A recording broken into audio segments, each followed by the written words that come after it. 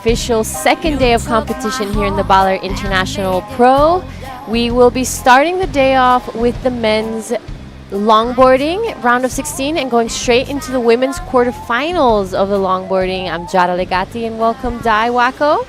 Good morning. Another beautiful day to start day number 3 already. Yep. Wow. And with that, we're gonna throw to a quick highlights reel of what went down yesterday. Aurora, Philippines. This is day number 1. Welcome in to the Baler International Pro. It is dreamy out there this morning. We have perfect west winds, nice small east swells rolling through.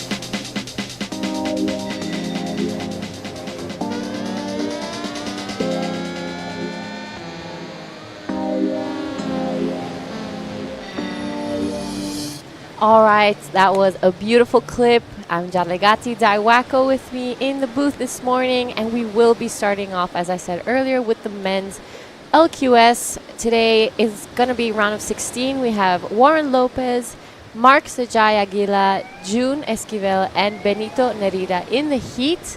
First heat of the day, and we're going to head down with Camille to give us a little bit of a rundown of what's going to happen today. Okay, yes, I am down here at the boardwalk here in Sabang Beach. It's a beautiful morning, and I have here with me one of our local boys, Julius Isaguirre, who actually just came out of a free surf. So no better person to tell us what the conditions are like. Julius, what is it like today? How is it like compared to yesterday? You think it's good for longboarding? Yeah, today is so good for longboarding. A lot of waves, so good, and so fun wave today. It's so easy to catch the wave for longboard, yeah. Okay, you're on a shortboard and you're still coming up in the next rounds for the men's QS. You think we are able to run a few heats for the shortboard as well? I hope so. I'm so excited. Let's go. Okay, so we have a quarterfinals coming up for the women, so stay tuned. It's going to be a day full of good surfing action. Back to the live action. Thank you so much, Camille. That was a great insight. Everyone's pumped. We're all ready to surf. Right. Everyone wants to see some live action. And as I've mentioned, after the men's round of 16, we will be going into the women's longboarding quarterfinals already. Already man-on-man quarterfinals. So it's going super quick. It's still day number 3, and then we are gonna see quarterfinals for the longboard women. So that's amazing. So Dai, you told me earlier you did check the waves. Give us a little bit more insight of what it's looking like out there. Slightly bigger than yesterday, I would say, and glassy morning, light offshore, but definitely we'll have a little bit of onshore kicks in as the day goes. But still, there's a good waves for longboarding, that's for sure. It's kind of a little bit fat right now because the tide is really full, but definitely as the tide goes out, we hope to see some shortboard action too. Yeah, I'm hoping to see that too. Yesterday was really entertaining. We had some great heats in our hands, and already some of the surfers taking to the air. You know, we were expecting it to come a little later on, but you know, we already saw it in the first round, and this heat is officially underway. Warren Lopez in the red, Mark Sergay Aguila in the blue, June Esquivel in the white, and Benito Nerida in the green. So it's looking like June taking a look at this wave. Unfortunately, not really able to scratch into it, but it is Warren Lopez down the line as well, not really able to catch it. The boys want to, start things early, just not even a minute in, and they already want to get one wave under their belt. Well, why not? Just starting the day with a set, that would be great. But unfortunately, these guys are not able to catch that wave. Still, 1 minute in, there's still heaps left.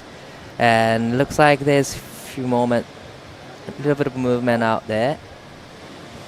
One of the sets coming through, and looks like, it is slightly bigger on the set. We didn't see anything like that yesterday or the last couple of days, so definitely it'll be a great day of actions, and hopefully one of them will catch one of these sets. All right, both blue and green taking a look at this one, really paddling hard for it. It is green and blue gonna have a bit of a collision. Ooh, I don't know. That's gonna be a tough one, maybe a non-priority interference in my opinion, but not sure. That's up to the judges now. That was close. That was close, but they both kicked out quickly, so I wouldn't say it's gonna be interference from both of them, but that was close, really close.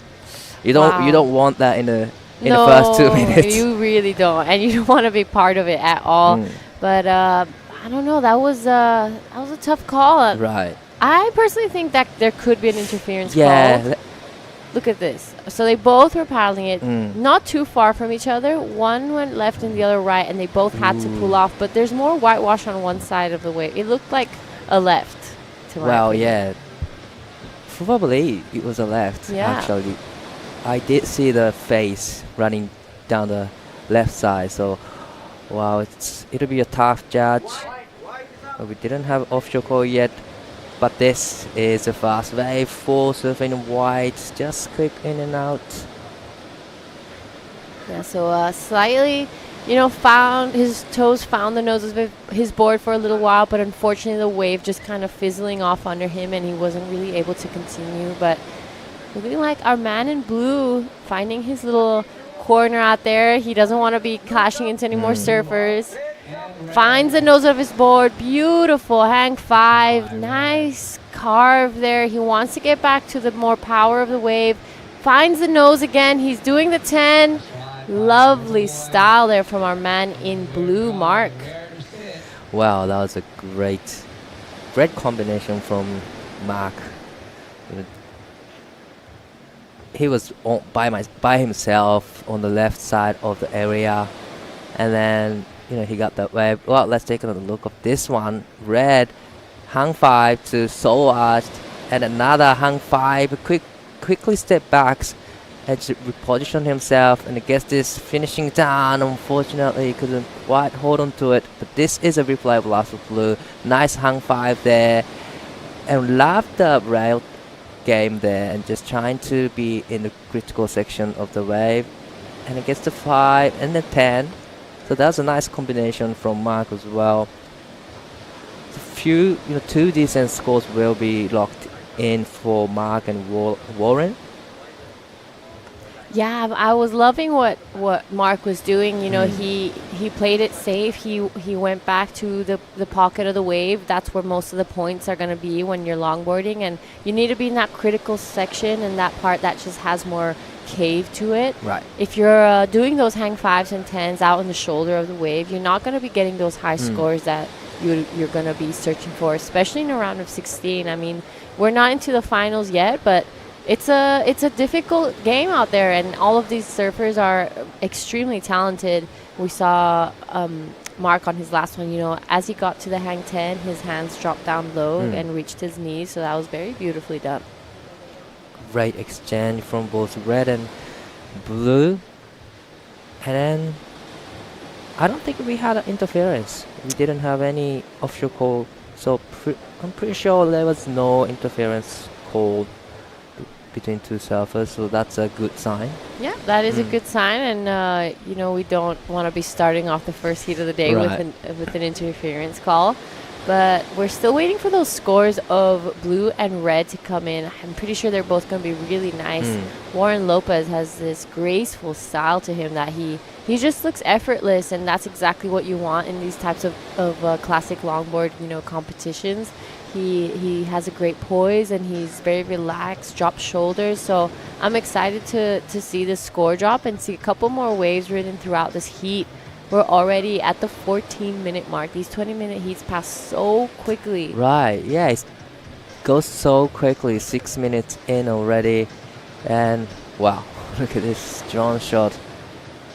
This place also reminds me of Hawaii as well.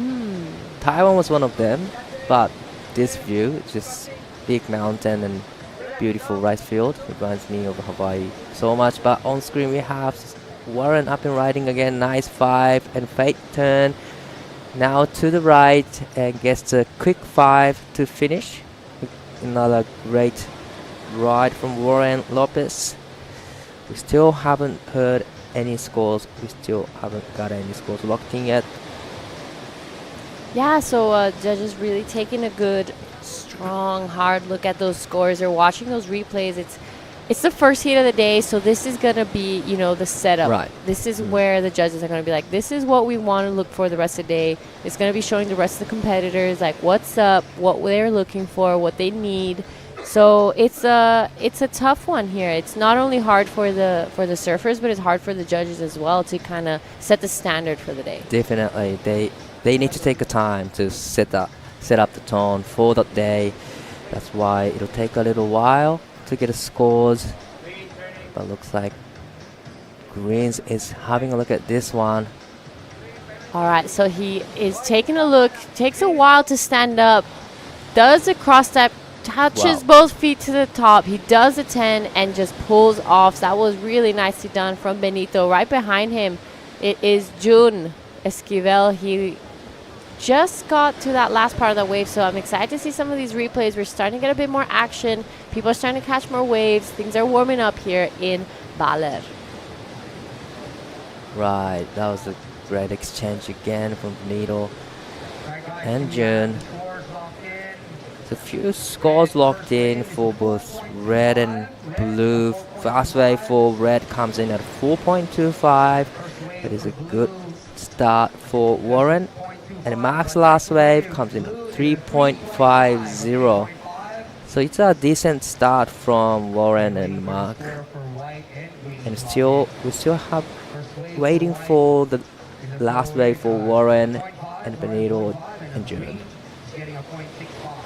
Yeah, so a couple scores finally trickling through. It is our man Warren with a 4.25, so still highest score of the morning for now. That's the benchmark. That's what the judges want. And here we have Mark cashing in his priority. Toes touches the nose. He does that beautifully again. Wow. Hang 10, spends some time there, goes back to the 5, back to the 10. So his toes are all curled over that nose. Beautifully done. Wow, I love the last wave from Mark. That hang 5 to hang 10 was amazing. He set the rail. Let's take another look on this one.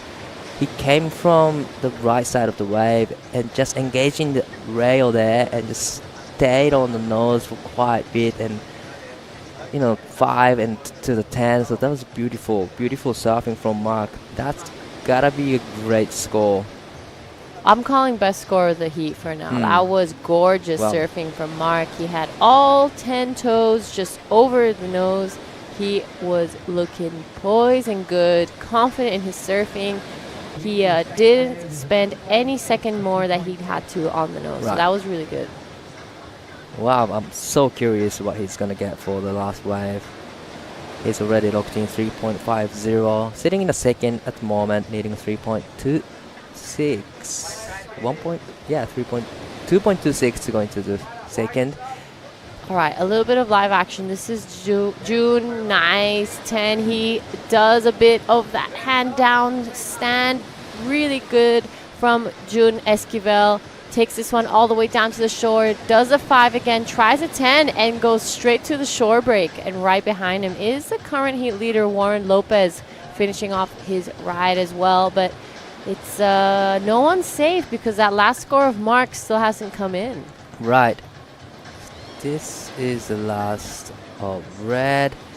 Nice step work, 5 to 10, and then that was a beautiful footwork from Warren, currently sitting in the lead, trying to get rid of the 2.50. But I think this one was a bit better in exchange. Nice footwork there, 5 to 10, and love how he generated the speed with the hang 5 in the end to come. To ride out of the wave, so that was clean. That was clean ride from Surfing White June. All right, so the last of Mark, a 6.25, shoots straight into first. We're still waiting for the last of red and white to come through, but that, as we said, was the best wave of the heat.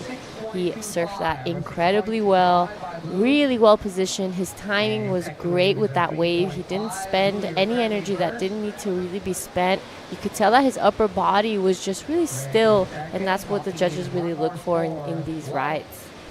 Right, 6 to 5. That is a decent score. To have heat. The last wave for June comes in at 4.25. That's enough to put him into the second. Well, he was in the second. Looks like live action. We're gonna see Benito. Yep. So Benito, our man in green, taking a look at this good wave, crosses over all 10 toes over the nose. Bit of a fake there. He does the 5, spends some time there, goes to 10, a gorgeous soul arch there, and he shuts this one down. What a ride for Benito. We have got a great heat in our hands. He takes it all the way to the shore, and just to finish it off, body surfs this one down. That was a beautiful surfing from Benito. 5 10s, and they get it finishing 10 as well. So it's a great comparison between the last of blue as well. Setting the rail, hang 5, hang 10, and love the fade turn, trying to be in the critical section with the wave, and he did a 5 and a 10 again. It gets the final turn there, so that's great combination from Benito, and he's currently sitting in the 4th place, needing a 6.90. It could be really close to the requirement. He was looking so relaxed on that 10. I was loving that style he has. He looked like he was meant to be there. Right. I love how he controls his surfboard, generating the speed, just stay in the pocket. He kind of locked in the critical section of the wave, so that's great surfing, great techniques from Benito. He put his name back into his heat. He was in 4th, with the other one with not a bigger score next to his name, but this is a current heat leader, Mark. So taking a look at this one, he was not really convinced, so he'll just be getting back out there with just about to reach the 6-minute mark. So that's plenty of time still. We've had a lot of rides, but I'm excited to see the last of green. And there we go, a 7.5. He goes straight to first, really puts his name back in this heat. Now it's anyone's. Right, so he's up and riding again, setting the rail. Nicely done, hang 5, hang 10, so that's gonna be a great backup for Benito. He's still going, not wasting any time on that wave. Little bit of bonus hang 5 there, but definitely he'll now getting rid of the 2.60 with that ride. Well, 7.50, so it's clear that you need to have really good combo to get good scores. Another beautiful footwork from Benito. Yeah, loving his act. He doesn't really waste so much energy. His arms aren't flailing around too much. He looks in control, and that's what they want to see. That 7.5 was really nicely done. Elegant footwork. He did the 10, went back to the 5 when he had to, back to the 10, and spent a lot of time there. His shoulders down, relaxed. He had that soul arch that you like to see in classical longboarding. So he really ticked a lot of boxes on that wave. He gave the variety. It was in the critical part of that wave, in that pocket. So he wasn't wasting time. I'm liking that he fought back in the last 6 minutes of this heat. He didn't crack under pressure. He did hear all the other scores, but he just went for it. Wow, that's, like you said, he was in the fourth place until 5 minutes ago, but in about not even 3 or 4 minutes, and they get 7.5 and 2.90. He is in the lead, but this is man in white. Nice hang 10, holding on to it. He's just locked in the critical part of the wave. That was really long time on the nose. Yeah, that was a really nice ride from June Esquivel. He spent so much time on the nose of his board, all 10 toes wrapped around that nose, just how we like to see it. Here's a replay of it. Careful footwork to the nose. He does a 5. His second foot approaches it again. Wow. Spends a lot of time at the nose of his board. He has his waist forward, really relaxed. That was incredibly done from June. Wow, I'm curious what he's gonna get, because that's a beautiful nose ride. Like you said, he spent a lot of time on the nose, but still, hang 5 to hang 10, there was no turning. So I'm curious what he's gonna get with that ride, but definitely it'll be a good score. That was a beautiful nose riding from June.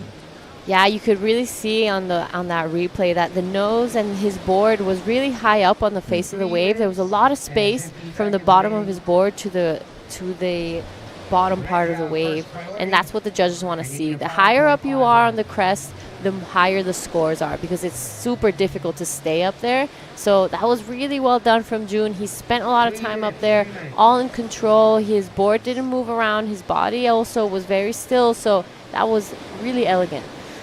Right, so he's in the third place right now, needing a 4.51. I gotta say, that last ride will be really close. Wow, 6.70. That put him into the lead right now.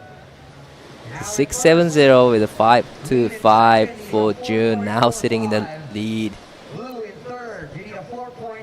All right, it is Benito now, wanting to get that 4.45. He wants to shut the door. He wants to get back into first. Beautiful footwork. Does a 10. Goes back. Keeps control. Does a bit of a carve there. Gets back to the nose. Keeps it under control. And he will do a bit of a drop knee carve back to the whitewash. This one maybe not as good as that 7.5, but I'm sure it's going to be improving his score. Wow, definitely. It was one of the small size waves, but he capitalized all the chance. He faced and just set up the rail nicely, well controlled surfing. A little bit stumble there, but still, again, critical section. Hang 5 to a little bit of hang 10 again, and I love the drop knee down there to finish off. Another good surfing from Benito, and that probably will be replaced with a 2.90. And yeah, it could be a 4.45 that he needed to go back into the lead. Yeah, he's if it's not the score, it's going to be just under. That was really, really nicely done from Benito. There we have it, a 3.75. So extends his lead a little bit. Makes life a little bit harder now for Mark and Warren. So they're going to be chasing a score now with this last minute. Wow, this is a very important way for Warren, needing 7.01, but he's not able to catch it. But this man, important wave, needing 5.01. Quick hang 5. Trying to get one more turn, one more nose in, but unfortunately the wave didn't offer too much. Not too sure if it's going to be a 5 that he needed. Yeah, I don't think so either, but he surfed that really nicely. Both Mark and Warren had a really strong start to their heat, but then it was Benito and June who kind of came from behind and got those scores at the very last minute. Well, 30 seconds on the clock. It's a little bit of pressure for blue and red, but red has first priority, and he is going for this one, up and riding on his backhand attack. Nice setup, nose right, quick 5 to 10 and fade turn, and nice 10 in the end. So he's currently sitting in the fourth place and needing a 7.0 with this ride. Has to be the second highest score of the heat. I mean, that was a beautiful ride, but unfortunately, the size, I think, maybe was going a little bit against him. And I mean, let's break this one down. He had a great start, cross steps all the way to the nose, does a bit of a 10 there. Bit of a fake here, makes it back to the pocket of the wave, spends a lot of time on that 10. You know, his arms are close to his thighs. He's looking good and poised, but I don't think it's going to be that 7 that he's looking for. It is, you know, great surfing, so it's going to be a good score, but I'm not, it's probably needs a little more work to get 7.01. Yes, that last ride from Aurora comes in at a 3.95. All right, with that, I'll be going to have a chat with June, and we're going to throw to a quick ad break, and we'll see you in the next heat.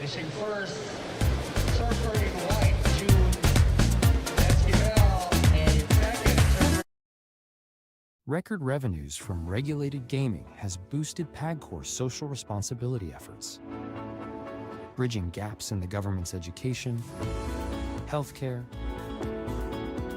disaster response, and national security programs. A solid proof that when gaming is properly regulated, it becomes a powerful engine for nation building. The WSL Baler International Pro QS4000 and LQS1000, presented by the Philippine Sports Commission, is proudly hosted by the municipality of Baler and the offices of Secretary Juan Edgardo Angara and the representative of the Lone District of Aurora, Honorable Romel Angara. Friends with the monster, calling for a monster. 'Cause I'm in love with a monster.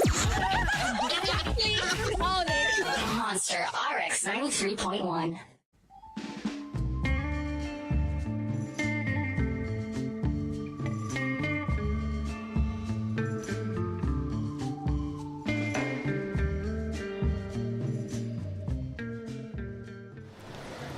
Welcome back. This is day 3 of Baler International Pro LQS Men's 1000 division. We are now into round of 16 men's heat number 2. Danny Widianto in red, Daniel Tapuco in blue, Rogelio J.R. Esquivel in white, Masaya Tsukamoto in green. I am Daiwaku in the booth with Camille. Hi, Dai. I think it's my first time in the booth with you. Such a pleasure. Good morning. How are you today? I'm super great. I'm walking up with glassy surfing and nice and shine. So I was hanging out at the boardwalk, and the waves do look very glassy and very suitable for our round of 16 in the longboard men's. Right. Oh, and just right there, who was having a paddle, our local Daniel Tapucol. So one thing to note that I heard from those who have surfed this morning is it looks like the wave's about to break, but you have to give it an extra 2 or 3 paddles before it actually takes you. Definitely, you know, the tide is kind of full at the moment, but as the day goes, the tide goes out. So definitely it'll be easy to get a wave. But this morning, it's kind of a little bit tricky out there. But for these world-class longboarders, for sure, this will be a literal walk in the park. Right. And we have an international fleet right now. We have someone from Indonesia. We have 2 Filipinos and also Masaya from Japan. But before we... Wow, it's a live action from Masaya Tsukamoto. Nice, hang 5 to start with, fake turn, and quickly goes to the nose, but decided to go to the turn and right out of it green. And at the back we have Self in white. Nice 5 to nice 10 and a 5 again, locked in on the nose and gets the turn in the end. So that's a great exchange between Masaya. It's a flurry of scores for the judges, and as they tabulate that, we could head down to the beach with Giada with the last heat winner. All right, I'm here with June. Congratulations. You got that last couple scores in the very last 5 minutes of that heat. How do you keep yourself calm and you don't freak out so you don't lose the score? Yung ginawa ko doon is priority ko. So, naghintay ako ng set wave. So, yun. dumating naman siya in 2 minutes. So, sobrang saya ko na nakuha ko yung score na 6. Yun po. All right, so you're from La Union. Where have you been practicing and how have you been getting ready for this event? I always practice on our point break, and the waves there is so long and so good. Yeah. What do you think is the main difference with Baler and La Union? Different in Baler and La Union. In our place is point break, and here is beach break. It's hard to. It's all right. I'm sure you have a huge support team. Everyone's probably cheering on you. What would you like to say to everyone? Maraming salamat po sa nagsuporta sa akin sa event na to, especially sa Surf Town, sa Groovers, sa Bagus, sa kay Kuya JR, then sa Injo Eyewear, then kay Kuya Erolin, kay Ate Shana. And shout out po kay nanay and kay dati, and sa family ko po na nanonood dyan lagi. Then sa LU Surf Team. Yeah. Thank you so much, Camille. I'll leave the translating up to you now, and back to you guys. Thank you, Giada. Yes. And just before that, we saw June's older brother, JR, just amassing what looks to be a really good score on that left here in Sabang. Yes, June was talking about how Mona Lisa Point, his home break, is actually really capable of producing long rides, Right. which is good for them to practice on. And here is a replay of that duo we saw just before the interview. Wow.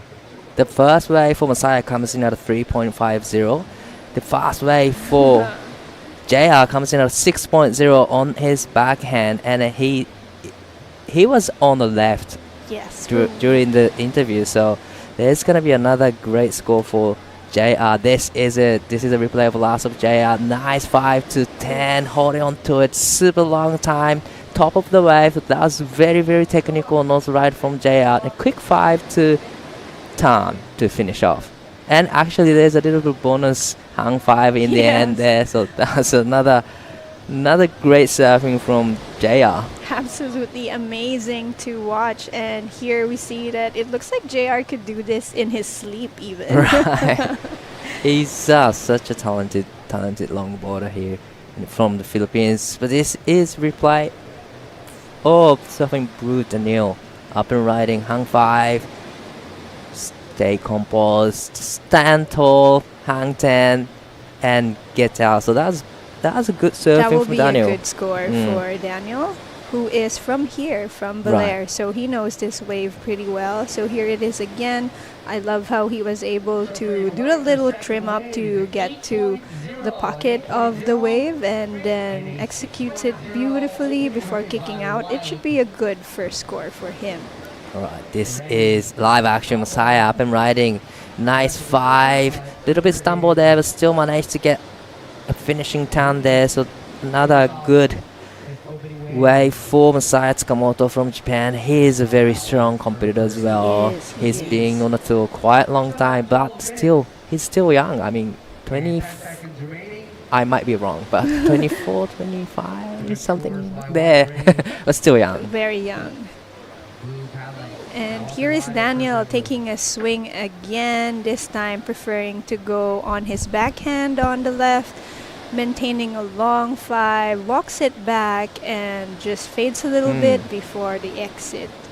So Daniel's doing a really good job of building his scores. These are the foundations of what could be a winning heat for him if he continues to produce scores with clean finishes such as this. Here's the replay of our surfer in green. Nice fade turn to start with, and hung 5, little bit stumble there, but still managed to get the finishing turn. So that was a good surfing from Messiah. And this is the last of Blue. Daniel just trying to go to the left, gets a 5, locks in on the nose, quite long time, but quickly kicks out. But last wave for JR comes in at 8.0. 8.0. That is one of the highest scores so far. If not the highest single wave score of the entire event. And Daniel Tapukol comes up with a 2.9 and a 2.25 respectively for those two rides. And again, this is JR looking amazing. This is why he is qualified for the World Longboard Tour 3 years in a row. And I love that, using the full extent of the rail as he cuts back. And just as you said, the bonus hang 5 section as he lands straight onto the sand. Well, that was a beautiful, beautiful 8-point ride from JR. And this is the 6.0 from JR on his backhand attack. He was on the smaller size wave, but still able to get 6-point ride. So that is a good range score. It's kind of hard to get, actually. You have to be in a critical section of the wave, and you gotta do critical maneuver to get a 6.0. Wow, this is the very first wave for Danny Witty Anto, who competes in the QS as well. Nice hang 5 and nice cutback turn, and setting up the rail again. Quickly goes to the nose, hang 5, and a little bit of bonus section again. Another good ride from our surfer from Indonesia. Do you think it's just as good as one of JR's scores though? Well, it's going to be close. We'll see. This is a live action from Masaya. Nice hang 5 on his backhand. That was a really long time on the nose. And then, the waves kept giving him the great wall to walk on. So beautiful surfing from Masaya. He's currently sitting in the second place, needing a 10-point ride to go into first. But definitely he's looking for the wave to get rid of the 3.50. And I gotta say, he's done that job. And we'll wait for another score to drop. It might be his best score yet. Here on the screen, we have the top 5 scores of the event. And you are right, Dai. Yes. JR takes the top spot. And these are all La Union surfers, by the way. Benito, Roger, and June are all from the same home break. They are firing now. So it says a lot about the quality of waves we have back at Mona Lisa Point. And we also have another right-hander that I will not name for the meantime. It's not so secret, but if it is secret. you have to come to the Onion, right? We don't want to be exposing any more locations. Here is Masaya again on replay. I love how he was driving with so much speed on this wave. You know how some, like JR's smaller wave, it was very cruise control, kind of very graceful and slow, but this one had some kind of aggressive attack, driving with so much speed down the line. Definitely, that was aggressive surfing from Masaya. A lot of speed, and he maintained the control. Control surfing really well. That was different approach compared to the previous JR's waves and Danny Widianto's wave. But first wave for Danny comes in at 5-0. That is a nice way to start his campaign here. Good score to start. And the last wave for Masaya comes in at a 4.80. So that is a decent score for Masaya. He got rid of the 3.50 nicely. Sitting in the second. So now Daniel sitting in the third place, needing a 5.90. Danny with a single wave, needing a 3.80. This is Masaya live action. Nice 5. And I love the cutback turn there. And setting up the rail again. Quick 5. And gets the floater to finish off. That was a great turn combo. Masaya is on fire this morning. He's feeling it. I love the rail work there too. He was able to do, when he cut back, he was able to really put his board in the opposite direction, not just halfway. So good on Masaya for that. Here's the replay. Really levitating on that 5 and quick. There we go. That's the cutback that we love. Back to the power source, being very careful, also looking graceful, and then there's the a hallmark of power surfing and control. So this should be a good score for him too. Well, definitely. And I'm really curious what he's going to get with that ride, because I think it was first time I see people doing 2 turns on one wave here. So definitely it'll be a great score, and curious what he's going to get. So 5.35 for the last Masaya's wave. He's creating a gap between blue and red. So he's doing a great job.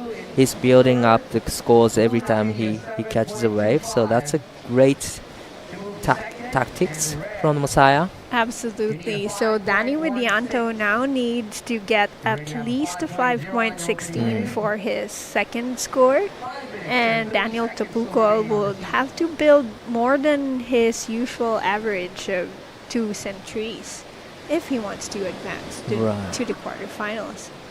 You know, but these guys are really capable of getting those 7s and 5s super easy. So I don't say Messiah is in a safer place right now. Not yet. Not with yet. 5 minutes on the clock, crucial moments. Here is King Villanueva stretching, coming up. Exciting heat to watch as well. Taking another swing is Messiah. As I said, he is on fire. He's gotten the most number of waves and not stopping. Nice 5, holds at 10. Slightly smaller wave and it shuts down, but he will try to work his way through the reform on the beach, and he gets it. Bonus hang 5 section, clean exit. Wow, Messiah is onto something this morning. He's got everything. You know, he got good turns, he got the nose ride. This wave, like you said, it was one of the smaller size waves, but love the fade turn straight into the 5. Quickly step back, but setting up for the 5, 10, and back to the 5. He did great in a short time. Yes, he did. And he's looking very confident, and I know the judges can see that as well. Another confident kid on screen coming up in the next heat is Taka Inoue. Wow, from Japan, he's one of the best longboarders in Japan. His surfing is really entertaining. You know? It's super entertaining to watch his surfing. He takes to the sky. Yes. I watched the footage of his doing Superman air at Bells. He didn't land. He didn't make it, but still, he takes to the sky. Just Superman air. That was a great on footage. A longboard. On a longboard. On a longboard. Yes. Okay. You should check it out. His Instagram. I will. Thank you for that. And Taka has been competing for a good number of years now. And their family, we kind of have been watching them grow up on tour. And as they grow older, their surfing styles have also matured and developed. So that's another good thing to be part of this World Surf League, and just seeing the athletes grow year after year, seeing what they bring to the table every year. That's what I look forward to the most. All right, we are reaching 3 minutes mark on the clock. The last wave for Messiah comes in at 4.25. JR sitting the lead with an 8 and 6.0. And JR not even getting any other wave. He says, I'm good with that 8 and that 6. I'll let the clock wind down and you guys all pick your waves from here. Definitely he's sitting the lead with comfortably, you know. He's holding on to the priority position as well. He's having a great heat. It's the kind of heat you want to be in, huh? Right. You're very confident and comfortable, and you don't have to worry about the time or the priority. Everything is just working in your favor. And right now, Messiah is in the second place, needing 8.65 to challenge himself into the lead. Daniel is in third place, needing 7.25. And Danny, with a single wave, needing 5.16. 2 minutes on the clock, so time is ticking and a lot of pressure is building up for both blue and red. Danny, he just needs one more wave, and he's super capable of getting that 5.16. I wonder if JR is actually preventing him from catching a good wave by holding on to his priority, because he knows that Danny is a formidable opponent.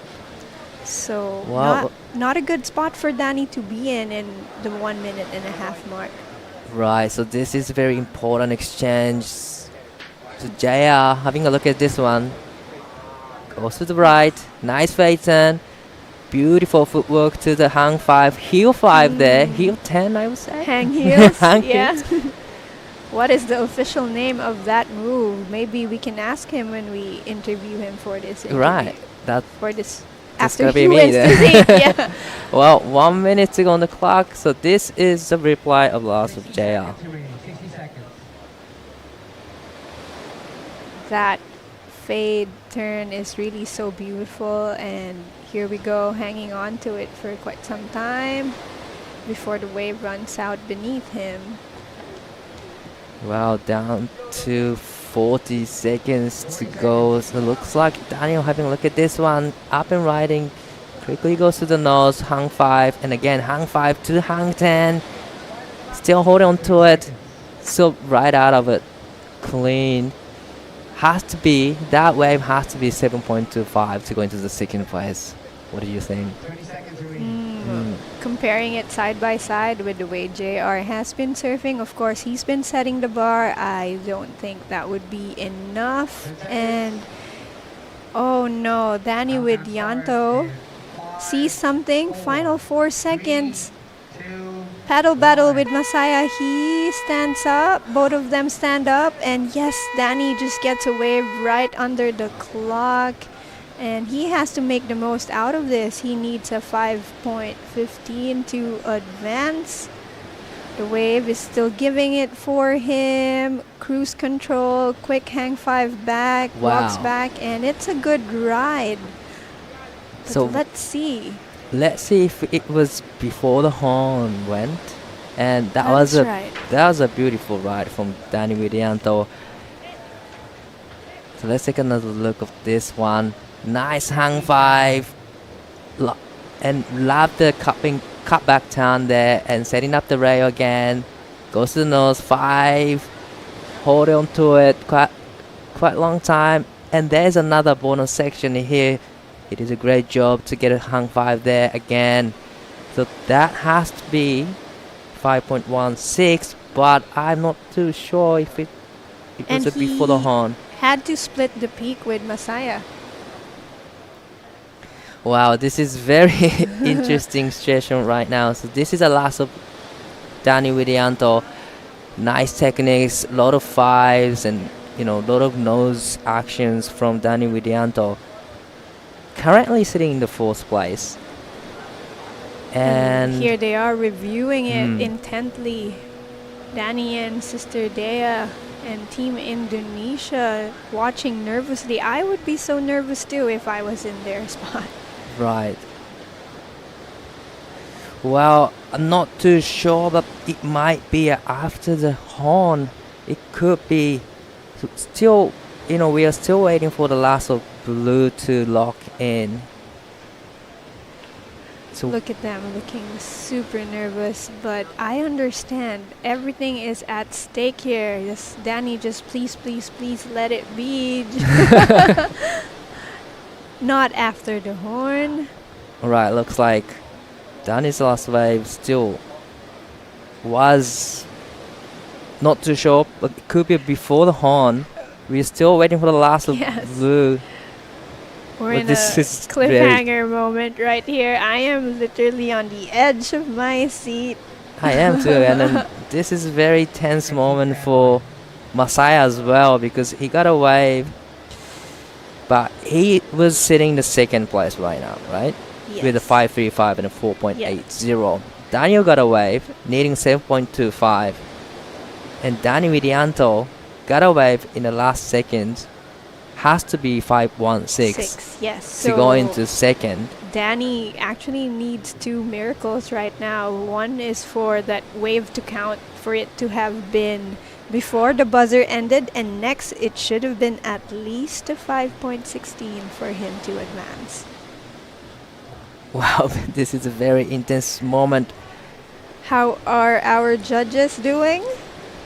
You have to take a little while to judge those 2 scores. Okay, Danny Widianto's last wave officially was before the horn, so we are waiting for the Danny's last wave as well as Daniel's last wave.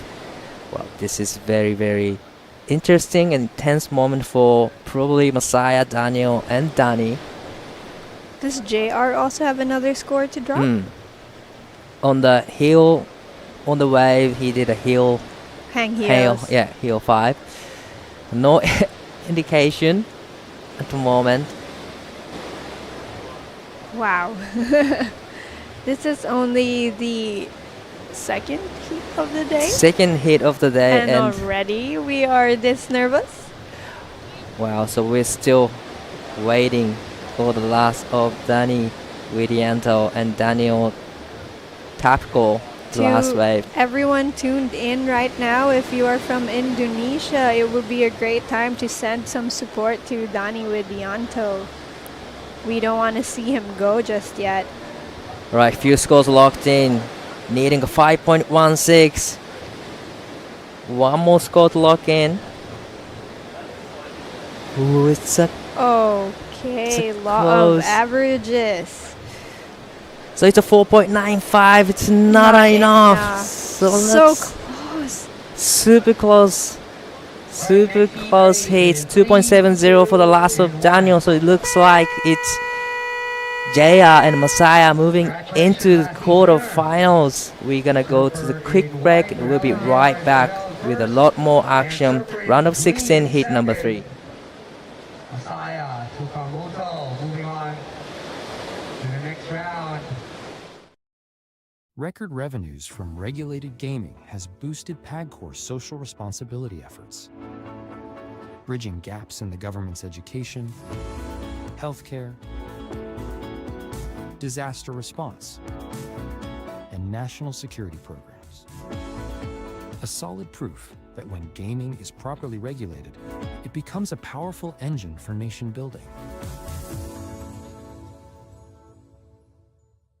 The WSL Baler International Pro QS4000 and LQS1000, presented by the Philippine Sports Commission, is proudly hosted by the municipality of Baler and the offices of Secretary Juan Edgardo Angara and the representative of the Lone District of Aurora, Honorable Romel Angara. Friends with the monster. Falling for a monster. 'Cause I'm in love with a monster. Monster RX 93.1.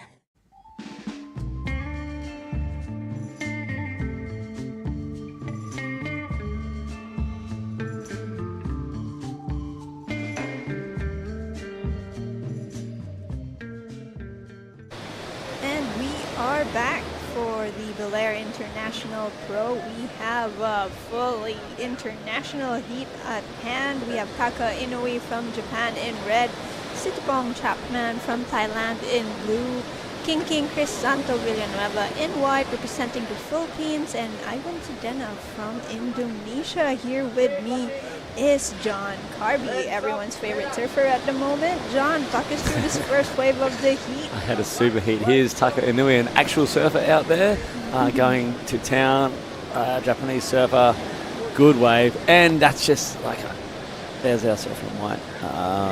King was also out there doing something. He's sticking through with this one. Plenty of live action. We can see Tucker's already on a 4.25 out there. The judges didn't take long to lock that in after that last exchange. From that exciting heat. Very hard, Danny Widianto, when it's all on the line, you get that last swing of the dice. Yes. Sometimes it comes down to the wave quality, just not quite there. So here's the replays. Here's Tucker's 4.25, I believe. Nice 5, nice little fade carve. Waves, while they're so clean, there's a little bit of room to get the rail work done as well. That's a great 10. This was his 4.25. I think he has a second wave also. Yeah, he does have another wave coming. So that was his 4.25 that we missed earlier. This is our surf in blue. Sitipong, nice 5 on the nose there. A little bit of a wobble. Judges do take note of that. And then stretched out 5 again, catching that front edge of the nose. Seeing the spray come up. His score still yet to drop in, and this is King on his opener. Oh, sorry, this is Tucker's second wave. They are busy out there. Yes. Gotta catch up. And this one, that 10, a lot more critical. As you can see the wave scoop out there, but probably going to get the incomplete on that one, so probably won't be there at the end of it. Here's King's first wave opening in the left. Good nose ride over there, trying to control this foam ball section.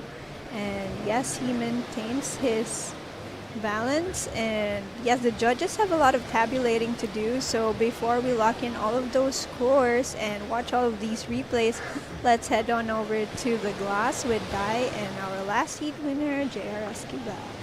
Wow, what a performances. You know, you had a 6 for the first wave, and the second wave you got a one of the high. Oh, it is the highest score of the longboard division, 8.0, and pretty much you sat there for the rest of the heat. So how's condition and how's the wave? Yeah, the wave now is a little bit bigger than yesterday, so it's better for us. And it's clean now, no wind, glassy. And yeah, I got lucky on that left, and I got 8-point ride. And I just sit there and wait for the next set and hold my priority. And there's nothing comes, and yeah, that's it. Yeah, talk us through your 8-point ride. So did you get the feeling that you're gonna get the excellent score on that wave? Yeah, because my first wave I got 6, and that 8-point ride, it's a bit bigger wave, it's a set wave and longer wave, and I did better on my first wave, so I think that's a great point for us. Everyone know you're a legend on the tour, and you're competing in the worldwide for the couple of years now. So, what is your goal this year, and what is your goal for the next season? My goal is to level up my ranking and try to win even just one leg on the tour, and try to improve my surfing more. And yeah, I will keep practicing and keep improving, and let's see what's gonna happen next year. All right, and I gotta ask one more question. What is the name of the official name for the Heel 5? Is that Heel 5? That's I don't know actually. I did it once, and I posted on Instagram, and somebody called it like hangover. Alright, it is a hangover then. Alright, thank you. But is there anything you like to say to your friends, family, supporters? I would like to thank my sponsors, Vans Philippines, Surftown La Union, Alima Worldwide, Union Athletics, iSports, and Luffy for the nice boards. Thank you so much. And to my girlfriend, Reina, and to Koda. Thank you. Thank you so much, and good luck in the next round. Back to you guys in the booth. Thank you, Dai and JR. I love that JR always gives a shout out to Reina and their dog, Koda. Yeah, so if you don't know Koda, it's their dog. That's legend status. We should all name our dogs Koda. We might surf like JR. Amazing score, an 8 and a 6 to walk through that heat. Amazing. 14.0, definitely the highest total we've seen throughout this event. Of this event, not So just far, of the yes. day. Not just of the day, not just of the morning. We are only 3 heats in. Starting to take note of there. Here is Sitipong's second wave. Okay, slightly smaller in size, and he makes that hang 5, walks back into the foam, and tries to make the reform work for him, and he does. Tries to turn, and yeah, this is kind of where... Just a 1.50, and this is King King's opening wave of 375. He's got another score to come in, sorry. So his opening wave, this is a bit more stylish from King King. He has that amazing ability to go switch and make it look very effortless. I don't know which way he actually stands, because it's smooth either way that he goes. I know Super stylish. He is a regular footer, but it was nice seeing him on switch stands. This is Ivan. This is his second wave. Nice, stylish, steezy hang 5 there. Held it well. Nice bit of rail work to get the speed, and then into the lip. So showing a little bit of difference from the other guys, getting a bit more radical on those rail. I think Ivan is a powerful surfer, whereas King King just is a king of style. And that was actually one of the first times I saw him drop that switch stance on a heat, on a WSL qualifying actually. So I'll have a chat with him and ask him if that's something he's been working on. And it's good to see that these athletes are bringing something new to the table year after year. Yeah, it's a super... Oh, look at these boats out in the lineup. Fishermen returning to shore, most likely. Catch from the night. We have the surf festival later on at 9 o'clock. They're doing a beach cleanup along the Sabang Beach here, which is a great initiative. That's nice. And it's something these town folk also do regularly. So shout out to the guys over on the surf festival end. 9 a.m. there's going to be a beach cleanup. If you're listening and want to get involved, get down there. Okay, so in half an hour, where should people meet up to join the cleanup? Just on the beach somewhere. I'm sure it'll be obvious. There'll be a big group of people. I'll be down there hopefully after my next heat. I'll get down there and join them on the beach also. It's not just something for the cameras or the show. These guys regularly clean up also. I went and watched some surf instructors 2 days ago, and one of the part of there, they went down with their guests, and the first thing these instructors did was actually pick up and clean up the beach around them. That's true. If everybody does that, then we're in a better place. We're looking after our ocean. I agree with you there. It's not just for optics. I mean, come on, anyone can do it. It doesn't have to be in a group. And here is Pang Chapman slowly waiting for this wave to rise for him as he nose rides, gets that hang 5 in, traverses that critical section, makes it a smaller wave, but at least he is able to ride out with completion. Would it improve his current standing? Well, King dropped a 7.75 before for that move, and it was stylish. It was set apart. We noticed it. The judges noticed it. So I'm pretty sure we're going to see more of the switch style. And when it's functional, it works. There's Henry's, that nice 5 before that section. Nice little pump through the whitewash, and then a nice little foam climb. And then that winds up on the end. That one ended up at a 2.20. And Ivan's score's dropping in at a 4.05, and he has one more wave to drop. So we're going to have a clear situation with 9 minutes on the clock. Who's it going to be? King in front with a 7.75 and 4.15. Followed by Taka, who is holding on to priority. Taka has been quite patient, opening up with that 4.25, and then he's got a 3.50 to back it up. So he's definitely going to want to improve. There's Jo Marie Ebewiza. And Roger Kasugai also walking by. Roger Kasugai strolled past. Here goes Ivan again. Nice 5. Double 5. Saw him sort of falling off. He put that foot back off the nose for a second, which sort of lost his momentum, but he was probably doing that to keep the balance. Just that wave, not giving enough push. And we saw that with JR before when he was on those hangover maneuver. He sort of fell off the back just because he lost his balance. And here is Taibo, Edgar Calvo, our surfer from Eastern Samar, who has spent a lot of time practicing in La Union actually. And interesting to note, he was recently invited in the Twinkle Toes Invitational in Bali, and I think he placed 4th, if I'm not mistaken. Nice. So another stylish, cool cat to watch out for. So let's talk about King 7.75 again, comparing it closely with JR's 8.0. So what do you think the judges are looking for? Is it also the length of the ride, being able to perform more than 2 turns in a wave? I guess if there's more to take in, then definitely it's going to increase the score. Not necessarily. If you can do wave selection, definitely comes into play. That's why priority becomes so important, because you get that choice of that long, perfect runner all the way to the shore. If you can do 5 high-quality hang 5s over 2 high-quality hang 5s, then for sure you're going to get a better score. But if you can do something in that very short wave that stands apart, because that wave that JR got before, very long, right? King's was a little bit shorter, but he did quite a lot and transitioned very well. There wasn't much downtime, so 2 very different styles of surfing. It shows the judges are looking, they're appreciating different styles from traditional through to this newer age. I see. I guess that's the way to put it. Not much downtime when you're walking and making full use of the board and just connecting those sections. That's really how to string together a high score in these longboarding events, whereas in shortboarding it all accounts for power and impact, where you can score an 8.0 with just 1 turn. Yeah, absolutely. Our style, flow and grace is the criteria for the longboards, as opposed to speed, power and flow also. So making everything look very smooth, very controlled and very easy. And the thing that King did on that last wave, he was doing these switch stances, which doesn't necessarily add towards your score, but if you're using it to flow into the next particular move with a bit of grace and style, and he was going switch into a nice controlled drop knee turn, which is where sort of the points come through, and he has a unique ability to do that.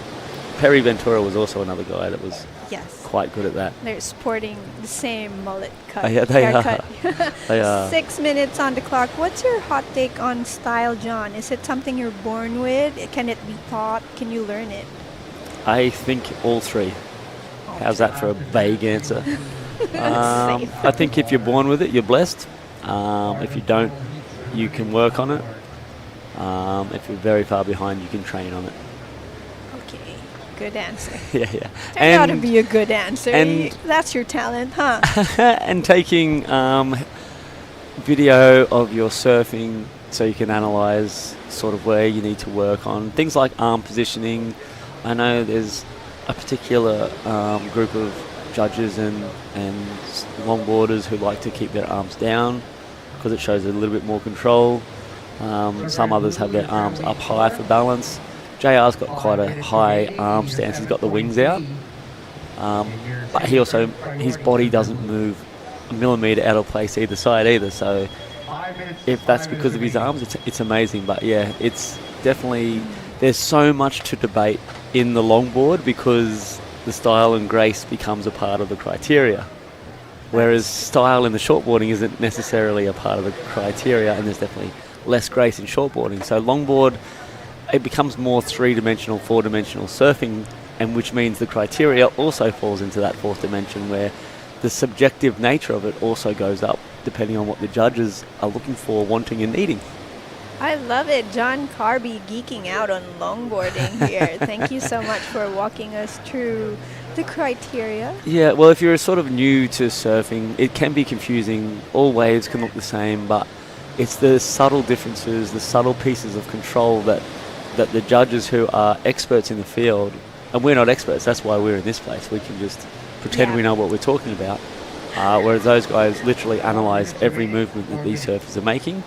It's not necessarily length of ride. That used to be a part of the criteria, but it sort of fell out a long time ago.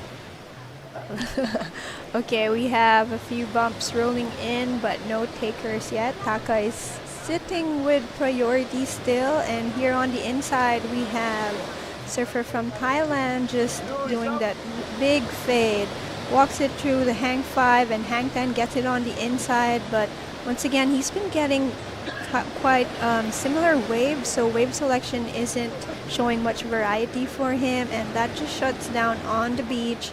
Body language shows that might not be what he was looking for. He needs a 7.3, a higher score, but good effort still from Henry, was it that you said? Sittipong, he has a few names. He's from Thailand. I believe his dad's Australian.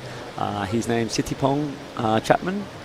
But he also has his Australian name, which is Henry, or his English name, which is Henry. So, do you have a Filipino name now? Yeah, but I can't share it on camera. No, I don't have a nickname. I've always had a lot of nicknames. The interesting thing about the Philippines is you'll often get your job title as a nickname. So I've been coach for quite a while, and then I have a school also here. So I'm also known as boss in certain circles over there. Boss John. Yeah, so it's interesting. We got 3 minutes to go, and this heat has sort of slowed down. The waves seem to have slowed right up from the exciting start that we had. But the clear situation is King, quite a good lead. Ivan in second place there, who's our guy from Indonesia. He's in second with a 6.16 to move into first. Taka, surprisingly quiet throughout this heat. He's been holding priority now for about 10 minutes. 10 minutes. Where is he sitting right now?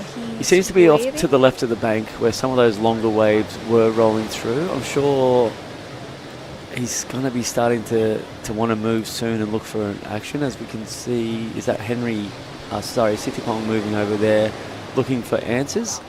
But Sittipong's needing a 7.30. He's stuck in those two. I think it's what you said, those wave choices sort of just been letting him down a little bit. But for me, eyes on Taka. He has a 4.25 for his opening wave, and then a 3.5, and he hasn't budged since. He has not, and he's been looking over to the beach, perhaps waiting for a time to be called out. Is he going to drop the big trick on the final minute of heat number 3? Oh, that looks like there's some waves coming out the back, and I think that's the sort of guy that Tucker is. He will want to send it. He's fresh off the World Tour also, so he's sort of been everywhere. I believe he came from Abu Dhabi to here. Oh, flew straight from there. Yeah, so he hasn't been home yet. He's with, I believe, his sister's here, right? And always Tucker Mama. She's always down there somewhere.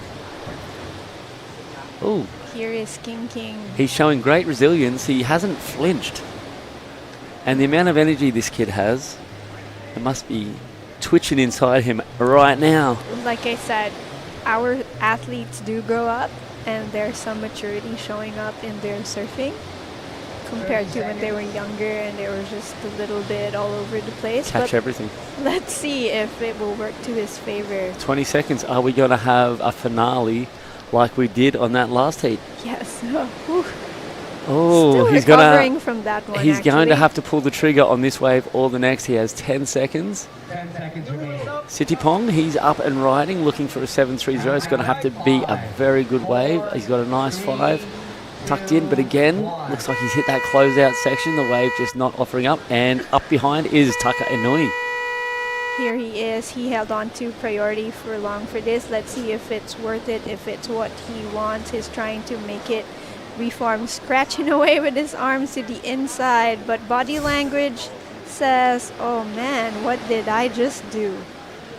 I think he knows what his 4-3, there we go, he's bowed to the ocean, bowed to the crowd. A great respect of the Japanese surfers have. What a good sport. Always a pleasure everywhere they go, but I don't think the judges will take too long to finish this one off. Okay, ocean's looking quiet. We'll be right back after a short break.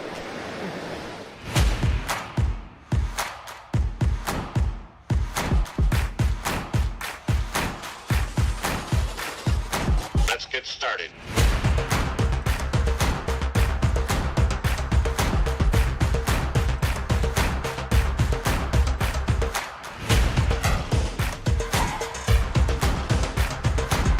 Let's go.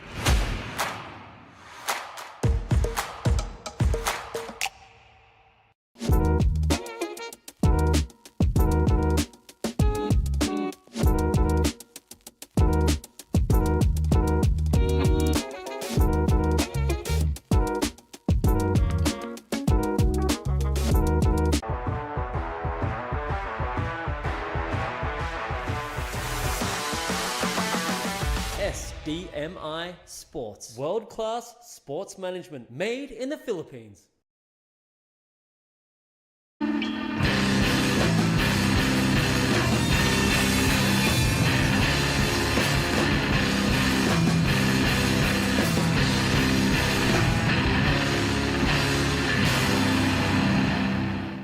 Oh, the scenes here in Baler are just incredible. It is a beautiful morning to start day number 2 of action. Round of 16, heat number 4.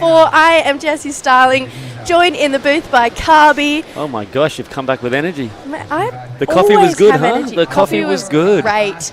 Shout out to Guyam Cafe down the road. They are so nice. Gibbs, the barista, I gave him a massive order this morning. He didn't even flinch. He was like, yep, here, take it. Right now, though, in heat number 4, Roger Casagay in the red. He's going to take on Edgar Calvo Jr., Joe Marie Ebueza in the white, and RJ Chico Lopez in the green. I really loved the way Roger and RJ surf, so I'm excited to see those two come up against each other. A little unfamiliar with the other two. Who's up? That is our surfer in red. Is that Roger Kasugai getting started early? Ooh, a little bit of a bog on that nose ride, but 1 minute in, Roger's going to be super busy this heat. I feel he likes to get out there and get moving. Now, before we get too much into the surfing right now here, Carby, you're part of making the calls every morning. You get to look at the ocean. What was the general consensus of this morning and the conditions we have? We were hoping for a little bit more waves to be rolling in. It's definitely a little bit bigger than yesterday, but we had a storm last night with the wind. Storm. The wind blew at about 500 kilometres an hour last night. It was insane. That is RJ Chico Lopez up and riding. Yeah, beautiful footwork here. A little unsteady on that one. It gets to the nose, quick 5 into a 10. Oh, love the high line for a great looking finishing turn here for RJ. Is Chico, would that be what he would go by, or would it be more RJ? RJ. RJ. Yeah. Yeah, great surfer. So, yeah, we had a storm last night. I was hoping that sort of... We have a lot of swell running past us. It's a north swell at the moment. We're sort of tucked away in a little bit of a cove. So the swell has to wrap in. I was hoping that wind last night, because it was a brutal straight onshore. I was hoping it was going to wrap it in a little bit, and we're going to have a little bit more swell this morning. Definitely, I hate to use the word contestable, but for the longboarders, this is beautiful. Sprinkle a little contestable in there. Yeah, sprinkle a little contestable. Yeah, you're welcome. One of those horrible surf contest words that we use, but... Heat by heat. Yeah, heat by heat, contestable. Definitely, it's working out for us at the moment with the longboarders. The energy in the waves is up a little bit also, so hopefully as that tide drops, if we can beat the wind that comes in generally at that 10 to 11 a.m., we could have a great shortboard morning also. So is that wind, is that a locational thing? Does that happen all year round here when it gets to about 10 o'clock and that wind starts to rear no, its definitely head? a seasonal. We're in the season which is known as Amihan, which is called the northeast.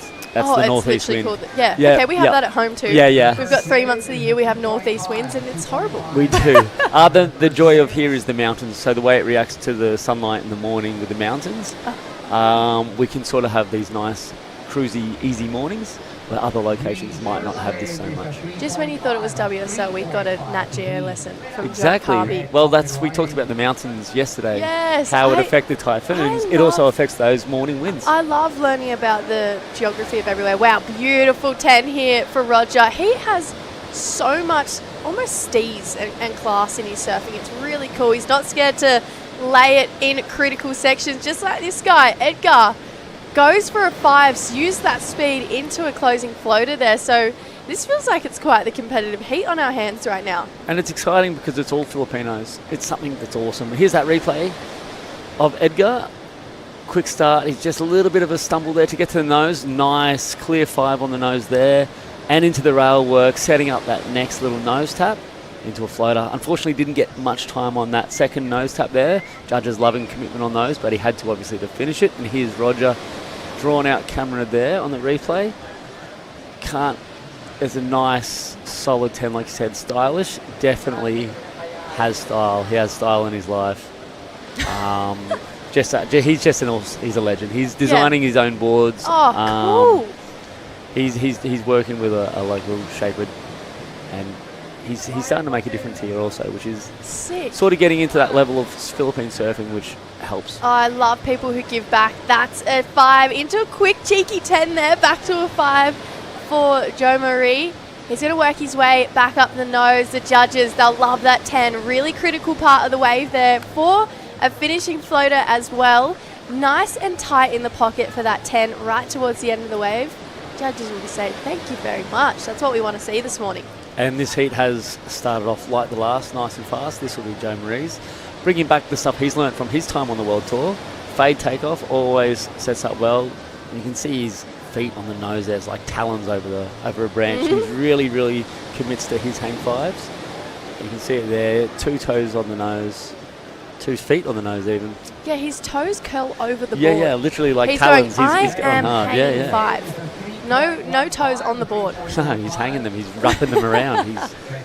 Respect. He's wrapping 5. He's not just hanging them anymore. I love that. I really do. I think, so Joe Marie, he's had some time on the longboard tour. And I think, you know what, the Filipino surfing, we know how rapidly it's been growing in the shortboard side of the world, but almost growing quicker on the longboard side, you'd have to say, just with how many Filipinos are now getting their spot on the championship tour side of the longboard. Yeah, absolutely. Testament to what they're doing up there in the north. Shout out to Luke Lanzigan. Love you, Luke. Ian Seguan. They've worked on these guys, mentored them, and they're getting somewhere. Here we go. This is our current surfer, Edgar, up and riding here. Wow, this is a great looking heat right now. Everyone getting completed rides, everyone getting critical 5s, a couple of 10s in this heat. Edgar's going to take this one all the way through. Not going to get much damage done with that tail end of the wave there, but you can see all of these guys are hungry right now though out the back. This is Roger, he's looking a better at 3.15 at this point, just deciding that he doesn't like it. Fair enough. I feel like when you're looking both left and right, it's probably never a good sign. and he's looking Edgar, still paddling out, and he's going, all right, third priority is better than fourth priority. And he's just going to sit back out there with the boys, join the lineup, and have his chance to go again. This is the replay of Edgar. This was nice. That fade takeoff, the boys have decided that the judges like that, and it does look good. 5 into a nice steezy 10, getting those arms short, and then the skill that he had to get up into the foam and just drive that board through that whitewash without even a glitch, I think it's going to trend well with the judges. Yeah, this was a really nice wave here for Edgar. So we actually, believe it or not, have a pause. We see so many waves go down in these heats. Camille, she's going to get to chat to someone who was just out there. It was Crisanto who took the win. King. Thank you so much, Jesse and John. Yes, I am here with super stylish King Crisanto Villanueva from La Union, who is just moving on to the next round after showing us that incredible footwork. And let me just ask, how long have you been practicing that switch stance, and were you waiting for the right moment, and this was the moment for you to reveal that to everyone? For me, I got lucky for the waves because it depends on the waves also. If choppy, you did not do that style, and then the waves, I'm lucky today, the waves is so glassy, and then waves condition is good, so I practiced that 2 years ago. I practiced drop knee and then switch stance, and then now they're good. We love that, bringing in variety and flavor to the competition. And yes, I have been a witness to how hard you have been working and training for this tour, and it's just amazing that you show up every year after year. You always try to improve your performance compared to the last. So tell me what else, if you can, if it's not a secret, what's different with King now compared to before?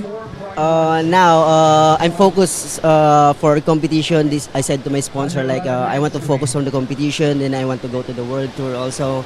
So I always practice every day training like that. Yeah.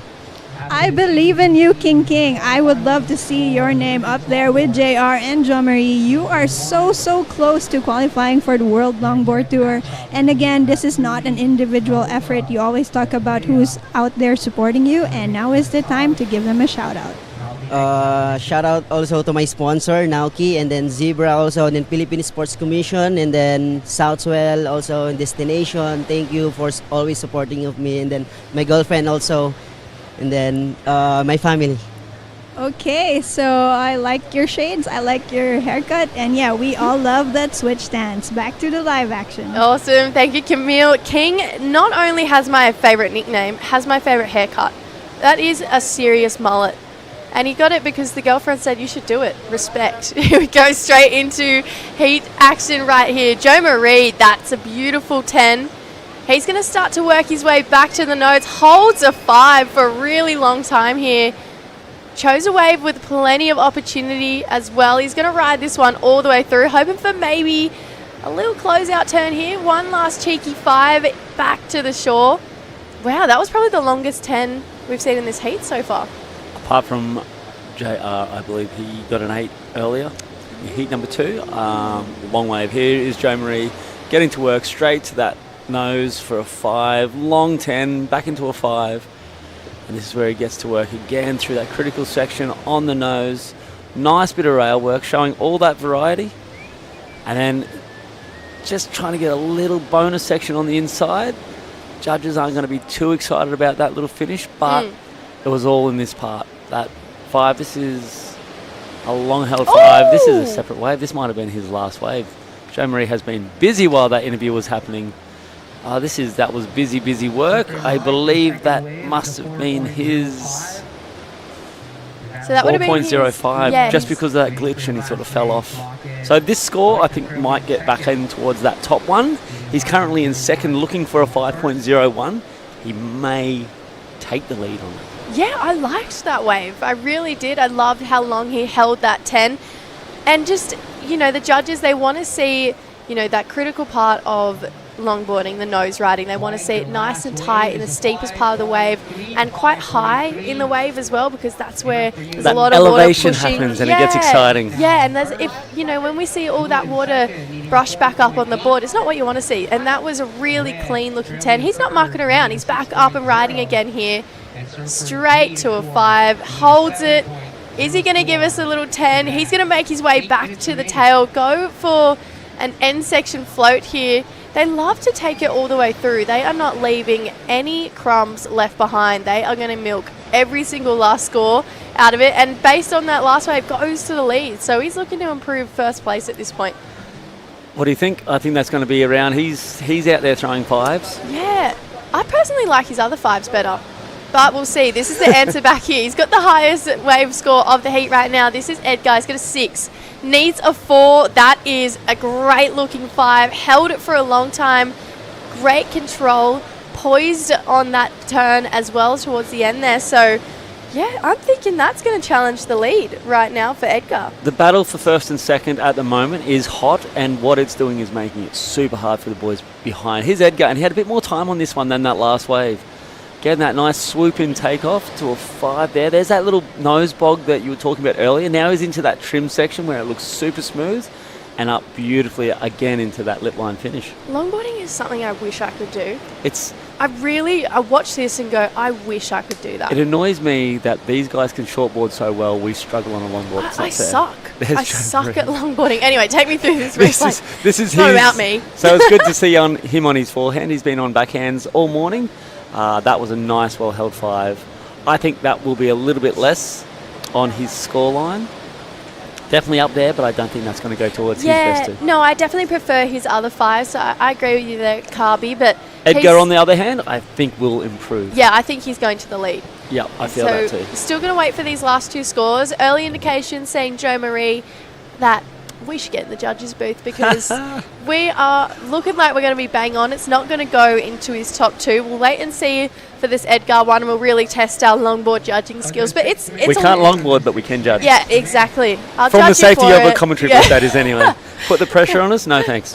Boom. We literally just got it right. 5.1 for that last wave of Edgar. So he now goes to the lead. Answer back for Joe Marie. Needs to be a 5.61. Bit of pressure on Roger right now, who has a lot of experience, needs a 6.3 and only 1 wave caught for RJ. This is the answer back here. We mentioned needs to be a 6.3, makes his way to the nose. Oh, it's a little bit messy at the start here. Carves it back. He's now in this steep part of the wave. He's going to hold a 5, cheeky 10 in there, but I'm not convinced that this is going to be the 6-point ride he's needing at this point, unless he can do something crazy on this inside section. But I feel like he's going to need more. A little bit of going through the motions on that one felt the way. I think he was surfing a bit too safe for what he needs on that scoreline. Roger's got all the skills in the world. He needs to sort of bring them to the show. Looks like we might have a bit of a paddle out the back. So RJ only having the 1 wave. He's definitely chasing more at this point. Currently in second place is this man, Joe Marie. He is holding a 10 for quite some time. Right straight back into a 5. Wow, that was really, really classy stuff. Kind of gets caught up in the lip there, but damage was done out the back. And the claim for the morning. I'll take it. Let's see. He liked it, and he's, like I said, seasoned enough to know how they're feeling out there, and he obviously thought that one felt good, so will be interesting to see these replays. We're going to go straight to Joe Marie, so again, nice and patient. Wait a little bit longer to get up to the nose on this one. A little bit out away from the critical section at the moment, but that 5 through this section, or if I have to criticise, he's a little bit further out than he was. I think he enjoyed it a lot more. He potentially could have been deeper for that criticalness, but I don't think anyone's hold a 10 with that much grace. Wow. Oh, there we go. This is the Roger I'm talking about. Made me eat my words. Literally as I was saying it, that step back carve, really nice. This is that class, just the experience we're used to seeing from here, Roger. That was the pocket of the wave that we were trying to talk about there with Joe Marie. And Roger goes, actually, I'll just show you. Absolutely. This is where you're supposed to be at the And wave. that's what we're talking about him before. Stepping out of that comfortable into the stuff that we know he can do will be important for him. Really. Oh, what? board locked into the pocket there, and that's what the judges are looking for. He's added that touch of traditional steez too with the soul arch. Gotta love a good soul arch. Oh, absolutely. Absolutely. That was exactly that perfect part of the pocket we were just trying to talk about, where your board almost is floating behind you, and you've got a bit of turbulence from your tail being in the white water, and the way that they look so graceful, so poised, so in control, being in that critical part of the wave. Yeah, Roger, he's going to get pretty well rewarded for that one. And the lady who we can't stop talking about, Natsumi Teoka, she's going to be competing in the opening round of the quarterfinals against Indonesia Dia. So that's going to be pretty exciting. That's a big heat. You were right about that. Sorry, it's super exciting, but what's happening right now in the water with 2 minutes 35. Joe Marie just dropped to 6.75. Boom. That claim, and this is where we step out from the judges. They step in because Joe Marie knew it was nice. The judges saw what it was. That long 10, you're right. Imagine he was in that pocket where Roger was. Roger's score dropped in at a 3.90. Maybe not enough work for him. Oh. He may have caught that from No, halfway. he's still got Oh my score. gosh. Okay, that was his last one where he did hold it back a lot. Mm-hmm. It'll be interesting to see where, He's when still he got one opened more. up, it happened. All right, so Ooh. he's gone to the lead. He's looking for more here. This is Joe Marie just dropping the highest wave score of this heat. 2 minutes to go. It has been non-stop. Heels over the nose here, and just flexing that his talent. He's got so much skill in his repertoire right now. So I'm excited for this last wave score for Roger. I feel like it's going to be his best. Absolutely. I honestly could see it being the 6.6. If it's not, it's going to get him super close to the requirement. Yep, definitely. With 1 minute and 34 seconds, he's going to want that to drop in as soon as possible so he can react and do what he needs to do. If not, he's going to have to do it anyway. The judges are definitely going to be watching the replay. They want to make sure they're getting this one right. So stressful moments right now for Roger. So we still haven't got any indications on that score right now. Interesting fact about me, I've developed a toxic trait this year that anytime someone claims a wave, I do the exact same claim in the commentary booth. If you went back to Portugal, there were so many claims, and every time I was in the booth claiming it with them. Is that toxic or is that just downright good fun? Oh, it's fun. Yeah, exactly. Some guys give a good old staunch, like 2 arms to the front. I'm like, in the booth. I'm like, oh, Jesse. Oh, finally. Yeah, long time in between waves here for RJ. Really missed seeing him in action in this heat. So he'll be thinking about this going, okay, I really can't be only getting 2 waves in a heat. You got to need more, especially when you have talent like this. And it's a great looking wave there, but yeah, unfortunately just not catching any waves. This is just one last answer back here for Roger. So he's got 2 scores to lock in now. Wasn't overly obsessed with that wave as much as I was the one prior to it from him. No, that's the one that we're waiting for. That's one that we need. This is everybody. There was RJ. I don't think he's going to get the 7, so eyes will be on Roger's finish. A long time he waited for this one for a 5. And that's definitely not going to push towards even his 4-5. There it is. Oh, it comes in, it's close, but it's not enough. It's a 6.35, needed a 6.6. So that last wave that we're going to wait for scores need to be a 4.75. I don't see it being a 4.75. I'm not feeling it. This is the replay here of RJ. This was a great wave, but he's getting into the needing a 7.6. This fall at the end basically removes any possibility of it getting anywhere near it. It was probably a little bit less. It would have had to be in the best wave of the heat.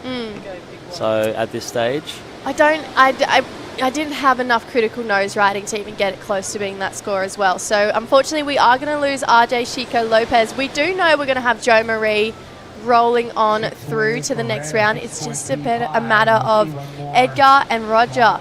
So who is going to be making this one through? 3 6s in this heat. I mean, no complaints. This is the last 4-man heat we're going to see in the longboard QS. it looked good on paper and it looked good in the water. Yeah, they absolutely lived up to expectations. Scores starting to lock in. We got one last score for Roger, so you can see right now he's feeling tense. A bit of pressure. His experience, I think he would already know. He's hearing the beach commentator.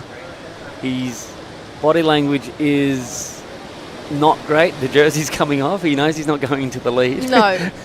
You're going to get to chat with Joe Marie, and scores, early indications, it's not enough. So it is going to be Joe Marie Edweza moving on through with Edgar. Stay tuned, guys. We are going to be back with the women's quarterfinals. I can't talk. We'll be back. You're made in the image of God. You were made to glorify God. You were made for God, and without God, there's an empty place in your life. Travel all this way now, more than 1 million miles. And in a world that's fading, ooh, you make the world wow. I am striving for greatness, 'cause it ain't my style. I made me to be going close for the rest of my life now. Where would I be without you?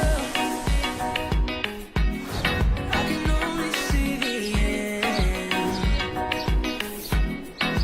How could I live without you? You were there since the beginning. Let me see what you see in me. Let me be who you want me to be. 'Cause I know through it all, you see life worth fighting for. 'Cause I know through it all, you see life worth fighting for. You see life worth fighting for.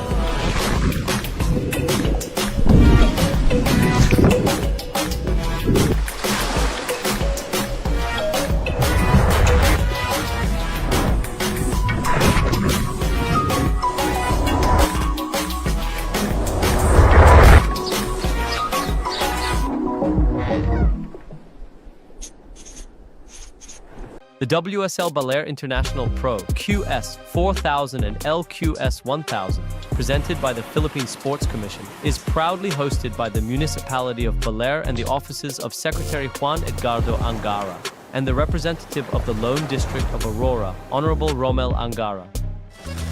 Offshore winds, fun-looking waves. We are straight into action here for the Baler International Pro. We've got the LQS out there, women's quarterfinals. We're not mucking around, straight in. It's a big one. Natsumi Taoka, she's taking on Dia Nobisari. I am Jessie Starling, joined in the booth by Dai Wacko. We got women's quarterfinals to talk through this morning. Wow, we are now into man-on-man quarterfinals, the different division right now, but wow, a live action straight away. Yeah, Natsumi, she is the high seed in the women's draw, and she is looking so flawless on this wave right now, finishing it off in the style that we've all known to fall in love with for Natsumi. So she's super competitive, Di. We know this is going to be a good heat here. Definitely, it'll be great heat. This is a replay of last of Natsumi. Quick 5, love the fake turn to set up the rail, stay in the pocket, gets another 5, and gets the finishing turn. So that was a beautiful 3 combo from Natsumi. Yeah, I love just how light she is with her footwork. She looks like a fairy, to be honest. Just the way she lightly touches her board with every step. There is no wonder that she has championship tour experience, so many wins under her belt. And honestly, Di, I'm going to, you know what? We're early in the heat. Let's do it. What's your pick to win the women's side? I gotta say, Natsumi will defend her champion here because, she's so competitive and she's just focused on the tour right now. So definitely she's won. Yeah, she is up and riding again. So we're going to stick with live action here. Just doesn't like that one, actually. So we're going to wait for a score to lock in. This is Dia. Really beautiful cross steps. Holds a really nice long 5 there.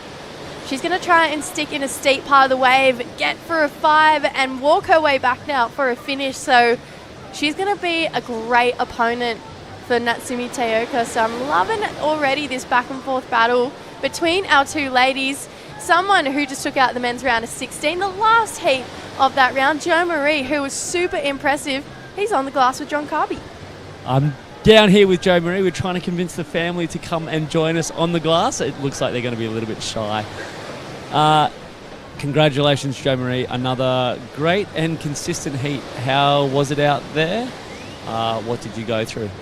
Yeah, super stoked to be in the quarterfinals. Then I'm super happy to win again here in Baler. Thank you so much to all my sponsors, Vans Philippines, Surftown La Union, Lima Worldwide, Surfstar LU, ALOPS, and maraming salamat sa lahat ng sumuporta, and thank you so much. Slow down. You've got the time. You just had a great win. You're going through to the quarterfinals. You were in Korea, right? I didn't go in Korea, but So this is your first event for this year. You were on the world tour though, so you got a lot of experience, and it shows. How was your time traveling around the world? Can you talk to us a little bit about that? I travel a lot of. I travel in Huntington Beach, Bells Beach, and Abu Dhabi. I'm super happy to be in the world tour to represent the Philippines, and I'm so happy to represent with Kuya. So Kuya was super stoked when I qualified in the world tour, and we do our best in the world tour, and we are super stoked to represent the Philippines. Yeah. All right, once again, it's great to see you down on the beach doing surfing with your friends from La Union and also your family watching. Any final words you'd like to say? Shout out to LU Surf team. Thank you so much to your support, and shout out to Taibo. Congrats in your hit. Yeah, let's go. Awesome. Back to you guys, Jess and Di in the booth. We'll catch up soon. Awesome. Can't wait, Carby. The LU surf team is just so strong, and they are just dominating this event. Obviously, Definitely. we saw Natsumi take a win over in LU at the start of the year, so she wants another one. She's your pick to win, and she's up and riding. She's going to give us live action here. Just one big section to start off with. Not very often you see a wave starting with a big turn here. She's going to hang on. Decides no more points down the line here for Natsumi. It wasn't the best wave to pick, but still, in the last round, she had a really slow heat at the start, and then I had a chat with her. Well, let's take another look. This is the first wave of Natsumi, not actually the second wave, and this is the third wave, the last wave. That's the first wave. That's a nice handfire, and love the fake turn there. And another quick 5 there, and get a finishing turn there. So that was a beautiful surfing, and that one comes in at a 4.75. And then, like I said, she had a really slow heat in the last round, and she said, well, she just wanted to surf more. That's why probably she just takes anything probably. Yeah, she's looking like she wants to stay busy. Dia, she looked at a 5.35 for her wave prior to this. She's straight to the nose. Unfortunately, that whitewater catching up to her, and there's one thing about not wearing leg ropes. If you fall, it's a long swim in. Yeah, but it's a longboard thing. You Yeah, don't it is really a want to longboard wear thing, leggies. Because I feel like it would hurt, right? Because the boards are so heavy. Yeah, it would hurt, and the style, it's not. It doesn't look good on the cool. picture. It's not cool. That's the thing. That's exactly the thing that everyone's talking about. But this hit is exciting because these two met in the finals in Korea, LQS, and actually Dia took a win. Oh wow! So she has a win over Natsumi. I'm pretty sure, yeah. Wow, So that this is incredible. Interesting heat actually. Yeah, maybe a bit of a rivalry starting to build between these two. Dia, she looked at a 5.35 for that beautiful right hander we saw from her before. Natsumi, a 6.25 for a wave previous to last. So potentially we got a wave to catch up on here. Right. Wow, Natsumi just taking a lot of waves now. Already 5 waves on the scoreboard and locks in 6.25. That is a healthy number to keep actually. Yeah, so Natsumi, she's holding down the lead right now. Dia, she needs a 5.66 to answer back. So a pretty solid score, but one that she's so capable of getting. I'm going to throw a spanner in the works, Di. For my pick, I'm going to go with Daisy. Daisy, right. I really love Daisy. I love the way she surfs, and I think if it got a little bit bigger, she looks like she's really in control. Definitely. When the surf gets slightly bigger. So we potentially might be seeing a little pulse, but we've got conditions like this all week long. So let's see. We're going to put it out there. We're going to have our commentators' picks for the win. Right now, though, 10.5 minutes to go in this one. So Natsumi saying yesterday, Di, that she wanted to catch more waves. Yes, in the heat, she had a really slow heat, so she wanted to surf more. She wanted to have a quick start. That's why probably she's already taken 5 waves in 10 minutes. Yeah. That's a lot of waves in 10 minutes, actually. Yeah, it's a lot of waves. And, you know, it makes sense with conditions like this because it's small. We know that it's small. We're trying to get these longboard heats out before this 10 o'clock wind starts to pick up. But, you know, there's no point sitting and waiting. In that last heat, we saw one of our competitors only catch 2 waves. Yeah. And so, yeah. You got to be on your feet to give yourself opportunities. Definitely, you need to keep yourself really busy in condition like this. There's not many waves coming through. So, getting in the rhythm and create the rhythm you're on your own. So, that's very important thing. And also, she said that she's having a really hard year this year. She obviously took a couple wins, but still she didn't make to the final 5 where she did make it last year. So she's having a little bit of struggle here. So definitely she wants to have a win under her belt before the season ends. Yeah, it's all about confidence. We saw something similar over in Taiwan. If we go back to the shortboard QS, someone who comes to mind, Shohei Kato, he's had a really strong year on the Challenger Series with a 9th place in Portugal, but hasn't really had a result since that. So he came back to Taiwan just to try and get some heats under their belt because it's all about confidence in this sport. Definitely. You don't want to stop building the confidence up. You have to keep rolling the confidence, you know, and then, wow, this is their up and riding. Just a quick wave there, so potentially maybe running off down the line a little bit. She's trying to showcase her forehand here. Here we go. Got a paddle. This looks like a bigger size wave here for Natsumi, straight to the nose. Critical part of the wave there for a beautiful hang 5. Holds on for a carb. Lots of power to move that board around. There's a finishing turn, so maybe a little more out of control than what we're used to seeing from Natsumi here. Definitely, you know, well-controlled serve is rewarded in the longboard division. So there was a little bit stumble from Natsumi Taoka. We don't really see from her though. A little bit, you know, catching a rail there, but this is the reply of last from Natsumi. Beautiful footwork and hang 5 there. There is, she was catching a little bit of rail there, but gets back and gets the finishing turn. So, well, it's a great combination. Yeah, so she took this one all the way through again. I just feel like those last ditch efforts to get back to the nose of the board right on the shore, I don't think they're coming too much into play. I don't think the judges are really phased by that inside section. Don't think either, you know, but you know, why not? You're on the wave, you don't want to waste any time on the wave. Just keep yourself motivated. It's so funny because it's so different to shortboarding where if you don't get a good start, you're like, oh, whatever, I'm getting out of this wave right now. But these guys, they take it all the way through. So it's pretty cool to see just how much of the wave they're able to use. And I love how much of the board they use as well. Obviously, nose riding, a really critical part of this sport. And Natsumi, she got some work done on that last wave, but the judges not deeming it in her top 2. So it came through, it's a 4.3. Dia just with a small score of a 0.5. So has a big score, but hasn't been able to get out of the zeros since then. Here we go, Natsumi. She's swinging again straight to the nose to start this one off for a 5. She's going to work her way back there. Hold this one into a 10. Keeps that nose out of the water here for Natsumi. So she does not want to lose this quarterfinal here. And she's not wasting any time in this heat. That was a wave number 7 already. But that was a beautiful footwork there. Different approach from the previous waves. Beautiful quick 5 and into the 10. Didn't get a finishing turn, but still great footwork there from Natsumi. I love when she gets to the 10 and she puts her hands behind her back for a bit of a soul arch here, Di. Right. There. Yeah. Really love that too.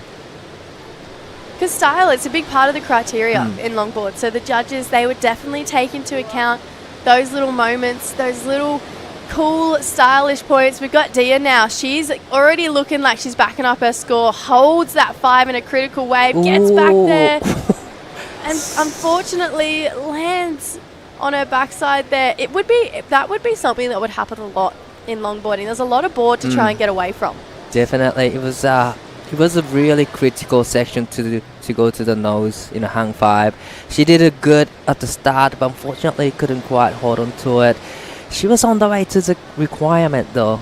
Yeah, that's exactly the type of wave she was looking for. Obviously, got some critical nose riding done there. Feels like we've got a bit of a pulse right now in the ocean. Natsumi, she wants more. Bettered her score with a 4.9 on that last one. She's applying more pressure here. That's a good looking 5. She's got a steep section here. Gets back to the nose.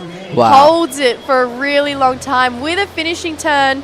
She's looking to complete and gets it. So this is a great ride for Natsumi, taking it all the way through here. Wow. Or right to the shore. That is a scary moment, but she's okay. That was a great surfing from Natsumi. You know, she did everything pretty much on one wave. Did a 5, 10 maybe, and then did a little bit of turn. So definitely that will replace a 4.90. Wow, nice footwork there, and quickly step back, but straight into the hang 5. Little bit of soul arch there. Spent a lot of time on the nose, and it gets this finishing turn. So great combination from Natsumi again. Yeah, I love how she shifts her body weight back for this second 5 here. Keeps this nose as far out of the water as she can. We saw it start to lift at the end there, and that was a really good looking finishing turn, and I think she knew she needed that completion there. Right, definitely. You know, she had a little bit of stumble on the last wave. This is the last of the needing a score, needing a 5, nice 5 there in a critical section. This is where, you know, she kind of off the balance. That was really unfortunate for Dia. She's straight back in here. It's on the nose. Holds for a 10. Bit of water on the nose there. The judges will definitely clock that. Trying to get back to some open face, but you can see maybe a bit frustrated right now for Dia. It feels like there's probably a big score coming for Natsumi. That style of surfing we saw on the left, it's what she needed. This is the replay here. Nice fading turn to set up the nose.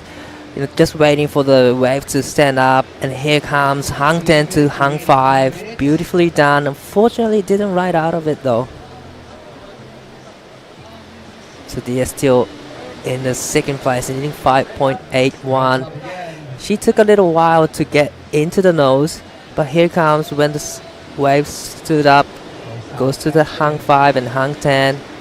I'm not too sure if it's a completion. No, I'm feeling like it's not either. She was looking for a wave with a bit more power. Natsumi, she's just completed another wave from what we can see. She is just absolutely flying through. So we've got a couple scores to lock in for Natsumi. Replay here, 2 minutes 20 on the clock. And this is already looking like a good wave. Got to a steep section, had her toes for a 5 there. But it was all she wrote there, so it's going to be the wave prior that's going to give her a good score here, Dai. A quick glance to the both sides, both ways. Decided to go to the right, get to the nose, hung 5 for a bit. Unfortunately, wave just closed out on her, and she is holding onto the board.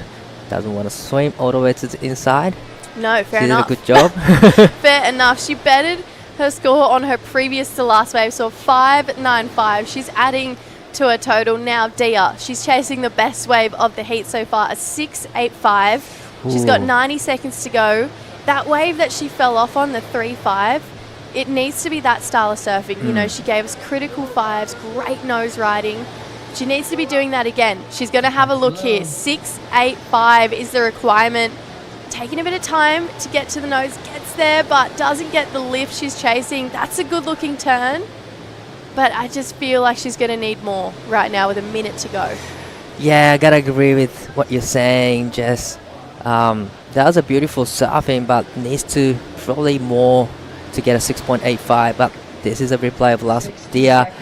Like you mentioned, she took a little while to get to the nose, get to the quick 5, and that turn was actually solid. It went really vertical and just bring it around to the nose, to the beach. It's a beautiful combo, but definitely, you know, she needed more to get a 6.85. But beautiful surfing though. That turn's great. Best turn of the heat for sure. That turn. I just feel like maybe she took a little bit of time to get to the nose, which will hinder the score a little bit. There's 30 seconds to go. She might have time to get back out and swing on one last wave, but Natsumi's out the back, and you got to think she's probably going to play blocking on the next best wave that comes through. Well, I don't know. She's gonna get another one. Just trying to get south. 10 seconds. Here we go. Here we go. We've got 5 seconds on the clock. Why not go, Natsumi? So she's going to give us one last wave here. Gets up just before the hooter goes, trying to listen to the beach announcer. Good looking bowl here on a left. Holds, that goes down there on what was a steep looking 5. So we got to say, we're looking like it's going to be Natsumi Taoka moving on through to the semi-finals. Our first semi-finalist, who is going to be joining her, we'll find out right after this short break. Record revenues from regulated gaming has boosted PAGCOR's social responsibility efforts, bridging gaps in the government's education, healthcare, disaster response, and national security programs. A solid proof that when gaming is properly regulated, it becomes a powerful engine for nation building.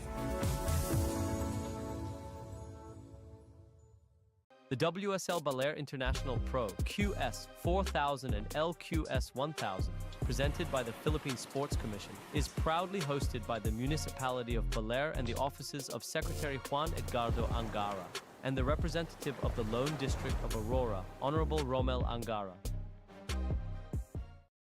Friends with the monster, falling for a monster. I'm in love with a monster. Monster RX 93.1.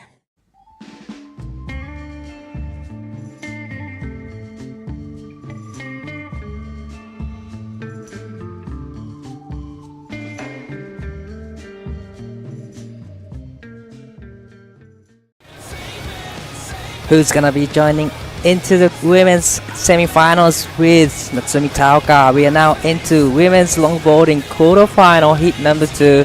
We have Mara Lopez in red, Daisy Della Toro in blue. I am Daiwako in the booth with Camille. Welcome back.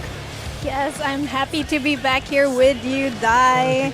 This is an exciting matchup again against one senior surfer, Daisy, who has been coaching fellow La Union surfer Mara Lopez. So, oh wow, really? Yes, this kind of like a auntie and a young Padawan situation. Yeah, right. Young Padawan up against the Master Jedi. The Master of Jedi. Yeah. That is a great heat.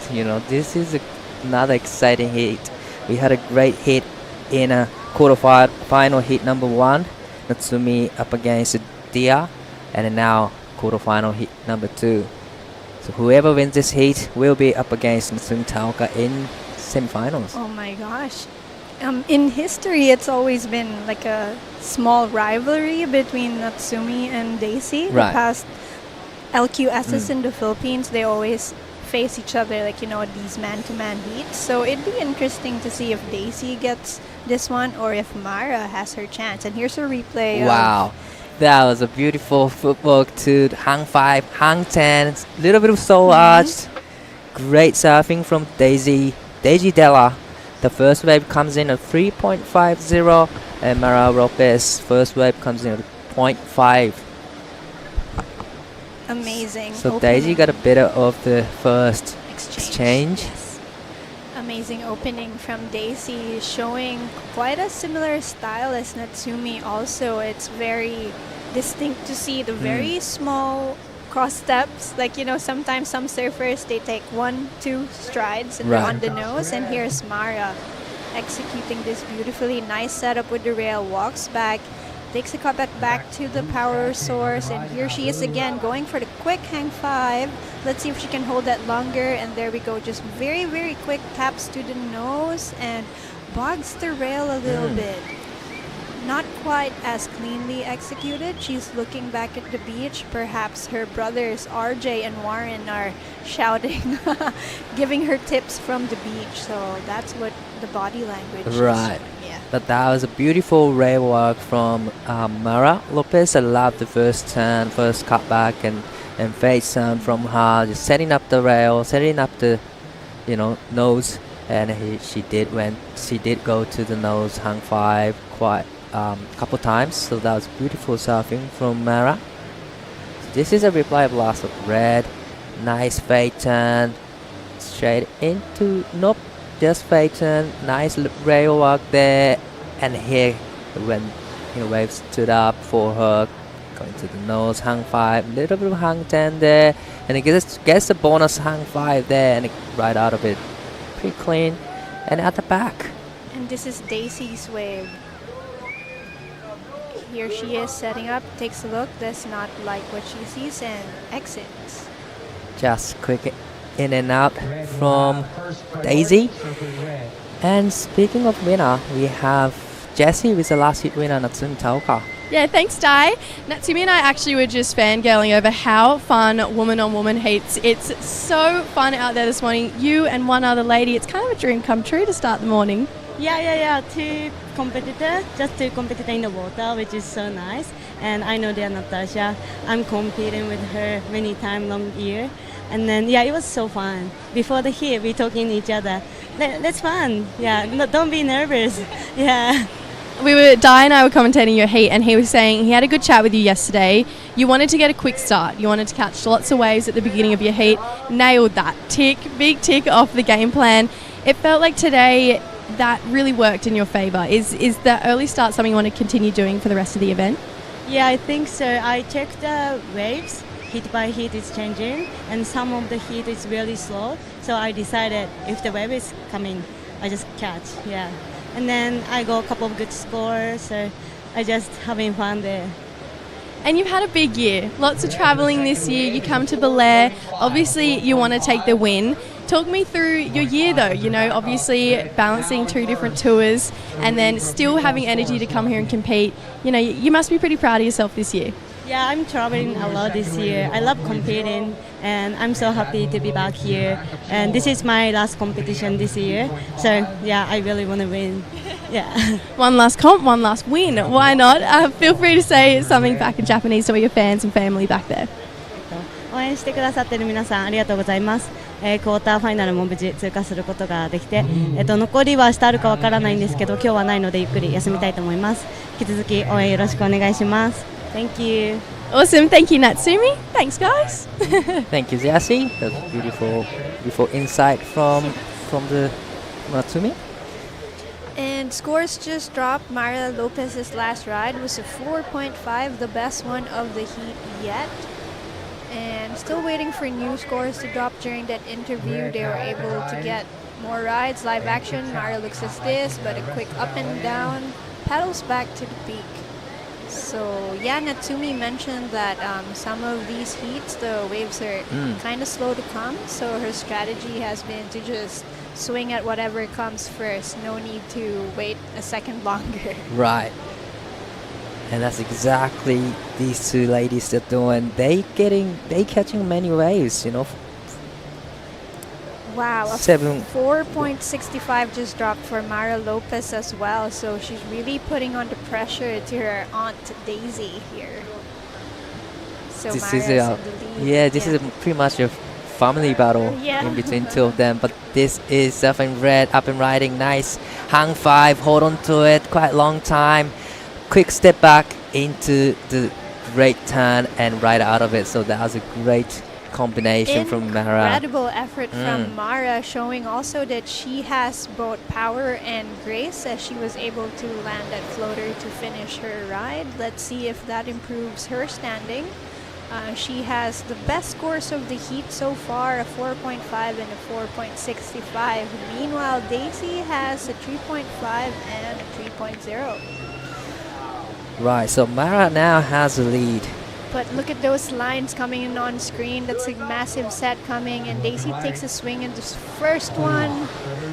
Ooh, misses a bit of the timing there. Not very usual for Daisy. Right, but the tide is pushing out right now, and then the wave just starting to break through from the outer back. So definitely condition is improving a lot compared to this morning, and slightly bigger than the last few days, I gotta say. Ever so slightly bigger. And at 9:30 a.m. Philippine time, we're still seeing the wind absent. You know, we're not seeing it ruffling the faces of these beautiful waves coming through at Sabang Beach. So let's hope that they could hold this situation a bit more. And yeah, it'd be interesting to know if our technical director would want to call some shortboard action today too. I'd love to. I'd love to watch the shortboarding action today too, because it's slightly, like you said, slightly bigger than yesterday, and then little bit of texture on the face, but still it's nice face is provided. So definitely we'll be seeing shortboard actions, but this is live action from Daisy on her backhand. Nice hang five there, goes down unfortunately. So she is currently second place, needing a 5.65 to go into the lead with 10 minutes to go on the clock. And our request has been heard. We are going to roll through with the QS4000 right after this quarterfinals of the women's LQS. So women's round 20, the first two heats will come up next, followed by the men's round of 48. We have 8 heats total for the men's round of 48. And the judges are giving our surfers 5 more minutes for a total of 25-minute heats. Standby men's round of 32, and after this quarterfinals, the LQS will be off for the day. Wow, it's on. So women's, they finally able to surf a heat in this Baler International Pro. That's exciting news. So we're gonna have 10 more heats. Yes. 12. Today. This is like 12 more heats to finish the day number 3. So this is gonna be a big day of actions. I'm excited to see all of it. And yes, our women in the QS draw have been here for 3 days, and I guess they've just been super, anticipating when is it my turn. So finally today is the answer. Right. So in this 8 minutes 40 seconds left on the clock, we are now having a quarterfinals women's LQS heat number 2. Daisy waving at the beach, asking for the situation of the time because she needs a 6.0 to take the lead from young Mara Lopez. On screen is Daisy's daughter, Kyla De La Torre. So for the first time, she's not in a matchup against her mom. That happens pretty often in the national circuit and also in this qualifying series. But Kyla will be up against Mara's older sister, Ashley Lopez. So you kind of see it's like the family tree. The branches are intermingling. So another exciting heat coming up in heat number 3. But probably, the Daisy's daughter, she's probably really nervous at the moment just watching her mom competing. She must be like, come on, Mom. She is just chasing the lead right now, needing a 6.00, but there's still heaps time left on the clock. 7 minutes and 30 seconds. It looks like no takers on this one. Might be a better one at the back. And but this is Ashley on screen, Mara's elder sister. Yes, 7 minutes 15 seconds left, and situation is still Daisy needing a 6.0, a very makeable, doable score for someone of Daisy's caliber. And looking at the horizon, we're seeing just one section of Sabang Beach actually, but the camera over there just took a quick pan of the shortboarding action over to the left side of the beach. And here we go, a wider view on cue. Thank you so much to our camera operators. And look at how beautiful Sabang Beach looks. Those palm fronds are not moving, swaying, still no sign of wind. Thank you very much. And look at those islands over at the right-hand screen. That's really iconic for Baler. That's called the Aniao Islets. So they look like waves coming, like a set of 4 waves, right? Right. So you'll see that in most of the t-shirts, the souvenirs featuring Baler. That's kind of like the icon of the place. Right, so iconic island on the right side of the area. And looks like Daisy is having a look at this one. Now she is up and riding. Decided to go to the right, but it's quick in and out. Unfortunately, the wave just closed out on her, didn't give her much opportunities. There's still 5 minutes and 50 seconds on the clock, so still plenty of time. And again, we go back to what Natsumi said, that some of these heats can drag on, can get pretty quiet. So sometimes the heat is already decided on the first half. So yeah, get the most number of scores that you can while the waves are coming. And here's a replay again of that last wave from Daisy. She's being very patient, trying to get that reform up, but unfortunately, maybe with the tide pushing in, it's just not happening. So aside from just staying busy, wave selection is really the top priority right now. Right, so Mara is holding on to the first priority, but look at the lineup. A few lines coming into the no takers on No. that one. But yes, we're getting some beautiful corduroy lines here in Sabang Beach, and it's nice to see this. And Daisy takes another chance at this. Nice setup, quick hang 5 and holding that 10 for a bit longer. And here is just a foam ball situation, the white water running off before she can make it to the next section. And right away, Mara is up, showing poise and confidence, soul arcing from that quick hang 5, hang 10, hang 5 combination, and she's still going, steps back to the tail and sets it up again for another hang 5. Quick cut back, and she likes that one. You can see it in her body language, making the pedal back, and I'm sure her brothers RJ and Warren are liking that one as well. That was a beautiful surfing from Mara Lopez. Definitely she'll be getting rid of the 4.65 with that rise. So this is the last of red. Nice quick footwork. Hang 5 to hang 10. I really love the style there. So arched. Nice fake turn to set it up again. Hang 5 and hang 10. So there's a lot of hang 5 and the hang 10s right here. So definitely she's very confident with that ride. And this is the last of blue. Quick 5 to quick 10. And another beautiful ride from Daisy, but pretty sure, you know, she needed more wall to walk on to get 6.0. Younger surfer Mara got the better of that exchange, but let us remind everyone that it's actually also Daisy that taught Mara everything she knew. So here's Warren, Mara's older brother, signaling, whistling, hurry up, hurry up. This is where the sets are coming. So great family effort. The Lopezes are really one of the key families of the surfing scene in the Philippines, and it's great to see them show up year after year. It's great to have someone in your corner, especially when the point is really close to the beach. You can see them so easily. So definitely great to have one in your corner. But this is Daisy who's chasing this lead, needing a 7.45. This is important right for her. Goes to the nose, beautiful nose right there.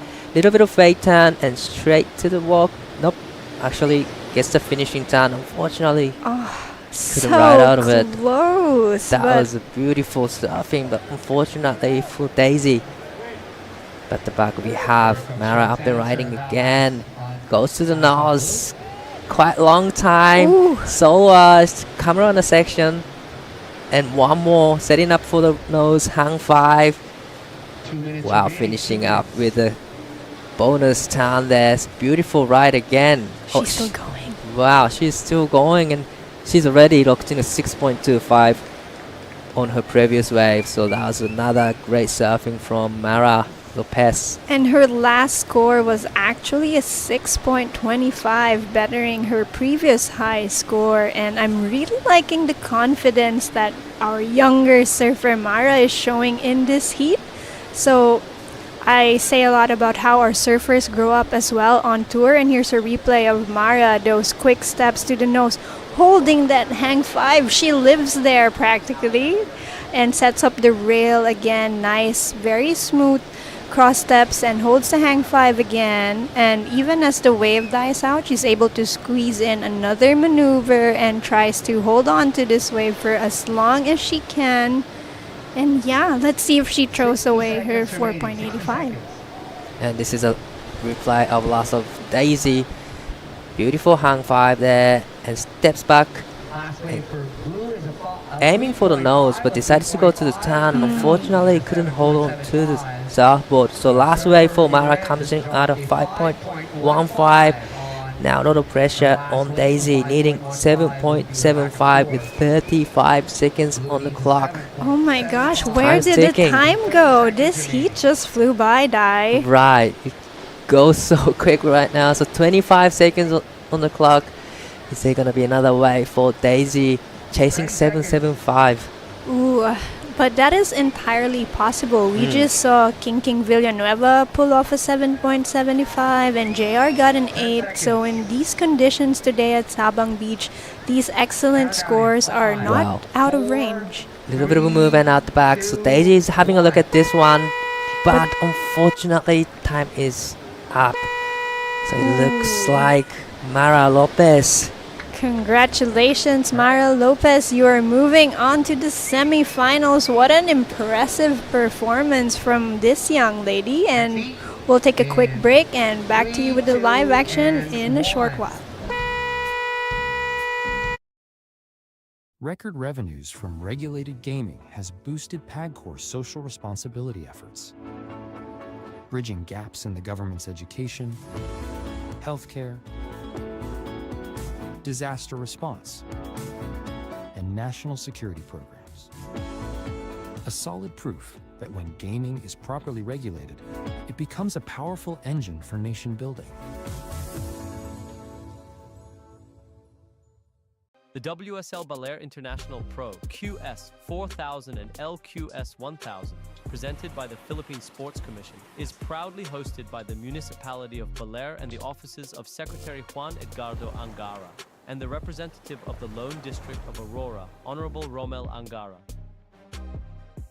Friends with the monster, calling for a monster. 'Cause I'm in love with a monster. Monster RX 93.1.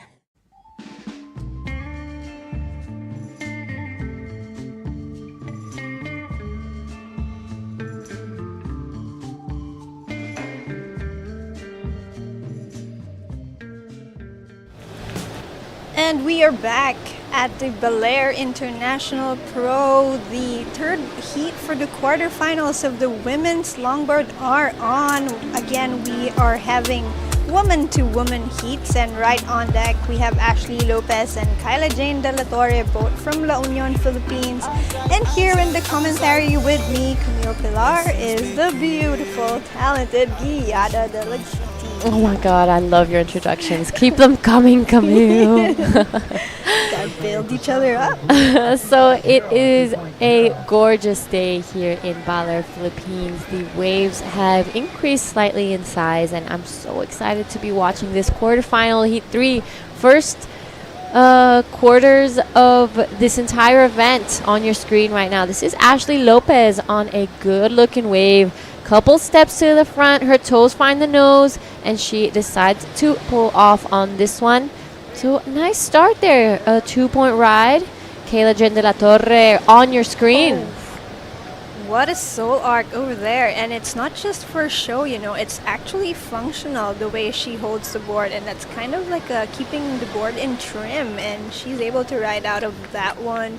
Again, looking back to the beach, perhaps it's her mother Daisy signaling, okay, paddle back here. It is intense for this La Union surf team, you know, having all of their team members go against each other. And who do you want to win? Of course, not everyone can win, but at the same time, at least it's one of the contenders here is Kyla Jane De La Torre. Again, that's a replay of that very functional soul art, very solid for such a young surfer, and her style has really improved over the years, making a name for herself, you know, just not being in the shadow of her mom, Daisy. Yeah, that's it's lovely, and like you said, it's a bittersweet feeling. You know, you want to win, but then you also want your friends to do well. So you're there in this little bit of a limbo. But at the end, you're right.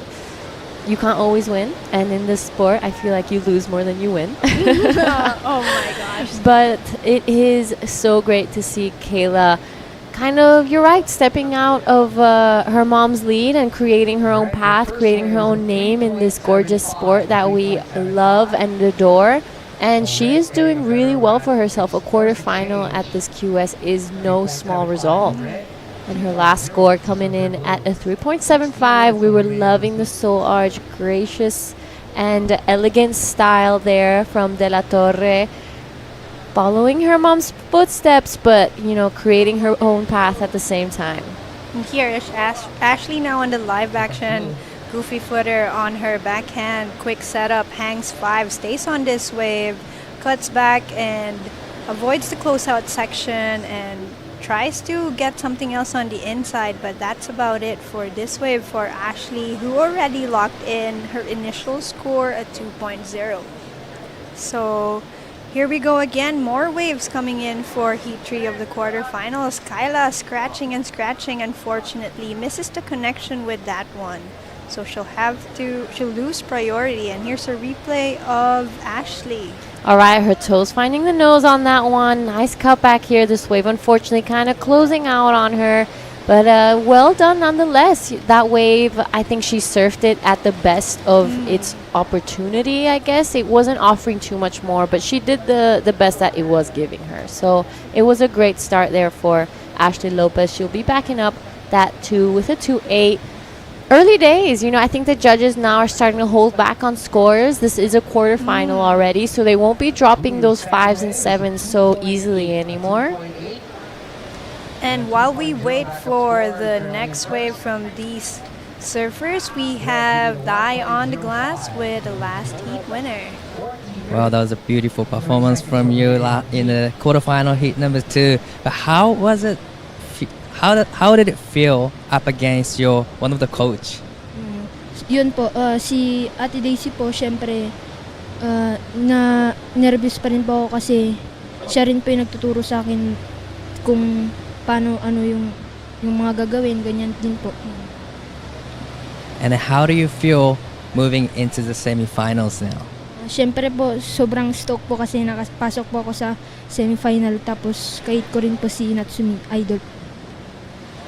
Well, lastly, is there anything you like to say your families, supporters, friends, or back your home? Maraming salamat po sa sumusuporta po sa akin. Si Sir Kerwin po, Surftown La Union, Surfstar LU, tapos si Kuya Jer po na nagtuturo sa akin. And shoutout din po kay Mama at saka kay Papa ko po, tas kina Lola. Thank you so much and good luck in the semifinals. Back to you guys. Thank you, Dai and Mara. So Mara was saying how she was actually feeling nervous going up against Daisy because, you know, Daisy is her coach, but now she's looking forward to surfing against one of her idols, Natsumi. And back to live action, we have Kyla finding another good wave. There she is again with that very stylish soul arc, this time with a quick hang 5 holding a hang 10 position. And yes, I bet Kyla's feeling good right now, but it's still too early to be too relaxed because Ashley is still in the lead with her 2 scores. And definitely Kyla will advance with that one because she only needed a 1.05 and 12 minutes and a half left. Anything can happen. It's still anyone's game. Yeah, you're right. I do love this ride from our woman in red. She finds the nose, does the 10, a bit of a soul arch there. The wave just doubles up on the inside, so she wasn't really able to do 2 crazy turns on that last section. But I'm loving her elegance. I'm loving her style. She's looking confident and ready. She's not rushing into things, which is really important because sometimes when those nerves start to creep in, it's easy to just start rushing into maneuvers and you don't want that. You want to be like the judges are looking for, that calm, elegant style that they have in longboarding. But I like how Kyla is also pushing it with the style, soul arch after soul arch. It's sort of like signaling to the other ladies out there that, hey, if I can do this, you know, the judges will also be looking out for this from you. And here's a replay of Ashley taking a quick wave here. Nice looking wave, staying balanced for the hang 5, sets up again. And see, as I called it, there she goes with the style. Hands at the back and just unfortunately not able to ride out cleanly of this one. But yeah, we're seeing a lot of style happening now. And another angle from Ashley's last wave, maintaining this high position on the powerful part of the wave, because as mentioned, judges are going to want your nose rides to be in the critical sections, not on the shoulder. And here's Kyla. Tell me what you think of this one. Yeah, I was loving this wave. Oh, unfortunately, just like drops off the top, isn't able to kind of complete that, but she's looking confident. I don't think it's going to be affecting her too much. We're about to reach the halfway mark of this heat. So both ladies have pretty decent scores on the board of 4.25 for the last of Ashley, and backing it up with that 2.8. Kayla has that 3.75 and that 3.10. So early days, nothing too significant, nothing too crazy. It's anyone's heat. And that halfway mark is going to start ramping things up now. The girls are going to have to really start arching a little more, spending a little more time on the nose, really finding both those feet, all 10 toes over the nose. It's going to be a great last 10 minutes. And even how you use your hands, where you put them, it really is like a dance with the ocean, this longboarding. And yes, Ashley got a 4.25, and that wave of hers was slightly bigger, and she was able to maintain and hold those hang 5s on really nice steep sections of the wave, thus being awarded higher scores than Kyla's 3.75. So there we have the backdrop of our spot here in Baler. It is currently 9:50 a.m. We will be reaching the dead low tide around 10:45. So right after this, we will be going into the men's QS round, if I'm not wrong. I think there might be 2 heats for the women. Yeah, so after the women's longboarding, we're going to go straight into the women's round of 20, heats 1 and 2, and after that, straight into the men's round of 48. I think that with that low tide and pushing in, we're going to see a bit of an increase maybe in the size of the wave, as well as an increase in wave count. So it's going to be an exciting day here, another long one for us, but it's action-packed and we're really ready for it. Okay, when we're given a window for beautiful surfing to be showcased, we just have to make the most out of it. And speaking of beach breaks and with the tide dropping, you have some experience surfing a lot of these beach breaks. So would you say low tide is the best time to surf a beach break? I would say it obviously depends where, but usually I would say low to mid are the best times to surf waves because that's just when they're more hollow. Here we have our Ashley surfer, Lopez. Ashley. This is a good looking wave for her. She's able to style it out again, but when we see the replay, we're able to break down how she's able to set up her board and just gracefully stays in command with her cross steps and locks in a few hang 5s as well. But yeah, taking a page off of Kyla's book, she's drawing her hands up, doing the soul arches, saying that, hey, I know how to play the style game too. And here is Kyla, our younger surfer, maintaining her balance and speed with this one. Takes a left.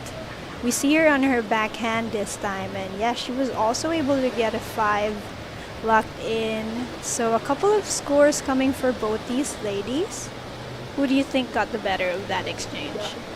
I think maybe in this one, I would say maybe Ashley would probably get the better of it. I think her ride was a little more, spent a bit more time on the nose of her board, had a little more happening. She got some of those half carves in and got back to the power. She did the soul arch, whereas Kayla's was really good too, but just the wave with a little bit less opportunity to it.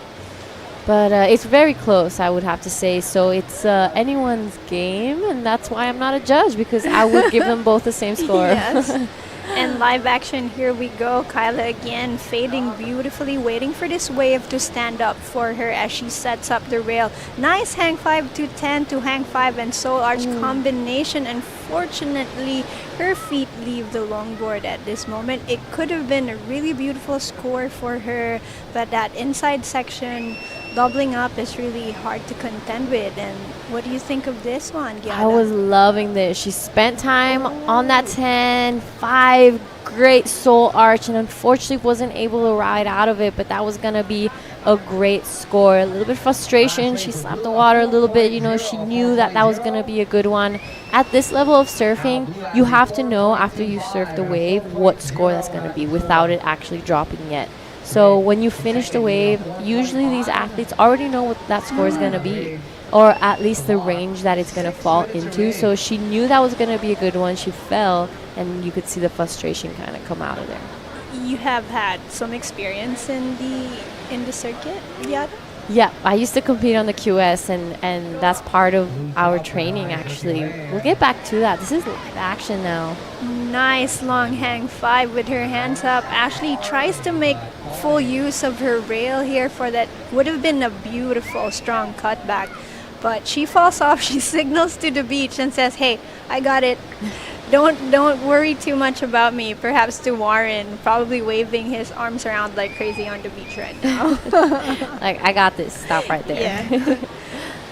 All right, here we go. Replay of the Last of Blue. Loving that. I like how she puts her arms in front of her, wraps it around here. That would have been a great cutback. Unfortunately, just pushing a little too hard. Should have maybe extended it out a little more, but that was going to be a good score. Maybe as we reach the last 5 minutes of this heat, the nerves are maybe starting to come in. The girls are trying to push their turns a little more and spend a little more time on the nose. So it's nerves are starting to creep in.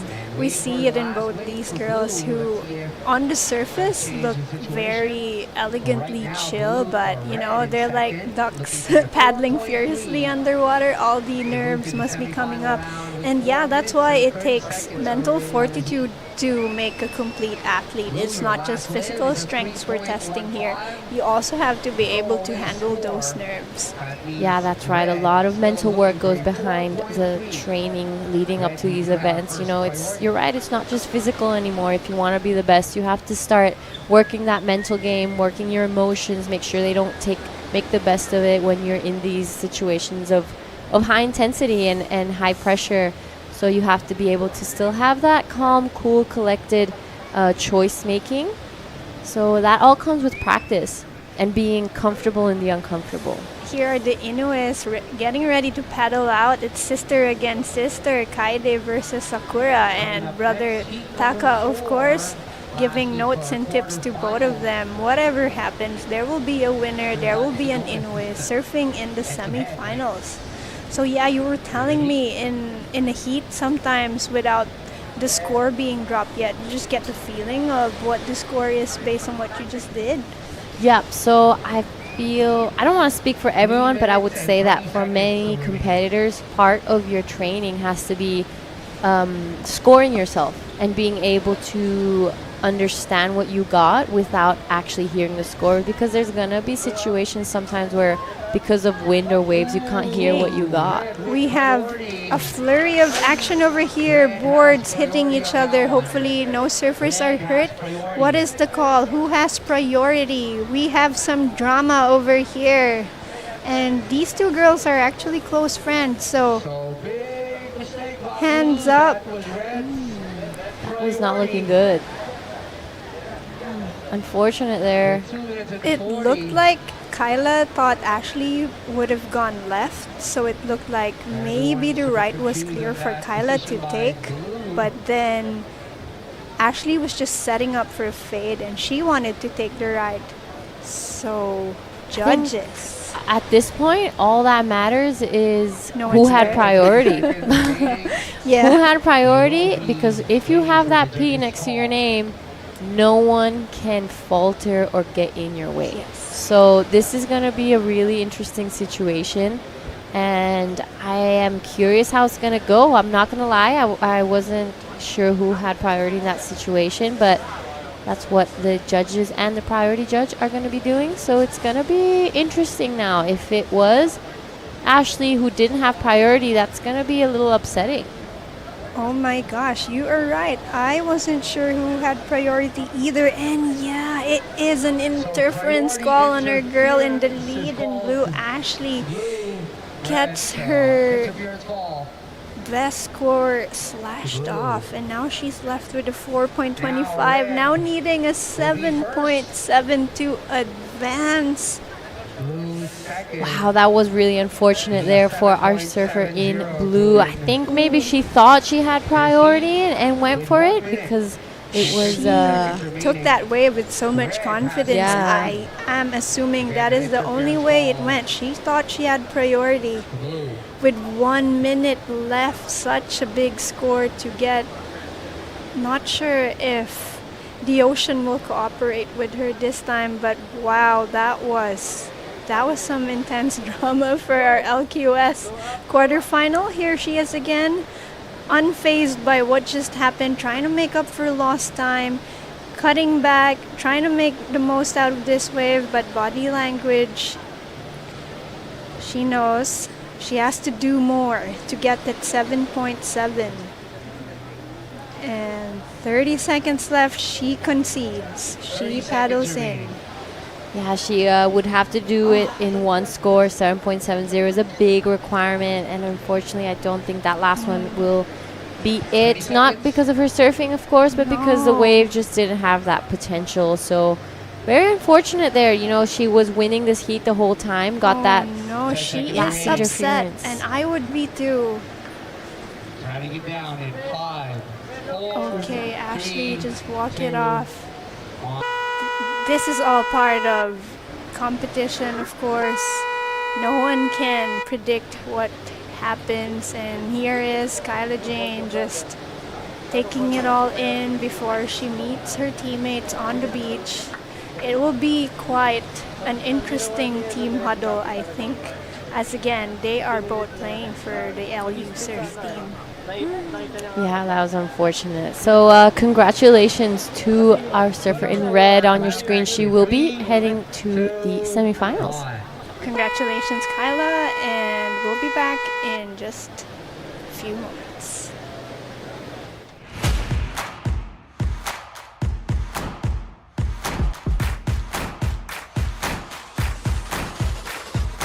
Let's get started.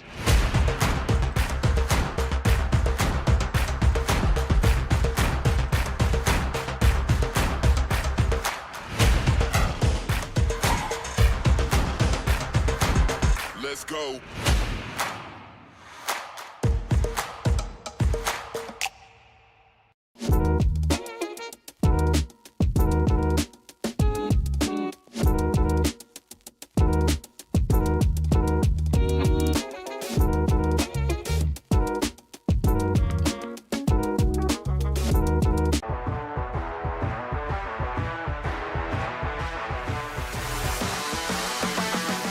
SDMI Sports. World-class sports management made in the Philippines.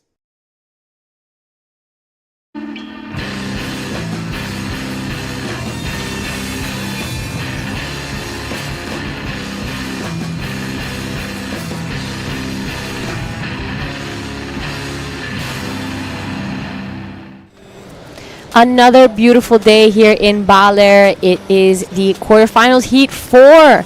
In the water, we have Sakura Inoue and Kaide Inoue. The sisters are going up against each other, but only one can make the semifinals. So this is a bit of an interesting situation here.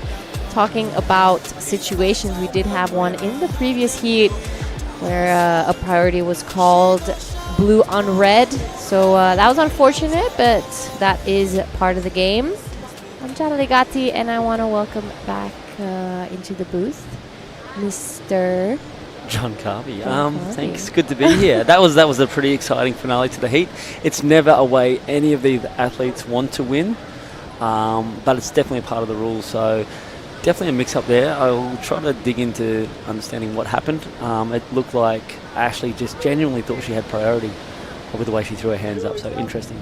All right, this is Kaide Inoue. Beautiful hang 5. Almost lost control there, but she manages to ride out of it. So that was a bit of an awkward one, but she held her control, and she did it. I think you commentated cursed her by saying beautiful hang five as she sort of lost lost the board there. But it's great to see the Inuis here again in Baler, and here we are, two sisters. Pretty awesome. Yeah, so Red, just a quick up and out on that one. Give us a bit of insight of the last heat. Are they good friends? Do they compete with each other a lot? What was going on there? I actually believe they're related. They do compete a lot, and one good thing about them is they are savvy. They may have come, and you could see Ashley as she walked up the beach, super upset about what happened. She's going to go back to her team. They're both running with similar teams, coaches, like I said. I think they're actually family related. And this is the sport of surfing. This isn't this is a lifestyle when we're doing it for fun, but this is the sport side of it. There's careers to be made, and here is the replay from our surfer in blue, Katie, and that's just where she lost that. It was amazing that she regained control, but I believe if she dug that rail anyway, it won't be seen as a completion. That was her again from the drone angle, just getting up. That might have been, yeah, that was a different wave. That's two waves ridden possibly. Or it's just a drone angle and I can't tell the difference.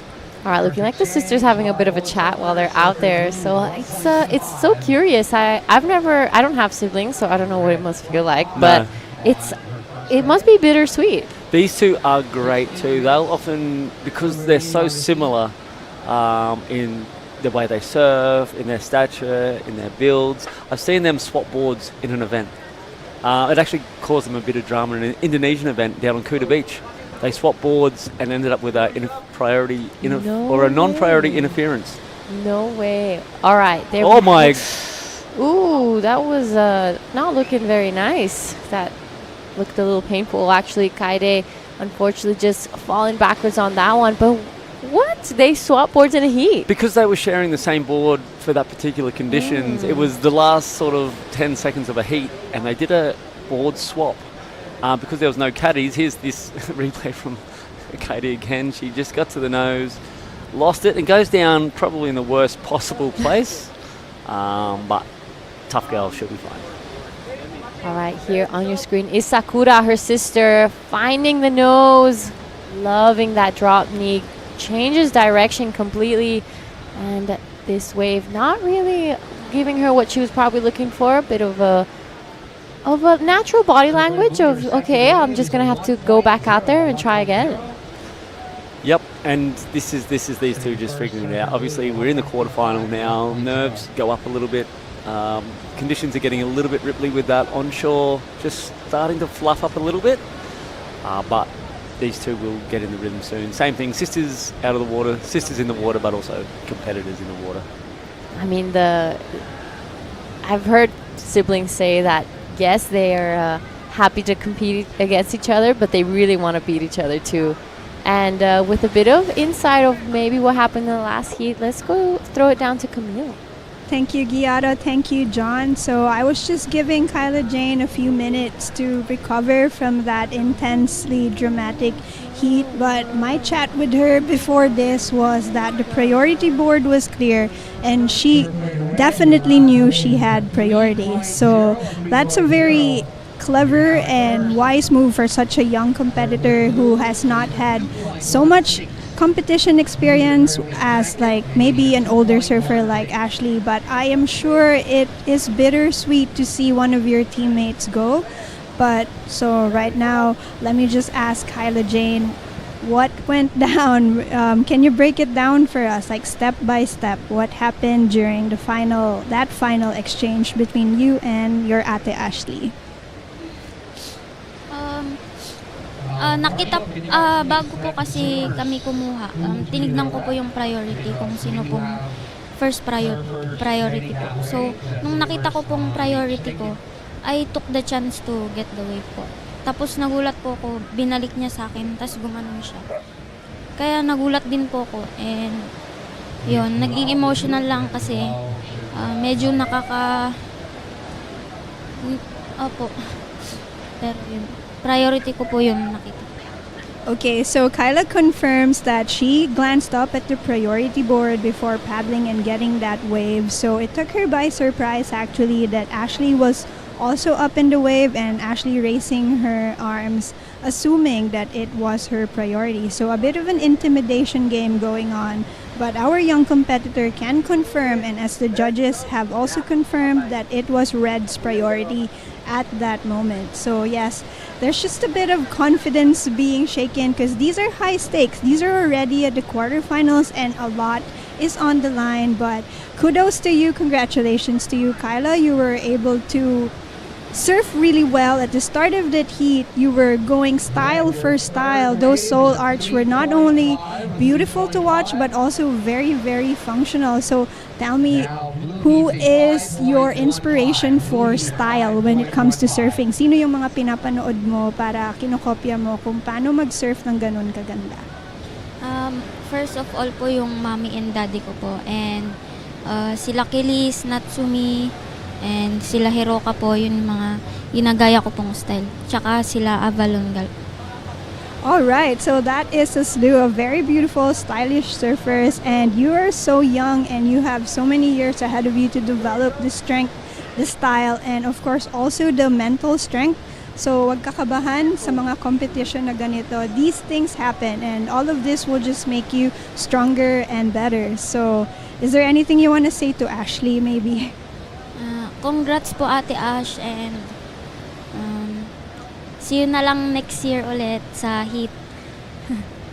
Okay, so thank you very much, Kyla. Any last shout-outs to friends, family, supporters, sponsors? Maraming salamat po kay Manong Ronald Singson and sa family ko po na palaging sumusuporta sa akin, and sa mga coach ko, kay mommy and daddy po. Ayun. Thank you. Thank you very much, Kyla. And yes, this is the sport of surfing that we love. And here we go, back to the live action. Amazing. Thank you, Camille. Lots of insight in that interview, what happened, what broke down. But she's right. This is our sport, and this is how it works, and those are the rules. Heartbreaking. And they're super close, and you can see the emotion from Kyla. She's a young competitor. She didn't want to win like that. She definitely doesn't want Ashley to lose like that. But she was playing within her right to take priority. I don't think Ashley was out to intimidate or anything like that. I believe it would have been a genuine error from Ashley also. But out in the water, things are still going on. We have Sakura on 4 waves now and Katie on 3. Yeah, so we will be going straight into the women's QS, the first appearance in this event. So I'm very excited. Coming up in the round of 20 Heat 1, we have Kokona Kawase, Jerlyn Espanola, Catelea Isidra, and April Isaguirre. So it's going to be a great matchup. We only have 2 heats of the round of 20 and going straight back into the QS round of 32. Action aplenty coming along. Yeah, so the waves have slightly picked up in size. We're just starting to see a little bit of onshore appearing on the surface of the water, but worry not, that is still good things, good signs, and plenty of waves. Sometimes actually when the waves aren't so big, it's probably better to have that touch of onshore just to create a bit more texture to it so that the surfers can hit the wall with a bit more oomph. Absolutely, and as we can see, Sakura's out there. Her 2 leading scores are a 3 from her second wave, so she brushed off the nerves with that little first initial takeoff, and she's on a 3.5. So a 3 and a 3.5, definitely showing the tricky conditions out there, but behind her is Katie, who had that rough start, and those 2, that little fall that sort of might have rattled her, still yet to get really out of the gates. She has a 1.35 and only 1.5 in hers, which we know these 2 sisters and what they're capable of. I can't wait to see what this remaining 8 minutes, hopefully the ocean gives them the opportunities to actually show what they can do. Yeah, we've already passed the halfway mark. So interesting, you know, these girls are very talented and are harsh competitors. So it's strange to see them kind of struggling to really start to string this heat back together. But back to what we will be seeing this afternoon. In Heat 2 of the women's, we have Nilby Blancada, we have Shelamay Arjona, Janelle Proceso, and Vicky Monino, a full Filipino matchup. Here we go, Filipinos. I think there's a few locals in that lot, and also 2 girls from Siargao in that second heat. Nilby Blancada, long time queen of shortboarding in the Philippines, and still going well. She's got a great little setup there. Shout out to the Blancada family. And also the Arjonas, who are also there in Siargao. All will be watching, I'm sure. Yeah, Nilby Blancada, name I've seen quite a few times pop up in the ISAs. So fierce competitor and a lot of experience under her belt. She is probably one of the pioneers here of surfing, would you say? Absolutely. She took shortboarding from the women's to a new level, definitely. Everyone is now catching up to her, which is exciting too. All right, a bit of live action here. Toes find the nose. She wraps this one back using all the rail of her board.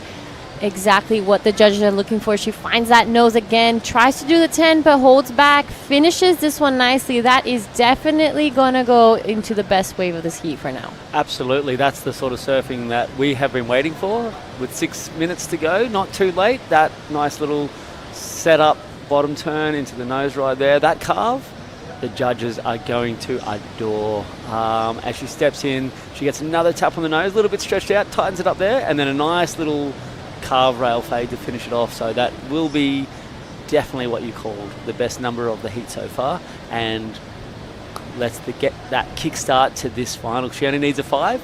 I believe it might go there. What's your thoughts? I think so too. I think that's gonna go 5, maybe even above. You know, I haven't seen in the last 2 heats the women use that rail as much as she did in that last one. So it gave that variety. It gave something fresh for the judges to look at. Point of difference, I think, is a great thing when it comes to these heats. If you can do something that the other competitors haven't brought to the field so far, the judges immediately will react in a positive way because they want to see more of that. There it is. It dropped in. We should be judges. Also a 5.0, taking her straight to the lead. So that was exactly the requirement she needed. And now it is down to her sister, Sakura, a 3.01. That's not a big score at all. We know she can do it. She has a 3.5 already under her belt, and no one reaches the quarterfinals without this type of surfing ability. So I'm excited to see things start to heat up. We're going to reach the 5-minute mark of this heat, and things are going to start ramping up a little bit. Yep, and this is, priority doesn't seem to be a thing. They've sort of separated themselves physically almost on 2 different peaks, so it's going to be very clear who's going to take off. That, as I said, that they sort of just moved a little bit closer. There's enough separation there where you might be able to split a peak, find something to yourself, and it looks like Sakura is going to have a look at this one. Nope, not seeing the potential. Also really tricky out there is to sort of see where these waves are running, particularly on this lower tide. They all seem to hit the sandbank with a little bit of different angle. That means they might not run. That one that Katie got last time was a beautiful example of the good choice. Yeah, and that good choice comes from practicing out here every morning and afternoon. And the couple of days that we were here, everyone is out there. There is plenty of waves for everyone to ride, especially for a QS where sometimes it can be frustrating to be out there with so many people. But I love this spot because you can just walk down the beach and find your own little area. Yes, and it's all very similar, so you can find your own spot. All right. Sorry, go ahead. Sakura now taking a look at this one. She goes to the nose. She finds her time there. Still there. She has to ride out of this one. Unfortunately, wasn't able to. Fumbles a bit there. She's done it a few times this heat, so maybe a bit of an upset moment here for Sakura. Yeah, it's she'll be the second. We will see another Inui leave the competition, Taka bowing out a little bit earlier, so I guarantee one will go through. Yeah, here only one. You're right. Someone will make the semifinals. Someone will make the semifinals, so that's a great positive, but unfortunately on the other side of that, here we are. Katie looks like she went up and down. Ooh. They've got their falls definitely dramatic. I like it. Kaede just going down on that one. So 3 minutes, 20 seconds left. This is going to start to get really interesting. Kaede only sitting with a 1.5 as a backup. That's very dangerous. You don't want to be leaving that door open, even if it's your sister. And Sakura's only needing a 3.01 with that backup in Katie's bank there. So strangely feels like a low heat. That 5 and a 4, definitely respectable in conditions like this, but that 3, 5 and a 1.5 as their backups, for me, it's showing how hard it is actually to read out there. And there's also been a few uncharacteristic falls, so the pressure of the quarterfinals might be sinking in, which we saw in that last heat also. Mistakes can be made. these are different versions of mistakes. Yeah, especially in those last few minutes when you really start to taste that victory. It's easier to just fumble and make some mistakes. But Sakura, even not completing that wave, the judges really liking the time she spent on the nose of the board. So a 4 gets straight back into the lead. Kaede now looking for a 2.5. That is a minuscule score. Pressure is flipping and switching all over the place to each sister. This is super exciting, and it looks like Sakura's going to go again, liking what she did with that 4, trying to put the requirement up. All right, loving it there. She's spending so much time, all 5 toes curled over that nose. Beautiful arching cut back there. She's going to be completing this one. This wave going to give her a little more on the inside. Decides to pull off, but that is definitely going to be backing up that 4 nicely. Absolutely, and now she is putting the pressure right on Katie, her sister, who's streaking down the beach. She sees something possibly out the back with 1 minute and 30 seconds. She's hoping for that chance to get that requirement with not even knowing what it is yet. Will Sakura increase her score, or will it be in that same ballpark? Ooh, I'm calling that there's going to be an increase in the score. If she got a 4 from that last one and not completing the wave, this one, in my opinion, is definitely going to improve that 3.5. So at the moment it's at 2.5. Katie's requiring. Let's see. No risk of priority yet, as Sakura hadn't quite made it out the back, but 1 minute may not matter. Sakura finding a couple on the inside, loving her elegant style. Her hand positioning is very elegant. So it's very nice to see Sakura. Now her last one still to come through this. Her last wave is going to be a little bit of an insignificant score. She didn't do too much, but we're still waiting for the previous. And this is obviously probably what Katie's also waiting for out there. She wants to know where she's needed, but as it gets closer, she just knows she's going to need to fix that 1.5, and she's going to do the best, hopefully, with 20 seconds. She's moving again. There could be something on the cards for her. She'll just be willing that ocean to give her a wave right now. Yeah, she's looking at the back. You can see maybe she's seeing something, or is this a moment of desperation? Will she be able to scratch onto this one? She paddles really hard. It's looking like she's going to stand up. A good-looking set. She needs a score. She's going to have to find the nose, spend some time there, goes back, finds the nose again, and unfortunately goes down, hands to the head. The body language says everything on that occasion. My gosh. Ouch. That was pretty hard to watch. Was hoping to see a little bit of a comeback there. We're still waiting for scores to come through. So that was a 5.15 from Sakura. I'm sure the last one of blue will not be enough, so we're going to throw out to a quick break before we see you in the women's QS. Record revenues from regulated gaming has boosted PAGCOR's social responsibility efforts, bridging gaps in the government's education, healthcare,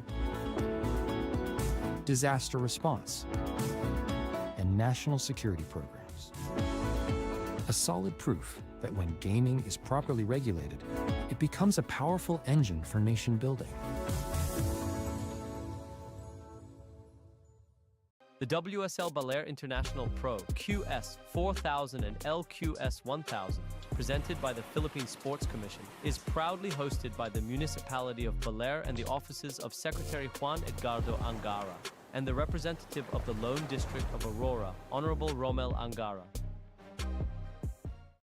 Friends with the monster, calling for a monster. 'Cause I'm in love with a monster. Monster RX 93.1.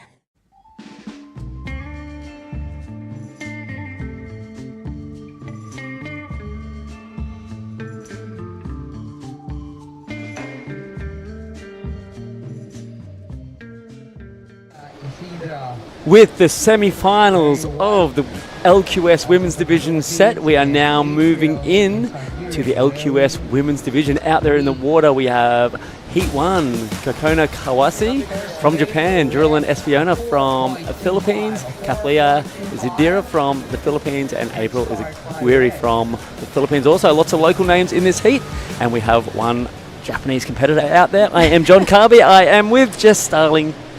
in the commentary. Don't laugh at me. In I'm my doing head, great. I thought that you were going to say M1 Aussie in the booth, and you said Japanese, and I was like, I'm not Japanese. So I was like, oh, but here's our Japanese competitor on screen, Kokona, just tagging that one all the way through. Like you mentioned, first we're seeing up the women's QS. I've been looking forward to this. I've been excited to welcome the women's side, and then we would have seen every single division for this competition in action. Yeah, this is good. And smaller draw on the women's side. Yeah, round of 20. Round of 20. So it's an interesting number too. It's not one you often see. Normally your Never. 32s, 48s, 64s. 24 maybe. 24, 20 is an interesting number. Oh, we had Kathleen, who is a young shredder. She took part in the World Juniors last year as a part of the wildcard initiative from the WSL held in La Union. Young girl, she's only 15. Can be quite intimidating when you realise generally the juniors are 20, 19, getting towards the later bracket. So Kaplia, as a wildcard, represented the Philippines, had a great time experiencing what that level is. And refresh my memory, was Mara Lopez as Mara Lopez was also a there wildcard as well? Yes, so we had 2 Philippine wildcards, which is a great initiative, WSL, exposing these Filipinos to a competition level that is almost out of reach, but having that massive, exciting world champion crowning event in the Philippines, bringing them to this level, which is super cool. Who do you see kind of paving the way for the juniors at the moment? This one in the water, Kathleen, she's a great young surfer. She's got a very experienced young head already. She's quite competitive. We have a few names coming up, again, developing this grassroots, and there she is, busy. You can see this is her home break. She knows how to rip this. She's on some pretty fancy new equipment, I think, also. Sick. Which is nice. A lot of the time, really hard to get boards out to these kids.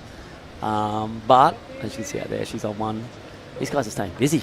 Oh, absolutely. There's no mucking around here. Kokona, she's up on her back end right now. As you can see, once you get through on those rights, there's that dead water there. It's minimal ones have that end section right on the inside for the shortboards. It's kind of the damage that's done out the back, which what is I've important. noticed on the left there sometimes is more of a closeout section on the inside to hit, and the right seems to run into that little flat section, that deep water. So well spotted, and yeah, there is an option on the left, not so much on the right. Yeah, not to toot my own horn or anything, but Toot. when I went surfing yesterday afternoon, I went left, and it was fun. The lefts were really fun out there. They were, in a sense, a closeout, but they actually offered these really fun bowls. Yeah. And I was like, oh, this is sick. And I was on Daiwaka's shortboard. I thought I was on top of the world. Twin fin, sorry. And he's my favourite surfer. So I was on his board and I was like, it doesn't get much better than this. If you want street credit from a commentary team, Jess is a ripper. Dai is amazing. Dai's like my goat. He chose commentary and professional career over surfing. He could have gone the either way and been something, somewhere, somehow. He could enter this event and make serious heats. Absolutely, definitely. He rips.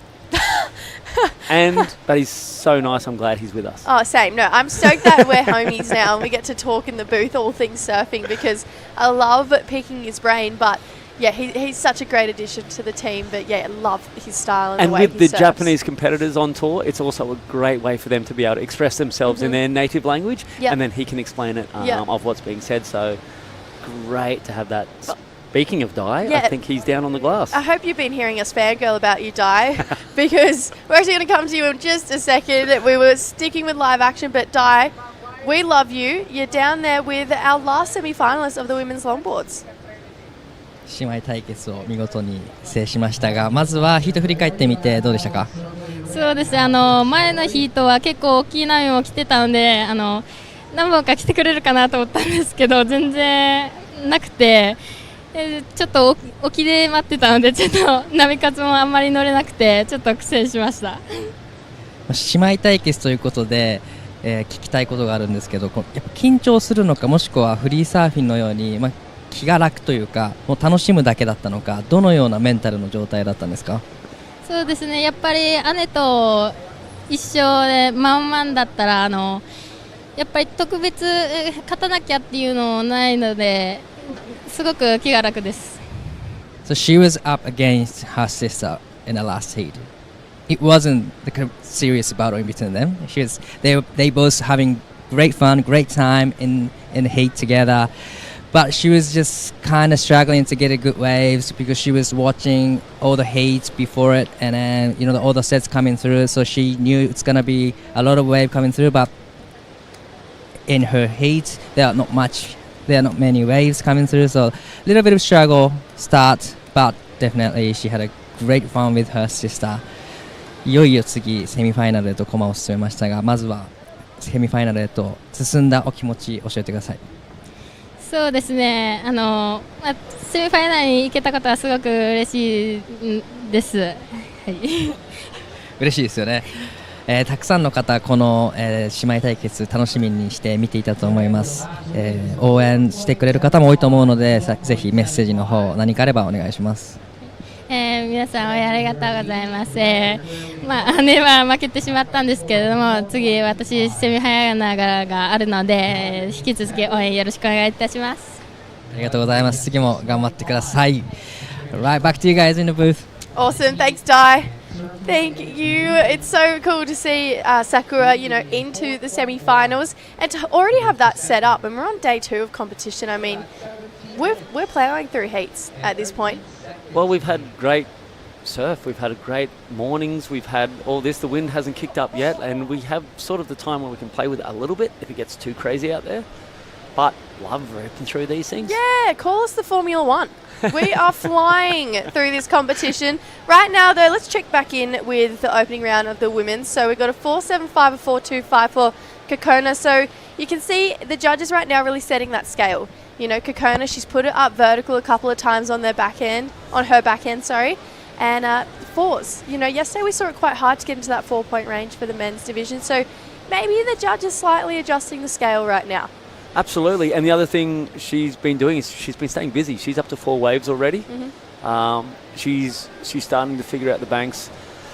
It's definitely different conditions to what she would have practiced in yesterday afternoon. She stepped in now to the cleaner morning low tide as opposed to the windy conditions and the high tide last night. So getting out there, feeling out the bank, she would have watched the last longboard heats, tried to pick which one's going to be better for her because it's basically a different sport. She's looking for different waves, but she would have been watching where they are for the last.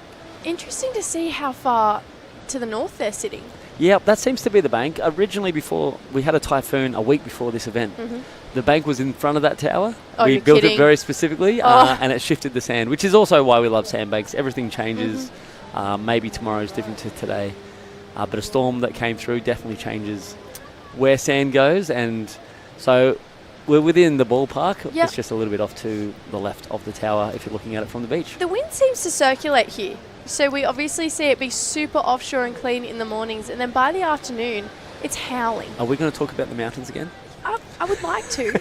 Does the other side have anything to do with it? I feel like we're always talking about the mountains. But it does circle here. There's been a real pattern here every single day that we've been here so far, and by the time it gets to 5 o'clock this afternoon, it's howling cross-shore winds. Well, if you come to, say, Australia and you have the offshores, it's caused by, say, the land's warmer than the ocean, which causes the offshore, and then, or the other way around, sorry, I'm not sure. As the land heats up, then it brings the sea breeze onto the land. So don't ask me, you're the teacher here. I'm the one speaking about it, I'm not the expert, but so it's a similar concept, I believe, but just the way it hits the mountains and the cool air coming down from the mountains may have something to do with that offshore. Because as you go up into the altitude, it gets cooler. There's actually a mountain range behind us called Baguio. You can go up there and it's generally about 7 or 8 degrees cooler than everywhere else. Is that the range that we drive through to get here? That isn't the range, but it is another mountain range behind it. Okay, it was a beautiful drive. We obviously landed in Manila and drove across the country. It takes about 6 hours and it's a stunning drive, gorgeous mountain ranges. The Philippines has so much to offer, including competition right now. Kokona, great looking first turn. Goes down on the second, but you can see just that speed and intent she's surfing with. She's really holding down a solid lead right now. And she wants that combination for sure. And then this is our local girl, the one who is setting the tone right now. Equipment looking great under her feet. She's going to get the opportunity for one more turn here. That's a great slash. She's going to get another one for a finish. Unfortunately, goes down, but she got some nice damage done at the start of that wave there. You like it, Carby. I love it. I love watching Kathleen, a local girl, representing her home beach, representing the crowd. They would be losing their minds down there. She is a fan favourite, like I said. I think she's only 15 years old. We're just seeing her replay now. She gets up, waiting for this thing to stand up. A little bit of a snippy snap there. This turn is the money one, gets those fins free. If she had to finish this final vertical snap on the end, she would have been banking some serious points. With the damage she did do out there, we'll wait for that, but I still feel she's going to get a second good number because I think that second snap was actually nice and spicy. Yeah, I'd say she landed that turn. Probably would have gone best way of the heat. Comes in, it's a 3.9 for that last of Kathleen. So she's edging ahead. So right now, April, she's looking for a 5.9. And Duralyn, I don't think she's out there. She hasn't established priority. And if we saw 4 surfers in the water, she would have priority at this point in time. So, yeah, I feel like potentially maybe a 3 whooping heat out there right now. Obviously, we've seen Duralyn compete a little bit throughout some of the Filipino events. We got April having a look here right now. A 5.9 is what she's looking for. This wave just lacking a little bit of wall in front of her, so I'd be excited to see what she can do. But you can tell, we said it earlier, those lefts, they really do cup out a lot better than the rights. Look at these sets rolling in. This could be the start of this surf finally starting to pick up. The horizon is lighting up. The girls are meandering towards it. They probably haven't seen them this big yet come through. Not that it's going to break any boards out there, but the signs of improving is always nice. You never know. You never know that. The that shore break creeps up on you very quickly. The longboarders broke a board of the wave pool. That was pretty exciting. Down over in upper, where were they? Wave pool event, World Tour. Abu Dhabi. Abu Dhabi, broken board. No way. Absolutely. I missed watching that one. You were in Siargao. Yeah, I still managed to watch it. I was fangirling over some barrels. It was pretty impressive. I love that place. I really do. Here we go. April down the line. So just those rights, not offering a lot of power for her. So I'd love to see her redirect and potentially try and get on a couple lefts. It was interesting. I surfed with a young girl the other day. Her name's Vicky. She's coming up in that next heat. And she was going left, consistently going left. And I was like, and that day the rights were better. And I was like, how come you're not going right? She was like, oh, I don't go right very often. It's funny that she was like, I just like to go left. I was like, you should go right more. And then she went right, did a couple sick backhand snaps. I was like, girl, keep going right, sis. You're ripping right now. It's funny to see. Sometimes you just have your way and you stick to it. What do you prefer? I love going left. Me too. I love going left, but I live in a land of right-hand points. That's a sick turn here for April. Holds on for the finish here. So getting her best wave in right now. But, yeah, so I grew up going left my whole life. But the last 5 years, I've lived in right-hand point land. So then you want to go left again? So now I'm craving to go left. You're a natural footer?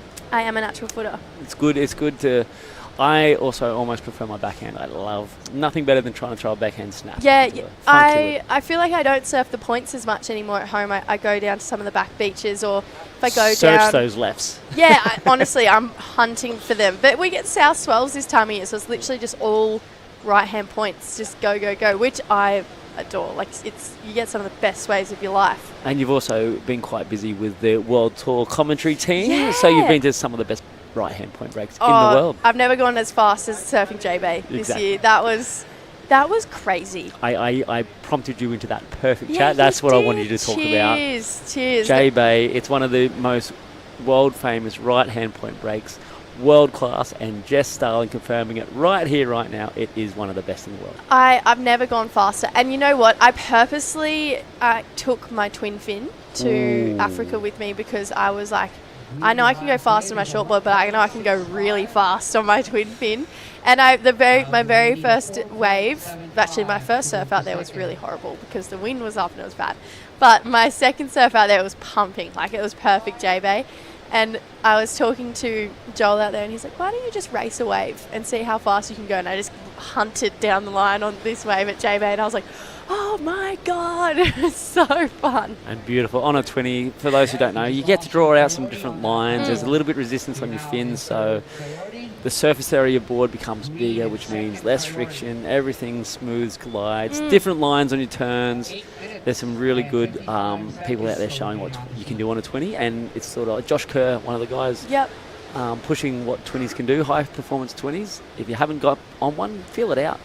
It's you know what? It's the board that everyone goes to after they stop competing, and everyone gets on a 20 and you go, wow, I go quite fast on these things, so it's cool. Right now though, Still competing here. Kokona looking sharp on her back end. Not sure that'll go into her top two, but she's looking quick, really fast, nice whippy turns in the pocket here for our Japanese competitor. Yep, and she sort of slowed down in the second part of this heat. She took off with 4 quick waves. Her last 2 have been a bit more selective. Again, the more waves she gets probably will help her towards the next few heats as well, because just understanding the bank a little bit more definitely helps going towards your sort of IQ when it comes to waves and breaking down what a good wave looks like. She's now got 2 good scores, 1 3.5 and the rest 2s and a 0.5, so she's definitely starting to figure out what is what out there. Looks like we're going to get a paddle here from Kathleen. So she's trying to get some space right now, trying to get a little bit more points on the board to just apply some more pressure on April. But that wave, I've said it a couple of times this heat, those rights, they're not doing it, you know, especially for Kathleen. This is where I'd love to see her get more reps in competition, because you just banked your best wave of the heat on a left.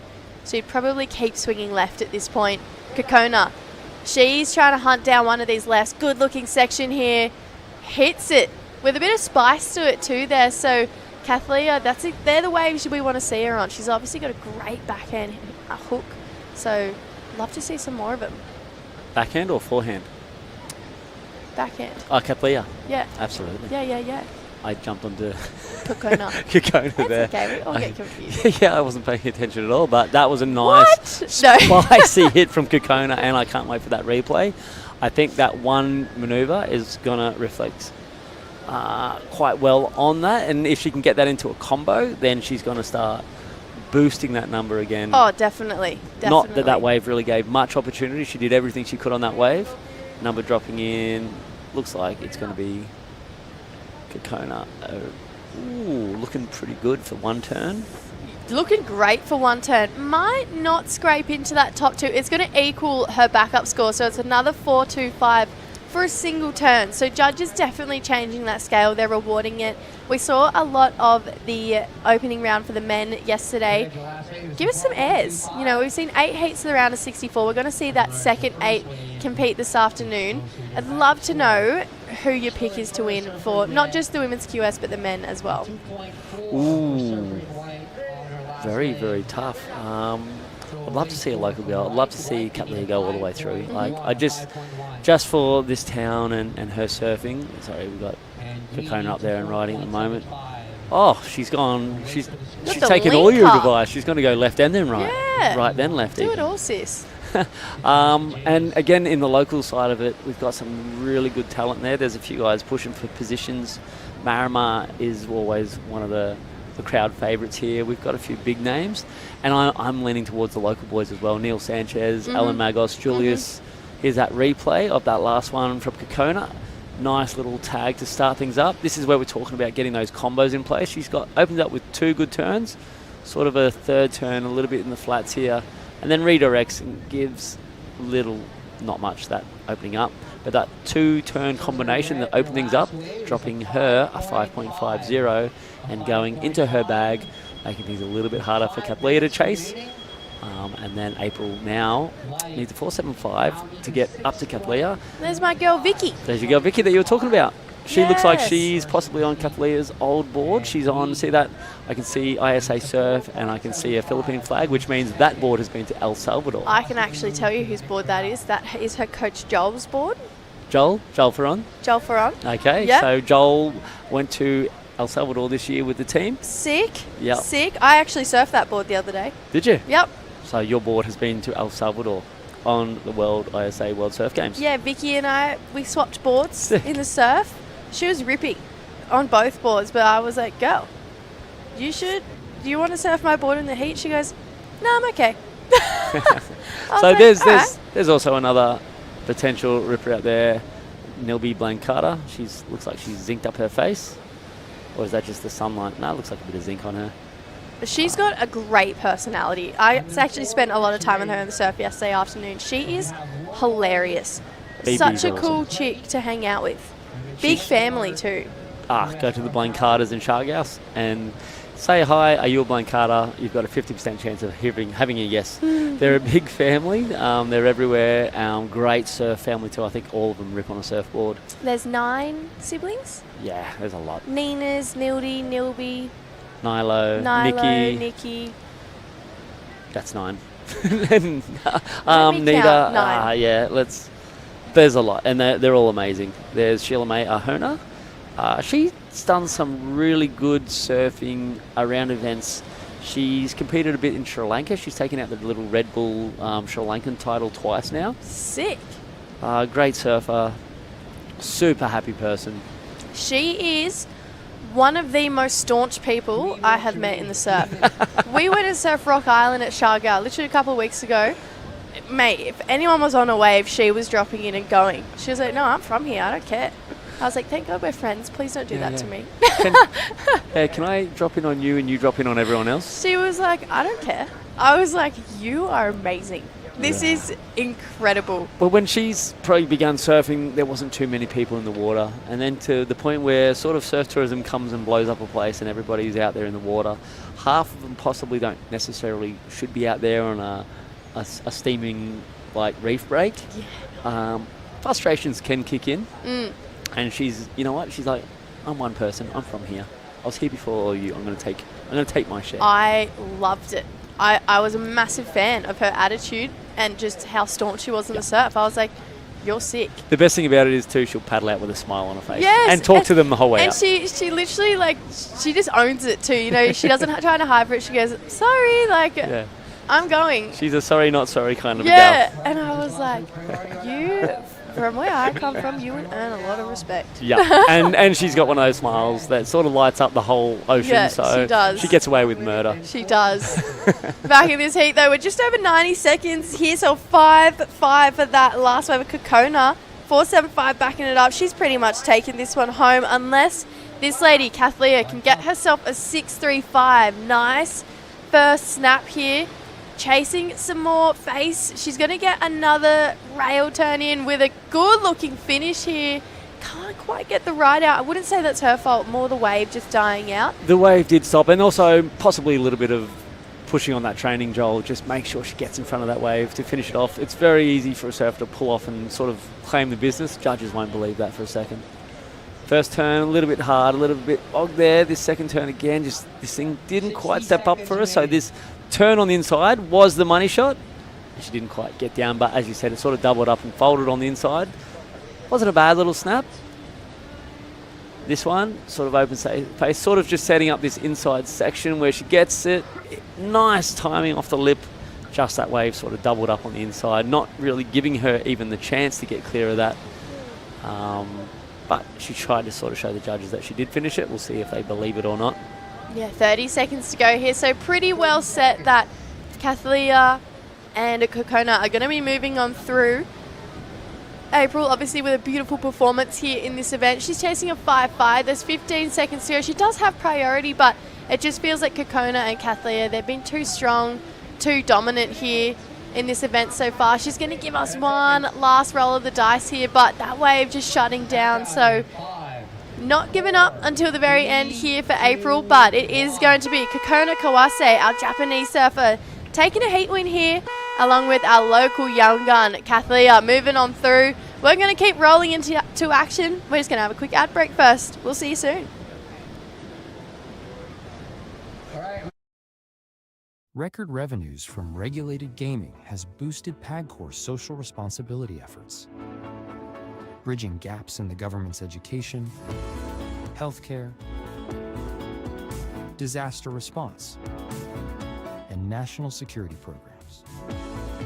A solid proof that when gaming is properly regulated, it becomes a powerful engine for nation building. The WSL Baler International Pro QS4000 and LQS1000, presented by the Philippine Sports Commission, is proudly hosted by the Municipality of Baler and the offices of Secretary Juan Edgardo Angara and the representative of the Lone District of Aurora, Honorable Romel Angara. Friends with the monster, calling for a monster. 'Cause I'm in love with a monster. Monster RX 93.1.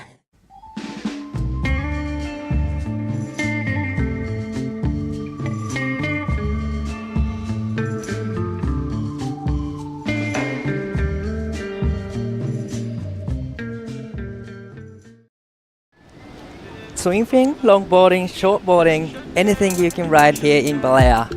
We are now into women's shortboard division heat round of 20, heat number 2. I am Daiwaku here in the booth. We have Nilby Blancada in red, Shelami Ajona in blue, Janelle Posiso in white, and Vicky Menino in green. All Philippine local surfers from possibly Baler. Again, I am Daiwaku in the booth with Jessie. Hey, welcome Dai, back. thank you. I love being here in the booth with you. I'm not sure if you heard Carby and I fangirling over you in that last heat. Oh, I didn't hear that. Yeah. We just love you, basically, is what we were saying. To the point that I wrote it on the Freedom board that Daiwaku is my favorite surfer. Oh, really? Yeah, I gotta take a photo of it. And I gotta write it down something about you and True. No. There's a pretty cool initiative here. So this contest, it's more than a contest. It's a surf festival this week, and they have this big wooden surfboard here that you can write your favorite quotes. If you want your crush and your phone number saying call me, anything you want. And so I decided to write Daiwaku's my favorite surfer, live action though. Well, we have Surfing Blue up and riding, Filipino surfer. Nice single maneuver, but still great. Great way to start her campaign in this round of 20 heat 2. And after this, we're gonna straight into men's surfing action. Yeah, we're going to see every single division compete today. So we saw the men's longboard, the women's longboard. Now we're seeing the women's shortboard for the first time. Men's QS, why not? Let's dabble in it all. I love it. Yeah, the condition has been improving a lot compared to this morning. The tides pushes out and it's breaking out the back, so definitely there's a lot of opportunities for the shortboarders now. So why not we doing men's and women's? Yeah, we got to start here from Chalamet. So just got a nice turn in there, a little bit late, so some foam to work with, but she handled it really well with control. Chalamet from the Cloud9 area, so she's from Siargao, along with Nilby Blancada, who's actually won the Siargao International Surfing Cup multiple times. So pretty cool. Pretty cool matchup, all Filipino surfers. She's up and riding again, another single maneuver. Unfortunately, couldn't really ride out of it. A few scores, nothing major. Couple of 1.90 for the first wave for Nilby, 0.5 for Shelmy, and 0.90 and 0.7 for Janelle. And as we're gonna stick to the live action here. Surfer in red up and riding, just racing down the line, trying to get actions in. A little bit of form climb to finish off. With that, let's go over to John with the last heat winner. Thanks, Di. Congratulations, Kokona. Heat 1 for the girls. How were the waves? How were the conditions? How was everything? Wave was small waves, but and windy. Is it the same like Japan? You're used to these conditions? Yes, I usually practice like a waves. Okay, and I see your board. What's your dimensions? Do you like more volume or less volume on your surfboard? What's the trick to equipment in these conditions? This board is a PU and 5-6 half. Okay, it looks like lots of volume in nice and wide to get through those flat spots. Please feel free to speak in Japanese. Thank your sponsors. Thank your family and friends. Nihongo. いつも応援ありがとうございます。初めてのバレアで少し波は小さくて日本のような波なんですけど、このような波ではいつも練習してきたので、ベストを出せるように頑張ります。Arigato gozaimasu. Congratulations, and we'll see you on the next one. Back to you guys. Thank you so much, Mr. Johnson and Kokona. So she's traveling with her shaper and Yes. Ono-san. They are traveling together with Ono-san's son as well. He was surfing in the last round yesterday. But back to the live action. Happy riding from the surfing green. That's Vicky Monino. Yes, actually, Vicky has quickly become one of my friends that I've made here. So on the first day we got here, I decided to go for a free surf, and she just paddled up and was like, hello. And I was like, hello. And we just became friends. We started chatting, swapped boards in the surf. This is the last wave here for Nilby. Great looking snap in the pocket there. Got a cool tweak out the back there too. So best turn we've seen of this heat so far. But yeah, no, Vicky, she's really cool. Her coach competed yesterday, Joel. Unfortunately, he didn't get through, but you know, she's working with him. She's 19 years old, doesn't own her own surfboard. That's her coach's board. So that's amazing story. I let her use mine for a couple waves. She was ripping on it. And then this is a live action from Shelmy. Gets up and I get a turn in the end. So that'll be her second best for sure. But the last wave for Nilby comes in at a 3.0. So that is the best score so far in this heat. Yeah, she's looking strong. You know, Nilby, she's got a lot of competitive experience, and she's just she looks really sharp. You know, I spoke to her yesterday in the free surf. Obviously, you and I had a free surf yesterday, and she was saying, you know, she struggles with the beach breaks a little bit, but she loves the challenge. She comes from perfect cloud 9. That wave, it doesn't get much better than that wave, you know. So this is actually a really big leap for a difference in surf. They don't have any conditions like this in Cloud 9. So she loves the challenge, and right now she's rising to it. Definitely, it'll be a really hard, really challenge for Nilby, especially, you know, she's coming from their best reef break point. And on screen we have Yuji Nishi, so we're gonna go into the men's round of 48. Heat number 1, he's getting ready. He surfed really great in Taiwan as well. He did a great run in Xiaogao as well, so definitely he is really focusing on getting results here in, you know, Baler. Little brother of Keijiro. Little brother of Keijiro, and they got another older brother actually. And this is Shelmy up and riding. Unfortunately, goes down. But there's a lot of waves coming through actually in this heat. Yeah, a lot of waves. And you know what? It's usually when this wind puffs up, we actually see the swells start to fill in a little bit, and it continues and carries on over the high tide. So it's pretty cool to see right now. Nilby and Shalme, they're traveling together, currently in first and second, and it's very often, you know, that the person you travel with, you somehow draw in the first heat, and we've seen that right now for these two ladies. But Shalme, she's got the talent, she's got the power, but just coming undone on a couple of those end section turns. Right, it's, you know, coming from the reef break, it's really, compared to the reef break, it's really soft here. So definitely you have to be gentle, you have to be precise what you're doing on the wave. But this is Nilby up and riding on her backhand. Nice floats, come around the section, trying to get one more turn in. Unfortunately, there's not much an offer, but still. Wow, actually, Xiaomi was on that wave too. Ooh. I can see there's a little gap in between them, so probably... Hopefully enough of a gap, because Nilby had priority over Chalamet. Right. So there seems to be a big enough gap there. It just depends on how close she took off to Nilby. Yeah, you definitely don't... We've seen an interference already today. You know, we don't want to see that again.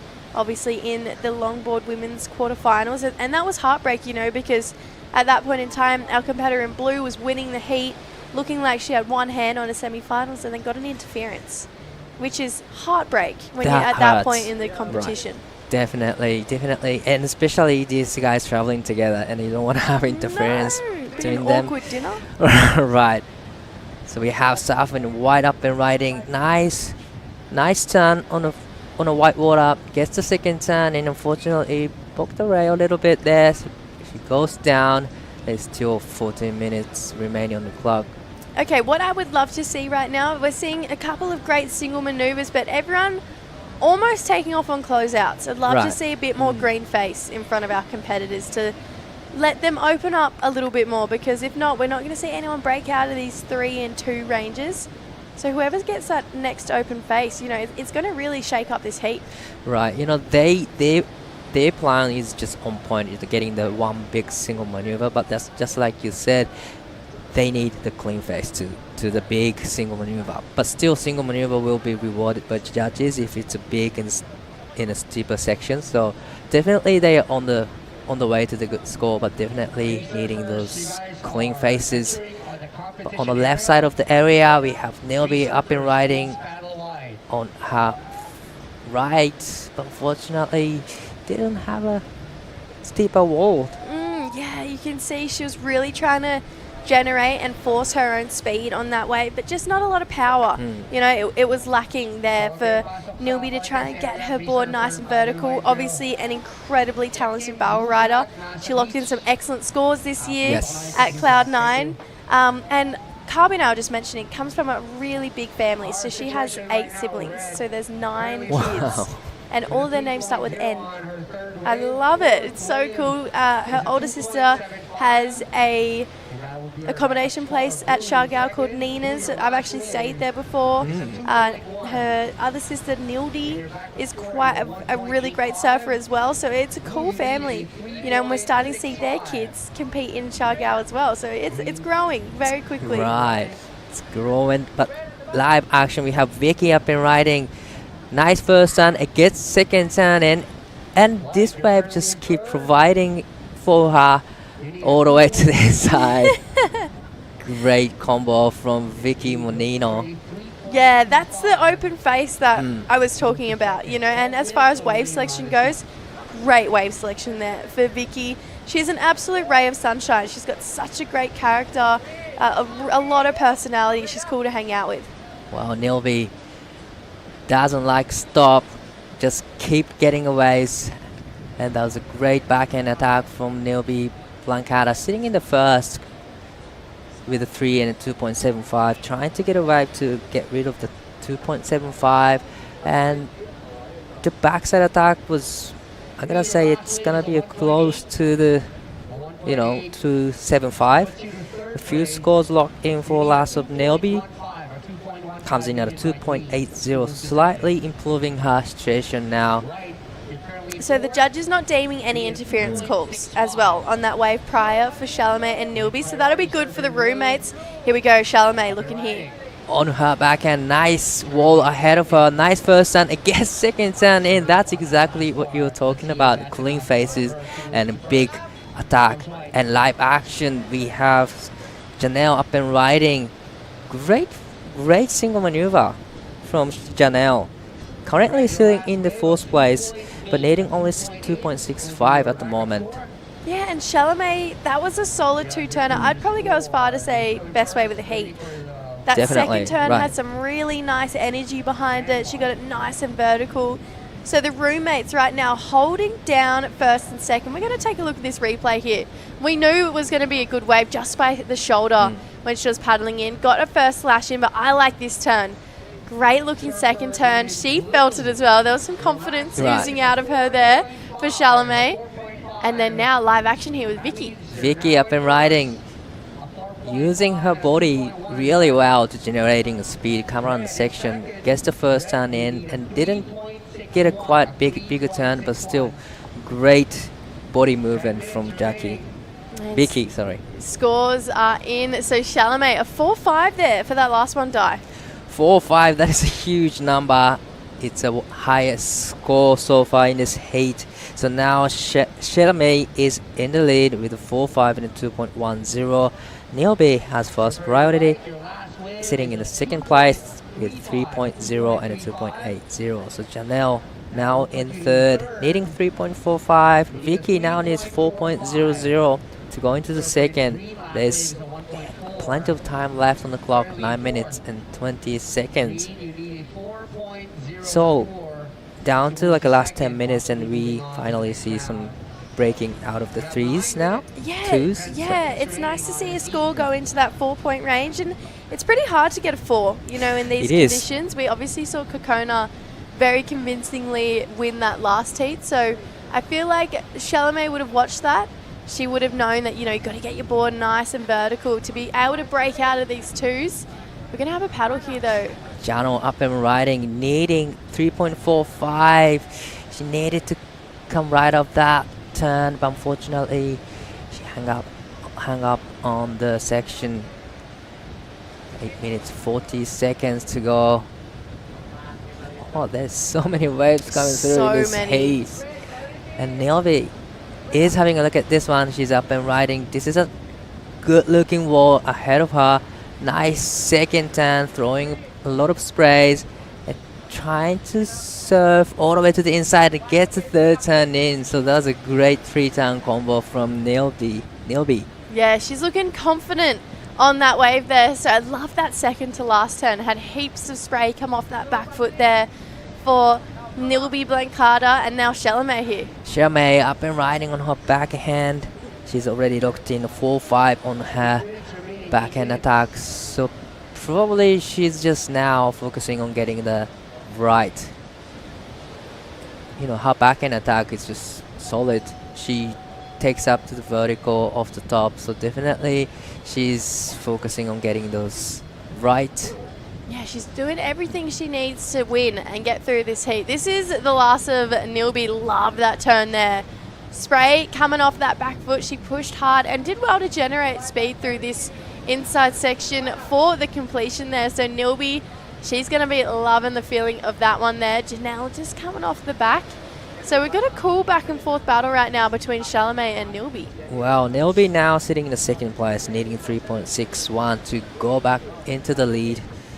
Still waiting for the last of red, and that last wave can change the situation right now. With 7 minutes to go.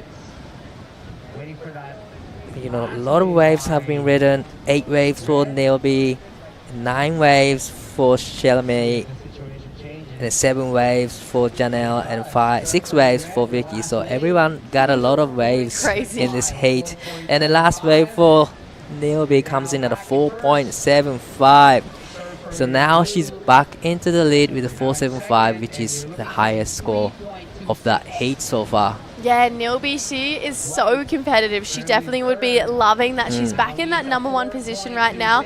Chalamet, however, just as competitive, so she would be chasing to get back there. But it's pretty cool to see, the roommates just in that first and second position. It makes it kind of easier to travel, I think, when you both get through. Obviously, you leave it in the water. If one person gets through, another one doesn't. But it's so nice when both of you can make it through the heat and you can experience another day together in competition. Definitely, so much nicer to have dinner after this heat. Yes, definitely. It might be so awkward.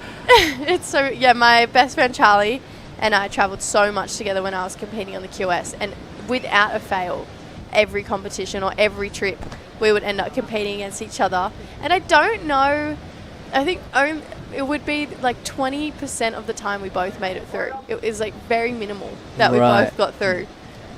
So on screen we have live action. Janelle up and riding. Nice first turn. It gets a second turn in, but not quite holding on to the surfboard. Needing a 4.26. So definitely need a solid turn to get the score.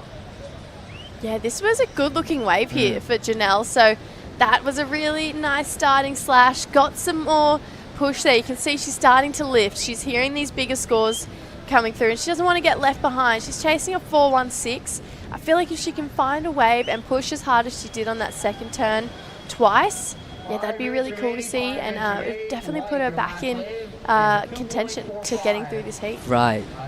So we are just reaching the 5-minute mark. Well, actually 4 minutes and 45 seconds to go. So a lot of waves coming still. Live action, Vicky up and riding, needing a big score, 4.80. Well, this wave actually gives her a lot of opportunities, and Chalamet up and riding again, gets the finishing turn there. Not too sure what she's done at the back, but definitely, it'll be a good score, and she's trying to get rid of the 2.10. The surf's just changed. It's changed a lot. Yeah, in the last 25 minutes, it's just changed. It looks steeper walls. We're getting a lot more consistent waves rolling through, more turns on the waves as well. It feels like it's just got better. Yeah, right. It just got better, and it has more wall to walk on actually. So, well, let's take another look of last green. Yeah, she got some great surfing done here. We're going to stick with Chalamet. That's a nice first turn. Got over this lump, which looked pretty hard to do, and put it up there for a second turn, which got her into the lead. So it comes in, so 3-3-5. So now Chalamet back in the lead. We're going back and forth with these two women right now. There's a little bit of battle between the roommate. Oh my gosh, yeah. They are just absolutely, you know, we see Nilby in the lead, then Chalamet, then Nilby, then Chalamet. It's cool. And it's fun to have that type of competition, you know? Definitely these two surfers are really competitive. They wanna win here. And there's still 3 minutes remaining in this heat. But looks like Vicky was kind of hunting that way, but unfortunately couldn't able to catch that one. Vicky's got a really great way of generating speed. You can see she really leans on that front hip and drives with that front hip when she's racing down the line. Yeah, so it's cool to see how much speed she can generate and the section she can come, the face she can come to from behind. Just love to see her with a little bit more open face here. But right now I feel like that 5.95 might be a little out of reach at this point, just with the talent we've seen from Nilby and Chalamet. You know, these two surfers creating a lot of gap right now, but looks like Chalamet is having a look at this one, but no takers on this. So 2 minutes and 15 seconds to go in this heat. So our current heat leader, Chalamet, up and riding on to the left hand. Nice single maneuver to finish off. Trying to get rid of 3.35, extending her lead. 1 minute and 50 seconds. So time is ticking. I have all my wires crossed right now because I thought we had 16 heats in the round of 64. We only have 8. Yeah. So we're going into the seeded round. So you will be seeing second seeded in a round of 48 in the men's division. Yeah. And we're going to have top seeded surfers in the round of 32. And in live action, we have Nilby up and riding, trying to get 3.10 to go back into the lead in this heat. She's trying super hard to go back to the first place. 1 minute and 50 seconds on the clock. Yeah, so it's interesting to see who is going to take home the crown out of these two ladies right now in this heat. Chalamet and Nilby.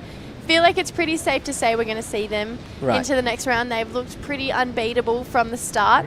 So they will be moving on through to the round of 16 for the women that we'll probably see out there tomorrow with some big names, you know, Mirai Akeda, Minami Nonaka, Shino Matsuda. It's going to be pretty exciting to see that next round, those top seed of the women come up. Nilby looking here. Wow, big single maneuver, but that was a huge turn to finish off. She's liking it, to needing 3.10 to go back into the first place with 30 seconds to go. That was a huge turn. Yeah, that was a massive turn. Look how close these scores are between these two women. So 3.10, we've seen scores go higher than that for one turn, and it did. 3.70, enough to move her into the lead. She's back in the first place. Janelle up and riding, but quick in and out. So down to 5 seconds to go in this hit. And I'm pretty sure we are safe to say it's Nilby and Chalamet will moving through to the round of 16 coming up possibly tomorrow. So we're gonna go to the quick break. We'll be right back with the men's action round of 48 heat number 1.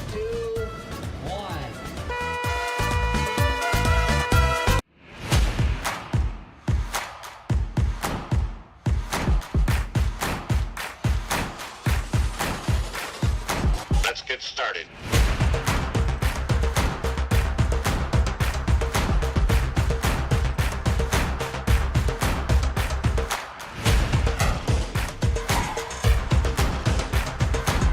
Let's go.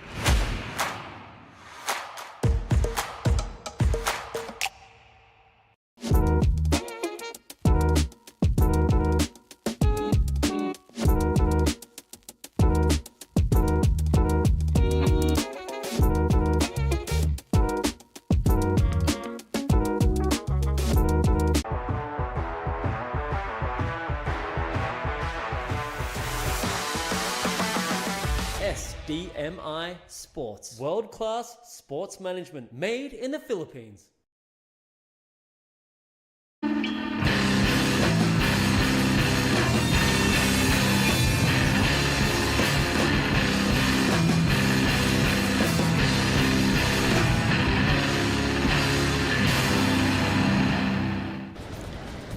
Condition has been improving a lot compared to this morning for the shortboarding division. A lot of big actions on the way. So we are now into men's QS4000 round of 48, heat 1. We're gonna see second seeded surfers in this round. We have Yuji Nishi in red, Rogelio JR Esquivel in blue, Roll Bowman in white, Ipon Faraon in green. I am Dai Wako in the booth with Camille. Welcome back. Thanks for having me again, Dai. Yes, it's so interesting to see JR back in the jersey in shortboard this time. In the shortboard division as well, but on screen we have live action. This is surf in white, Roll up and riding. You know, little bit of, oh, that's a nice shot of the girls. Shot of the girls. All from Philippines. Yeah, it's like a review of the past heat, and on replay again here we see Raul just charging this little wave with all the power that he has, the same way that he approached yesterday's heat where he was able to advance. So yeah, big guy on small wave, it's entirely doable. Yeah, definitely. You know, I did a post-heat interview with him, and this place reminds him he's a Brazil home break. And this is a surfer in red, Yuji Nishi. Yuji テイクオフしています。一発二発と綺麗にインサイドまでつなげていって、しっかりと大きなターン、レイバックを入れてフィニッシュをしました。Great combo from Yuji Nishi. He is the second seeded surfer in this heat, so definitely he wants to make through that heat. He did a great run in Taiwan as well. It was a great combination. Lovely. So Raul's wave comes out as a 3.5. He takes a look at this, but nothing much on offer. In a way, just condition has been changed, but I think it's still a lot of opportunities for the shortboard divisions. Actually, it'll be really tricky for the longboard division, but definitely there's a lot more wall to work on for the shortboard division. So I get what you mean. It doesn't look good, but to me, I'll be honest, it looks fun. It looks fun. This is the kind of conditions that you would go out for a surf in. Like, you know, when it's small, the wind onshore wind can give you a lot more opportunities. So this is a live action. Yuji Nishi up and riding, nice two-turn combo. Great start from the Yuji Nishi. Already locked in a 6.25 in this heat with a three-turn combo, and he's on the way to another good score. Amazing performance from our surfer in red. He was able to showcase how good he is both on his forehand and his backhand, especially on that last wave of his. Well, live action, JR up and riding, nice float, come around the section, it gets the finishing turn, so that was another great combo from JR. So he was surfing this It's pretty rare to see JR on a shortboard these days, but look at him go. It's as if he never left his shortboard, you know? Yeah, he doesn't seem like he's having a trouble with switching, you know, to longboard to shortboard. But if I were him, I would be struggling to get back on the shortboard from the longboarding. But he's doing no problem. Yes, a bit of a background on JR. When he was much younger, his first international competition was on a shortboard. But on the replay here, this is the wave of red that I love, showcasing his backhand attack, staying sharp. Unfortunately, just not able to get a complete finish. Live action, we have Ron up and riding, Rao up and riding. Nice rail work to just try and surf all the way to the inside. A couple of turns in, so that was a much bigger turn there, and it gets a second turn in, so that was a great two-turn combo, and he likes it. At the back, we had a Yuji Nishi up and riding. The last wave for Yuji is coming at 4.50, so he is in the lead with 6.25 and 4.5. So it's a pretty big score. Here is that replay of JR showcasing how comfortable he is back on the shortboard. Nice little float over there and good turns, maintaining control. And here is that Raul's wave just charging into that small section. Nice little carve back to the pocket as he maintains speed. And this is that turn that I love, finishing off this wave with a exclamation mark. Right. Different approach compared to the JR's waves. Roll just surfing all the way to the inside, and pretty much all the points come from the last two section. That was a great big turn and a lot of power in it. So definitely it'll be interesting and good exchange between blue and white. Yeah, so much power in Raul surfing. That's what I see from him. And back on that story with JR, he actually won the Oki Grom Comp a few years back, like when he was 12 years old. That is a big win, actually. Yes. That's a big international comp. And this is surfing green up and riding. Did a great first turn. Unfortunately, wave didn't offer too much, not many wall to walk on. But the back JR up and riding, nice slashing turn. Just trying to surf all the way and connecting all the way to the inside where the wave steps up. It takes to the sky, get a rotation right out of it, super clean. So he has two waves to lock in. Definitely, it'll be a great score for JR. He's the first one to take to the air in this heat. For the men's, this is heat 1 of the round of 48. And as you mentioned, we're seeing some of our second-seeded surfers, and it will be exciting to move on to the next round and see the likes of Varun Tanjung come into play. Right. A lot of great surfers coming up, and even in this second-seeded round, we're gonna see a big actions. And once someone takes it to the sky, everyone follows. Yes. That's what everyone does. So definitely we will be seeing the air games in this heat as well, because Raw has an air game and UG has an air game. So definitely it'll be it'll turn into the air games at some point. That's right. That's how Raul won yesterday. He was able to do complete aerials, and that's his edge above the other competitors. So it'd be interesting to see. I'm sure Raul saw that wave from JR, and now he's probably hunting a good ramp. Right, definitely. Everyone trying to look for a good ramp, and that's why sometimes it's good to have wind onshore wind, because it gives you more advantage doing air reverses. But last wave for Raw comes in at 5.00, so that is a healthy number for Raw. Now he is sitting in second place, needing 5.76 to go into the first. Still waiting for the last of JR. Previous wave for JR comes in at 4.10, needing 4.41. I think that wave with the air will be more than enough to get him to take second place in this heat. But we'll see. But we're gonna see JR up and riding again on the left, trying to take it to the sky and gets a second.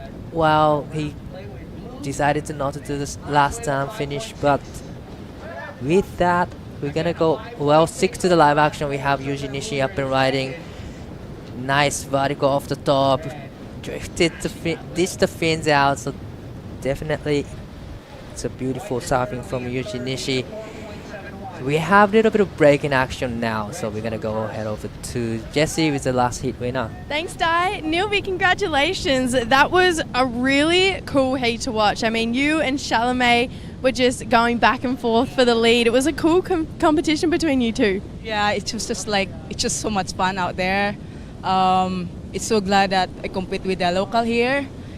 I like it because they also compete with us, and especially because I've been traveling and it was so cool.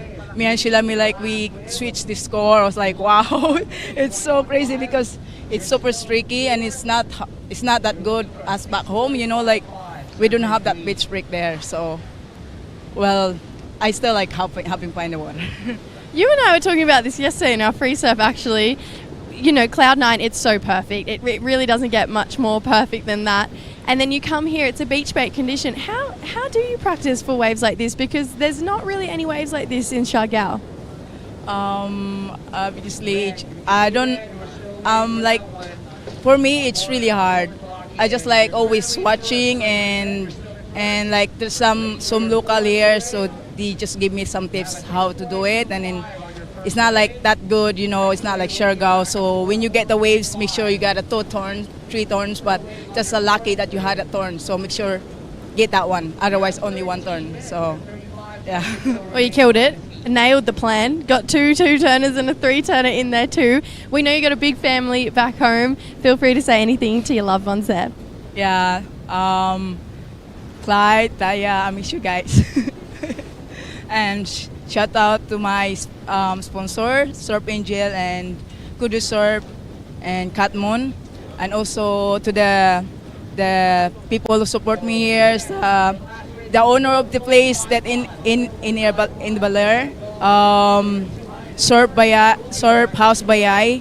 Maraming salamat Ate Bake and Kuya Roel. Thank you so much. She's a Cloud9 champion, looking to be a champion here, guys. We'll see you soon. Thanks. Thanks, guys. It was a great interview. That's a great heat. So we just had an official call. We're gonna be on hold at the end of this heat, and the next call will be at 12 p.m. So we're gonna finish this heat number 1 of round of 48 men's, and then we're gonna be on hold. I think they heard you when you said this is the kind of waves you want to surf. They're giving you time for a free surf dive. Oh, maybe for me, yeah, definitely. So we have new scores that dropped. We have JR's last wave. Oh, his 2 best waves are a 5.6 and a 4.10, stealing that second spot from Raul, while UG still under the top spot now with a 6.25 and a 4.55. 11 minutes and 50 seconds on the clock. Well, great heat so far. Eugenishi is being on fire in this heat. Straight away getting a 6.25 on his first wave, and straight after he gets 4.50, but he's building up the scores on the last wave. Gets 4.55, so now he's sitting in the first, comfortably. I think it started to rain outside. It is actually. I think wind brings the cloud over us and a little bit of rain, but we see it every day pretty much. So hopefully it goes away and then more sunshine later in the afternoon. Absolutely. When the rain disappears, that's usually when the glassy waves come. So looking forward to seeing that here in Sabang. Alright, a little bit of movement out the back. Raul up and riding, needs a wave. Great, powerful finishing time there, needing a 4.71. But on the left side of the area, we have Eugenishi up and riding again. Looks like he got a rotation. It looks like. Let's wait for the replay. So Raul currently sitting in the 3rd place, needing a 4.71. He did one single big maneuver. Got a feeling that he's gonna replace the 3.5 with that ride, but not too sure if it's gonna be a requirement 4.71, because pretty much you need a good solid 2-turn combo to get those high 4s and 5s. I agree with you, Dai. Even the last heat winner, Nilby Blancado, was talking mathematics, like, 2 turns, 3 turns better than 1 turn at this point. And yeah, so here's Raul again. Here's again. Wow, a lot of sprays coming off the lip. That was a huge turn and gets the finishing turn as well. So he's just showing that what else what else you guys want on the wave. But the last wave for Raul locks in at a 3.30, so it's not enough. He's still in the 3rd place, still chasing the 4.71. Ippon Paragon has first priority and needing 6.55 at the moment. And a few scores starting to lock in for Yuji's last wave. It comes in at a 3.40, but on screen we have JR floats the section, but decided to just kicks out. Probably didn't like the look of it. Yeah, wave selection is getting trickier and trickier at this moment, but I wouldn't write off Epong just yet. This is his home break after all, and he's surfing these conditions every day, and here he goes. He's up and riding again. Wow, he takes to the sky, get a rotation, and right out of it. So yeah, like you said, he's not giving up yet. He's back in the game with that rotation, kick reverse. That will be replacing his 3.15. That's pretty much That could be sure. his best score. That Definitely. could be, yes, definitely could be his best score in this heat. There's still 8 minutes 20 seconds left on the clock, so definitely he's back in the game again, and still waiting for the last of white and green. It seems like the Rights have more to offer at this point, but I could be wrong. Right. Wow, I gotta say yes, but this guy decided to go left on this one on his backhand. Nice check down to start with, gets the float, and then gets another one in. He really wanted a big turn to finish off. Unfortunately, goes down on the last wave. He was looking for the wave to get rid of the 4.55 to create more gap between the blue. That was a sneaky little left. That was actually really nice. The wall was just rolling in front of him, not closing out yet, unlike some of these sections that are offering only one turn opportunities for these surfers. So looking forward to longer rides even in these conditions. It's actually kind of like a treasure hunt. Which nuggets are out there? I think to us, we kind of tell where to sit on the screen, but probably as you in water, you kind of it's kind of easy to get lost in the water. You kind of have to get as many as you can and create the rhythm on your own. But last wave overall comes in at a 4.75. That is a healthy number, and that put him into the second. So now JR is chasing a second place, needing a 4.15. It's still small score, considering his skill set. Definitely it's a doable, and he has first priority and second priority with a pawn. So there's a lot of waves coming through, a lot of opportunities for all the surfers, and then looks healthy for the last of Ippon. Actually, if your score starting to lock in. A live action, we have Ippon up and riding on this right. Nice check down, throwing sprays, and gets the finishing turn as well. So nice two-turn combo from Ippon again. Could it replace his 2.75? Right. Could be, yeah. That was a great two-turn combo from Ippon. And another score locked in for roll, that was 4.00, but on screen we have JR up and riding, needing score to go back into the second, but the wave dies out. Didn't really offer a steeper section. Yes, a 4.15 is very easy for someone of JR's caliber, but like you said, it had really more to do with the wave and not the surfer. He got he has to surf in to get a 4.15. Super easy, but just like you said, just the wave selection, it's kind of hard to get the right ones. True, but he did the work on the first half of that wave, so it'd be interesting to see what the judges lock in. Well, last wave for Ippon comes in at a 3.85. Now he needs 5.90. A little easier. We have Raul. Live action. Nice float. Takes to the sky. Get a rotation. Does a clean landing. And he's still going. And there's going to be another bonus section here. Gets the finish there. So he is liking it. He wants it. He came here to win. And this is Yuji Nishi up and riding. Nishi Yuji 7本目のライディングになりますが、これはクイックにプルアウトしていきます。Quick in and out from Yuji Nishi. He is currently in the lead But Ro is chasing the first place right now with the last wave. That was a great combination and seamless transition. So let's take another look. Here we go, just driving off the foam and trying to hit nice tag, full rotation, and still going. This wave opens up for him. He picked really nice this time. Good float and nice finish as well. Good tag. Body language, motions to the judges and the crowd on the beach. What else are you looking for? Right. You know, it was a great surfing, and he needs 5.81, so has to be better than his 5.0, and I would say it was better than his 5.0, so it's gonna be close to the requirement. That was the most exciting ride of this heat so far, with 3 minutes and a half left before we go on a quick break. Right, so time is ticking, but still door is wide open for everyone pretty much. You know, usually he's in the first place, but I'm not too sure if, you know, it's safe to say he's in the safer place.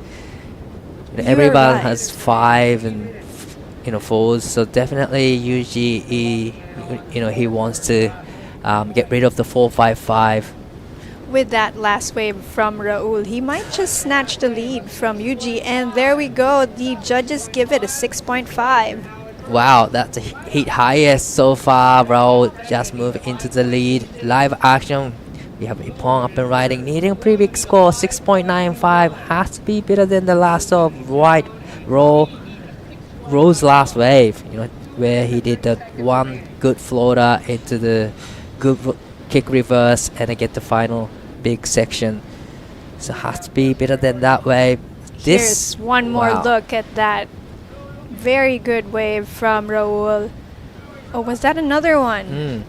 He is on fire, and here is our local boy Epong trying to make the most out of this little runner, but again this wave is just not giving him the ramp he is looking for to take off, as he is very capable of going to the air as well. And on the replay, JR also trying to make the most out of his forehand attack, and he's building up speed. He's really looking for a ramp here, and he gets it. Goes on a reverse, and let's see. So it's now looking very interesting for Yuji, as JR might just snatch the lead from him. 西裕二8本目のライディング、現在第2位のポジションです。綺麗にバックサイドで縦のアクションを見せてきて、ここはフィニッシュをしっかり決めてきました。Great return combo from Yuji Nishi. He is now in the second place, needing a 5.26 to go back into the lead. 1 minute and 15 seconds remaining, and we still have waiting for everyone's last wave. Few scores started to lock in for JR's last wave. I wish we had more than a minute left. I think the heat is just starting to heat up, so to speak. Our surfers are finally finding momentum. So last wave for JR comes in at a 3.70, not enough to go into the second. Last wave for Ippon comes in at a 2.80, which is not enough for the second place. So now JR needs 5.21, and Ippon now needs 6.95 to go into the second place. Live action with Yuji Nishi still waiting for his last wave to lock in with 25 seconds to go. Where did the time go? This is Raul again. Well, he's up and riding again. Nice rail walk to maintain the speed, trying to go back to the posts, and he did. He is trying really hard to surf all the way to the inside and takes it to the sky.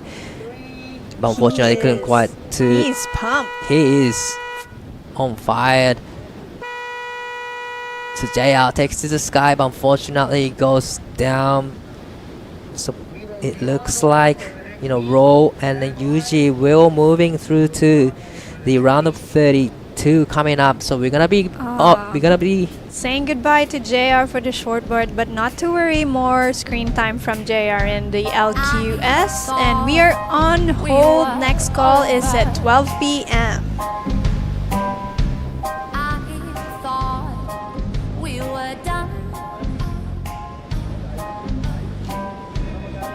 Took my heart and made it colder.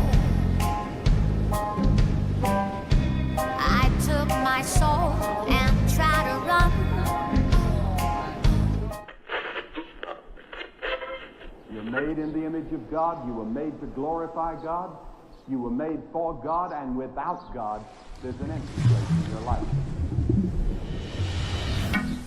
Travel all this way now, more than a million miles. And in a world that's fading, ooh, you make the world wow. I am striving for greatness, cause it ain't my style. I made me to be going close for the rest of my life now. Where would I be without you? I can only see the end. How could I live without you? You were there since the beginning. Let me see what you see in me. Let me be who you want me to be. 'Cause I know through it all, you see love we're fighting for. 'Cause I know through it all, you see love we're fighting for. You see love we're fighting for.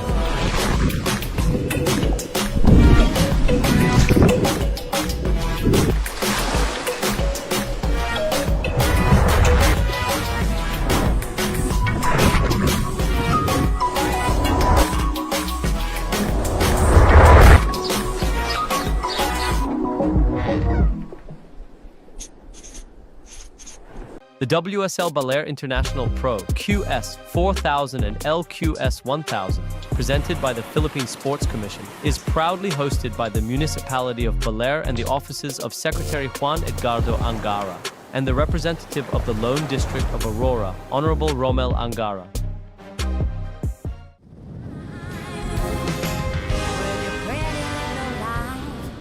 You got me wrapped around your finger. When you do the things you do, you got me wrapped around your finger.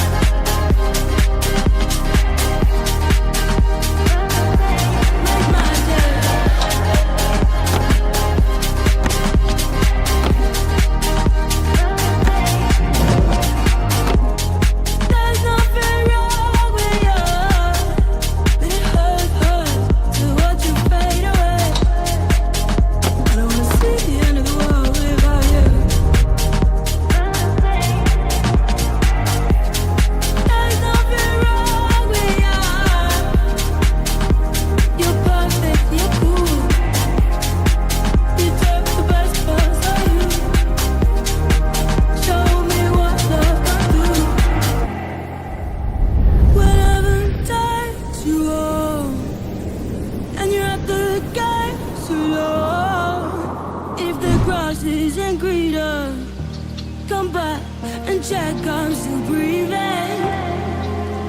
When I haven't let you all, and you're untouchable.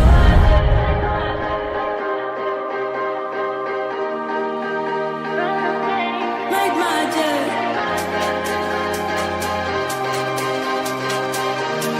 So I'm on the struggle, make my day.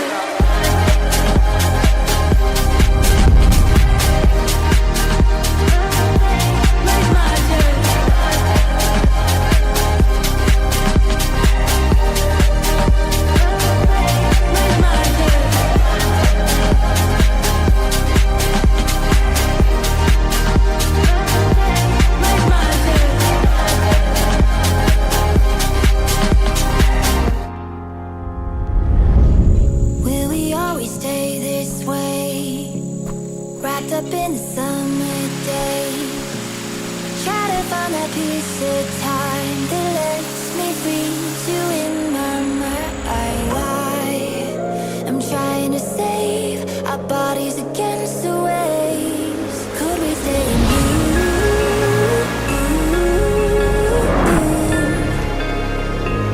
Everything was new.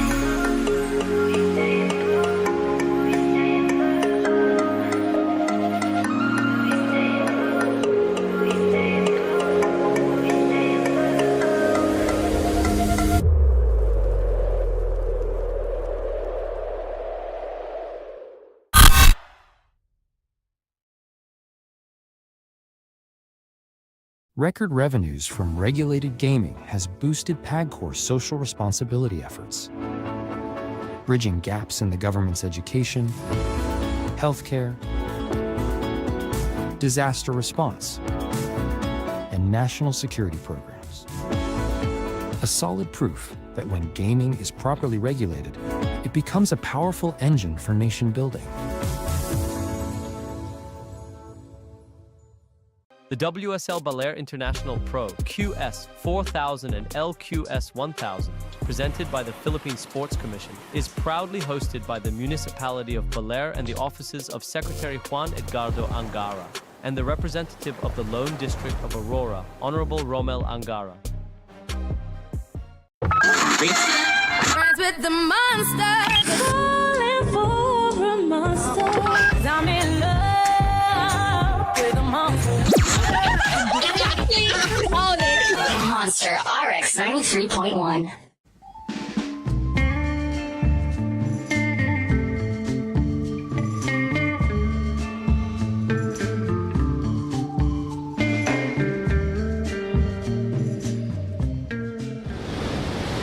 Sabang Beach in Baler is lighting up again after that little bit of rain has cleared up. We're seeing more sections and ramps on offer, which is perfect for Heat 2 of our men's Roundup 48. I am Camille Pilar, and with me is my new best buddy, Giada Legati. I love it. Yes, we've been hanging out a lot today. It is only day 3, but I feel like we've spent a lifetime together. Our little coffee breaks and lunch breaks have been very entertaining, and it's been great to be hanging around here in the Philippines with you. My first time not only in Philippines, but in Baler as well. So it's been exciting, but you're right. We did go through a bit of a break, a 30-minute break, as the storm kind of just came by and blew everything out. And speaking of blowing things out, here is surfer in red Taki Kanazawa just blowing his fins out of that nice little punchy left. In this heat, we actually have 3 Japanese surfers and 1 Filipino, Eduardo Alciso from Siargao Island. Exciting stuff. So Taki already having a 5 under his belt. He will be backing that one up pretty nicely with those 2 turns that he did on that last one. Live action. Taichi Hagita now on a good looking wave. Does it again. Wastes no time in between turns. Loving that span of spray that he has on every turn. Right behind him, Taka Inoue goes to the air, reverses that all the way around. Beautifully done there from our man in green. That is going to be a great score. We've got a heat in our hands. We've seen an increase in size, so it's going to get really interesting. Okay, here's a replay of Taki Kanazawa's wave. He's really being very patient, waiting for this wave to build up before he does tag that closing section. And again, Taichi Hagita finding a bit of a nice left nugget as this opens up before him. Good tag and good critical ending for our surfer in blue. And another one from Taka. The Japanese have been very, very busy this past few seconds, and he takes to the air, completes the reverse, rides it out, and body language shows he is pumped at the start of heat number 2. All right, live action again. Taki Kanazawa taking a look at this small one on the inside. Big back. The big blast there. I love how he really leaned into it. He was on fire. He is on fire. Already waiting for another score. He has a 5 and backed it up quickly with that 4.25. This one's going to be really nice. Let's see what he did in the beginning.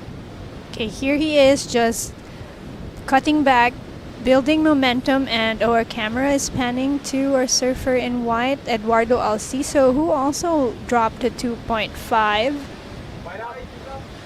And this is live action on Eduardo once again. He's looking to better the 2.5. Nice little cutback. Manufactures his own speed, and there he is, that closing tag, and goes for another one. Rides it to completion. This will be a good second score to pair with his 2.5.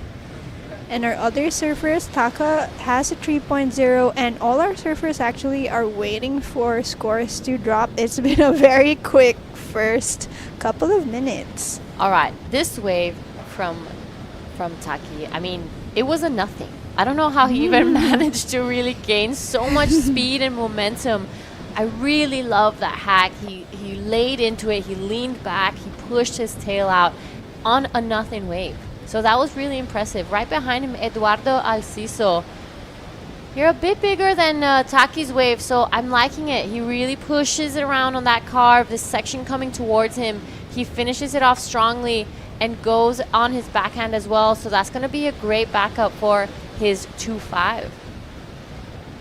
Amazing. I like how you put it. These are basically nothing, but they're making things happen, you know, pulling things out of thin air, and that's why it's a qualifying series. You know, there's been a bit of chatter on the comments box about why Sabang Beach in Baler is a host of a qualifying series, and our surfer in blue will just showcase exactly why. As an athlete on the World Surf League, I feel like you should just be able to surf all kinds of conditions, not only the perfect glassy big barreling kind. Sometimes I think those are even a bit easier if you're an athlete of that caliber. I mean, you know what they say? A surfer who can surf really good in bad waves is a good surfer. Anyone can surf when it's good. All right, so that first turn was spectacular. Loving what Taichi did there. He came out of it with so much speed. His board looking a little shorter and a little rounder on the nose than what we have been seeing around. I loved how he finished that last one. Big fan of spray. He's looking sharp. His center of gravity is low. He's not wasting time in between turns. And you can see his board is constantly moving, constantly weaving. He's never still, and I think that's the main objective when it's of this type of condition. You can't just wait for the wave to push you. You have to generate your own speed. Mm-hmm. And meanwhile, it's still anyone's game, but Taki and Taka are sitting at the top 2 spots of this heat. and Taichi only needing a 2.4 and Eduardo needing only a 4.65. So yeah, it's still anyone's game. I cannot call it this early, as all of them just showcased how good they are at producing something out of nothing. Like Eduardo's gonna take a look at this one. This wave doesn't even break, so he decides to pull off. We're still waiting for the scores of white and blue before we have an actual updated situation of what went down. So the last of white came in at a 3.20, and the last of blue hasn't dropped yet, but I'm pretty safe to say he's getting that 2.40. Easy for someone like Taichi. And the best score of the heat so far was Taki's opening wave, a 5.0.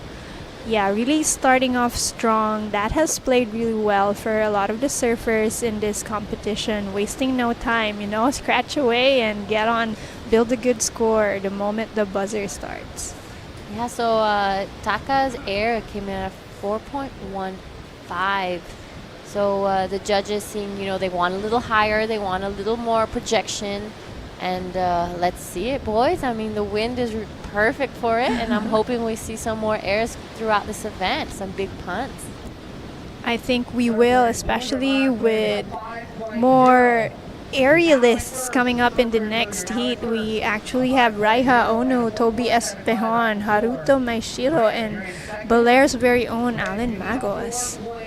Yeah, so we're finally seeing some of the seated surfers pop up into the draw, but it's going to be getting harder and harder. Eduardo now. He's taking his time with this wave, waiting for it to build up as he really pumps and trims down the line, just cutting back. Nice little turns at this point, and there's the finishing maneuver, not really being able to stick that one out. So unfortunately, this will not figure well into his top two scores. Not yet, but we still have plenty of time, 15 minutes and a half left on the clock. Yeah, so conditions, I feel like, have improved for the shortboarding. I mean, you don't want to be longboarding in these types of conditions. No. So I think it's been an incredible call from everyone, and it's we were kind of waiting for this onshore because it just makes it easier for the surfers to really get more waves and have more sections for them to hit. So when it's so glassy, it's easy to the wave to just kind of fizzle out. Mm-hmm. And you're right, it's about adapting. If these surfers want to make it to be the best, they have to be able to change their equipment and change their approach depending on the situation, and we've seen it change so much. Okay, so Taki Kanazawa takes on this wave, unfortunately is not the ramp he's looking for. And situation changed. Taichi drops a 5.0 as well, backed up by a 4.75, and he's now sitting in first place. Yeah, look at how close the scores are between first and second. It's really, really tight, and it just shows how, this is really neck on neck, and the surfing is great, but it's how prepared they are for this, how much they've really had that mindset coming into this contest, and their equipment being ready for all types of conditions. So it's not always about the best surfer winning. It's sometimes about who is the most adaptable and who is the one who is able to really be prepared for this. And you can't discount the element of luck sometimes when you're in the right place at the right time. So it's just a matter of being able to find that situation where you are in that place so luck can find you. Mm-hmm, that's right. I feel like there is a percentage where it's luck, but you can create your own luck. The same way we've said a few times, this is a beach break, and you can just kind of go out, find your own spot. The waves are the same throughout the entire stretch of the beach. There's no certain area that's better than the other. So we're going to stick with Taiki Kanazawa now, looking for a 4.75 to go back into first.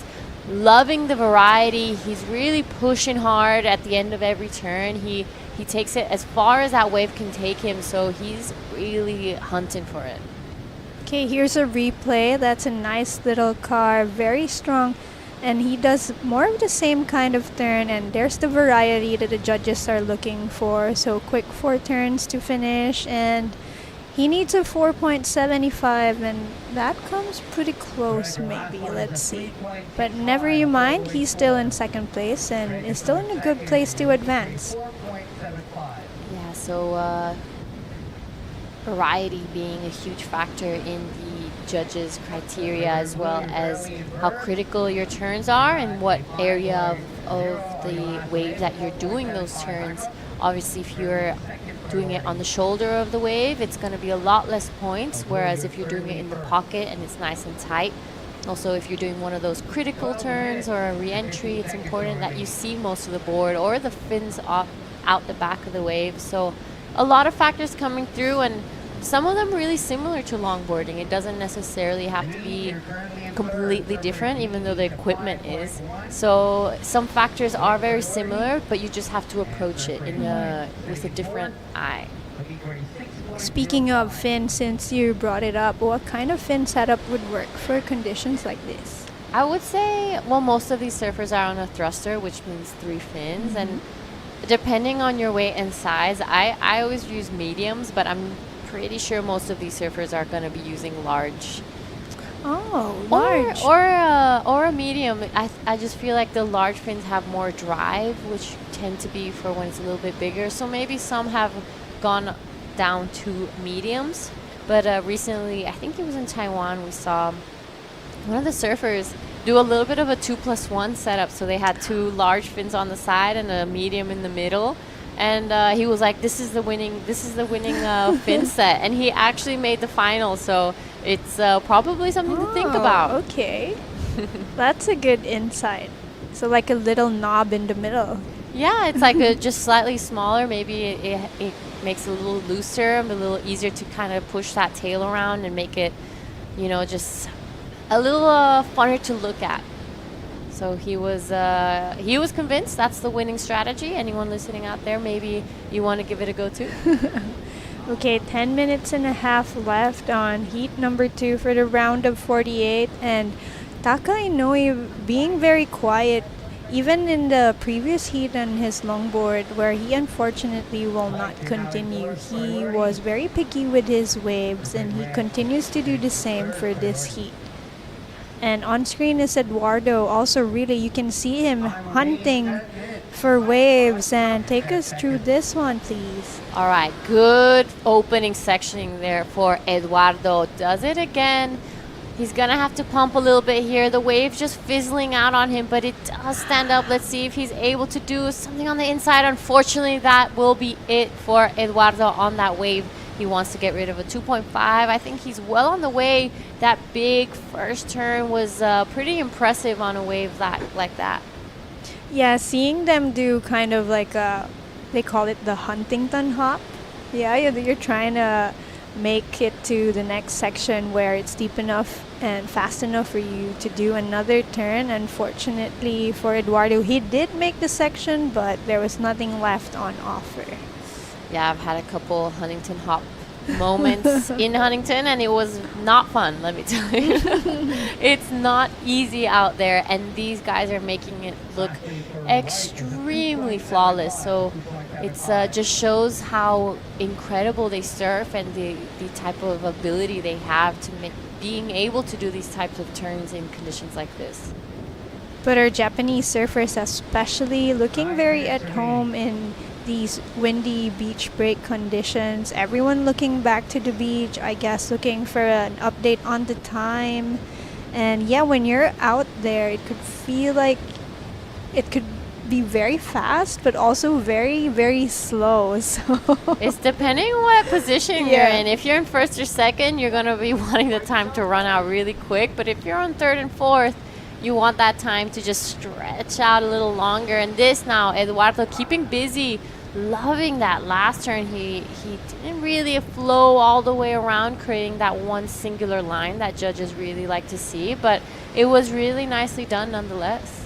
That was much better than the previous wave he got. But still, he's chasing after a 6.05. It might be good enough to get rid of his 2.75, but not yet fully there. So he still has some work to do. Come on, Tata, you can do it. 7 minutes left. Yeah, so he's slowly improving his scoreline. You can see him just keeping busy, like we said, creating his luck, hunting for those waves. I love to see when surfers are doing that because it just shows the hunger they have for winning these heats and how much they really want it. So competitors being competitive is one of my favorite things to watch. And you can see that it's Eduardo scratching away after the most number of waves, most number of attempts in this heat so far, just closely followed by Taki. And yeah, Taka and Taichi being very selective and being very patient. And let's see if that patience gets rewarded in the final minutes, second half of this heat. I mean, yeah, Taichi and Taki, they have two of the both of them have really high scores. So at this point with 7 minutes left, you don't want to be going on waves that are going to be anything less than those scores that you already have. All right, so this is Taichi now, current heat leader. Big section in front of him. Beautiful roundhouse cut back there. He gets another flow, and let's see if he does something on the inside. He does finish this one strong, so that was giving variety. That was giving flow. I'm liking how much speed he had out of every turn he did. So he's looking in good form, and I'm curious to see what board he's riding. Me too, and here's a replay of that beautiful wave, especially that roundhouse. But first, here's a good Garb, and he's setting up. He sees that nice section, and that's the roundhouse that we were talking about. We don't see that pretty often. We haven't seen that in this competition a lot, so it's good for Taichi to be able to manufacture that.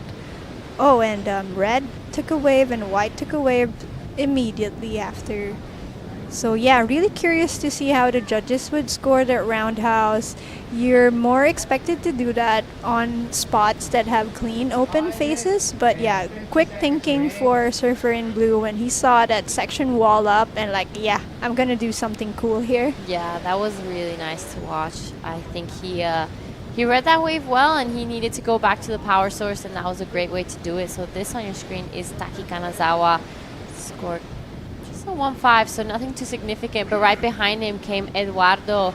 Good first turn there. This wave kind of just trickling off on him. It doesn't have too much of that wall that you really want, or that wave coming towards you, so it has a bit more energy to it, but he surfed it well. I just think the wave wasn't giving him opportunity. That's right. And Eduardo Alciso is really known for his brand of power surfing, but it doesn't mean that you cannot perform in smaller beach break conditions, as we saw how Raul was able to dominate the previous heat just using all that power and speed to really get the waves he needed. All right, a little bit of live action here. Takes to the air. Nice reverse there from our man in green. Second section here, loving that. He really jams it in the pocket here as well. This is a great wave for our man, Taka Inoue. Lovely finish. He's feeling it. Looks back at the judges. What more do you want?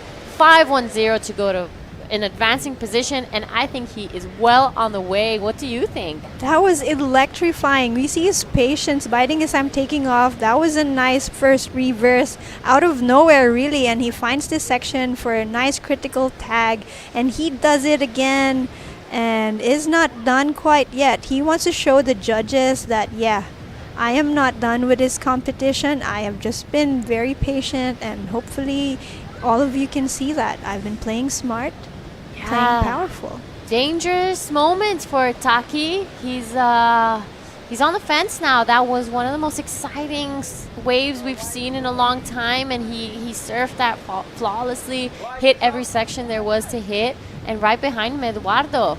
Talk us through, what do you think of this one? This looks, it's a better wave than what he's been getting, but unfortunately just not being able to make the connection, unlike what Taka just showed us just now. So I think with Eduardo, it's really not a matter of how skilled he is, but the waves really, because he's more used to consistent reef breaks like barreling Cloud9. But here's a nice opening turn. That was a good gouge, and nice little check turn there, and nothing else. Yes, like what you mentioned, the water pushing in back. That's kind of what creates the reform and more wall, more canvas to work on. But unfortunately, the wave he picked just now kind of didn't want to do it.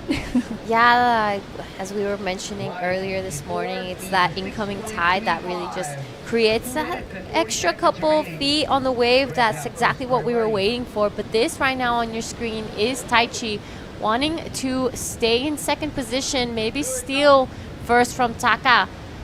Good float there. He's gonna stick with it, just weaving his board through that fatter section. Love that turn. Let's see if he finishes it off strongly, and he does. So takes it all the way down to the shore. This is a great heat. The last of Taka, though, a 7.50, shoots to first. Well deserved for Taka. See, now we can really tell that patience is also rewarded in this game. Yeah, Taka making a signal for how much time left, 2 minutes on the clock. And I also really liked how much energy Taichi brought into that last one. He wasn't giving up just yet, and it's not just no dull moment in that ride. It was really just that ferocity you feel him bringing in. That nope, even though it's practically flat from this angle where we're seeing, it looked like there was no wall to be made of the wave, but still waiting for that score to drop for Taichi. Yeah, he's looking like he's in his flow state. I think his equipment is looking fun. It's not looking so high performance. Yeah, it's looking fun. He's just flowing with it. His timing with this wave is really good, and you're right, reading it is not easy. Some of these sections are really flat, and he has to maintain that speed, and he's doing an incredible job at it. But the last of Taichi comes in at a 4.20, so it doesn't go into his top two, but he is solidly in second. Ooh, not so good news for surfer in red, Taki, who was actually in the lead at the first half of this heat. He needs a 4.75 with just 45 seconds left. Wave reading, really. You see his body language, just craning his neck, trying to see if there is anything out there for him to manufacture that good score he needs. And just that energy level, you know, we kind of see it drop a bit for a surfer in red, whereas Taka and Taichi have been more electrifying. Yeah, and it's a pretty common sight in beach breaks that people just under priority or just move around a little bit and get a little luckier and find those waves. But it was unfortunate for Taki. He was in a solid lead up until, I would say, 3 minutes ago. But this is his last chance. 4.75, big backhand blast. Loving that second one. Finishes it off strong. 4.75. He's feeling it. He's trying to sell it to the judges. He is going to try to take it down. But unfortunately there, the wave just fizzling off on him.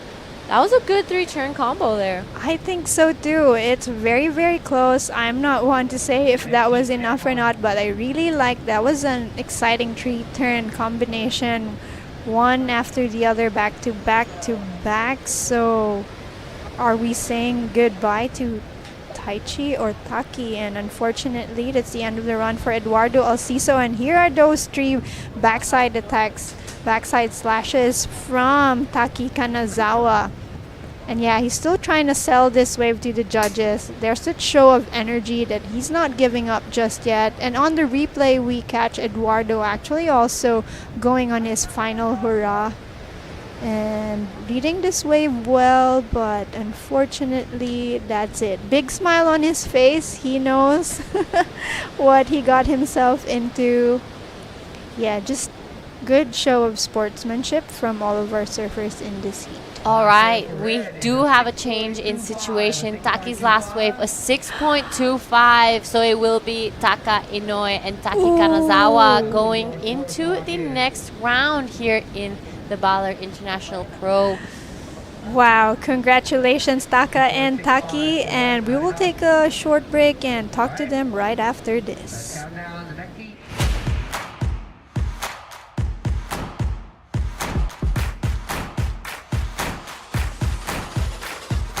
Let's get started.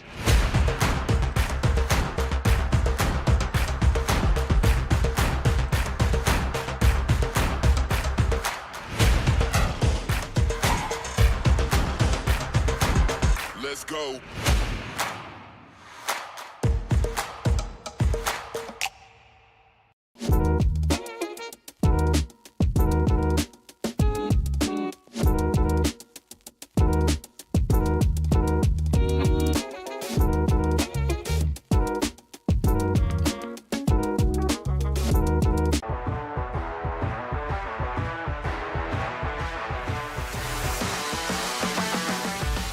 SDMI Sports. World-class sports management made in the Philippines.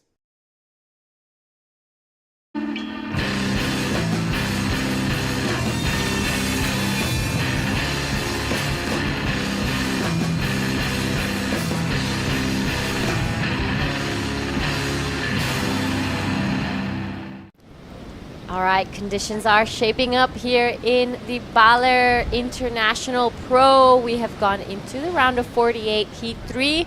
We did have a little bit of a break as a big storm kind of came by, blew everything out, and had a bit of rain. And now we are back in action with waves that has increased in size. So exciting moments ahead. I want to welcome back in the booth with me, John Carby. Afternoon. Are we afternoon? We are afternoon by now. Been out for a while. Yep, and it's been a long morning here. We woke up bright and early, 7 a.m. call, 7:30 start. We had a really exciting last heat. Taki Kanazawa, a bit of a final clinch moment there. He managed to get into the top two, but on your screen, this is Toby Espejon. Nice finishing wave there. Would love to see what he did out the back, but that wave really just kind of jacked up for him on the inside, bowled really nicely, so he was surfing really well. Yeah, out there we have Ryahu Anui, Toby Espejon, Hiratu Mishiro, and Alan Magos. So a couple of Filipinos and a couple of Japanese. Toby's from Siargao and Alan from right here in the beautiful Baler. Exciting times ahead. We'll see if Island is able to bring his local knowledge and find those gems in these types of conditions, which I'm sure he surfed a lot.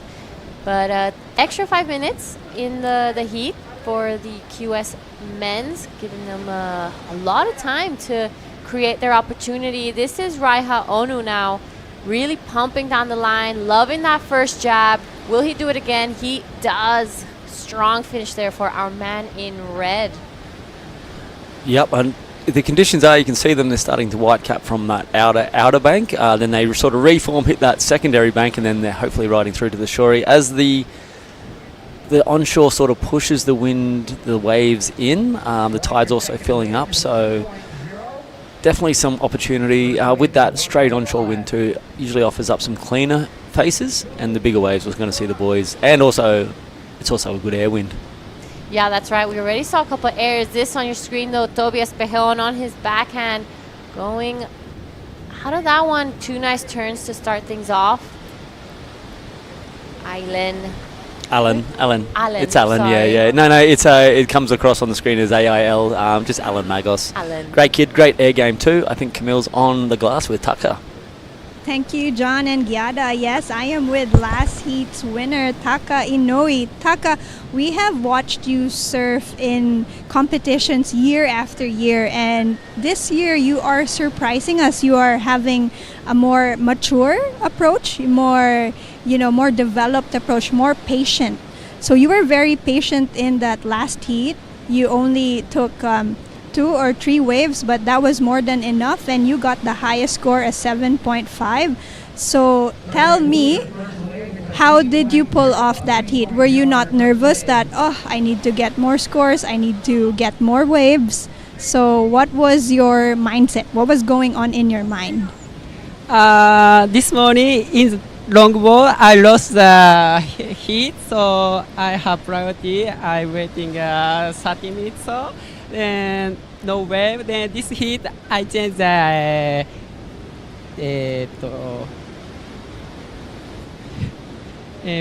change mind. So tactics, little bit more smaller wave. I chose the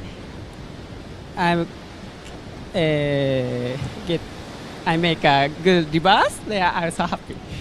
We were all so excited to see you pull off that reverse followed by really nice, strong finishing turns. And over here with you, you have your sisters supporting you. And is Takamama also here in this trip? Yes, Takamama. This time Takamama come here, they make a video. So Kaede and Sakura very good supporter too. So I'm happy to win this heat. So it is unfortunate that your run for the longboard has ended, but thankfully you have another shot with the shortboard, and you have a very good board. I see it's a sharp eye, and we were talking about fins. Look at this fins, guys. Hybrid. What do you tell me about it? This is the first time I'm seeing it. This is A fin. So this is more car, more easy and more make a speed. So this condition is so good. Really? Okay. So what do you call this shape? What do you call this kind of fin? More fit the waves curve, you know, wave curve. So fin curve is more fit, more smoothly, more no stress. Yeah. Oh, okay. So some nice insight, new technology coming up, and you saw it first here in Taka Inoue Shortboard. So thank you for sharing that with me. And yeah, you want to say any message in Nihongo to anyone back home? Thank you. 皆さんありがとうございます。ロングの方はまさかの負けてしまったんですけど、ショートはなんとか最後に波来てくれて勝ち上がることができました。今日ラウンド3あるかちょっとわからないんですけども、明日楓のラウンド2ショートと、さくらのロングボードのセミファイナルがあります。引き続き応援の方よろしくお願いいたします。とてもかっこいいです、フィンサー。Thank you so much. Back to the live action. Camille whipping out her Japanese as well. That is so fun. That was a great interview. Loving the energy he brought, and Camille as well. So let's see more of our man Taka Inoue in the next round. But a lot of waves being ridden now. That was Toby Espejon just going for a smaller air, tail all the way around. But I don't think it's going to be a crazy big score unless he did something really impressive on the back. Raiha Onu now on his backhand. So all four surfers have waves and scores to be ridden. It is, though, with that last exchange, Raiha Onu of 4 that came in at the highest score. Yeah, there's a lot going on out there with this shorter period. The guys are having the shorter period swell coming in. There's so many opportunities to get onto waves out there, and we're going to go through a bucket of replays here. This is Hirato, nice opening slash there, and another nice tag off the foam. Nothing of great substance, and this was Alan, local boy. Nice little layback Larry slash to get things going, another into the lip there. A little wrap here just to set up this inside section, another little zippy snap off the top, and then another little foam climb on the end, making the most of that wave as we see Hirato out the back on that one. And then here's Toby's. What did he do on the start? A little bit of a wind-up turn, little foam climb, another little snap in the pocket, just kicking off on that one. And we saw he's there on that last one, so he has another one to come in. That looks like Alan again. 2 little snap back, nothing of any great substance so far. More of these just setup turns, so that's not going to go too far up. Toby's backhand wave. That's a nice crisp snap off the start, and I believe he gets a second one here, and doesn't find that third section.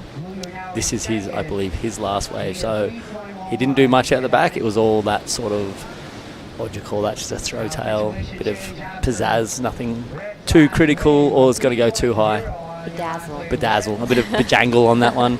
Shout out to the Happy Islanders crew too, who helped support Toby, and also Kudo Surf, Happy Islanders based there in Siargao. Big supporter, filmer, sort of coaching these boys and mentoring them through. And James O'Donnell over in Kudo Surf, who is also one of our event sponsors, provides all the jerseys, supporter of surfing a lot across the Philippines and many, many events. So shout out to James, Kudo Surf, and Vizsla while I'm at it. All right, so first of all, epic energy again. We are loving it, Taka. He is such a personality, so happy. I love the vibe he brings here. But earlier, last night, I was talking to some of the local guys like Ian, and he said that from now on, you guys have a really stacked a couple months of a lot of contests here around the Philippines. So give us a little bit of a breakdown of what's happening. So there's the UPSA tour that runs in parallel to this as Toby gets up for live action. Nice slash again to start things. Another hook. Will this one give him on the inside? Another nice little tag from Toby. And then a bit more critical on the end. He liked it. He needs a 3-1-1. I think that's going to get there. But 14 minutes, I don't think he'll be safe. Yeah. So yeah, the UPSA National Tour runs along in behind this scene. The surf scene sort of starts in September here. They had an event up in Catanduanes. And then they just go around the nation. Plenty of surf action. From here, they'll move up to the beautiful Cabugao, Luzon. Beautiful area. If you have a chance to get up to Cabugao, there's a Spanish town up there that's very heritage. Good right-hand point break. So after this, a lot of these national guys will go over to the wonderful point of Cabugao, Kido's Point, and surf. But yeah, stacked. These guys have been busy. And it all helps. So shout out to the boys at UPSA also putting on that national tour. Amazing leg. They go all around the country. So all these grassroots they run from men's shortboard, longboard, masters, and the Groms are involved also. So juniors involved in that one. Great for uplifting the skill of these kids and having very high level events. Again, shout out to the UPSA crew. Doing amazing things in surfing. They're the ones that take them to the ISAs where you've seen them. That level is definitely increasing. Yeah, it's exciting, and I always say the best way to improve in competition is competing. It doesn't matter if it's a national level, local level, international. You know, you have to put yourself on that jersey and get comfortable being uncomfortable and having that time limit to catch your waves and perform. So that is great for the Filipino surf community. And now that I've been here and follow a couple more people on Instagram, I'm excited to see how it all kind of pans out for the next couple months. Couple of replays. This is Toby Espejon's last wave. I was really liking it. He kind of followed through with it, weaved through that dead section of wave, and it kind of stood up for him. He got two really nice jabs on the inside there. Right behind him, Raihal Onu's last wave, 2 turns. He is currently in second after Toby's last one came in at a 5, so kind of just shot him up into first place. But as you said earlier, 12 minutes left. Anything can happen. We saw it in the last heat. Taka got that last wave with practically less than 5 minutes left in the heat. So he really swung that heat in that last 5 minutes, and then he backed it up with putting himself out of reach of everybody. So Alan has the chance, and also Haratu, who's been quite quiet with a 2 and a 1.7 in his scoreline.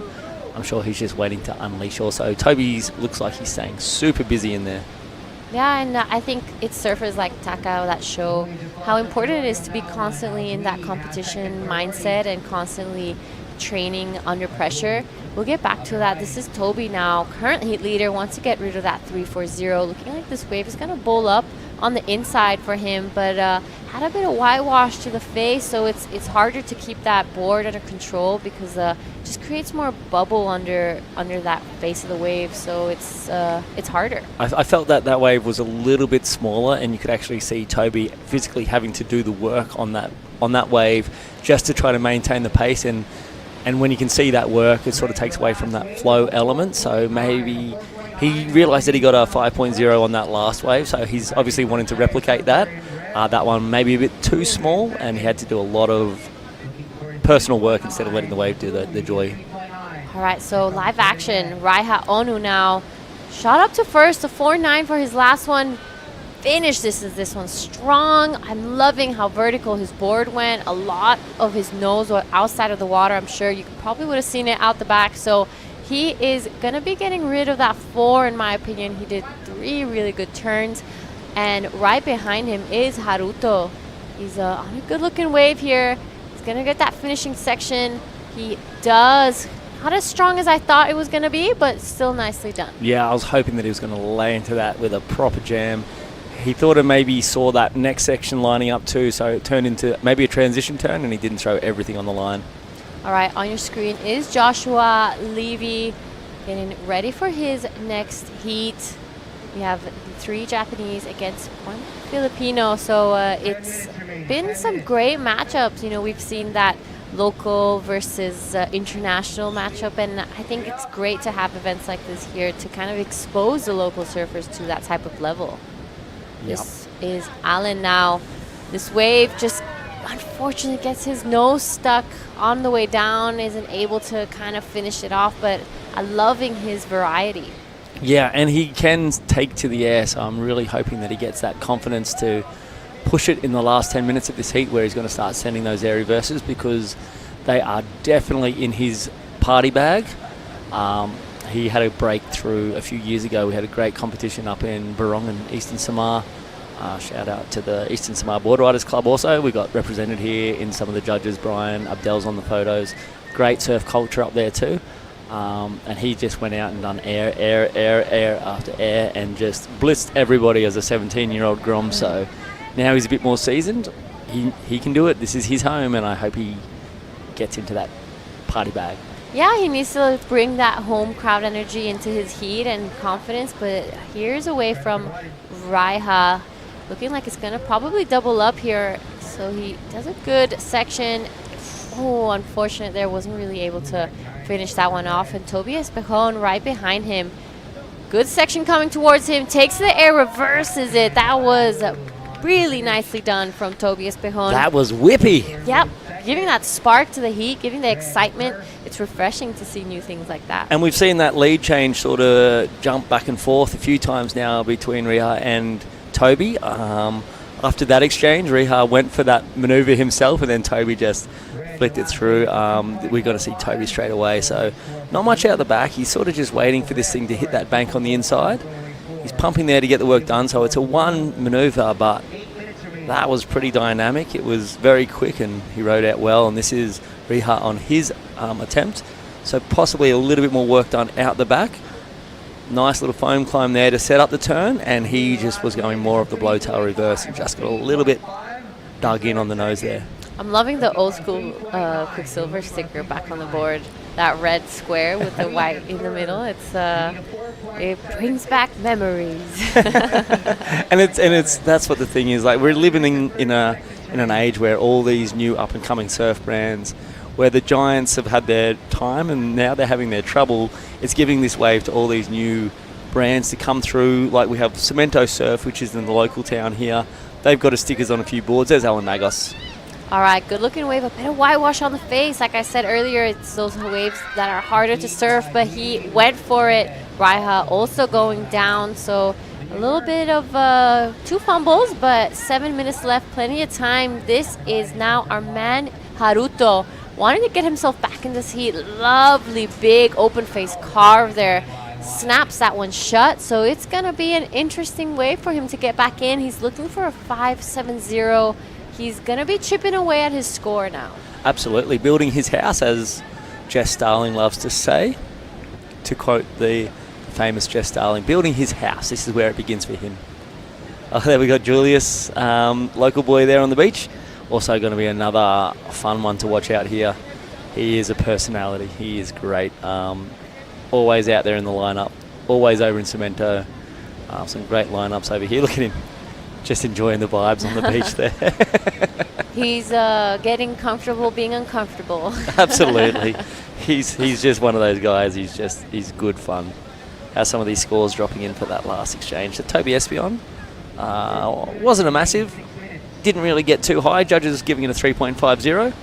So only his backup. He just got rid of a 2.7. Sorry, got rid of, a 3.0 and improved on to a 3.5. So still in second, needing a 3.90 now to get into first place.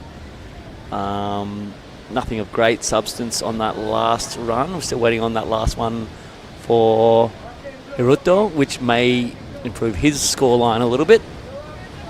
All right, looking like Raiha liking the look of this wave. A good section coming towards him. Takes the air. In reverse there, but I don't know. He got a little, it was a little sticky. It wasn't super clean like the judges usually like to see. Yeah, that was, I'd say he sort of lost the commitment on the reverse there, just spun around. The judges won't really love that too much. Yeah, more like a party trick. More like, it's like me throwing a chop hop. I can't even do that, so I won't talk about it. Trying to get away with it as an air reverse, but he definitely came off the lip, but it was just, you can see the horizon there starting to stack up a lot more. So what we're hoping as that tide rolls in, that those ones out the back stop capping out there and all that energy comes through and hits that next bank. And that's where we're going to start seeing some good energy, good size waves come through. Yeah, the weather being a little bit bipolar with that rain earlier, but now it is beautiful and sunny again. Quick in and out there for Alan. There we have Haruto. 5.55, his last wave, only needs a 2.95, so he really put his name back into this heat with the last 6 minutes left. So Toby and Raiha now not so safe anymore. 5.55 is the best score of the heat, but we are waiting for scores of blue and red, the replays of the ones that we're still waiting for. Toby also does a bit of a reverse there to finish things off, and a quick in and out for Alan, but Haruto. Oh, that's why he got off that wave. I believe Haruto was coming in on the left and possibly had priority.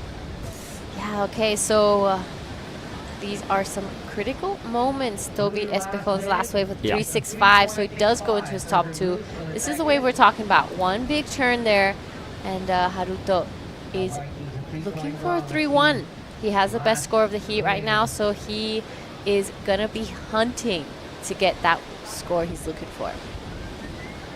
Yes. It's tight, 3 minutes 29. The two that have been in the lead have sort of sat there. Hiroto's starting now to make his push towards asking some questions of those top two, and Toby Espejon has been stuck in that lower range now. He's going to need to back up his 5, or he'll see Hiroto with a 5.55 come in and snake that second place, which might happen on that last wave. I mean, that's exactly what we saw happen in the previous heat. This on your screen, though, is Toby Espejon fighting to keep that second spot. This wave, he's going to be hoping gives a little more to work with on the inside. And it unfortunately just fizzles out under his feet. Yeah, the judges don't want to see you necessarily work so hard for your wave. They want that speed, power, flow, and they want it to be generated from the wave, not necessarily your own strength. It's got to be effortless. Here comes Alan, needing a 4.91. Just needs something big. And that's what it's looked like he's trying to do. Again, didn't quite get the height that he's probably needing to get up into that 5-point range. More just sort of throw tail reverse on that one. So he's definitely starting to know the call of urgency is upon him, and you can see here he does throw that tail out there pretty well, got the spin done pretty well, and this is a replay of our current heat leader, Ryahu. That's a nice backhand snap. That's, to quote Morgan Siblick, put it at 12 o'clock and let the judges figure it out.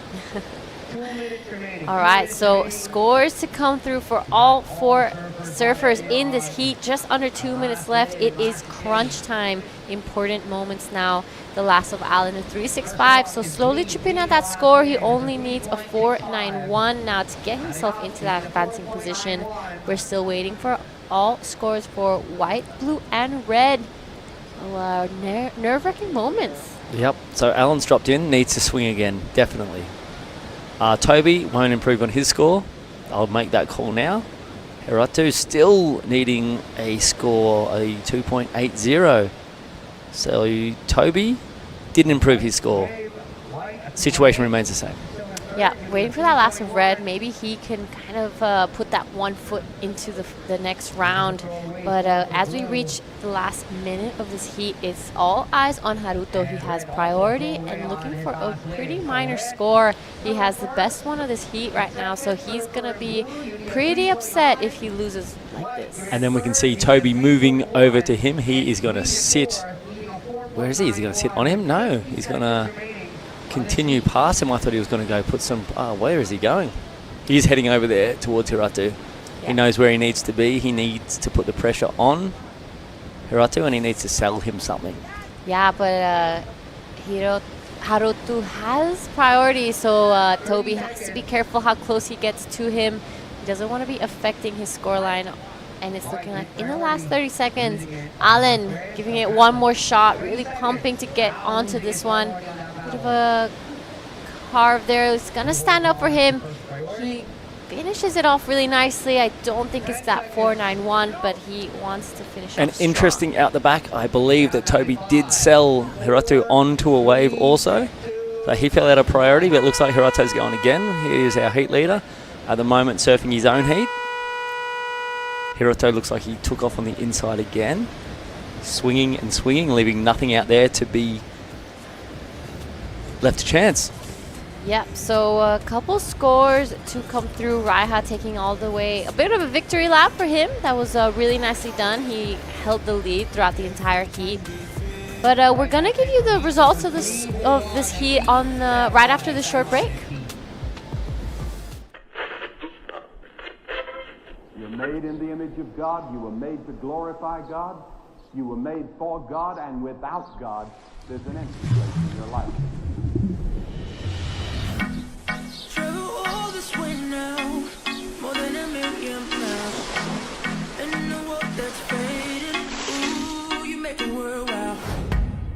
I ain't striving for greatness, cause it ain't my style.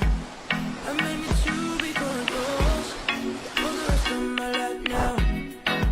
Where would I be without you? I can only see the end. How could I live without you? You were there since the beginning. Let me see what you see in me. Let me be who you want me to be. So I know through it all, you see life worth fighting for. 'Cause I know through it all, you see life worth fighting for. You see life worth fighting for.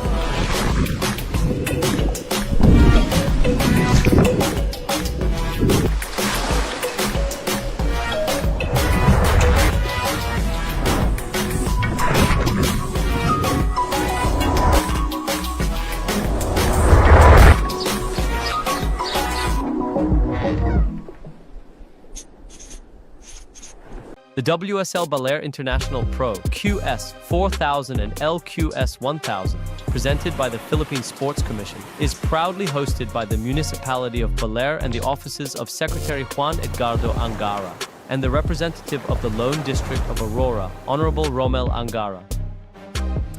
After a slight hold, we're back. Vibes are high. We're looking like it's going to be a fun afternoon of waves this afternoon. The men's QS out there showing us what's going down, what's happening in the Baler International Pro. This is a QS4000, so 4,000 points on the line in the water right now.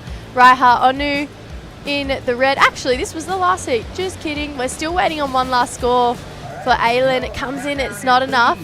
Right now in this heat, though, we got Josh Levy out there in the red.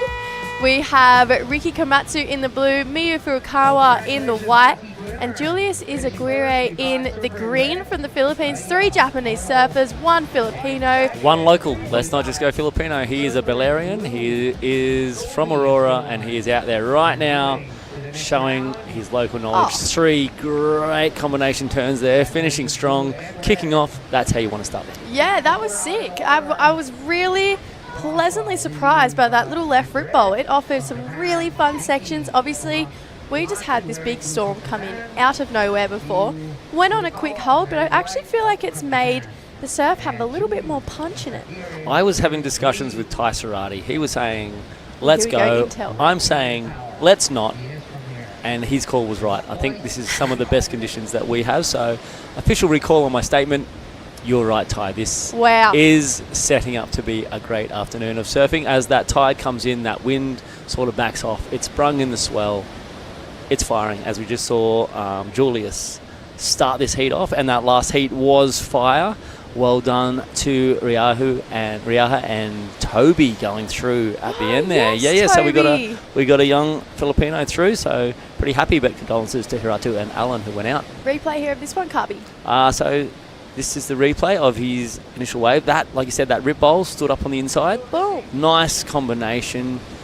If that was the end of the heat, I reckon he would have laid into that second turn a lot harder, but that was still a very committed, very good section turn. Building the house, exactly. as one would say. As one would quote someone.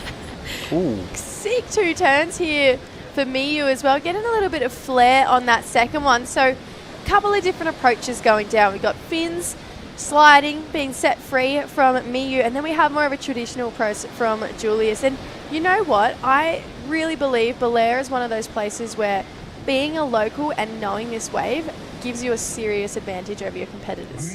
Definitely. He knows which part of the sand he wants, what he's looking for, even just identifying the wave out there. It's a very short period wind swell that we're facing here. You can't see 20 metres what's happening out the back. To pick up that lump right in front of you, that's where the local knowledge will definitely help Julius. But also these Japanese guys are used to these conditions. This is their bread and butter. Exactly, yeah. A lot of surf like this in Chiba throughout the year. You know, I was surfing out there with Diagos. This is so much like my hometown. So it's pretty cool. These Japanese competitors, they're used to this. Flying down the line here. Ricky looking for his first turn. Lovely connection. He might get a bit more work on the inside here, and he does.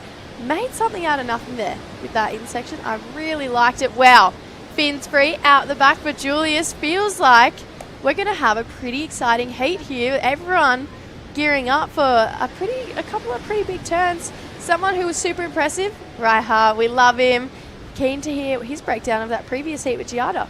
Raiha, congratulations. That was looking really tough, but you started the heat strong and you maintained it. So give us a breakdown. What were you thinking? I just keep busy and I got few good waves. Yeah, I'm so happy. So in those moments where you're first and you want to stay there, what do you tell yourself to keep those scores up, to keep your energy level high? I wanna a good score so fast. So I'm doing catch the double up waves, and then I go Q-turn. Yeah, I'm just thinking like that. All right, you knew this event was coming up. What waves in Japan were you surfing to train for this wave, and how were your days looking like? Yeah, I'm doing this wave in Japan, and then I'm doing training wells, and then but I'm not good how do you say good scoring before, so I'm just changing the mind and then get ready to new competition. Yeah. You are doing incredible. I've seen you a few times around the town with a great group of friends. Talk about who you're here with and what you guys have been doing in Baler. I'm with around Shohei and Joshua, and then I'm doing it's some great hood, local hood. I love that. Yeah, I'm really it for power. Yeah. Well, you're looking powerful. I'm sure you have a lot of people at home watching. What would you like to say to everyone? とりあえずすごいコンディション結構難しいコンディションだったんですけど、とりあえず早めに動いて作戦通りにいけたなと思うので、とりあえず勝てて嬉しいです。次のヒートも今日あると思うので、結構レディーなんでこのまま頑張って優勝を目指して頑張りたいと思います。応援よろしくお願いします。Arigato, and back to you guys in the booth. Awesome. Thanks, guys. One of my favorite personalities on this QS, Raiha Onu. He's never disappoints for a great post-heat interview. Fins going round right now for Riki Komatsu. He's had great waves locked in already, so we're going to wait for his last two scores to lock in, but I feel like, he's really showing us some flair, giving us something funky to work with here. 25-minute heats all afternoon. We've got a replay here of the last of Ricky's, Mr. John Carby. He waited patiently for this one. Nice little fins free on that one. And that little combination definitely helps towards his total. And then a nice little fins blast just on that foam climb. Just gives it that point of excitement for the judges. And this was sort of... sick. Yeah, Julius giving his version of that. That one only dropped in at a 3.30. So he's still trying to build up to where he's going to go. He's still got a left to go. This was Joshua. This was an interesting one. He's sort of done a series of foam climbs on this wave. They're just never quite getting into that clean green wave area.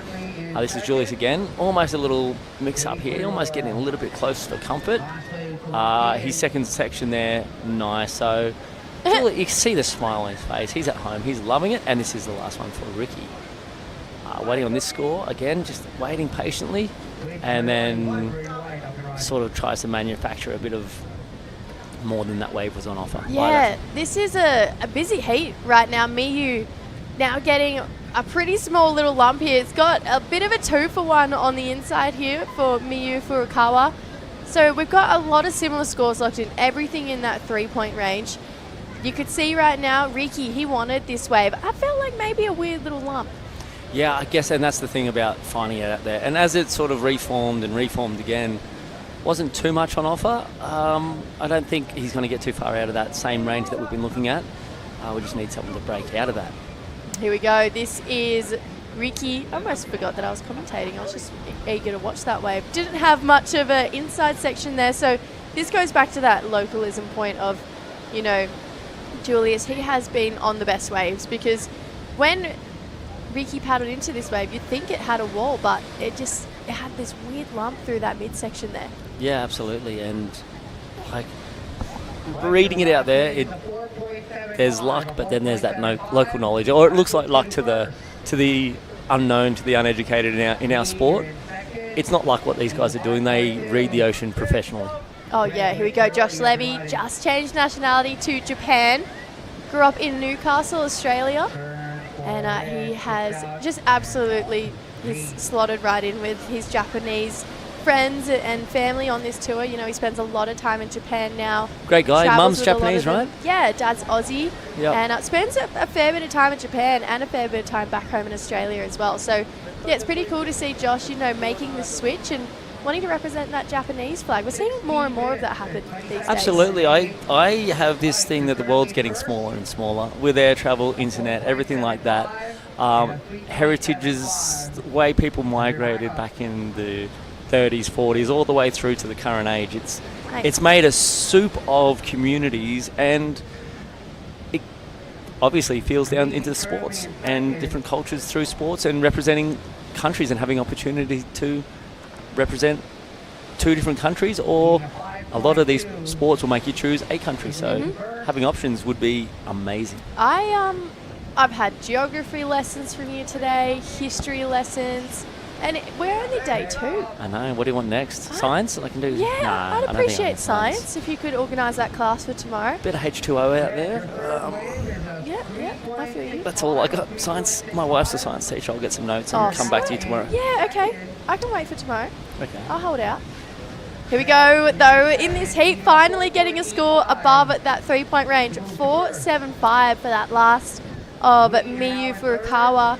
So he's really starting to build, but this is honestly, it is the epitome of the Kiwi grind. You know, you have to be willing, able and ready to surf conditions like this, and you can see these guys are meeting these conditions with so much energy. Just as I say that. But this is surf conditions. This is surf conditions 101. You'll be on a beach break, you'll be on a reef break, and you'll be on a point break. This just is a variation of what we do for fun, for sport, and for recreation. So having a sample on the QS, 100%, this could be a CT in Newcastle. You may come across these conditions. This might be a CT in Brazil. So this is a training ground, and it can be replicated at the highest level. Absolutely. We saw J-Bay this year. We had one afternoon with pretty similar windy, small conditions like this. So, yeah, cool to see finishing turn there from Ricky. He's looking to drop a 1.75 as his low score. I'm really in it for the local boy right now. I'd love to see Julius get on some more open face waves. And just, you can see he's got a great forehand hook. Just even being able to flare the fins out on that section there. I also want to see him get a little bit more off hook and into air, because he's also got a great whippy air reverse. Pulls it out quite often in the free surf, so I hope he gets into those tricks and sort of showcases his complete ability. If he can get through with turns and snaps, excellent, because he can save that for the next one, but if he needs to bring out the big dogs, I'm sure he can. Oh, one big turn there for Josh Levy. Just the single manoeuvre, got nice and vertical, straight into catching up with Riki Komatsu, just building, finding extra flair right now. This is early rounds, you know, you want to be in the next round, that round of 32. There's more points on offer, and we're getting close to crunch time, you know, we're getting close to figuring out who's going to be going on to that Challenger Series and who's going to make that top end of the rankings. This is the replay of the last one of Ricky here. And this is just a, sort of one snap. He does a little finish foam climb, which the judges aren't really going to put into consideration. It was just that snap. This vertical turn from Joshua was, again, one manoeuvre. And he looks for something on the inside. Just the single turn there for Josh. He looks like he's having another paddle down the beach here. He's got to be careful with priority because this guy, the local boy, Julius, he's going to use it here. Nice vertical hit in the pocket there for Julius, looking sharp. You right? I'm all right. Caught the emotion of an exciting heat. I'm okay. I'm okay. Yeah, Julius there again. He just needs to start. I guess a bit of luck also. There's always luck. There's local knowledge, but that ocean needs to play the game. He's swung now on about 6 waves. This is his last one. He was looking for that reform bowl that he knows so well, and he offered up one turn there. Nothing too substantial coming from that one. Back out in the water. Miu's currently out in the lead. Ricky in second, looking for a 5.0 to take that lead. And then there's Joshua needing a 3.20. Definitely capable, especially with the turns that he has. Ricky trying to hold on to second here. It's always an interesting heat when you've got 0.55 separating second to fourth.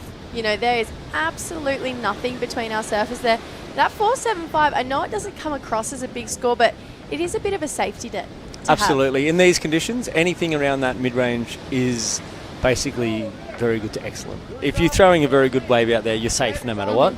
A good almost guarantees you also. Oh, 2 nice turns here for Ricky. That first one in particular as well. He is desperate to be holding on to one of these top 2 positions right now. Obviously, we've got one more seeded round to go. A couple of big names from the Filipino side coming up in this round, though. You know, people like Filma Alapayo is coming up next.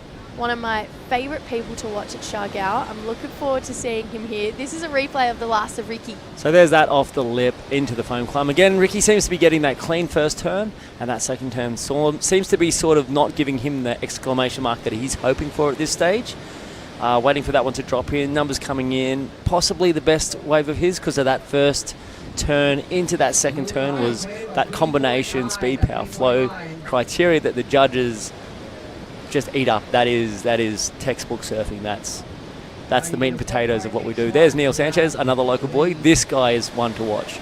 He's fast, he's zippy, he has airs, he knows this beach, and he has the crowd on side. He was one of the most impressive surfers yesterday. Yep. I loved watching Neil Sanchez compete. Really looking forward to seeing him come up next. He's got a pretty solid heat. Kanoa Hije, Vilma Alapayo, and Ao Aguri right back into this one though. Ricky got an inside bowl here. He's gonna go nice and vertical. Hopefully get one more, and he does. So Ricky surfed himself into really fine rhythm in this heat, and he's found some great looking waves. And that's that sticking to it, and he's one of these guys, he's now 7 waves into it. 7 waves into it, and he is learning every wave he's catching, which is that IQ of a surfer that's going to go quite far in conditions like this when you can adjust, adapt, and grow into your heat like he's doing. That number's going to be, I think, quite a good number, and I think it might put him towards first place. Yeah, Maybe. I'm feeling the same. We also saw this guy, Miu, heat leader, get a wave down the beach here, Carvey. Yep, getting to work on it, as we can see. That's a nice couple combination too. So, current heat leader, waiting on a score. He's getting to work. Maybe won't go into his top 2. He's got a 4.75 and a 3.75. And this is Ricky. This wave was sensational, throwing buckets on that first turn. Nice transition down the line to a nice quality speed line snap, getting the finish. So, a few highlights on that one for the judges to look at. Definitely, and here we go, a replay with Joshua. He's finally in a bit of open green water, but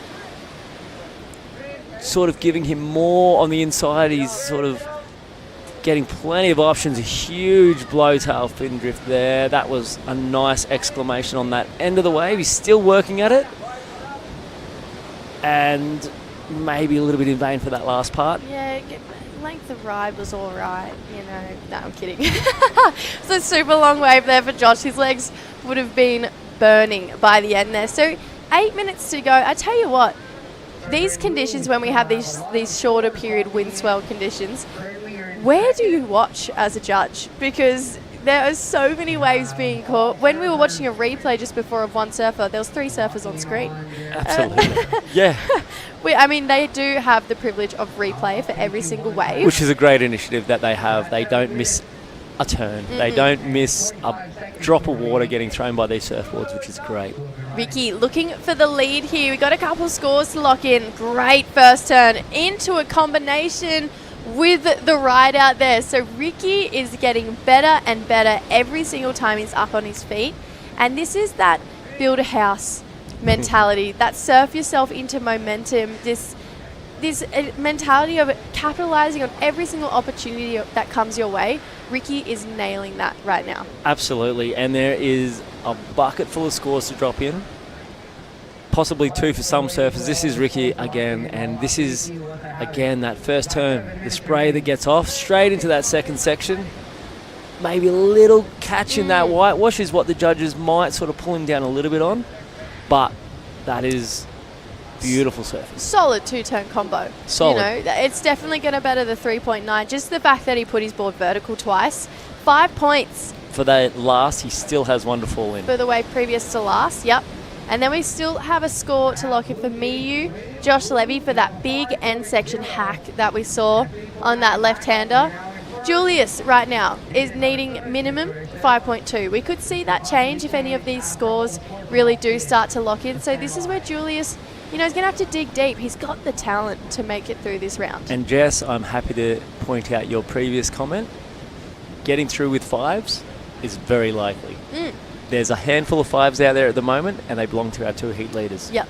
So Julius needs to dig into that local knowledge, get comfortable, enjoy himself, and send it. Here he is, the local lad. Great looking first turn here. Needs more of that down the line. He's going to get more to work with. 2 and 3 turns, maybe even a cheeky 4th. There it is. So 4 turns right now for Julius. Loved the turns, loved the energy.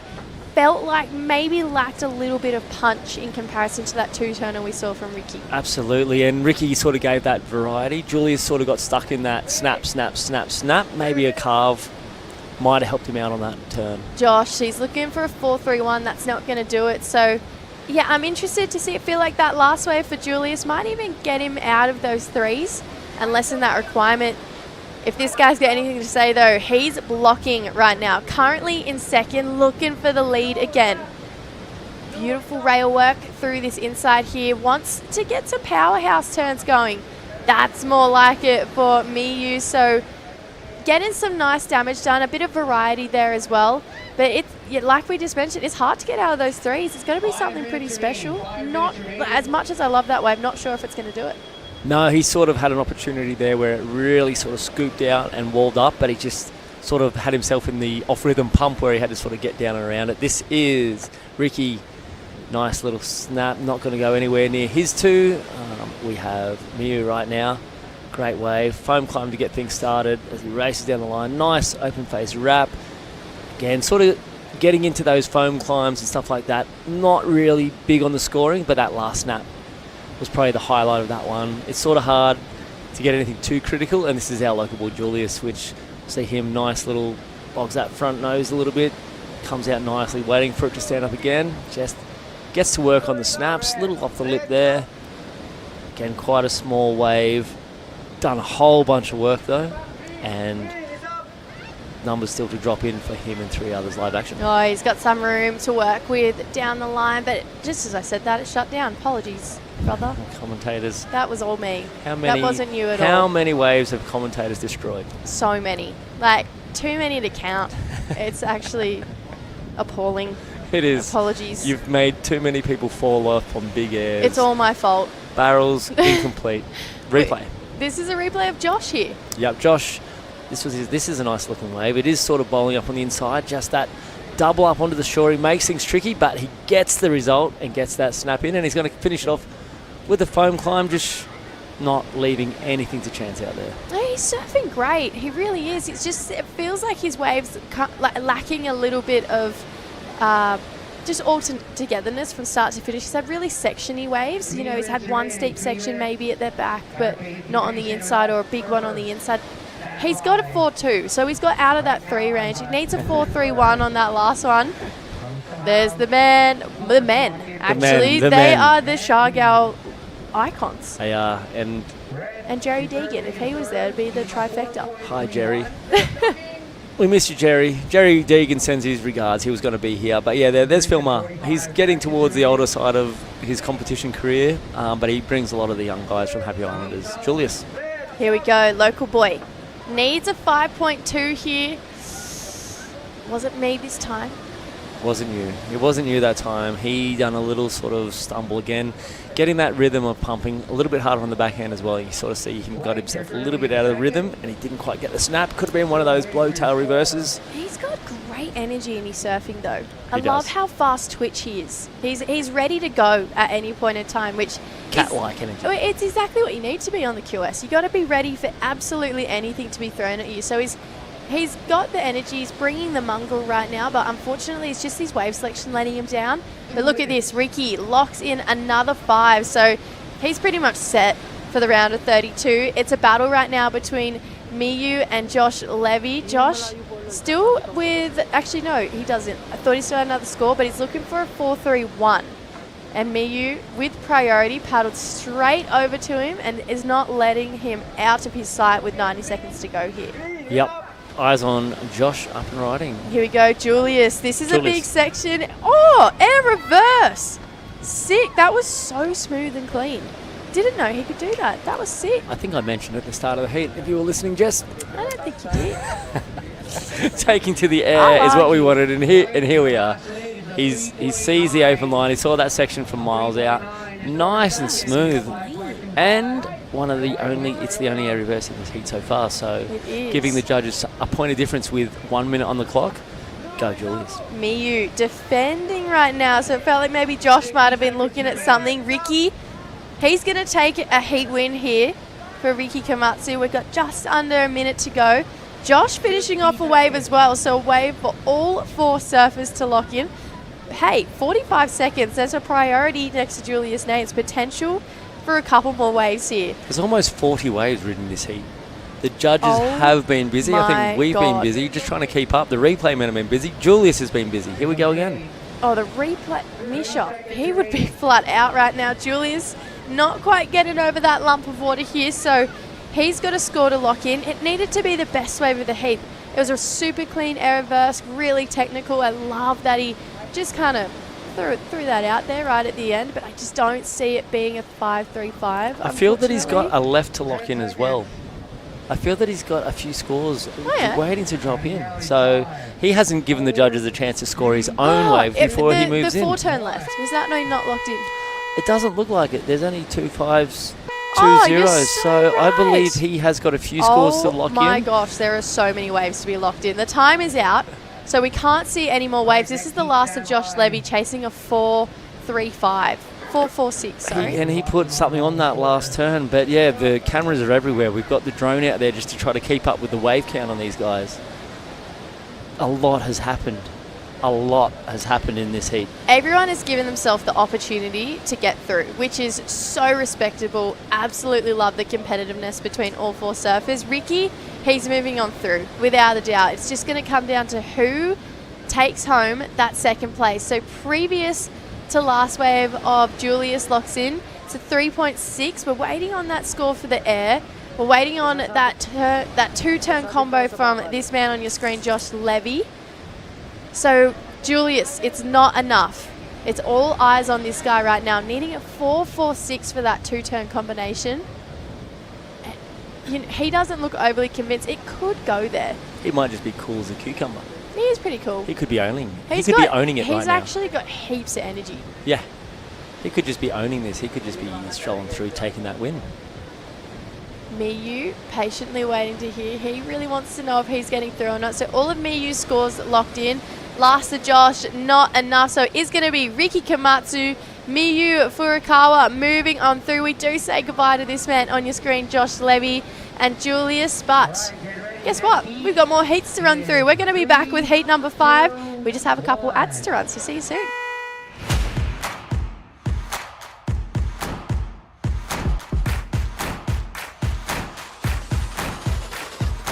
Let's get started.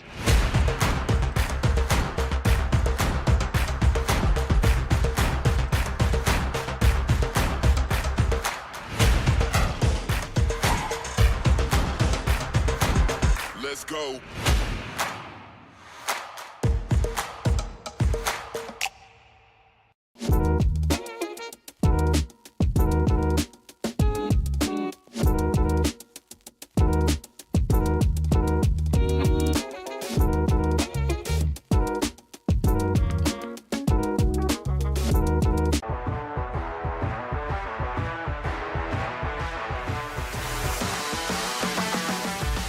SDMI Sports. World-class sports management made in the Philippines.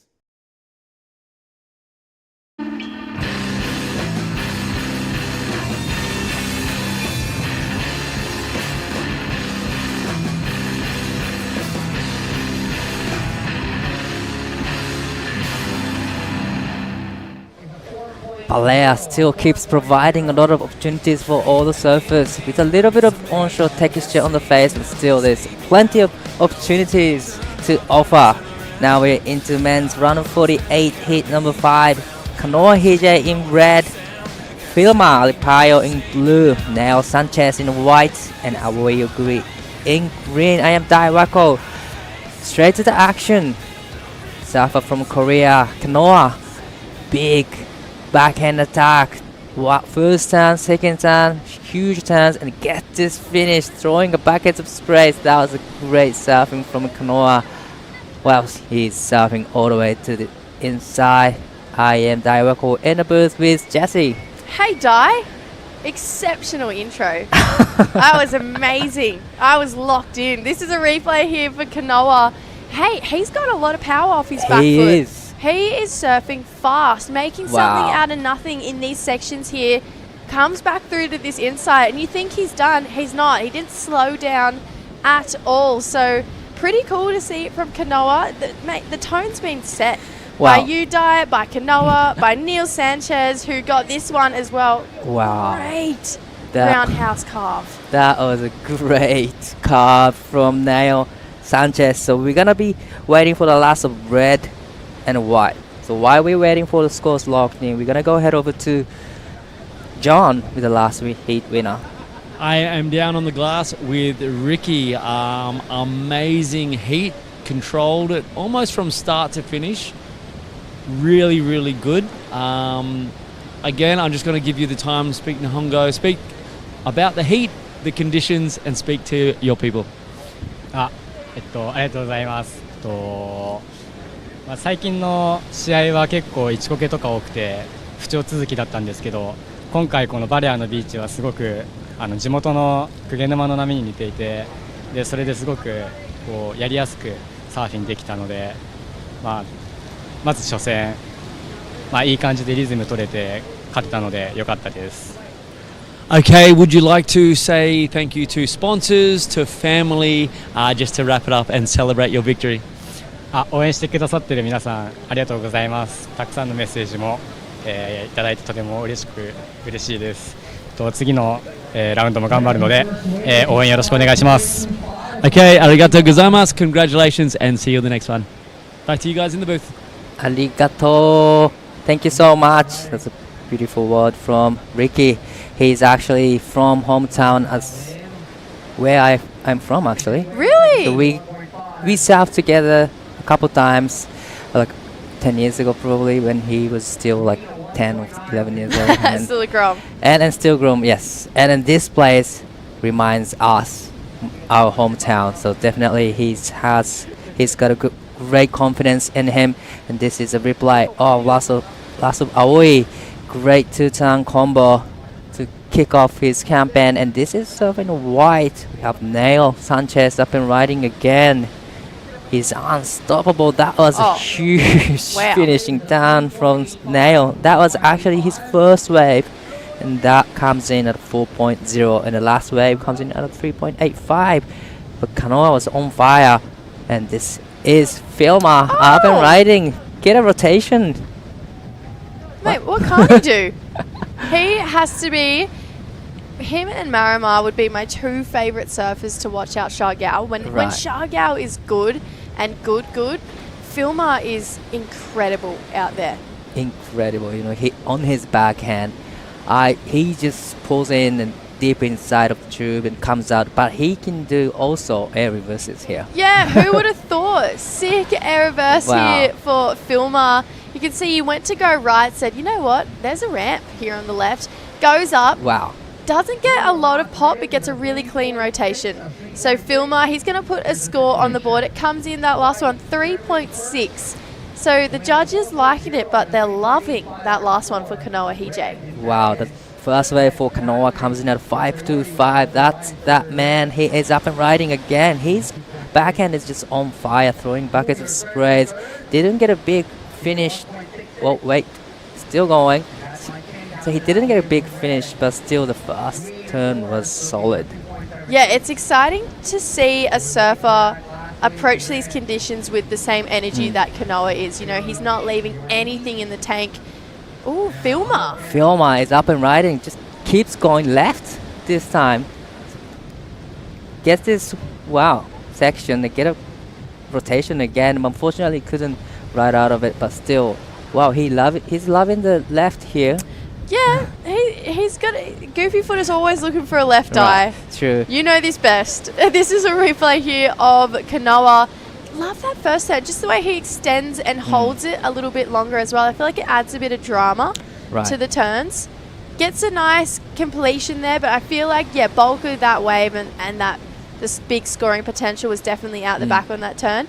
And then Filmer really wanted this wave. So Neil actually had priority. Filmer just out-paddled him for this one. Got a cheeky little reverse in there, but it's not going to be, groundbreaking by the end of this heat. It's already locked in. It doesn't go into his top two, but Filmer being very competitive here right now. Super competitive, keep himself really busy in this condition. But this is live action. Neil up and riding, big smooth carving, and waves started to step up for him, get the third turn in, but that last time was really huge. Tail released right out of it, super clean, so great combination from Neil. Already locked in as 4.00. Yeah, Neil is surfing really powerful. One of the local boys, he just absolutely knows when to lock in, and this is one of those moments. Really nice surfing here, especially love that end turn where he gets a bit of drift around. We saw those fins pop out too, so you can tell he's driving hard into it, exploding when he's up the top of the wave there for Neil Sanchez. So yeah, I'm really impressed. He's really strongly flying the Filipino flag here to get into those deeper rounds. Definitely, he's just showcasing how you should be surfing on this wave. He doesn't rush anything, smooth transition between turns, and just waiting for the wave to stand up actually. And he hit it with the power. So, good balance of power and then the power. So that was a great surfing from Neil. The last wave for him comes in at a 4.65.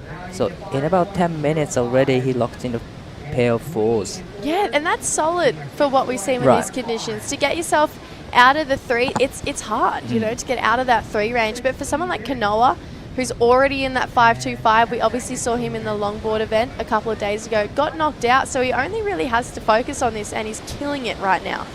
He is, Actually, I saw him surfing. I watched him surfing in the Asian Championships this year in India.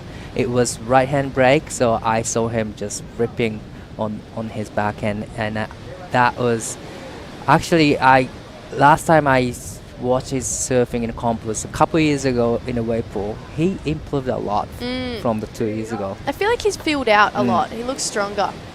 And this is Japanese surfer Aoi up and riding. Big first stand and gets a big finish, and this wave actually kept stand up for him. Yeah, that one held its push, its energy all the way through. There wasn't any dead sections that he had to try and hop over or work through. So he could keep his flow from start to finish, and he looked great doing it too. It was a great combination. Definitely, it'll be his best score, and he's going to be back in the game. So let's take another look at this one. What did you think? Yeah, I love the way he just started gaining speed straight from the start. Boom, big first section. Didn't hold back. Again for this second one. And look at the energy on that end section turn. That haven't seen an end section be that steep yet today. So great wave selection there for Aoi, and just surfed it beautifully. the last wave for Aoi comes in at 3.75, so he is in the third place at the moment, needing 4.90 to go into second. Filma now sitting in the fourth place with just 3.65 and 1.5, needing 5.05. It's pretty cool. Filma is one of those guys who really pays it forward. Obviously, he's had quite a successful career himself and has a cafe over in Siargao called Happy Islanders, which he's now turned into a YouTube channel and into sponsoring a lot of the local kids. And he actually pays for a lot of their entry fees and helps them financially get to places like this to come and compete in Baler. Thinking of Noah Arkfeld, thinking of Toby Esmahan, Chalamet, Nilby Blancada. He helps a lot of those surfers just get here and just to keep showcasing how incredible the talent is coming out of Siargao. Wow, that's such a inspirational story from Filma, and he still competes. That's another inspirational. You know, you support your locals, but you still compete in the comp.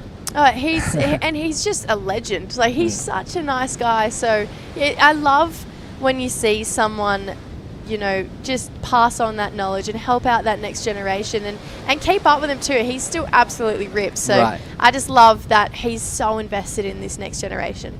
All right, back in the action. Kanoa decided to go left, get a big finishing turn, trying to get rid of the 4.0 to create more gap to the Nail Sanchez. But I'm not too sure if it's going to be better his situation. And this was Filma down the line here, so was trying to get around but was just a little bit too caught behind there. So you can see some of those lefts have really great potential for a nice steep section, but some of them also run off pretty quickly. Right, so, but you know, thing is, you really can't tell which one to pick when you're in the water, because we had a surf yesterday afternoon after the event. I couldn't tell which ones to pick up. I had no idea.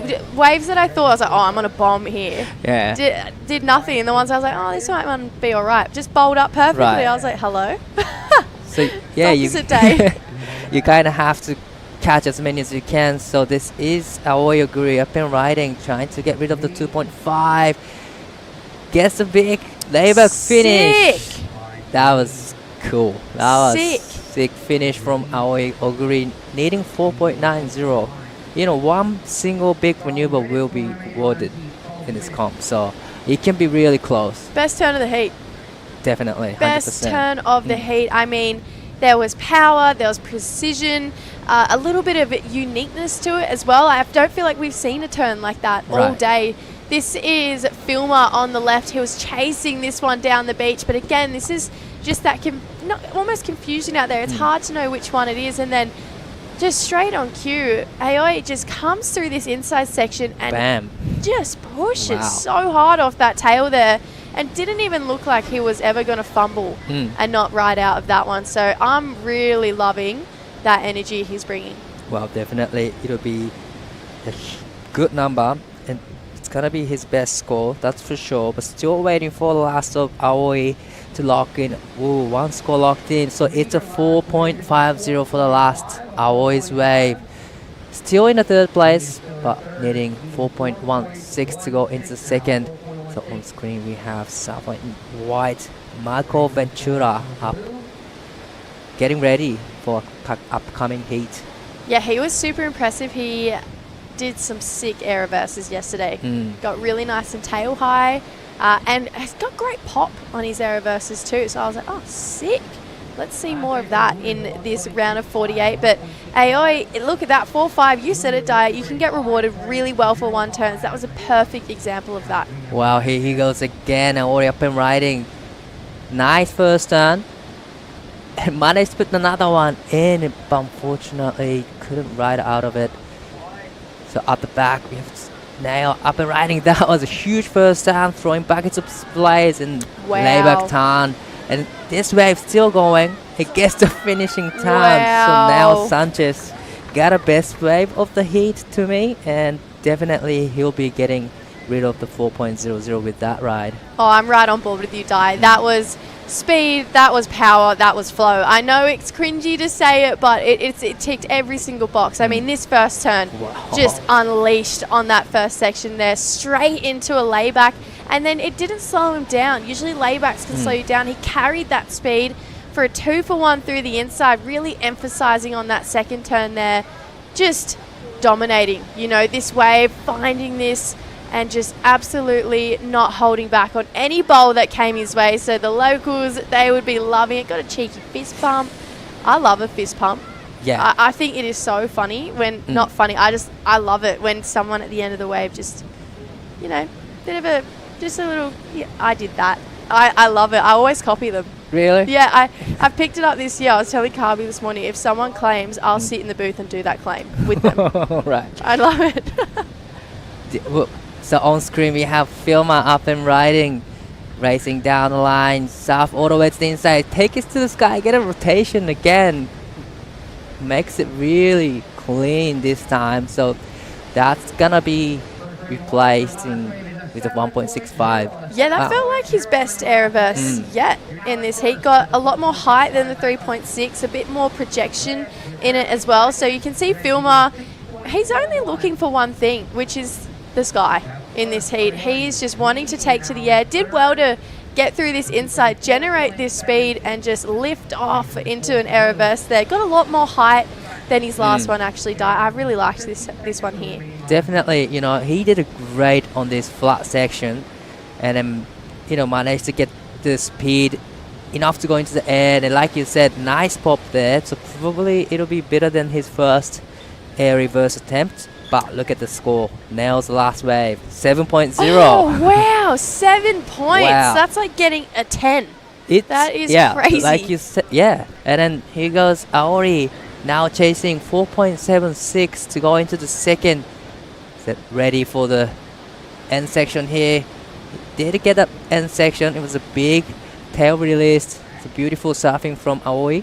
Yeah, felt like he wanted to take to the sky here, and then maybe a bit of a ridge in the wave just hindered the line. He was going to draw out to the top of the whitewater section. You could see, yeah, it looked like he wanted, you could see started wide in his stance, but it crumbled where he would have hit. Right. So it felt like maybe it was just like hit it kind of moment. But just when we thought Kanoa was going to be pretty well safe into that next round, he's got a threat of Aoi here. Wow. So Kanoa is not in a safer place, has 5.25, trying to get rid of the 4.0. That was one big maneuver on his backhand attack.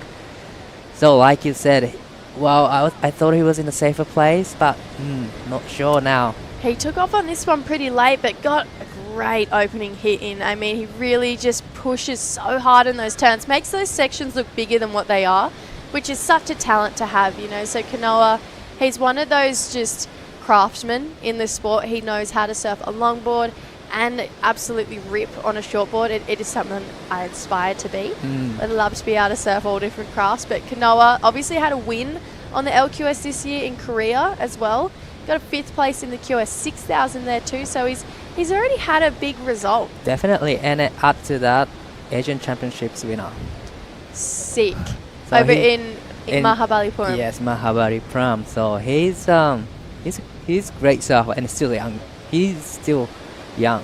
Actually, I'm pretty sure he's still 18. Yeah, like he's still super young. You know, I feel like in the last 2 years, I feel like he's grown so much. You know, he's gone from being kind of a grom to being a really established surfer. He looks like he's filled out and grown into his body. Aoi on the answer back here. Big finish down from Aoi, trying to get rid of the 4.00. 3.75, chasing 4.76 to go into the second place. That one actually really big turn from Aoi Oguri. Yeah, I just feel like he has a big section there, and we've seen him absolutely unleash on a section earlier and get a 4.5. He had another opportunity, and I felt like maybe held back a little on that section. It was a great turn, but considering the outrageous level he went to before, I'd love to see that again. Definitely, and I think he timed it really wrong there. Probably he mistimed a little bit, so probably you know, he's looking for a section to hit really hard, but little this time there from Aoi. So last wave for him comes in at a 3.30, so not enough. Still in the third place, chasing a 4.76. Filma's last wave comes in at a 3.55. So now he's in the fourth place, needing 5.65. Kanoa sitting in the second with a 5.25 and 4.0. Wow, Neo Sanchez with a 7 and 4.65. That is a healthy numbers. Having a 7 is the benchmark. Definitely. Like, it's hard to get a 7 out there today. And just the way he carried his speed from start to finish, I think that would have made the judges appreciate that wave so much more, because you see a lot of people have to hop over sections to get the next one, where he was just all systems go on that wave. Definitely. And then a lot of variety in the surfing. The first off the top, a lot of sprays and straight into the layback turn, and there's no downtime in between turns, and straight into the final section. So that was a great variety in it. And power, well, like you said, he ticked every box. Every box, yeah. And you know what? Bring it on more. I want to see that. I hope every other heat goes, that's what I'm going to go and do. Obviously, it's hard to find a wave like that all the time, but his equipment looks fast. He looked like he was completely backing himself. There was no doubt in his mind that he wasn't going to complete that wave. And sometimes you have to have that ego. You have to have that confidence to be like, I'm getting a score here and no one's stopping me. Wow, on screen we have Neo Sanchez up and riding. Really flat section, but flying down the line, but decided to just kick out. But you can see the energy from him from the pump. He's just ready to get another 7s. But is this 7 the first 7 we see in the shortboard division? Yeah, I believe it is. Yeah, we saw a couple 7s in the longboards for both the men and the women. But as far as QS goes, I'd say that'd be the highest score so far. So he's having a great hit here. And 2 minutes and 50 seconds left on the clock. So Kanoa is in second, but it's not safe to say he's in a safer place yet. You know, I will agree, only needs 4.76. Filma needing 5.65. Oh, looks like Filma. No, this is Aoi up and riding on his backhand. Gets a section, gets a, one turn in. I'm not really sure that's going to be a 4.76 from Aoi. Yeah, so 2 minutes to go here. This is what looks to be an alright looking wave rolling through, maybe closing out a little bit, but it had a good amount of energy here. This is a bigger looking wave here. Filma's going to have a paddle. So Filma is up and riding. Important wave, needing a 5.65. Racing down the line. Unfortunately, he goes down. 1 minute 50 seconds to go in this heat. So it looks like a Kanoa had a wave as well. So now Sanchez has first priority out there. Well, sitting in the first place comfortably right now. Yeah, 90 seconds. You got to say he's pretty well seeded into that round of 32, which we'll see coming up with our highest seeds of this event so far. Filma, he's not done yet. He's going to have a swing on the inside. Wow, it's a quick in and out from Filma. He knows that he needs a good wave to score 5.65, but there's still 1 minute and 10 seconds on the clock, so it's a short paddle back out. There's enough time to get one more wave in. Yeah, still 60 seconds. It's so funny in that last heat. We're like, oh, well, everyone's probably caught their final wave, and then 2 surfers caught like 2 more waves with 40 seconins. I was like, it's never over. In this, never over. Got in that last heat, there was close to 40 waves surfed. Wow, in 40 that heat. waves. Wow, that's a lot of waves. So many. Carby and I just kept talking about turns. There was just wave. It was all happening. So this heat definitely had a bit of a slower pace to it, but felt like the surfing had lifted. Definitely. Neo Sanchez set the tone, but this is important wave for Aoi up and riding, needing 6.15, trying to go big. I'm not too sure if it's going to be a requirement. Yeah, it's definitely not going to go there. He's put on a great performance, though. I mean, that 4.5 that single turn was exceptional. Definitely. And I feel like that should be his level. You know, he should be hitting that as his benchmark and then lifting from there, because that turn was really, really entertaining. Right, that's the end of the heat number 5, round 48, and it looks like Kanoa and it's a nail and Kanoa moving through to the round of 32. So we'll be going to quick break and right back with a lot more actions. Record revenues from regulated gaming has boosted PAGCOR's social responsibility efforts, bridging gaps in the government's education, healthcare, disaster response, and national security programs. A solid proof that when gaming is properly regulated, it becomes a powerful engine for nation building. The WSL Baler International Pro QS4000 and LQS1000, presented by the Philippine Sports Commission, is proudly hosted by the municipality of Baler and the offices of Secretary Juan Edgardo Angara and the representative of the Lone District of Aurora, Honorable Romel Angara. Friends with the monster, calling for a monster. 'Cause I'm in love with a monster. Monster RX 93.1.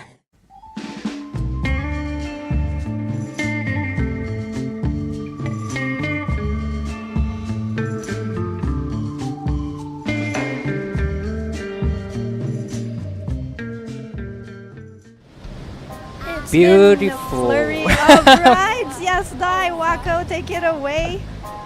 Beautiful afternoon here in Baler.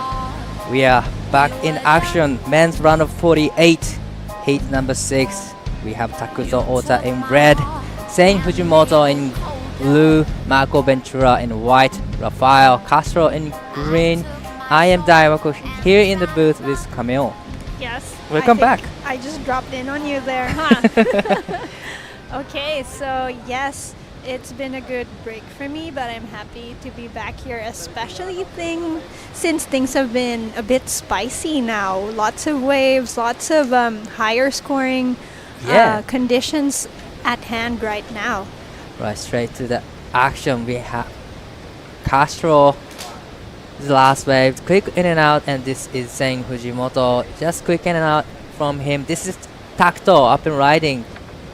太田拓人選手、クイックな2発大きなターンを入れてきました。Well, that was a big surfing from Takuto, and this is the second wave from Sein Fujimoto. It gets the finishing turn again. Beautiful surfing from both Takuto Ota and Sein Fujimoto. We're gonna come back to the scores, but we're gonna go ahead over to Jesse with the last heat winner. Thanks, Di. Yeah, Neil Sanchez taking out that heat in a very convincing way. 7-point ride. Talk me through that wave and just getting that score. Yeah, I got find a good bigger one, and in my mind, I need to get big turns and don't air for now because it's windy. I in my mind, I get a sure wave and sure turn, control. And yeah, I got it. Well, you were absolutely ripping. Di and I were loving watching you in that heat. Obviously, winning this takes you through to the round of 32, into the seeded round, the top seeds. People like Marima will be competing there. Feels like your surfing's going to fit beautifully in that round. Are you excited to come up against these top seeds? Yeah, I'm so happy to get to the next round. Yeah, sorry. I know the waves here because this is my hometown, and for now, I'm tired now. Sorry, and yeah, that's it. We won't keep you too much longer. He's a bit exhausted from that heat. Something I do want to know is your board. It looks so fast. It looks so good under your feet. What are you riding? Talk us through it. This is from Japan made. This is VU board 5.7. The volume is for beach break, so that's why I use it for the seat because this one is good for that weather and wind. Yeah. Well, it looks good. Let's keep riding that one. 7 points already in the competition. Guys, we're going to see him in the round of 32. See you soon. Thanks so much. He is unbelievable surfer. He rips in the heat. But speaking of the shredding person, Takuto Ota just locked in 8.00. Look at that. The highest score of the event in the shortboard division. But here he goes again. Takuto up and riding. Gets a big turn, He's unfortunately. On fire. He's really feeling it. Even though he comes unstuck, he already has a good score. But another man on fire is our surfer from the United States, Rafael Castro, also pounding wave after wave, showing that big energy he's got and known for. And here we are. The conditions are ever changing. The wind is still blowing, but it's also really combing the waves, putting on lots of ramps and sections for our shortboarders to perform on. Definitely, the wind actually gives a little bit of texture on the face, but still gives a lot of opportunities. This is saying Fujimoto さあ一発二発とスムーズにターンを入れてきます。そしてフィニッシュのターンもしっかり入れてくるが、ここでレールが引っかかってしまったようです。Our surfer in blue actually got called for an interference, so his other best score has been slashed off. Unfortunate for Sein Fujimoto. Right, that's really unfortunate for Sein Fujimoto. So it's a priority interference. So he's has to surf with the one single wave. So this is that one, right? So white had first priority over blue. Ooh, that was really unfortunate. He didn't drop in on him. Just that was really unfortunate for Sein Fujimoto. It just was not his turn yet to get up on a wave, and Marco Ventura, our local boy, had priority on that one. Right, so at the moment, Takuto Ota sitting in the lead. Sein Fujimoto without interference sitting in the second place with a single wave 3.50. On screen we have Takuto Ota up and riding. Nicely done. He's staying super sharp. His turns have been on point, and as far as wave selection goes, here's a good replay of that last wave. He got just 2 quick tags and another one to finish it off. And bonus section in the end, riding away cleanly. And that is it for Takuto Ota, maintaining the top spot for this heat. Wow, that was a great combination from Takuto Ota. We watched the last bit on the live action, but definitely the first couple of turns will be rewarded. So second turn, second wave for Takuto comes in at 1.75, and on screen we have Marco Ventura up and riding. So with the 16 minutes and 50 seconds to go on the clock.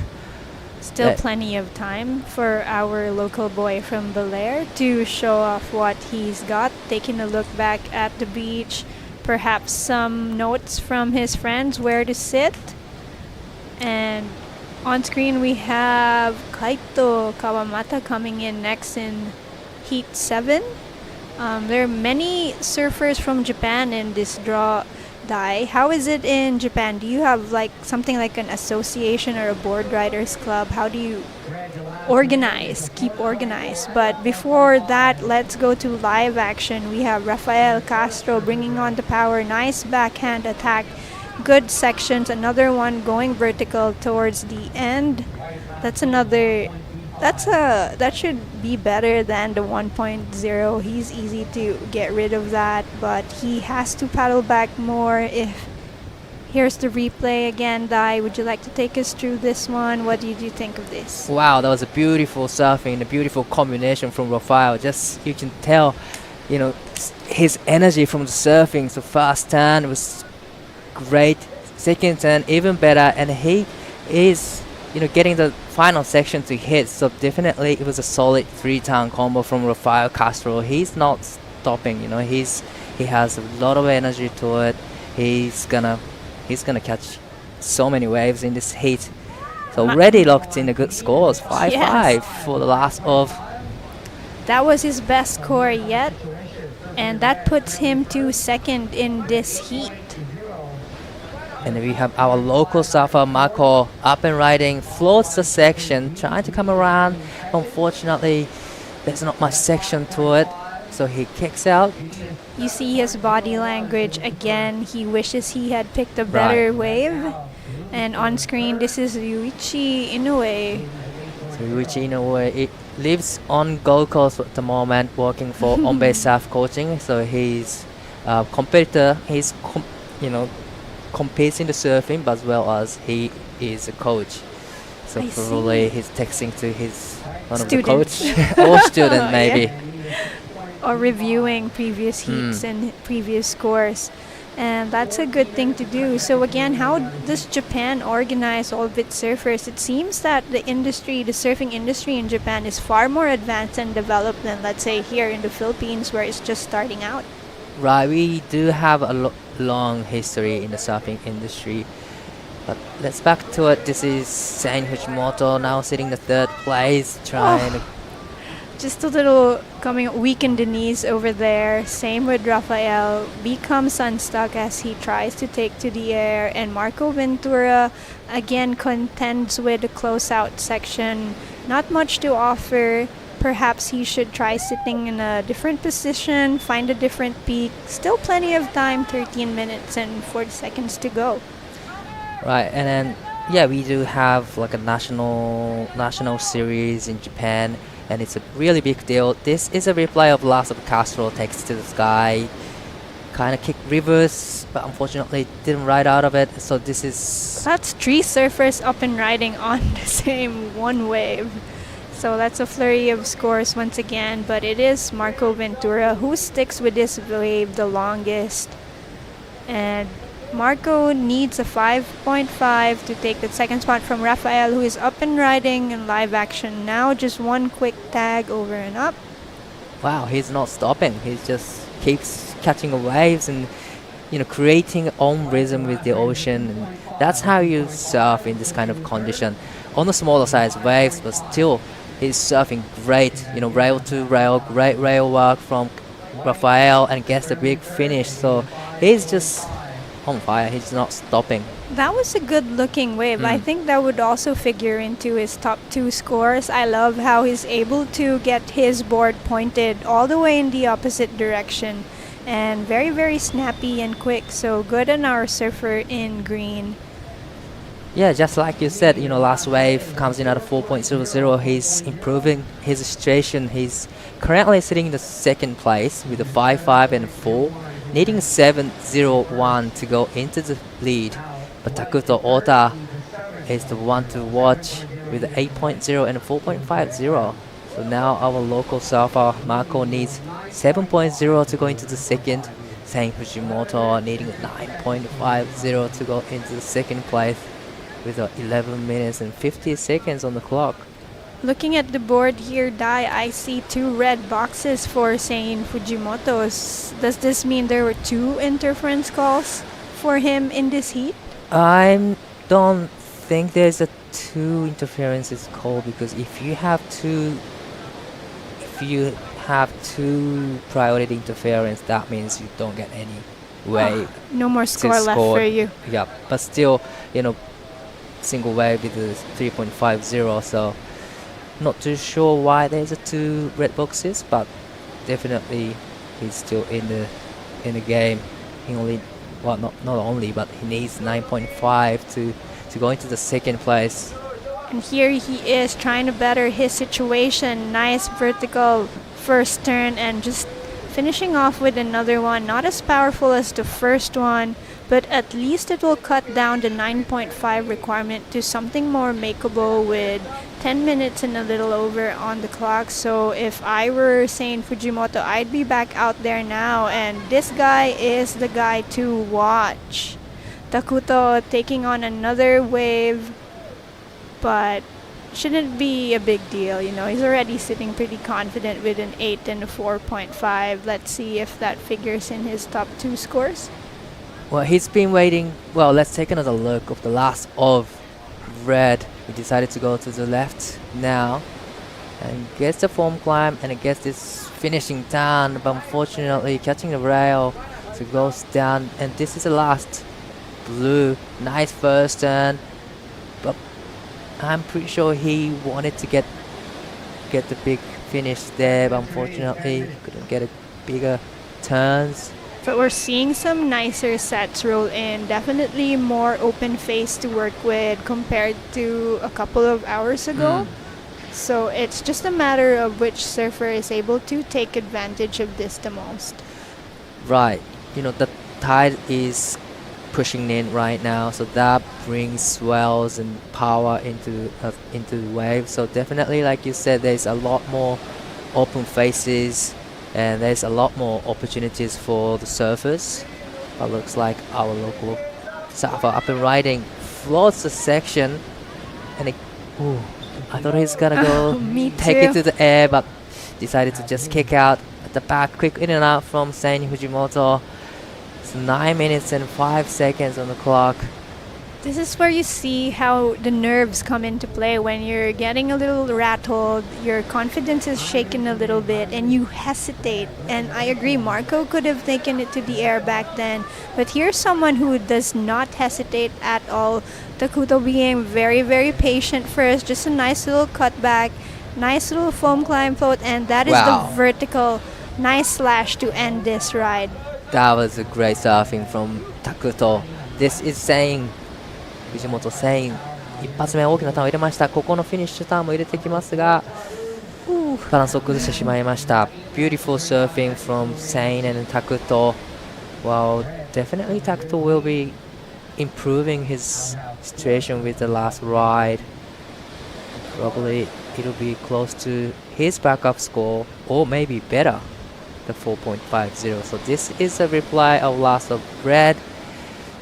太田タクト、これが最後の波になります。インサイドまでつなげてきて、スープフローターをした後、立て続けに縦のターンを入れてきました。これが 4.50 を超えるとその差を広げていきます。そしてブルーの藤本、一発大きなターンを入れ、スープでフローター、そして最後技を入れたんですが、少し前に出てこれなかったようです。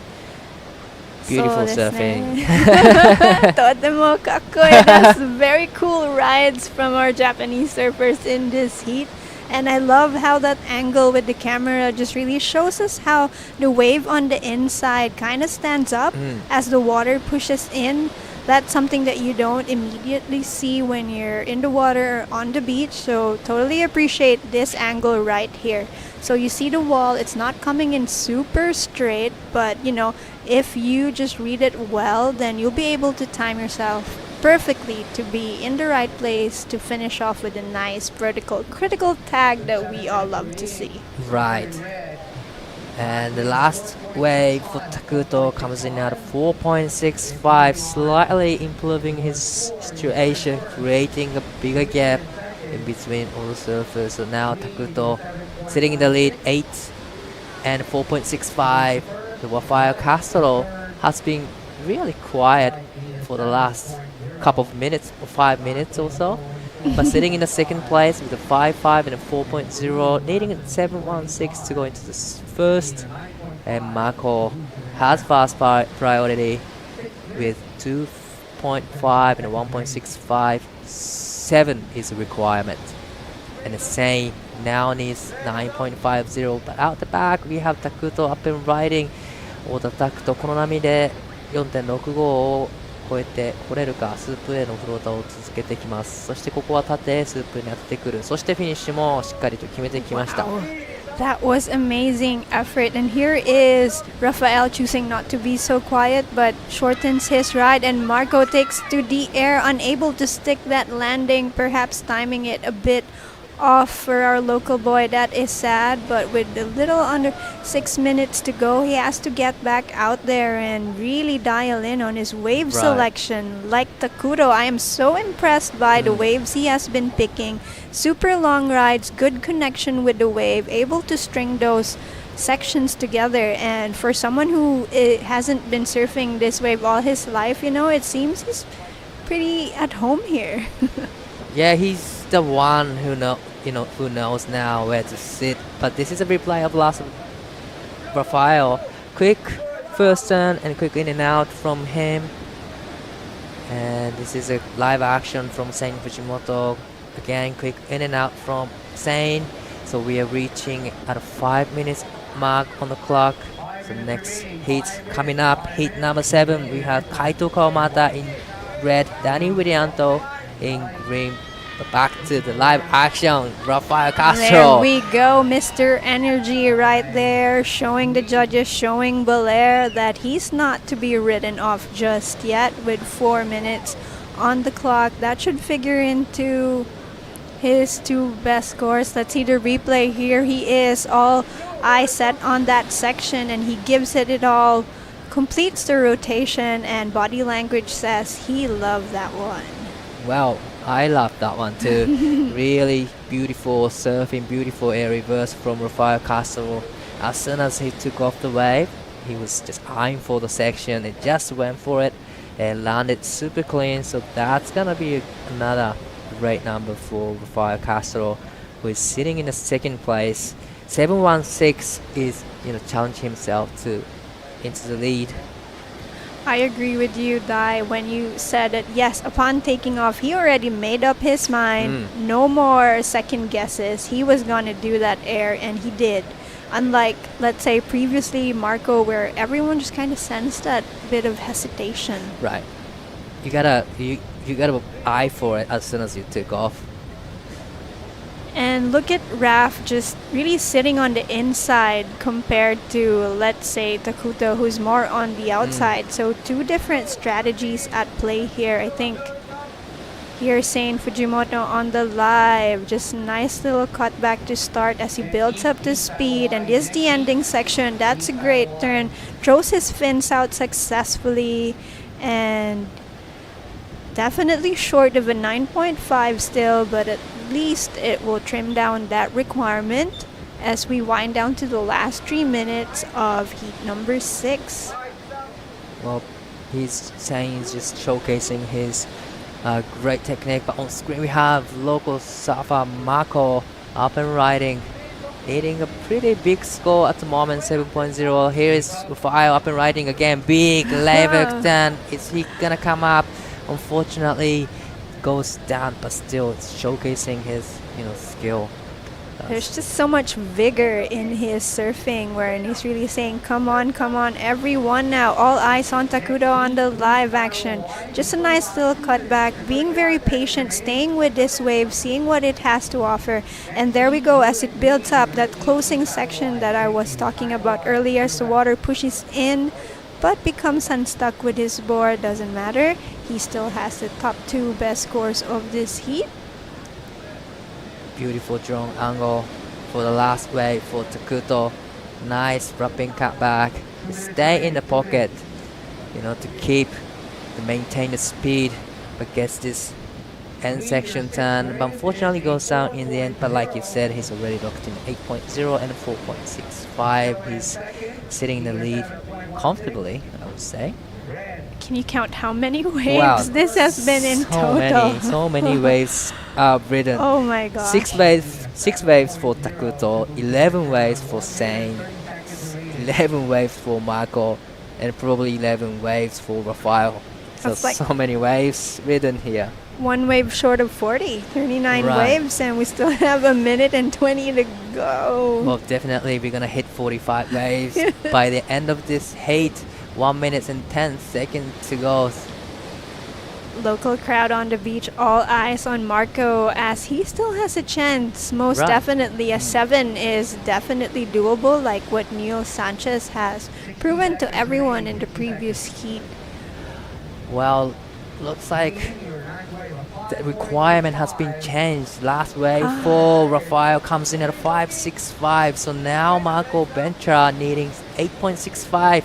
But on screen we have Rafael Castro up and riding. Nice lasting turn. Kick the tail high, get a rotation, and he's coming in.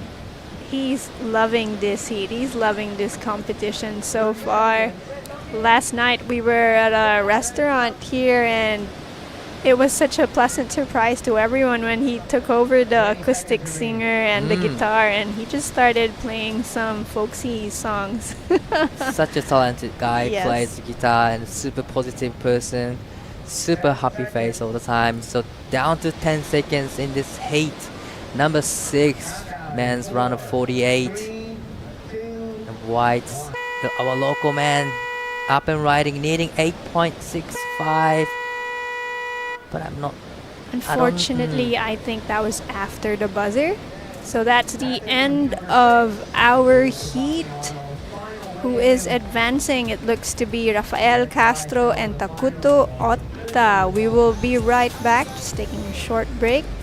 See you in a bit.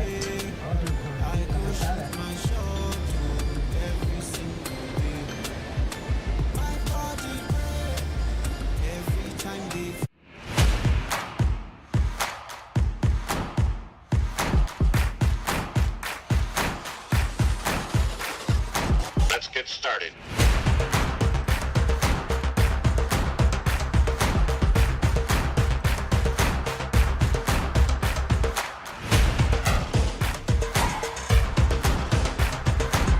Let's go.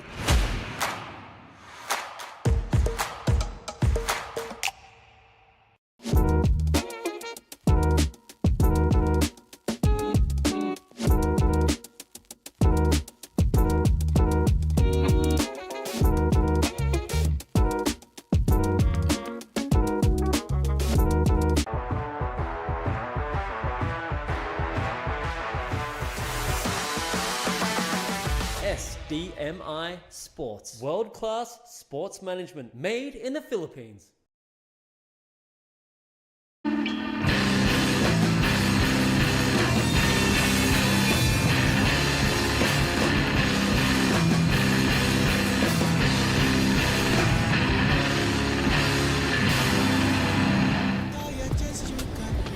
This afternoon here in Baler International Pro QS4000 round of 48 heat 7, we are seeing Kaito Kawamata, Dani Widianto, Ryuichi Inoue, and in the green is Joem Elpos. It has been a great afternoon of waves. We've seen a couple feet added onto that face of this beach break, so it's been a great action-packed moments all afternoon, and we will be running into the next round, so don't go away just yet. And we saw this wave ridden by Kaito. Beautiful first and second turn there, a lot of power, starting off strong. I'm Jada Legati, and I want to welcome back the gorgeous Camille. Thank you, returning all the favor. So nice introductions there. Yes, I am happy to be back here with you, Giada. And the first score to drop was actually pretty high, a 6.25 from Kaito Kawamata, just setting the bar for the rest of the surfers in this heat. And previously, we also saw a Japanese surfer score a massive 8.0, and Neil with a 7. And back to the live action. All right, so Kaito not waiting long, 6-5. Then he's gonna back it up really nicely. Speak about building your house. He's just going blow for blow. He didn't want to waste any time. Right on your screen, this is Joem Elpos. Fortunately going down on that last one, but he put his feet on the wax, and that's the most important part, warming up. A couple replays. Let's see what you think of this one. Let's break it down. I really like that first turn and this second carve, just waiting his time, building his house as you said, and that score is going into his next best score. And this of Joem just becomes unstuck really quickly. Our local from Baler, so nothing much to worry about. These are just the opening nerves, so they'll find their footing and get their rhythm going as the minutes progress. Yeah, I'm loving Kaito's act right now. He's looking electric and fired up, backed up that 6.25 with that 3.5, so he is on fire right now. We're gonna stick to this wave. Ryuichi Inoue on his backhand. This wave is just going to bowl up for him. Let's see what he does. Good blast off the top there. we're going to throw over to Daiwako while we wait for the scores. 素晴らしいサーフィンで、この、QS ディビジョンでは初となる8点エクセレントスコアを出しました。まずはヒート振り返ってみてどうですか？そうですね、多分波は多分ヒートの中でも一番見えてたぐらい多分いい波乗ってたと思います。あの8点はやっぱり1本目だったじゃないですか。もうこれは確実に出たなっていう感触はあったんですか？なんか自分的にはよろついたんですけど、やっぱしっかり2ターンが入ったので、点数はしっかり出るかなと思ってて8点出たんで嬉しかったですね。ヒート中1人だけこう右の方にこう波待ちをしてたんですけど、あれはもう最初からあそこって決めて入ってたんですか？多分スクリーンだとわからないんですけど、現場にいるとかなり右の方でしたよね。練習の時もメインピークは人が多すぎて全然乗れないんで、なんかそれが嫌で端っこの方でやってて、でここずっといいなとか思ってて、で試合始まるもう何分前だろう、もう15分前ぐらいにも入ってて、でやっぱここいいなとか思ってて、であそこでちょっと一発乗ってみようって思ってました。So he knew where to sit actually. He was sitting all the way the right side down the line, and when he was practicing in the free surfing, he just sit there every day, and he knew that there's bank and nobody comes, so just he was sitting there by himself thinking, oh, nobody comes, and he'll just sit there, and that's how he get 8 point ride, one of the excellent, one of the highest score of the event. それでは、たくさんの方見てくれています。ラウンドオブ32に進みました。何かメッセージがあればお願いします。次は明日ですか？明日になるんで、ちょっとまた潮でコンディション変わると思うんで、状況を見て次のヒートもしっかり挑んでいきたいと思います。応援お願いします。次もエクセレント期待しています。次も頑張ってください。Back to you guys in the booth. Splendid. Thank you so much, Dai. On your screen, though, this is our local surfer, Joem Elpos. Big blast there. Loving what he is doing. He's looking sharp. And right behind him, Danny Widianto, our surfer from Kuta, halfway. Good-looking wave there. Danny is also used to conditions like this. Kuta being a beach break. He spends a lot of time there with his sister, Dea. Both of them joined the longboarding as well. So a couple replays. I love to see this. This is one of the most radical turns we've seen in this competition. Takes to the air, complete rotation, and nice strong finish from Dani Widianto. Perhaps here is again another look at Joem Elpos' last wave, our local boy from Baler. Good critical section to tap and strong finish. Tries to make another one, but that's it for this wave. And another replay for Kaito. Just racing down the line here. Just a little check turn and a stumble, but never you mind. He already has a 6.25 and a 3.52 start.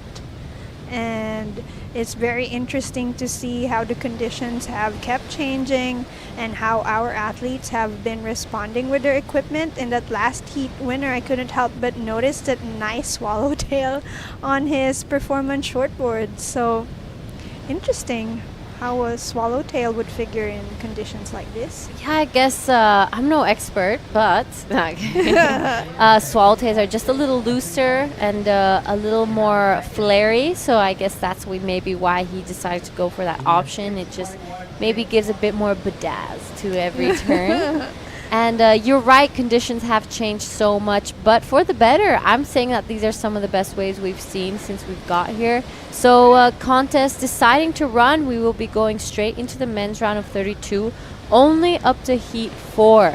So it's going to be live action again. Our surfer from Baler, Joem, making another impressive couple of sharp turns on his quick forehand, makes it back to the lineup with 16 minutes left on the clock. He's really starting to, as we say, build his house. It is the most common saying in surf contest. But yeah, I love how he finishes these turns. Every time that second section comes towards him, he really flares his arms up on those turns and has that low center of gravity and comes out of every turn with a lot of speed. So I'm loving what he's doing right now, and he's just got to get maybe 2 of those back to back and he can get a really solid score. This right now, Danny on his backside. Good first opening turn here. He needs another one. Upside down with his board and does it again. Super 12 o'clock for his board. That is looking magic under his feet. Yeah, did someone rewind the clock back to 12? Good job for Danny Widianto. I guess he's feeling the fire, especially after getting eliminated from the LQS. Now he can put all his focus on the QS, and it's paying off, I think, just focusing on this event for now. All right, a couple replays. This is our man in white and red, both going back to back on those turns there. This wave, though, by Danny Widianto, incredible. Good wave selection. Also, he was able to pick a wave that had more steeper walls to work with, and he wasted no time tagging those sections on his backhand. Hi to Subaru Yoneyama coming up next.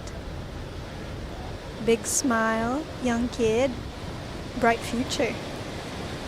So I'm really excited to see that last score for Danny come through. It's going to be a pretty solid one. That last turn was looking really electric and fast. So it's going to definitely be that 260 that he's looking for.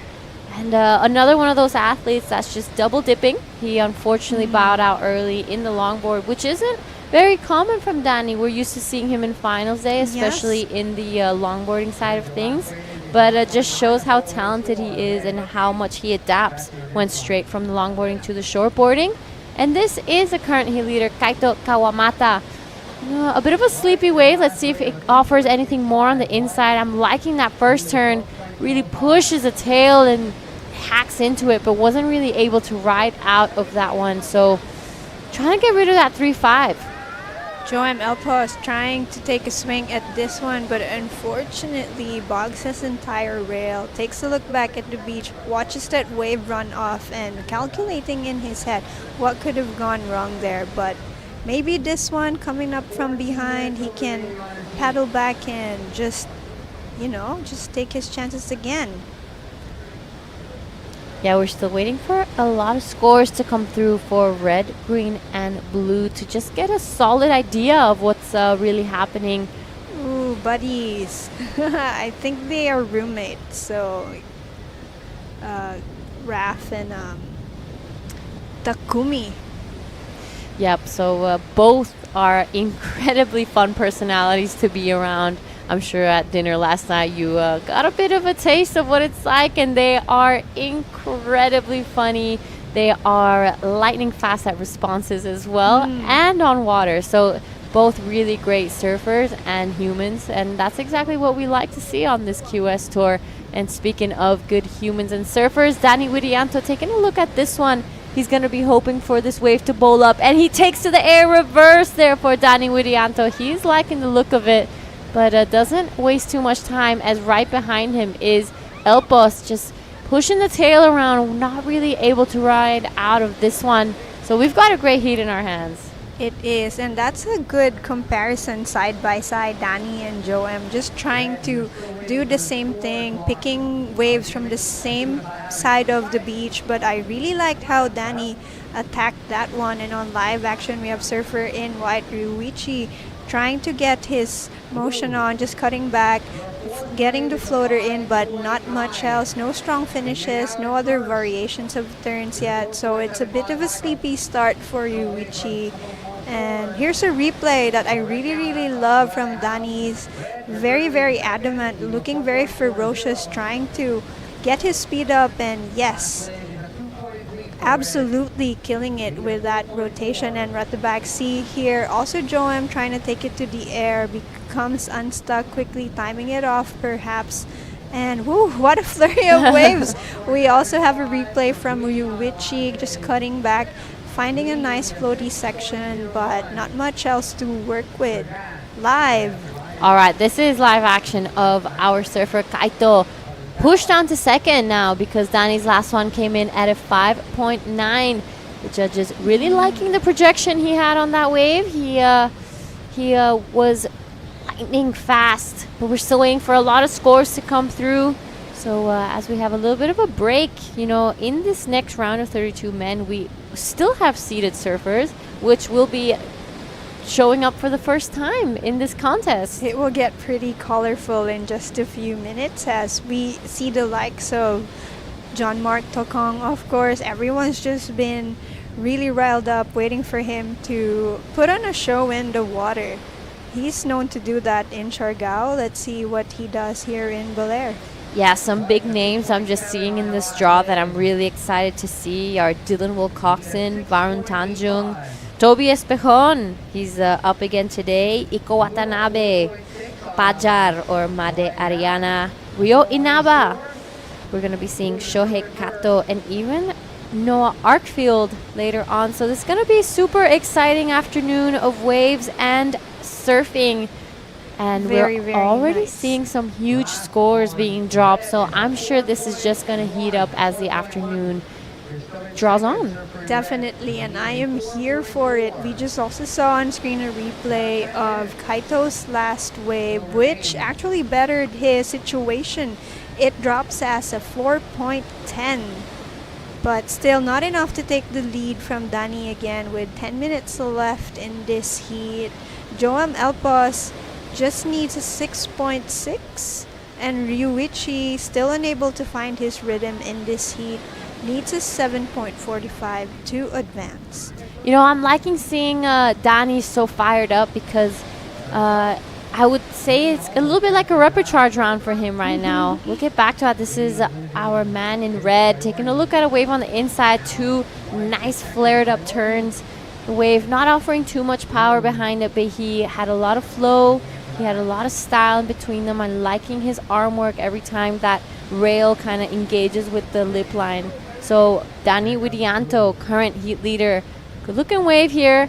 Loving this board under his feet. It's looking really alive. Let's see what he does. Good turn there. He then changes direction completely. See if anything happens down here, and it's looking like he'll get another turn. So it's the wave that just keeps on giving. This might even improve his number one score of 5.9. I really like the electricity he brought into that. I love what you said, that this might be some sort of repecharge for him. And here's the replay. He's also been picking these nice rights with the walls that really stand up.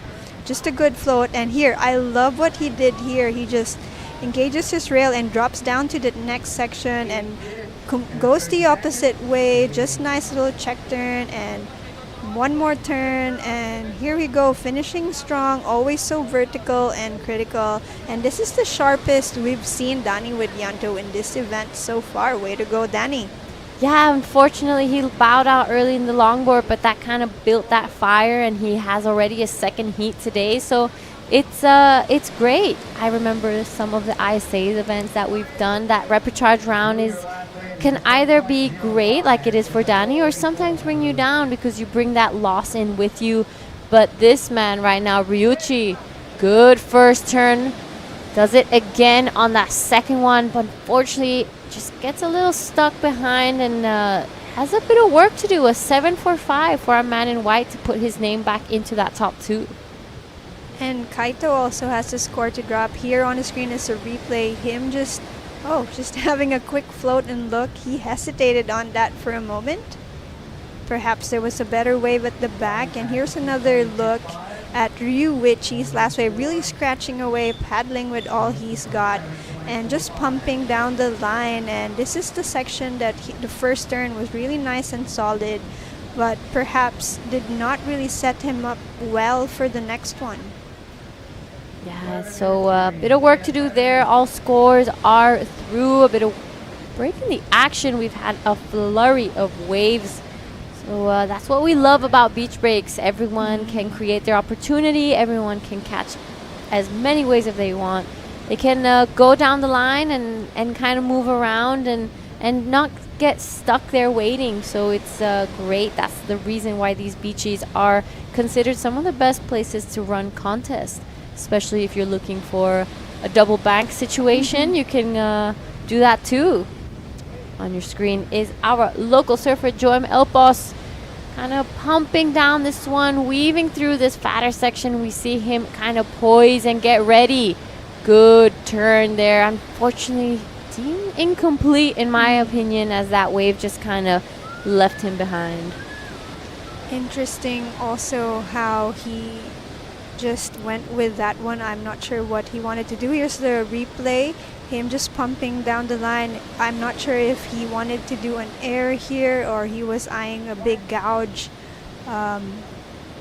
Yeah, so it's somewhere in between. So it's that commitment, like what we saw in Raf Castro in that last heat, where the moment you get up, the judges and everyone watching already know what you're up to. And when that comes about, sometimes it's great to give that element of surprise and do something different. So I think those are the waves that really get those high points, that when the judges expect you to do something but you do something completely differently, that's when you see those eights and a halves come and drop down. So it's great, and that's what we're here for. We want to be surprised. We want to see some refreshing surfing, and this is all happening in the round of 48.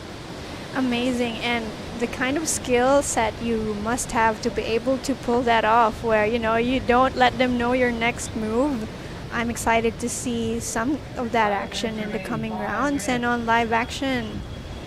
All right, our man in red on his backhand, this wave bowling up. Good first turn, gets a little stuck on the way down. He wasn't too stoked on it, decides to pull off. He didn't see any more opportunity on that wave. He has the 6.25, but is still in second, as this man on your screen is looking electric. Second good turn here. Let's see what he's eyeing down that section. Takes to the air. Beautiful reverse there. Unfortunately, isn't able to ride out of it. But back-to-back waves. Joem Elpos is not giving up just yet. I'm loving that. Good one. Really good stuff there from Elpos. That might be his best wave yet. And on the replay, here we have Kaito. Nice float. And here's where it bows up. Good backhand snap. And just misses the connection on the inside. But this is the Danny we love to see.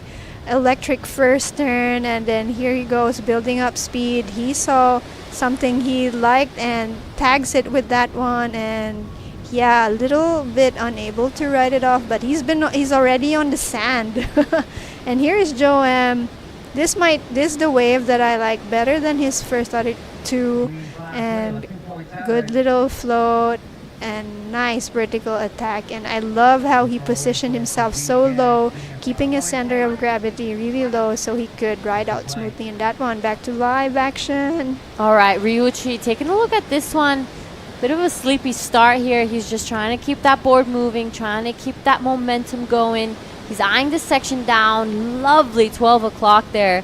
He did throw quite a big bucket of water for being such a small wave. Just shows the type of potential he has.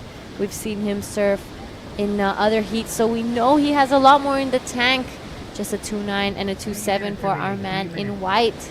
Yes, he does, and I'd love to see this go into his top two scores.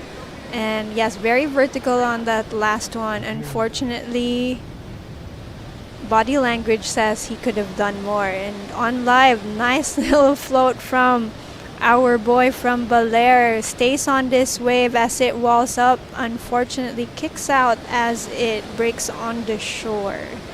2 minutes and a half left for heat number 7. So here's a replay of that wave from Joem. Better selection, better size, I think. That was a very smooth move. And he's trying to make something out of this final section. Unfortunately, the wave had run off. All right, we're back. This is our man with a bit of work to do. 7.15 is his requirement. Chipped a little bit at his score, a 3.2 for that last one. So well done, but as we're winding it down and we just passed that 2-minute mark, it's looking like Ryuichi's gonna have to do this on a one wave unless he can quickly get 2 under his belt. But I think at this point it's probably gonna be a one-wave wonder. One wave wonder. It's entirely possible, of course. One critical turn can be an 8 and a 9 on the replay. This is Ryuichi again, just 2 backhand attacks, but again, not much variety. The wave is pretty small, so yeah, he has his work ahead of him.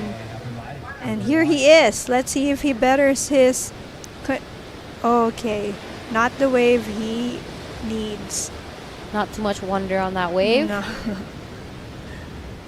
Everyone taking a look. We will be reaching the 1 minute mark. Where has this heat gone? There has been countless waves ridden. We're it has also in the 40 plus waves ridden on this heat. Wow, the judges really have their work cut out for them out there. That is really hard work, but they are doing a beautiful job at it. 45 seconds left on this heat. We will be going straight into heat 8. And will be the last one of this round. We'll see Takumi Nakamura, J-Ward, Alciso, Subaru Yoneyama, and Jo-Marie Ebueza. Kaito Kawamata taking one more look at this wave. Wants to improve, get that 4.40. Good first turn, tight in the pocket, wraps it around again. Unfortunately, just losing that speed and not able to ride out of it. This will be Elpos's last chance. This is a good looking wave. Let's see what happens on the inside. Ooh, Rail gets a little stuck there on that turn. It wasn't as smooth maybe as he would have liked. We're going to be counting that one down. He has a requirement of a 6.60, so that's pretty large. I don't think that's going to be it. But with that, I think we're going to be calling on a break, and we'll see you guys in Heat 8.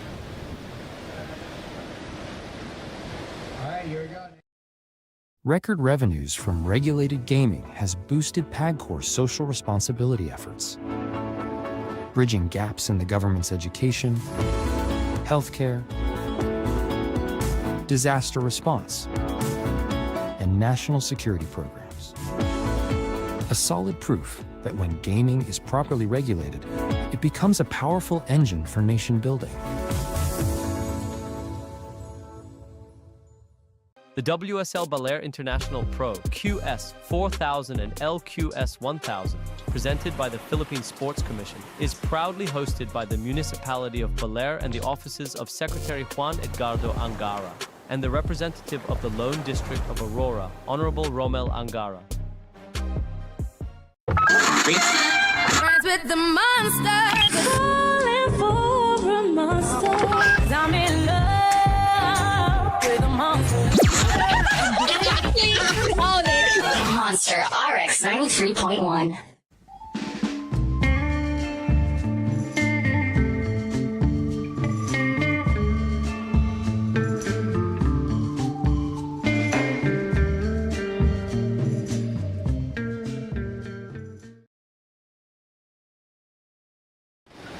And the pace hasn't slowed out here this afternoon in Baler. We are straight into the last heat of this round.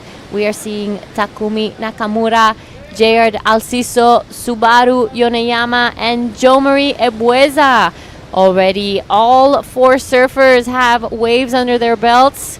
And I am super excited to be hosting this one with you, Jessie. Oh my gosh, I'm excited too. The girls are back. I haven't seen you since Taiwan. Oh my gosh, it's been a moment. I know. I literally haven't seen you. What? God, no, it's good to be back. I feel refreshed. I feel rejuvenated. I love talking through heats with you, Giada. Yeah. We're straight into a replay here. This is Subaru not finishing off that one there, but, you know, still nice, classy surfing. And then J-Ward, the local, the Filipino, on a very bright surfboard, looking nice and sharp under his feet right now for his first wave, as well as Jo-Marie, who was super impressive earlier in the rounds. He was definitely one to watch. Sick backside hook, goes down though, so over-rotated a little bit. And this guy was my pick to win Taiwan, Takumi. Unfortunately, let me down there. But he's looking sharp again in here in Baler. Oh, a little boom. Air reverse for J-Yard. He's going to go straight to the inside as well. And yeah, I'd kick out of there too, personally, so respect. Whoa, that was a great finishing turn for Subaru. So we are absolutely underway. We are still waiting for a lot of scores to come through for all surfers. I mean, everyone has already a second score. A couple replays. This is Takumi, one of my favorite surfers on the QS. Unfortunately, just gets his back rail stuck on the way down and isn't able to ride out of it. But on your screen, Subaru. Where did they get time to catch all of these waves? We're not even 4 minutes in. We're 3.5 minutes in, and we've had about 10 waves caught. This is crazy, and it's not stopping now. Joe Marie, one of the double dippers, saw him earlier in the longboarding. Unfortunately, goes down. He's unable to ride out of He's that. just a classic double dipper. Honestly, we've got a couple here. Obviously, I love it. I love seeing everyone going between the longboard and the shortboard. I honestly, I have so much respect for people that can do both. It's very, very inspiring. All right, here we go. Live action. Beautiful first carve there. Sets it up again for that second one.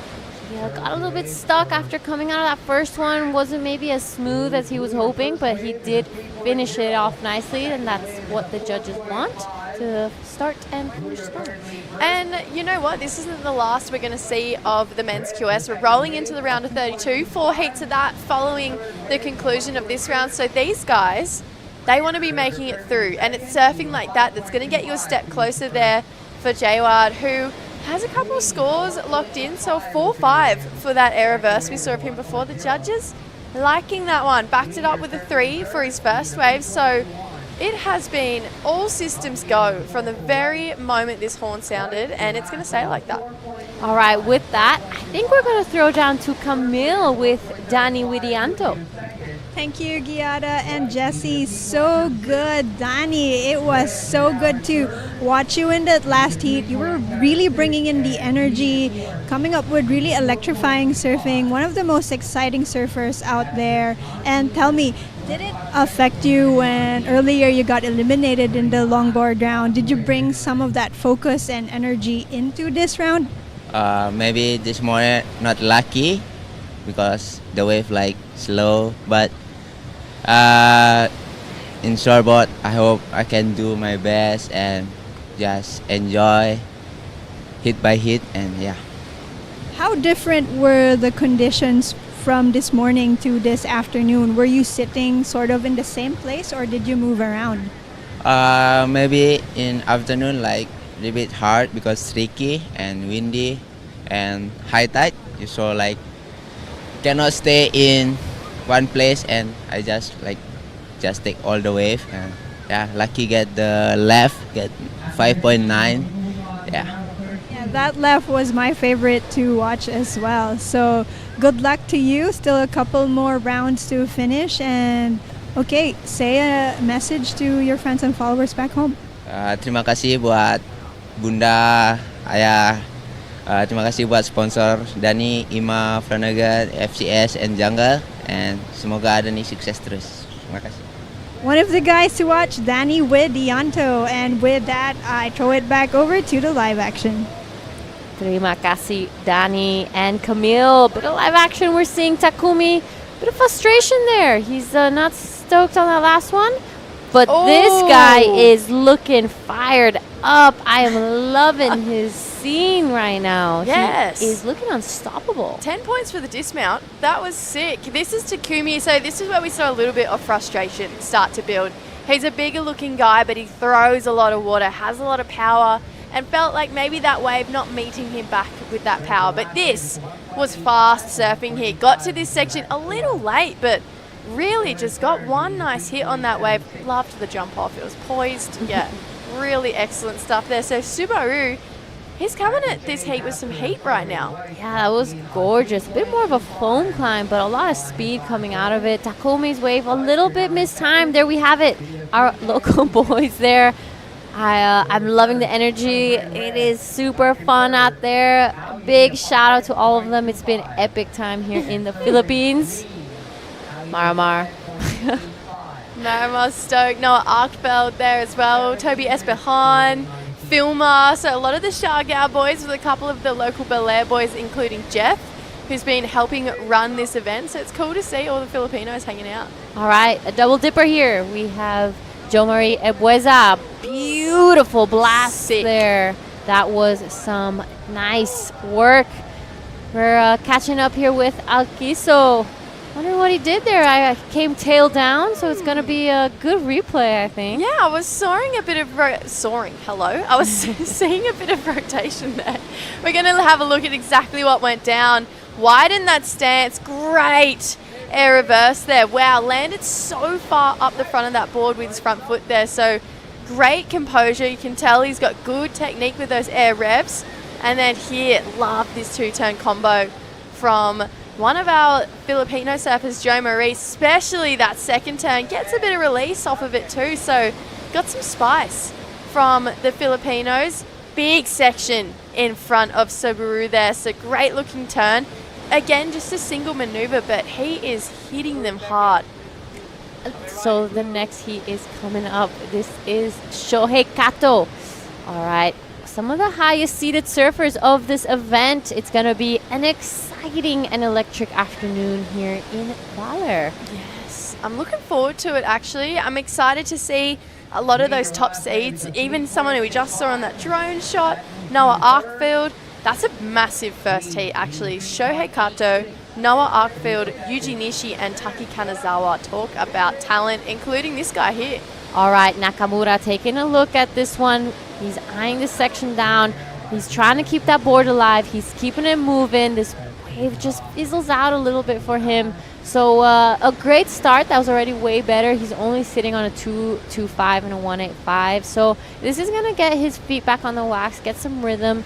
I'm excited to see Takumi. Yeah, I love when he gets a section in front of him. You know, he's got just so much drive off of his stance. You can see winding up into these turns. Even what is just a check turn throws so much water out the back. He's got to be one of the most, if not the most powerful surfer. Great backhand air reverse attempt there from Jo Marie. Unfortunately, without the execution, but wow, Jaywad for his air locks in a 6.25. Oh, wow, that is a great score. And it was a great wave. We kind of caught up with him on the live just as he was finishing it off, and he just came out of it so smoothly. But this right now is Subaru taking a look at this section. Also goes for the reverse. Unfortunately, isn't able to ride out of it with 14 minutes on the clock. We have had so many rides already, and it's just getting started. Yeah, I'm loving it. I'm loving this heat. We saw in one of the early rounds, a heat have 40 waves, and it feels like we're probably going to creep back up there with this heat again. It has been non-stop. Subaru, beautiful rail work here, showcasing that he's got a bit of everything. He's got some flair as well, just getting it caught up with some backwash at the end. Probably didn't get the pop he wanted as well, but Subaru currently in second, got himself a 4.25, and we've seen 4.25s. They've really come in handy to make it through this round. Yeah, that's right, but we have also seen people just come from that back end of the heat in the last 5 minutes, get 2 scores, and get into that first and second. But it is currently 3 p.m. here in Sabang Beach. We are kind of mid-tide, so that's why we're seeing such an increase in flurry in waves. We're really seeing that push in the tide come in. So last heat as well, around 40 waves ridden. The judges really have their work cut out for them. Everyone is ripping. Everyone's catching a lot of waves and creating that opportunity. This man right here now, Jo Marie Ebueza on his backhand, loving the flare. Unfortunately wasn't able to ride out of it, but Subaru as well, yes, really pulls himself back up. I would love to see him have done something else before that. Your current heat leader not staying still, really pushes the tail out, but decides that was it. And Takumi as well, right behind. So it's a non-stop action here. Wow, Takumi has so much style. He looks so cool when he surfs. I love just his originality and just how old school his surfing looks too. Yeah, I'm a massive fan. We've got a lot to break down here though, replays. We're going to stick with Takumi, the man that we're chatting about right now. Just not getting any solid turns done. He looks cool doing it, but he just needs those bigger, steeper sections so that he can really belt and just unleash on. And unfortunately, this wave just didn't have what he was chasing. Good looking wave, but it's not going to put him up into that top two. Just this one hit here, you can see how much Jay Ward is wanting it and just feeding off the energy he's already brought for himself here. And then Subaru, I agree, something before that turn would have been pretty special. That was a really great maneuver, but, you know, we're straight back into live action. Wow, Bueza also not really sticking still. Alquiso as well right behind him. Takes to the air, does a reverse. Will he ride out? Unfortunately, isn't able to. I'm loving the colors on his board. It just makes his turns look a little extra flary. Oh, yeah, I'm a big fan of a spray on a surfboard. This was a nice looking wave here for Joe Marie. 3 big turns with an emphasis on that last one there. So, yeah, he's bringing some fire right now. And then here's this fluoro board we're talking about. He looks zippy. He looks fast. This was just a weird wave selection. You know, there wasn't a lot of opportunity on that wave. You're not going to get scores with foam climbs when you're starting off your wave with a foam climb. So he maybe just needs to pump the brakes a little bit. He's got a better 4.5 at this point. He's had 6 waves, a 7th one to be locked in. So he could probably just go, okay, give me a minute, take a break, and let's find a wave that's better than a 4.5. Yeah, I think he's frothing. I mean, it's looking really fun out there. I'm not going to lie, it's looking super fun, and these are some of the best conditions we've had. I think since we've gotten here, it has a couple feet more than we've seen the past couple days. So there we have someone using the kendama. I haven't seen one of those in a couple years. It's pretty good, pretty good. Let's see that, give that a 3.5. My naivety, I thought you used it the other way round. I mean, you can change it around. Oh, okay. Yeah. Okay, so it's versatile. Yeah, okay. It's 4x4. It actually, I was watching then going, I think I would have a lot of fun. I could see you using the kendama. I could see myself getting obsessed. Do you not remember that phase where it was like the thing to have? I don't think it hit Australia. Wow, Bali, I remember being at school and everyone had one. People had collections of them. People Really? spent around $1,000 on a kendama. Really? Yeah, or $500. It was pretty crazy.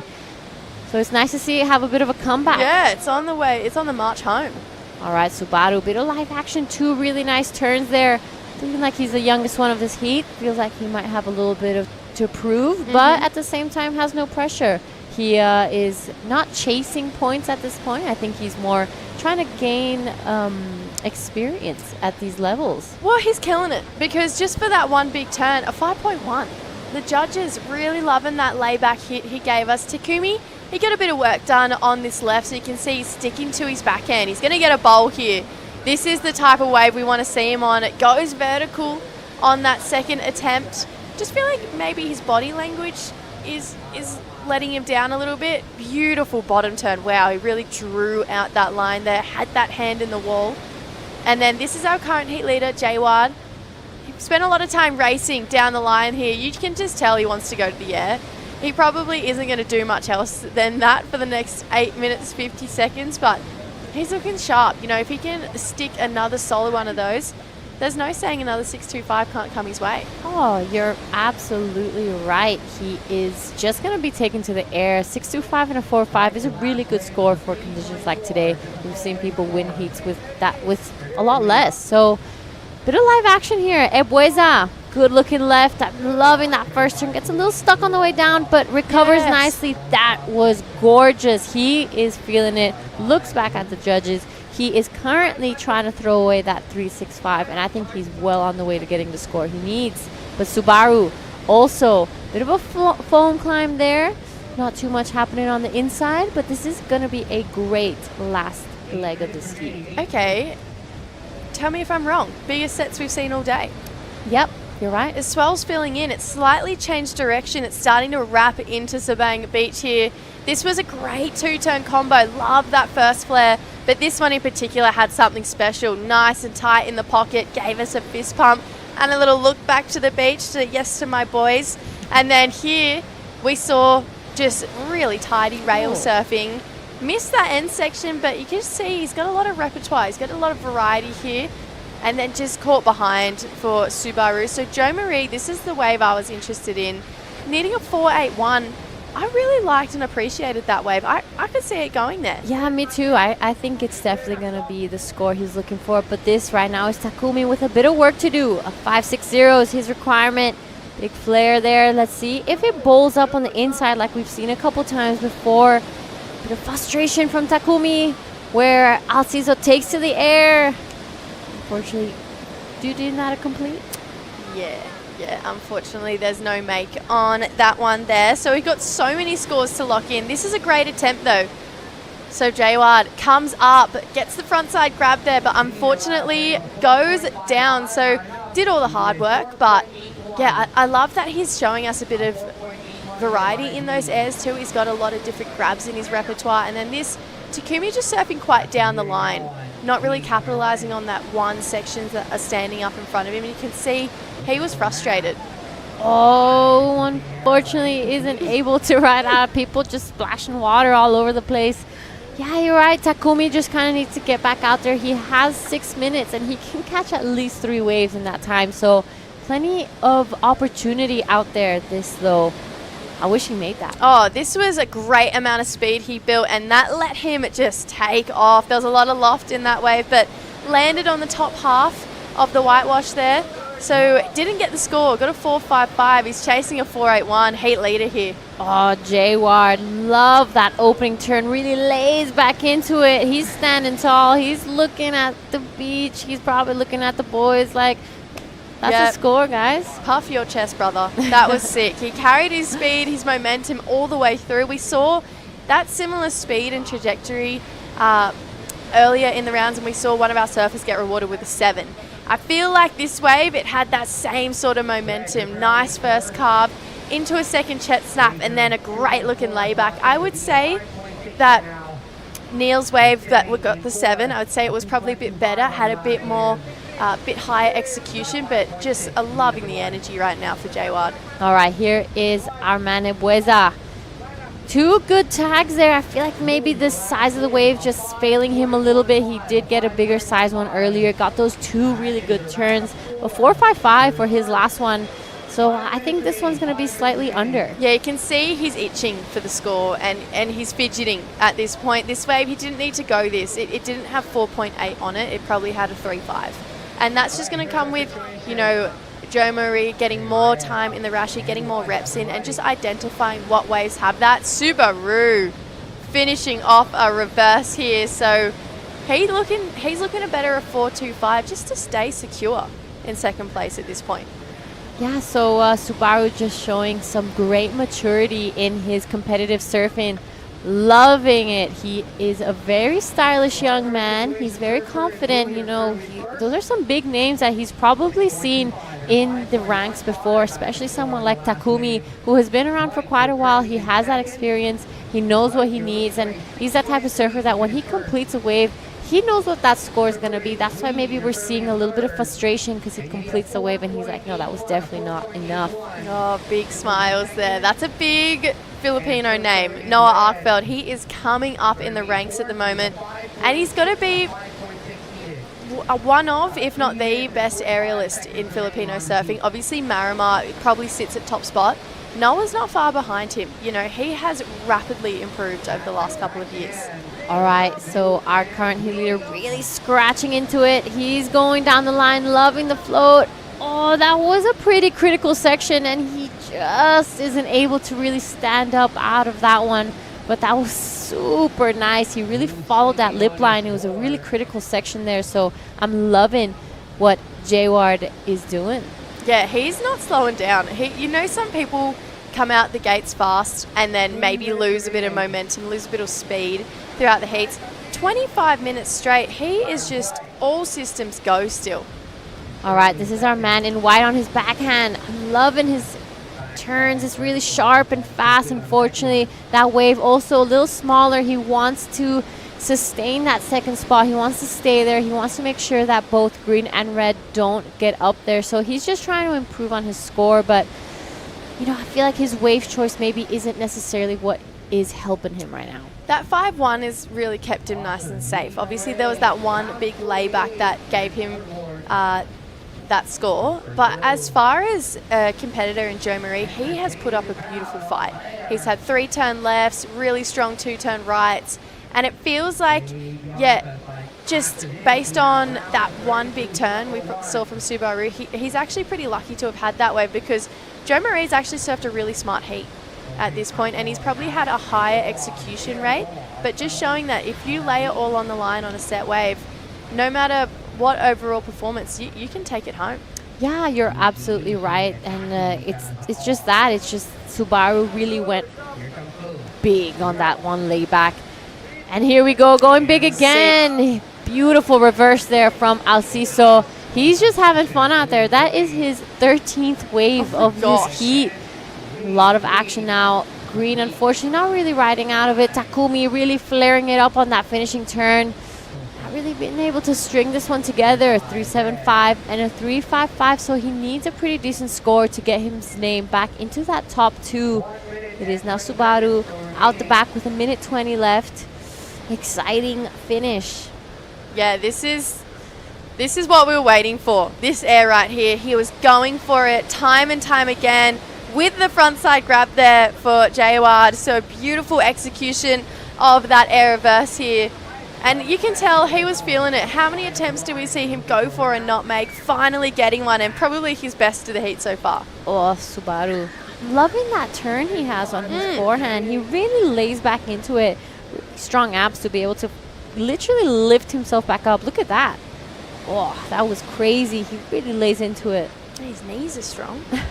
He was so low on that section there. So, yeah, Subaru, he's been really impressive. You know, he's looking fast twitch. He's looking super energetic. And he's taking down some big names at this point in time. Look at that. Joe Marie, 13 waves as well. So a lot of waves ridden. This is your current heat leader. A bit of a victory lap for him. He wants to be in that next round. That will probably be surfing tomorrow. We will only be doing heats 1 to 4. Takumi, 560. Body language tells me he's not too excited on what went down on that wave, but we're going to be counting this one down. Any more rides out the back? It's looking like, I don't think that will be going into his scoreline. Our man, Joe Marie. Beautiful heat, unfortunately just not really stringing it together as well. Don't think that's going to go into his top 2. Yeah, just waiting to see if the judges potentially lock in. If we see the number go blue on our screen, it means that there is a score to come through, but it would have changed at this point. So it feels like, yeah, Jayward, Subaru, they're going to be moving on through. We're going to throw back to a quick break before we see you into the next round. You're made in the image of God. You were made to glorify God. You were made for God, and without God, there's an empty place in your life. Travel all this way now, more than 1,000,000 miles. And in a world that's fading, ooh, you make the world wow. I am striving for greatness, 'cause it ain't my style. I made me to be going close for the rest of my life now. Where would I be without you? I can only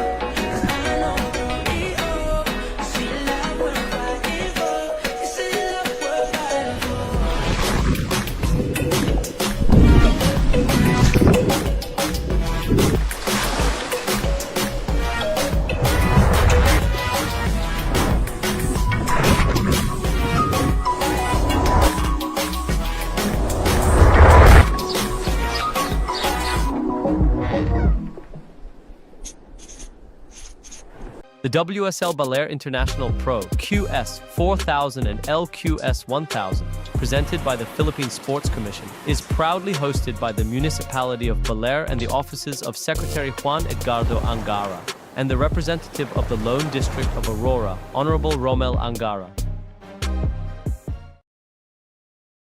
This is the moment we've all been waiting for. The seeded round of the men's QS. It's the round of 32. Heat number 1. We're kicking it off this afternoon. We have Shohei Kato in the red, Noah Arkfield, Philippines' finest, in the blue, Yuji Nishi in the white, and Taki Kanazawa in the green. So it's 4 very strong competitors there. I'm Jessie Starling, joined in the booth by John Carby. Carby, we just had a heat that had 52 waves caught. Short. If that's not a shot of coffee for the afternoon, I don't know what is. Short period groundswell, short period wind swell keeps us busy. And imagine the judges by now, they want a coffee. They would be like owls. Their heads would just be on rotate all the time, 360. Before I go too far, I am going to shout out to Doug and Ada Arkfeld, parents of Noah. I know they're watching, and I know Ada's definitely screen recording something along the lines right now. So big shout out to the Arkfeld family. Beautiful people, and this is their boy out there in the water. That is Yuji and Noah. So Noah getting an early start. Yeah, interesting little exchange there. And then we saw Yuji not mucking around. He was on another wave. Oh, weepy turns right there for Yuji. Bit of speed there, Carby. Some more replays here.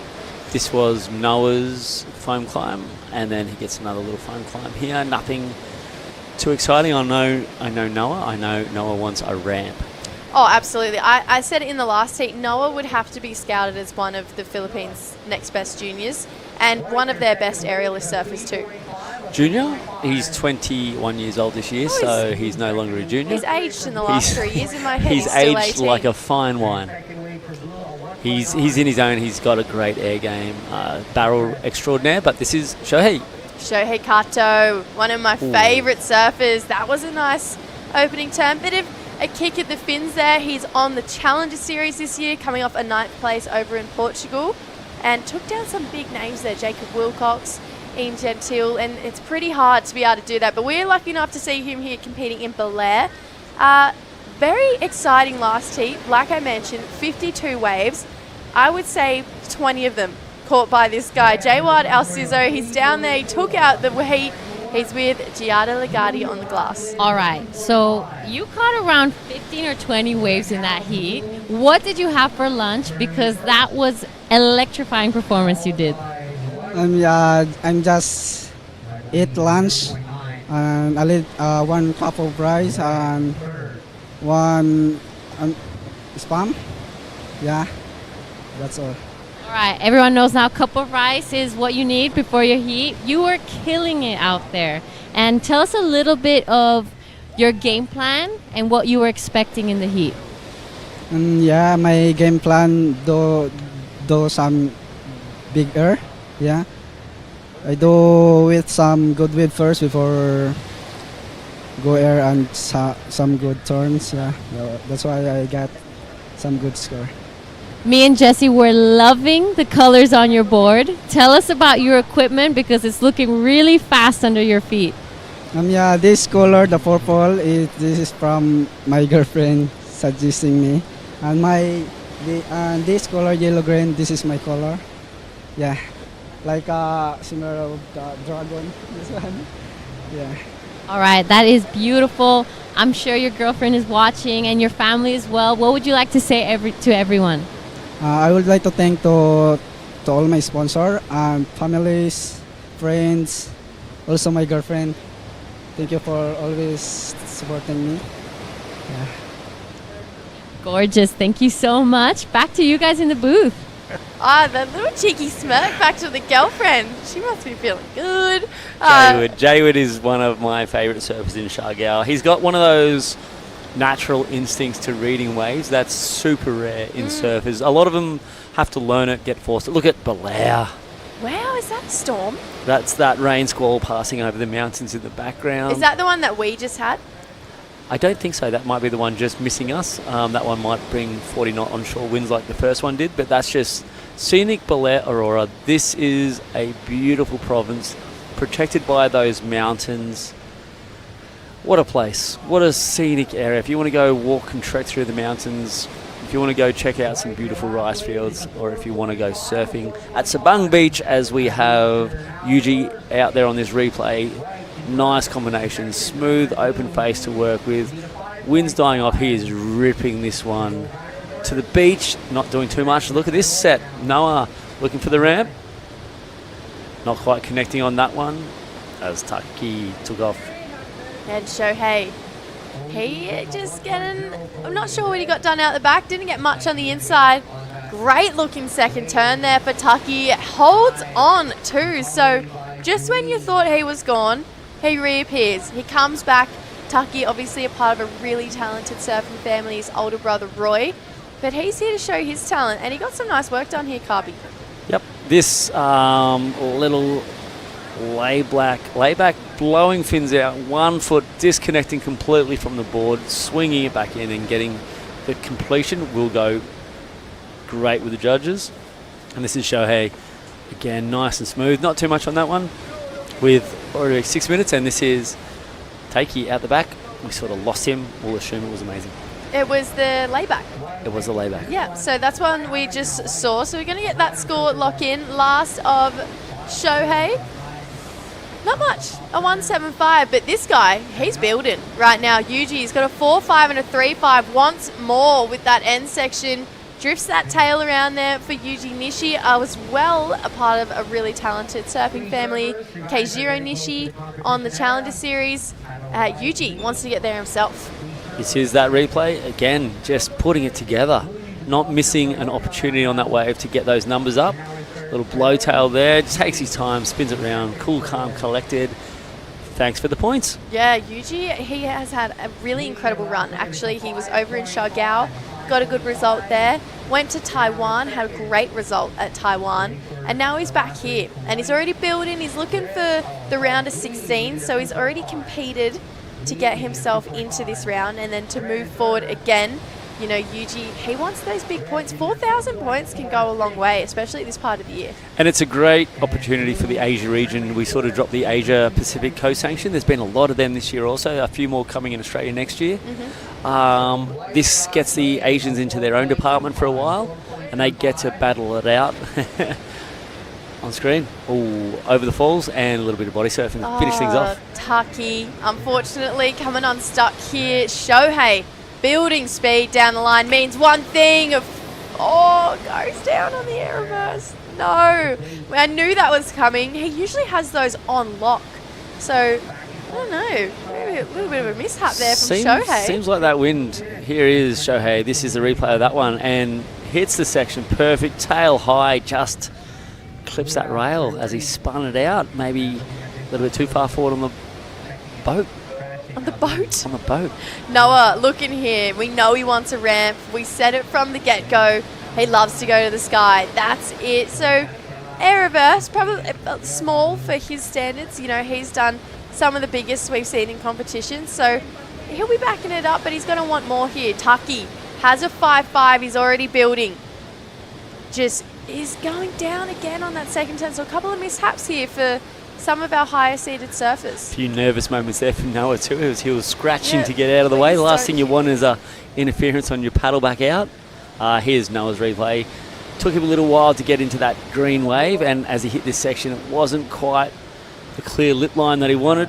Very smooth, very easy. Wasn't as high as Noah can go. And here's the replay of Taki as he's on his way back out. Great little first snap, and then just that whippy board, just again slipping off the wax. Yeah, just slipping off. Maybe the black board playing a little bit of havoc. The wax might melt. Can you blame it on that? I don't know. It looks pretty overcast. The sun's gone behind the mountains. Hot out there though. It is still hot. It is still hot. We can agree to agree and then disagree a little bit on a few things. Absolutely. Ria Inaba, he's coming up next. One of our Olympian surfers in the draw here. Taki, not slowing down now. Whoa. Lays into a big turn there. He's chasing a 3.25. I like that wave for that. There's the air reverse from Shohei. That is the standard we're used to seeing from him. Noah, he's showing us his form. Unfortunately, goes down right on the inside there. Maybe got some work done out the back.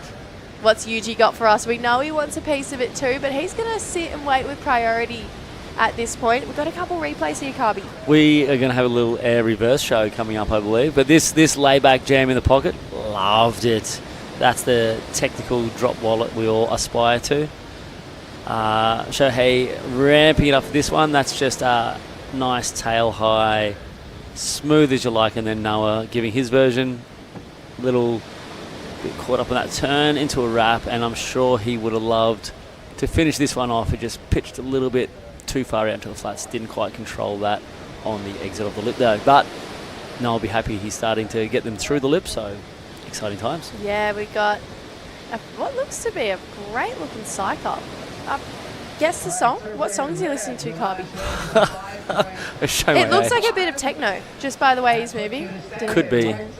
He's probably taken the books from, what's his name? Brazilian. Who am I thinking of? Why did my brain just disappear? I don't know. One of the most famous Brazilians. I don't know. Gabby, Felipe, Italo. Italo. Yeah, I wanted Italo energy. Yeah. Like, of all the times to lose a surfer, what sport are we playing? I don't know, golf? Yeah, I think so. Kayaking yesterday, apparently.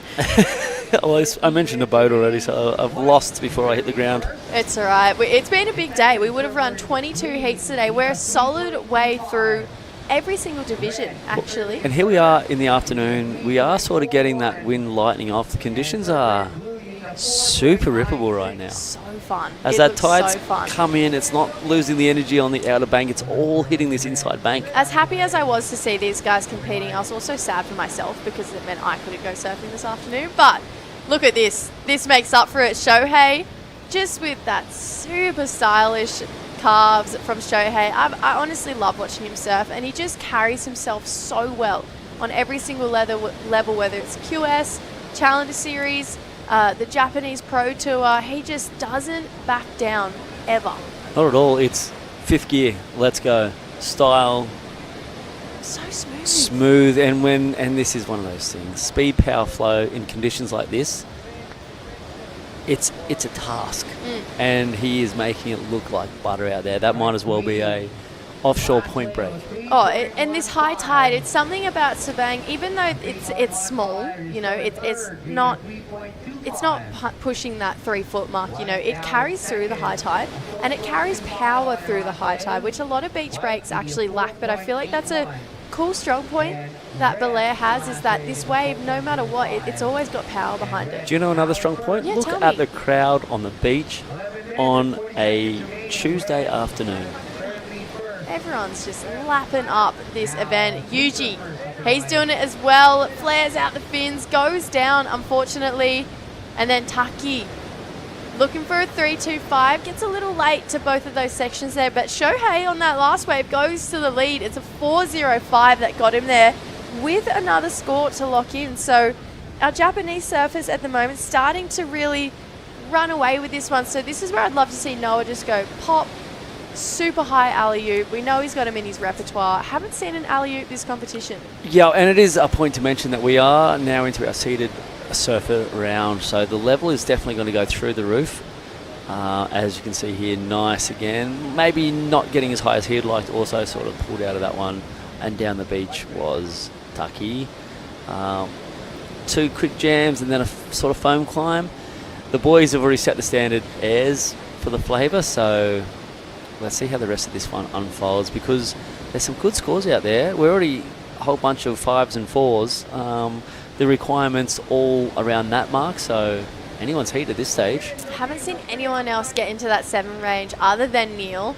So with these guys, they want to be a part of that club. It's an exclusive one here. There's a cool layback there for Taki. He's miles down the beach at this point. You can see that bank. It actually starts to make its way back up to where the tower's been built. And I feel like maybe on the wrong bank right now. Yeah, you can see it sort of doubling up and folding. Even as he's taking off there, he's almost surfing on the shore break, where the other guys are sort of rolling in and getting into the shore break. So definitely a different bank. The bank and where the guys have sort of shifted throughout the afternoon. They were actually on the right of the tower at one point when Philmar was out there. And now they've gone back over to the left side of the bank. So interesting to see where the waves are hitting at what particular tide. And I guess if you're an athlete coming up, take some notes. Time of day, time of tide, where to be. What's happening out there? Is it known for being shifty here? I think they're quite established, these sandbanks. A few weeks ago, before the typhoon, we had almost a point break style looking wave rolling through. No way. It was really beautiful, completely rippable. Some of the highlights from the boys coming back during their practice sessions out here. It was like watching Snapper. It was insane. Stop it. Let's get a surf clip going. I know. That'd be sick. Is there potential for that? Who can I call? John Carby. Can we make a surf clip happen from those? That sounds sick. I think we can find them somewhere. But yeah, there's a lot out there. And this beach, it is notorious for changing shape. We might be looking at the sort of the closeouts here, but next week it's going to be running left. Next week after that, be running right. So, and then rippable air sections, and then you move down the place to Charlie's Point, which is the famous break here, or move up to Cemento. Plenty of exploring. Plenty of variety up here in beautiful Baler. Yeah, we're so lucky to be coming back here for yet another year. We also have something pretty interesting happening here tonight. We've talked about this event being more than just a surf event. It's a festival.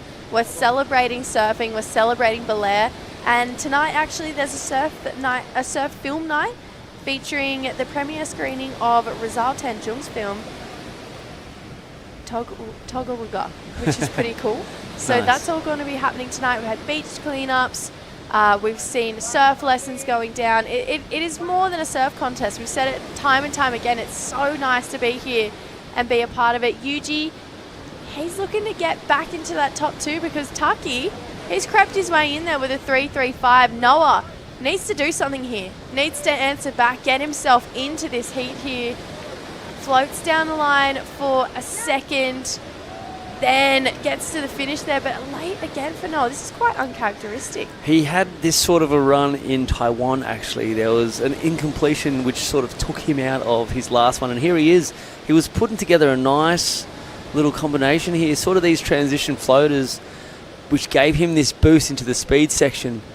Again, he's got this great variety where he sends that board completely vertical on those tail highs, spins around and usually completes quite smooth, just catching that front rail. And I believe he is on a Bronson Maidi board. I was going to say, he looks like he's on a Bronson board. He's on a Bronson board. Good friends, him and Bronson, about the same age.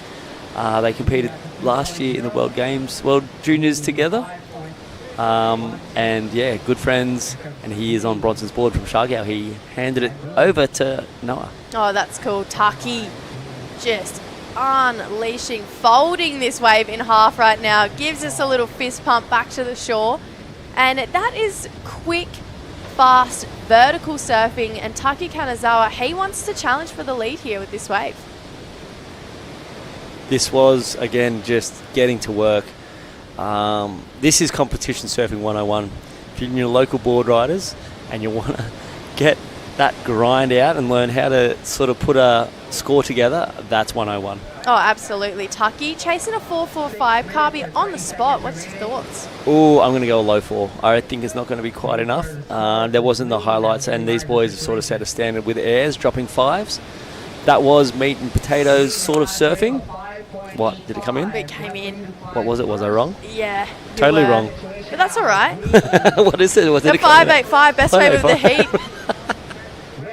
Well, sometimes you're right. You take it in your stride. And you know what, Jess? I love that you put me on the spot to completely call me out and show how wrong I can be. No, literally did it on the biggest stage. This year I was like, I don't think it's going to be the score. Best wave of the heat. I was like, oh, that's humbling. That's what I meant to say.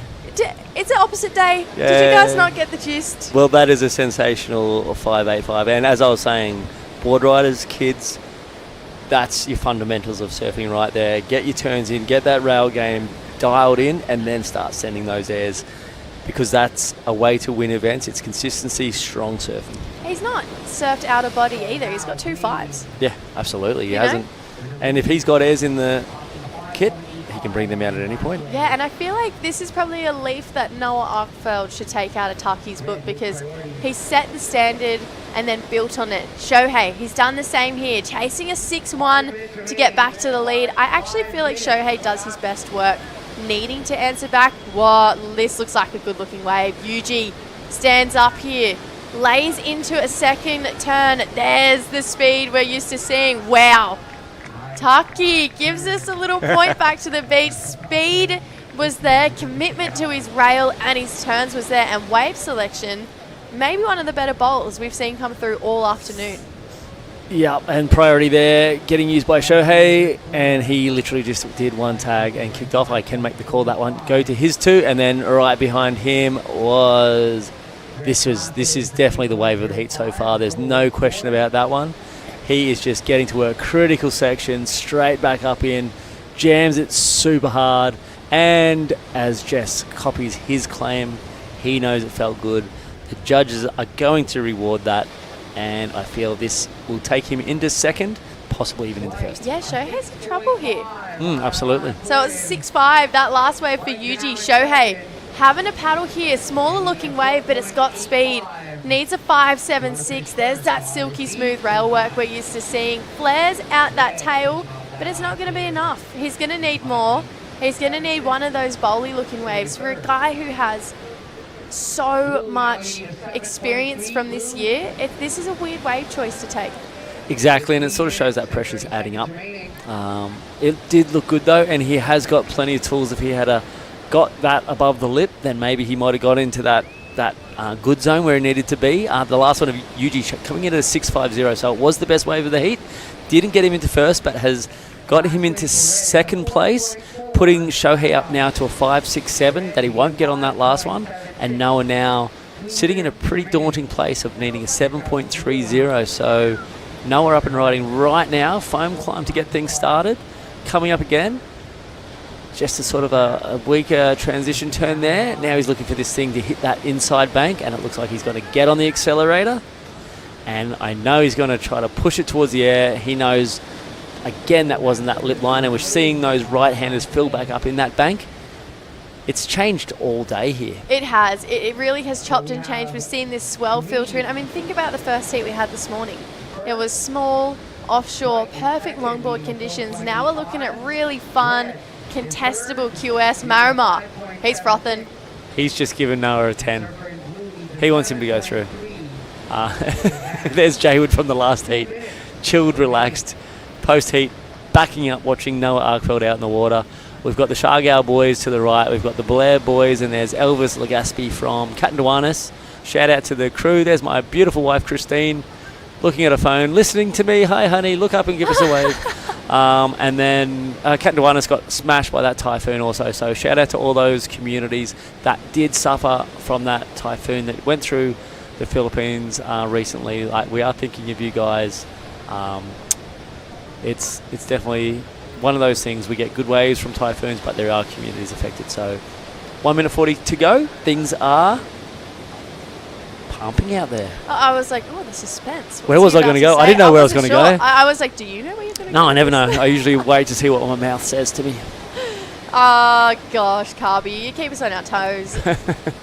All right, so Noah needs a 7.3, needs the best wave of the day so far. Shohei a 5.76. Yuji with priority over him. So something to note here, he can take any wave he wants off Shohei at this point. So Shohei's going to be a salesman, and he's going to be, but Taki using priority over Yuji. So let's keep an eye on that priority rotation. Whoa. Oh, didn't think he was going to do that. Don't think he thought he was going to do that either. Unfortunately, not the completion, but he's looking pretty set in this heat here. I could have just jinxed him. I don't think Yuji could lose priority because of Taki taking that wave. Yeah, this is a good looking wave here. So another big section, drifts that tail around. He does just capitalize on every single moment coming his way. Ooh, Shohei caught out of position here. I think Noah just went again also. Yeah, 30 seconds to go. So Noah needs something pretty special. I feel like he just had a swing of the bat there. We just missed it on that changeover between those two waves. He's in the whitewash. He's out of the priority rotation, and he's not somewhere claiming where I would have liked to see him. Yuji, he's going to go to the lead on that last wave. This is going to be the last roll of the dice here for Shohei. He's paddling in. We want this one to bowl up for him. It's further on the inside where he took off, but it's not feeling like it's going to be it. Unless he can go big here. Gives us an air reverse. It's a nice one, but yeah, you can see Shohei, even he knows it's not the 5.76 he's chasing, but Yuji was on the two best waves of this heat.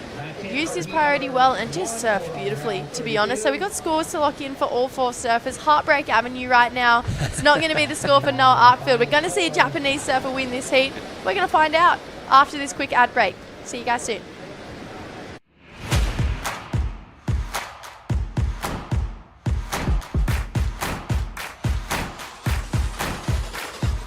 Let's get started.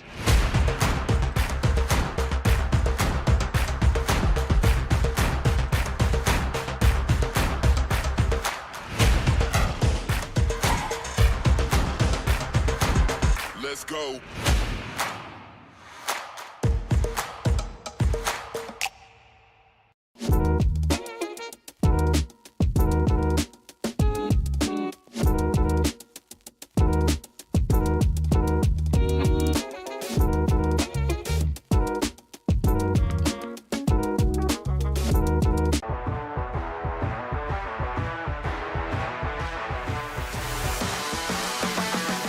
SDMI Sports. World-class sports management made in the Philippines.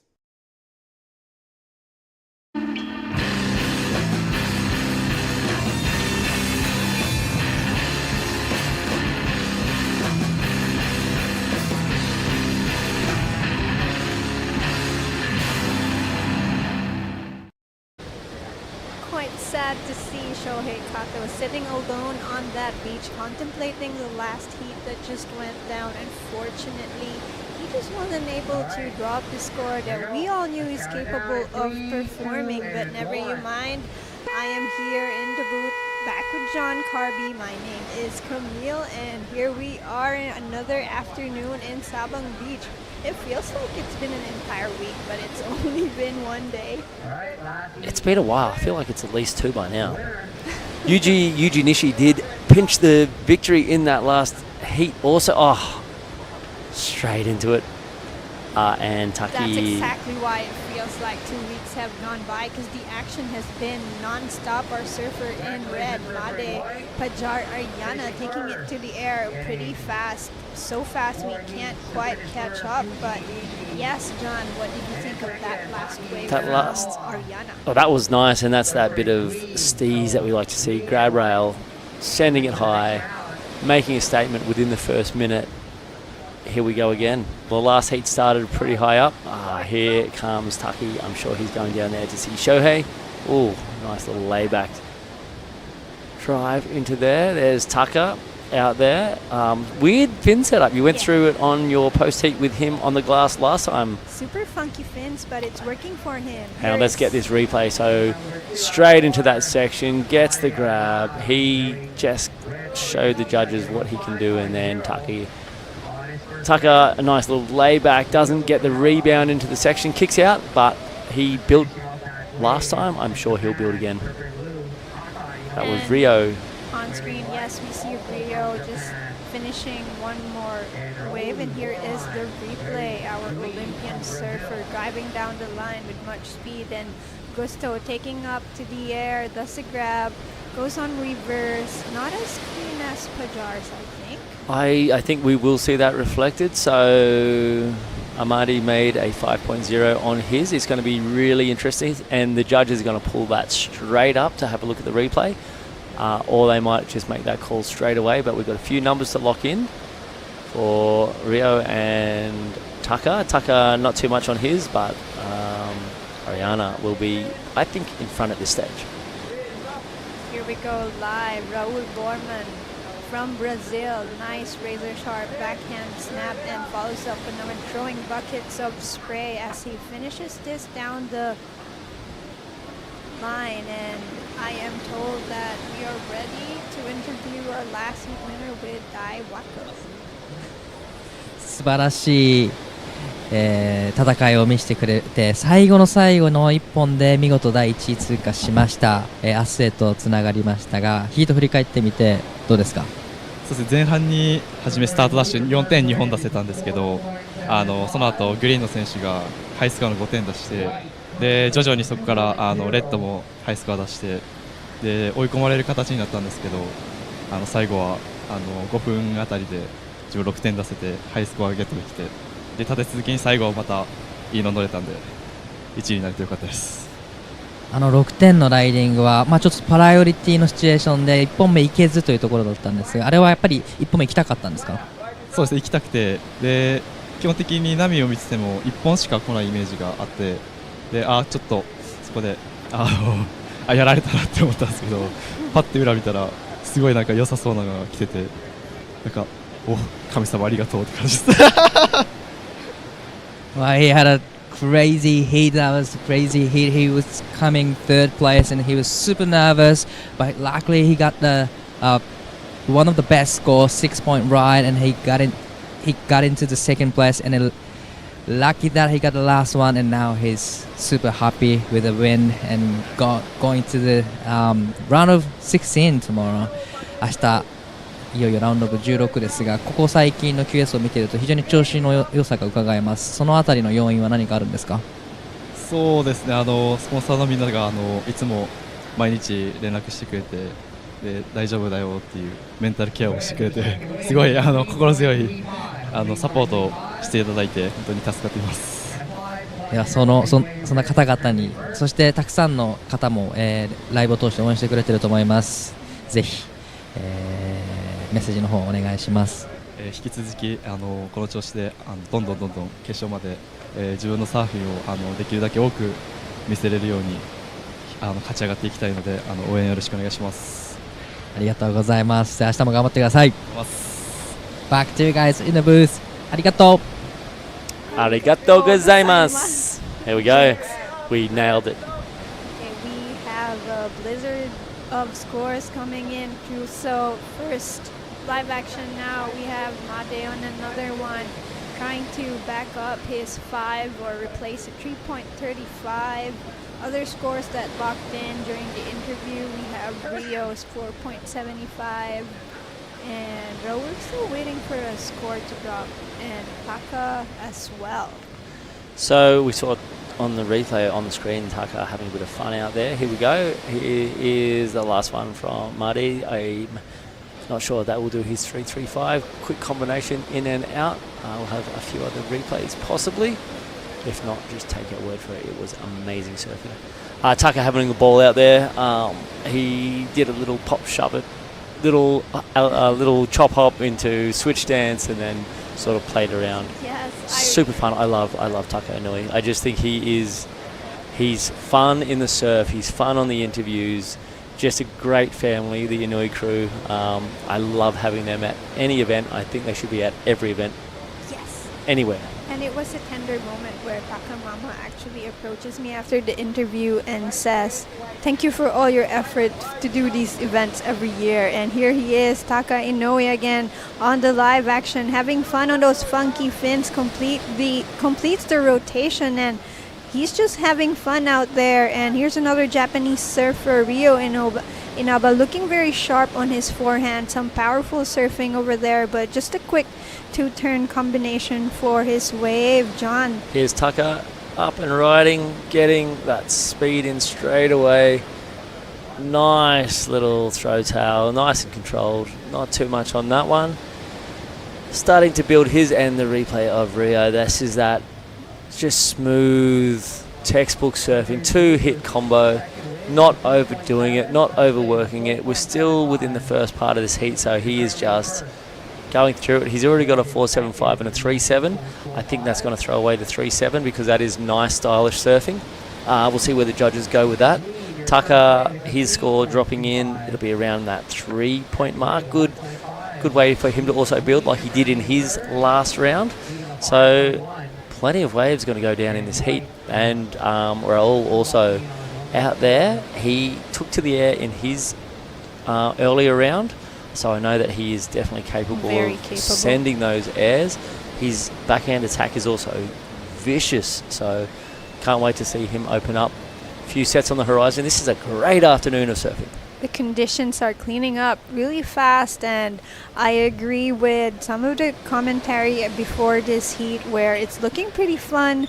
Good sizable sets rolling in, much more canvas to work with. And on the screen right now, Made taking a look at this, does not give it a go, maybe this one at the back has more to offer, but Raul has priority, and let's see if he uses it. But he's all over on the other side, so here we go, Taka again. Ooh. Snap to rail. That's mine. Signature move. Yeah, that's mine. Catching that rail is what I'm known for in certain circles. Taka, on the other hand, usually speeding down the line and doing something dramatic on the end of it. I love it. What an afternoon, yeah. Yeah, I'm really curious as to how those funky fins feel. So tell us about him. You were on the glass with him. What was he saying about them? He said that the wiggle, the way the fins So they're are basically an offset. So they come down straight, then they offset to the outside of the rail of the board. I don't even know what they're called. So it kind of latches onto the curvature of the wave. So with curved fins, kind of like produces this locking motion somehow. I'm not sure how that feels, so that's why I'm super curious. Yeah, and that's the joy of the world we live in today. There's a lot of people producing a lot of things out there, and Tucker's the sort of guy that's going to go, let me try.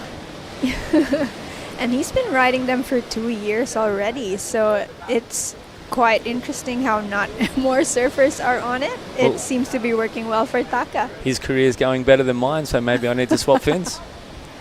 Try more. Try more. Live action, Rio Inaba on his backsand, just a quick float, and another one racing down the line, goes vertical, but then that is not exactly what he wanted to perform and show at this level, the round of 32. No, I'm still waiting for him to open up and start really getting into this. He's had a few of these sort of softer running down the point style, where his attack on these things is almost second to none out there. It's just he hasn't had that critical section to really do that damage and start ticking up those points. But not to worry, he's still our heat Sorry, leader. I completely got that wrong. He is showing exactly what he can do out there, but that wave wasn't the one that's going to put him, I don't think, and I was completely wrong about that before, but his body language knew it also. There it is, a 1.9. Finally, I was right about something. But nice set rolling in. Who will take this one? It seems to be a split peak, but we are with Made on this one. Goes to the air, completes the reverse, climbs up again in the foam and races down the line, building up his speed. And here's the tagging the end section, hands up, and that's going to be enough to improve his 3.9. I think so. He's looking for a 4.0. We haven't seen many of these athletes being able to attack that first section with the more critical maneuver. They've all been finishing on air reverses or racing down the line to get those reverses. We're going to see a replay of actually Tucker, who took the right, split the peak. He put a little sort of a lofty fins-free slash on that one, and this is the Marty replay. That's the first sort of reverse, more critical move we've seen out the back. Unfortunately, the wave sort of missed its pace in that middle part, but he finished it strong. I think, yes, he's going to throw away that, a 3.9. He's got a score to drop in. He needs a 4 to move into first. I'm going to give him the nod. What about you? I will too. I like that first maneuver he completed. I think that reverse actually also put him ahead of the wave, just giving him more time to really catch the open section and finish with a tag. Super critical maneuver that progressed him down the wave into that next section. Like I said, it would have been really good to see that next part, but didn't quite give up that opportunity. And Miyu Furukawa smiling at us from the screen, looking very mellow and laid back, as if he's not going to be paddling out in just a few more minutes. And nice set rolling in. Look at this size of the one at the very, very back. We want to see what that does, because it may be losing some of the energy at the back at the moment. We hope it reforms and hits this secondary bank. Is what we really want from this wave. Looks like it's not going to do that for these competitors. There's Tucker getting the scraps on the side. And here he goes. Just a bit of a foam climb as he really eyes this second section, and he goes to the air, completes the reverse, and he's only throwing away a 3.0, needing a 5.05 to advance. That did have some excitement to it, And speaking of excitement, here is a very exciting surfer to watch. Raul Borman with a really nice layback critical turn and goes to the air but fumbles. His feet kind of hit his rail there, and he's shaking his head saying, okay, shoot, maybe let's do that again. Good to see him, or interesting to see him out this time with a leash. He's been leashless for the last 2 heats. He has a leash on now, and this is what I've been waiting for, to see him on his forehand. Nice little layback to start things up, and then was waiting for that section, just maybe a little bit off timing on that one, or maybe timed it with a backwash. And there's a replay of, nice little straight air with the front side grab, giving a bit of variety. A really good score, and here's a replay of Taka again. Taka, danger of getting himself into that repetitive. He's sort of done 3 waves very similarly. They've fallen in that 3.8, 2.8. So I'm sure he's going to take that in from the judges and say, all right, time to adjust and bring something new to the table, which is exactly what he brought in his last round Yes, win. I agree. That's exactly what I was getting at, where there was some excitement in that wave, but we've seen it before. And here's Raul again, trying to better that last one. Goes for the drop wallet move again. Scissor sharp, and this is running away from him pretty quickly. So again, frustration. Okay, Xerox copy it looks like, but no, he's listening to you. Taka just heard you, John, and he's not going to do copy paste of that last wave. And yeah, he's on that selection. He's sitting on the same sandbank. Maybe he's going to come out a new one with a new variety that we haven't seen yet. But we've got some replays. Great exchange. Raul, a great power hack, sort of bringing that level of power that probably Rio has.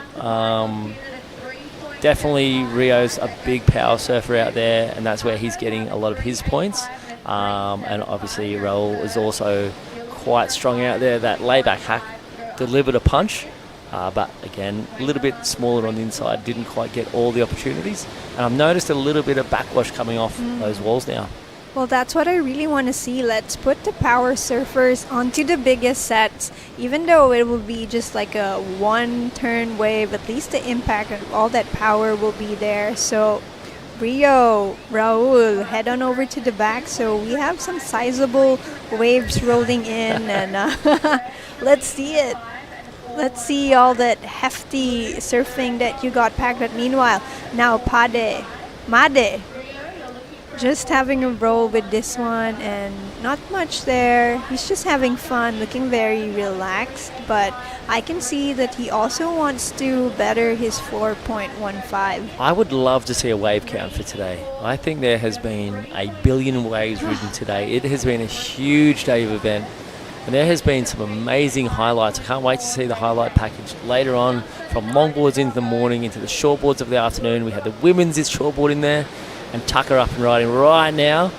Ooh, playing with that backwash, and you can see it's really coming into play. Ooh, Rio trying to dive out of something. I have a feeling that would have been impressive. Here's the replay of Rio's last wave. He's really gaining speed. Nice first turn. Ooh. Just a pretty critical foam climb. Doesn't quite get clear with control, and this is Tucker's replay. As you can see, he's moving along here.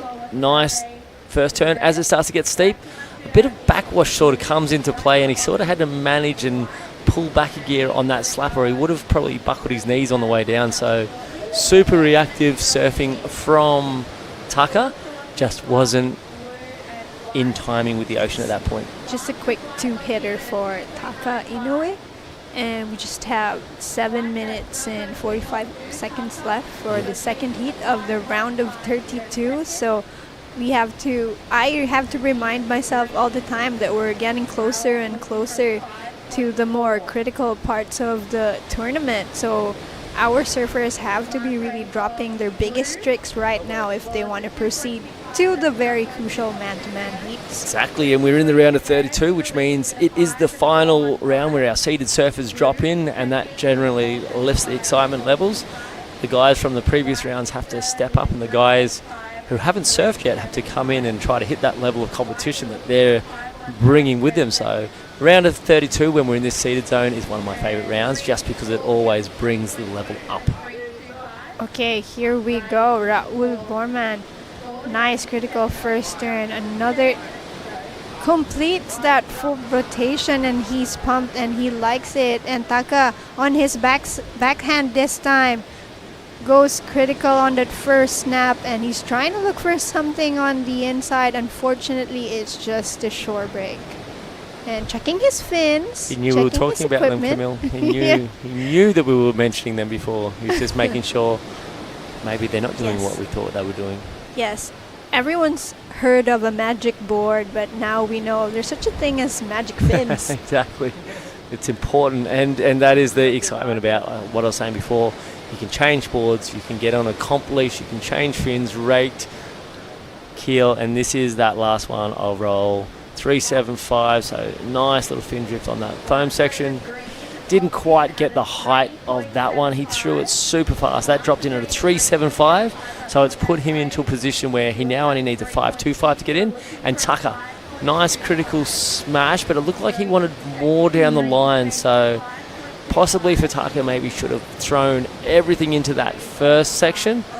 He chose to sort of get down the line, and that wave didn't quite offer up anything further scoring wise down the line, only dropping at 2.70. He checked his equipment. It might have been just that sort of foamy water that he was trying to get through with those fins. Maybe they do have a weakness. Okay, so would you think that Made and Rio are pretty safe at this point? No, not at all. Tucker needing a 515 and Raul needing a 525. And these guys are getting to work. Rio wants to throw it away. Here we go, very critical approach on that first turn, and finishes it off in the same style, Rio Inaba. And off at the back, Taka just floating along, smoothly exiting and saying, nah, okay, I'm not feeling it this time. And here's Rio's wave. This is why he is probably feeling safer. This is a two-turn combination for the books. Smooth, fast, critical surfing. Judges love it. They want to see it, and Rio's giving them exactly what they're looking for. That second turn was really the clincher in that ride for me. That was really exciting to watch. Absolutely, and it was the exclamation point on that wave. He had a great first turn. He didn't pump, he didn't wobble, he didn't glitch. He just slammed it on that second one. So, as we thought, Camille, that score is dropping in. Definitely going to be the best wave of the heat, 6.0. Okay, and now he sits on the top spot. Made now needs a 5.76 to reclaim that lead. And it does make it trickier for the rest of the boys. A 5.3 now for Tucker and a 5.4 for Raul. So super exciting. Our Brazilian competitor in here making a super national. There's our Coast Guard, is it? Yes. Or is that the fire department water rescue? I'm trying to read the initial song. Either way, we like to thank all the surfacers down here on the beautiful Sabang Beach for all your support. Tucker getting to work on a closeout, staying busy. He is up to wave 10 with 4 minutes to go, 3.5 minutes. Taka has stayed very, very busy in this heat. Still, he's not able to break further than a 3.85. He really needs to get into the 5s and the 6s at this point. Yeah, absolutely. And with 3 minutes to go, it's not now a matter of getting to those 5s and 6s, it's sending one. Making it happen. Okay, making it happen right now is Made taking to the... Ooh, would you consider that a riding out? Absolutely. He got there. It took him a little while to get there. The judges are going to notice that. That first air, that they're going to base that off. He was super smooth, super fast, in control, start to finish. That one, he had a little layback element. We'll see him as he takes off down the line, gets a few pumps. He has a bit more of a build-up on this one. Gets a nice grab again, just that little layback, using the whitewash to bump him up. I have a feeling it may be close to that 5.76 requirement? 5.0 on his first ones, because I think his first one was a little bit cleaner than that one, but I have been wrong a lot today. And on live action, we have Rio again throwing it all he's got and just becomes unstuck with his board, not able to finish. But never you mind, he is still in the lead in this heat. Yeah, and he's a really good point of difference. Mate is doing his through airs, and Rio is rail game. Okay, right now Taka trying to get to the air, and he lands this one. He did go up pretty high that time. Turns around, body language, and now back to Raul on his front hand, and also goes to the air with the grab, and yes, claim after claim in this heat. It's starting to turn up. Here we go, the replay on this one. Raul, so he's got this, he's almost got this system on lock. He gets in, he slashes it, races down the line, and he's going to do the double grab, spinning it round. He likes it. Let's see where the judges go with it. And there's Tucker right over on the north bank, sending a nice lofty tail high reverse. He has good reason to look back at the judges for that one, because no grab, but super lofty. Here he goes again. There's a lot going on. Tucker saying incredibly busy. He does not want to go home just yet. Well, he's almost home, so he could almost go up where he is. He's over there in the free surfers, out the front of Bays Inn. Big shout out to Jeff and the crew at Bays Inn. Amazing action going on down there. Busy boy. 50 seconds. Where are we going to go with Tucker? He's needing a 5.50. This is his replay. I'm not sure if this one's going to get in there. It's going to be the wave before this one. And Raul, there's some questions being asked. A 5.65 for Raul. And, ooh, Tucker dropping in a 4.95 for that air. Not enough. Current heat leader is Rio, and second, Marty. 22 seconds is their time. Seconds left, and Raul's last wave has still yet to drop.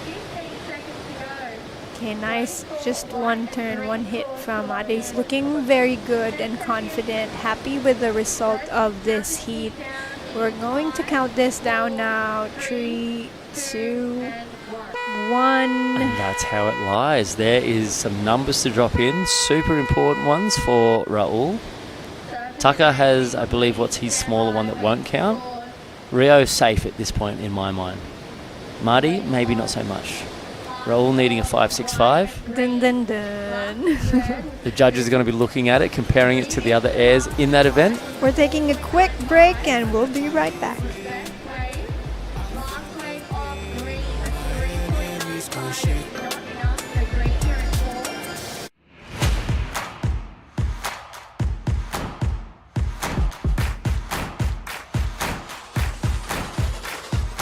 Let's get started.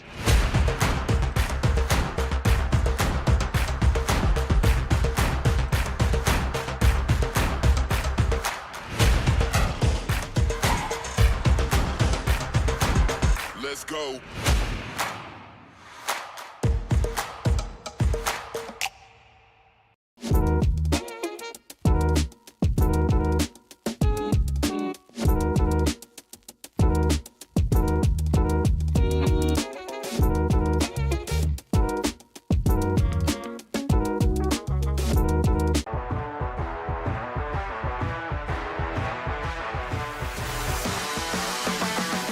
SDMI Sports. World-class sports management made in the Philippines.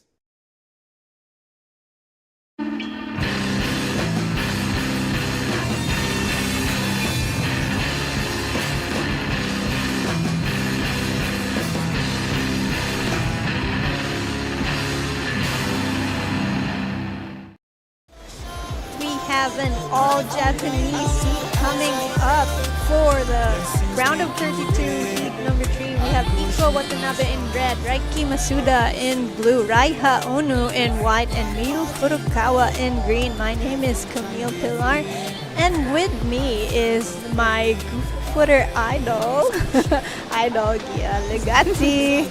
I love it. Best introduction ever.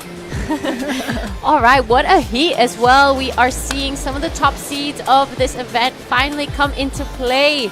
Iko Watanabe, Raiki Masuda, Raiha Onu that we saw earlier, and Miyu Furukawa in the green. So this is an incredible heat in our hands, the second last of the day. Already all 4 surfers have some scores. The first of Raiha looking like it's nothing too significant, but Raiki dropping a 4. I'm very, very excited to watch this heat because, as we know, Japanese surfers are very adept in beach break conditions, and just as the wind has sort of died down a bit, we're getting more open wave faces to work with, and right on cue, surfer in green on his backhand right there.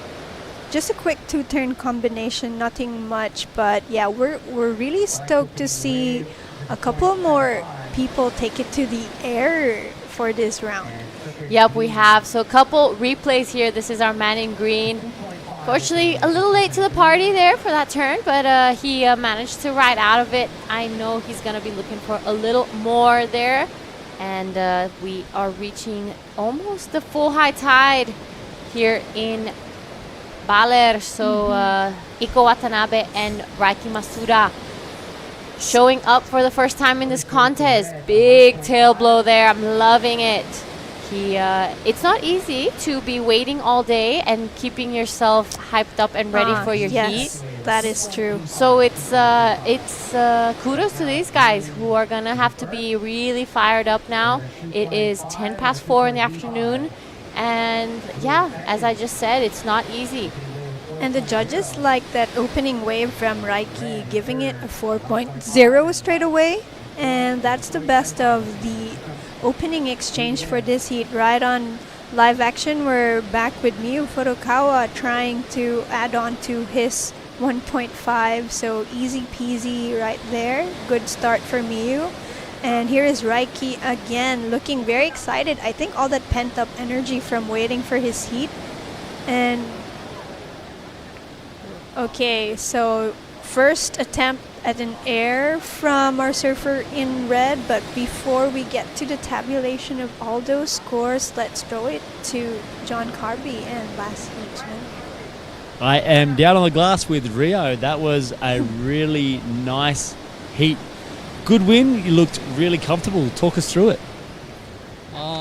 Yeah, stoked to make it, and I was pretty comfortable because the waves are pretty much same as my home break, so I was having fun. You started off with an air. That was a nice grab, reverse there, and then you moved into your rail game. I think your rail score actually outdid your air score. What's better for you, airs or rail? I think the rail, because air is pretty tough to do it because the waves are pretty soft.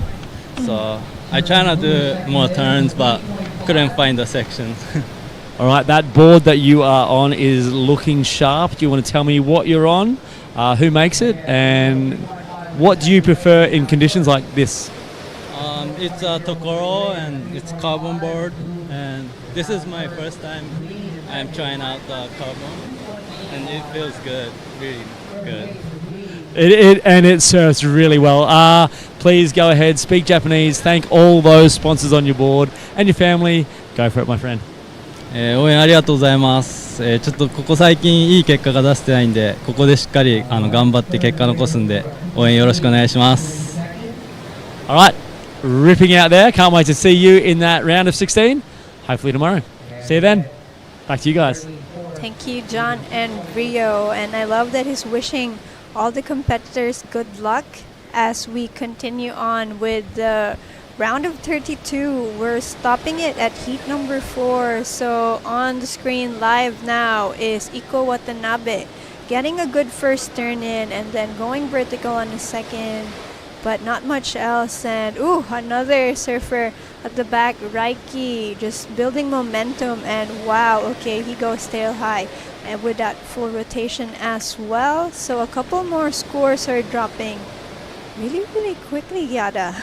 Yep, that's right. The surfers. Surfers are going back to back here. Surfers Big are people. First blast there. Goes down the line, ISIS section, goes for the reverse, rides out of it cleanly. That was a gorgeous ride from Raiki Masuda, already with a 4 and a 3.5. Iko Watanabe on his backhand. I'm loving how vertical he gets. Iko Watanabe is actually one of my favorite surfers in this Asian tour. Yeah, he's really consistent with results, and he is consistent with heats as well. He is just a competitive machine. It practically looks like he was born and bred to do this. Amazing insight. So Raiha Ono tries a crack at this one. Just gets a good turn in, just one turn. And now Iko, again, one of your favorites, and I can see why. Full confidence. Unfortunately, the backwash just causes him to tumble down after that, taking it to the air. And kind of jinxed him a little bit, but he is one of the most consistent surfers I know.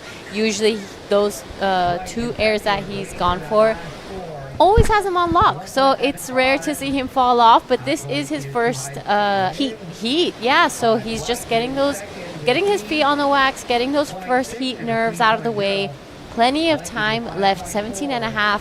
Iko Watanabe, 290 is his requirement. That is not a big score at all, but Raiki Masuda, last one came in at a 5, so he's looking pretty comfortable, but not safe.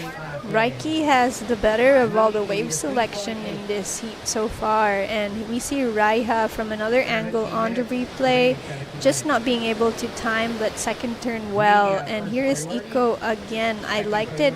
He really had momentum for that second maneuver. He stayed on the high line right here. There you go, just becoming unstuck because of all the water pushing in. And you can see that Raiha is looking back, checking him out, seeing what he accomplished. So yes, all these surfers, their skill sets are kind of similar. So they're all capable of doing rail game and airs. So yeah, wave selection will really play into the matter here. Yeah, that's right. It's as we get deeper into this draw, it's not just gonna be good surfing and luck anymore. There's gonna be a lot more at play. We have Iko Watanabe asking for an update. What's the score? What's the time? But yeah, as I was saying, there's going to be a lot more factors to come into play as we go deeper into this draw. You're right, we're only going to be going up to Heat 4 today, but already the high seed surfers are going to be starting to show up, and below up, we're going to be seeing a lot more people take to the air. People are going to start surfing more at that 80 to 85%. So it's going to get exciting, especially as we've seen a little bit of a push in the swell this afternoon. That foot bigger, that just gives us a little bit more of a show. Okay, and Raiha tried to do something with that last wave. Unfortunately, there was just too much white water in his way. But as we can see on screen, it's a nice little bump going on at the back. Let's see if anyone would like to take a swing at it. Miyu has priority, and it looks like he's gonna use it.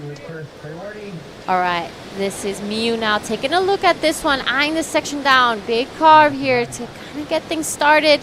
A little mistimed. The wave not really maybe having so much opportunity like he thought it would have. We're getting into that high tide, so it's not going to be as hollow and steep as we've been seeing. Whoa.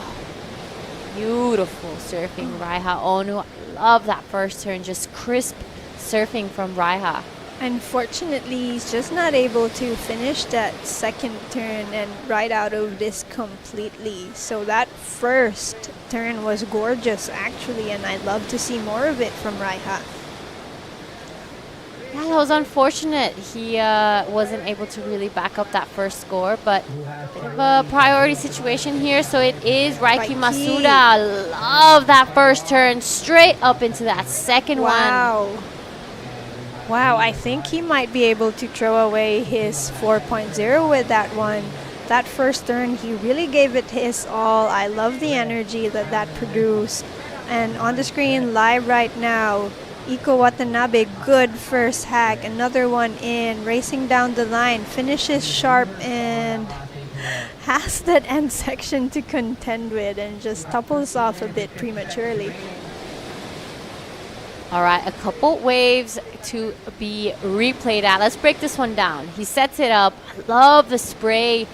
Goes again. You know, he has to do a little bit of a double bottom turn there. Not too deep, but it was really well done as this wave is fast and doesn't give so much opportunity to do that really deep bottom turn that sometimes creates those critical sections. But right behind him, we have our man in green, Mio Furukawa, unfortunately just getting unstuck there.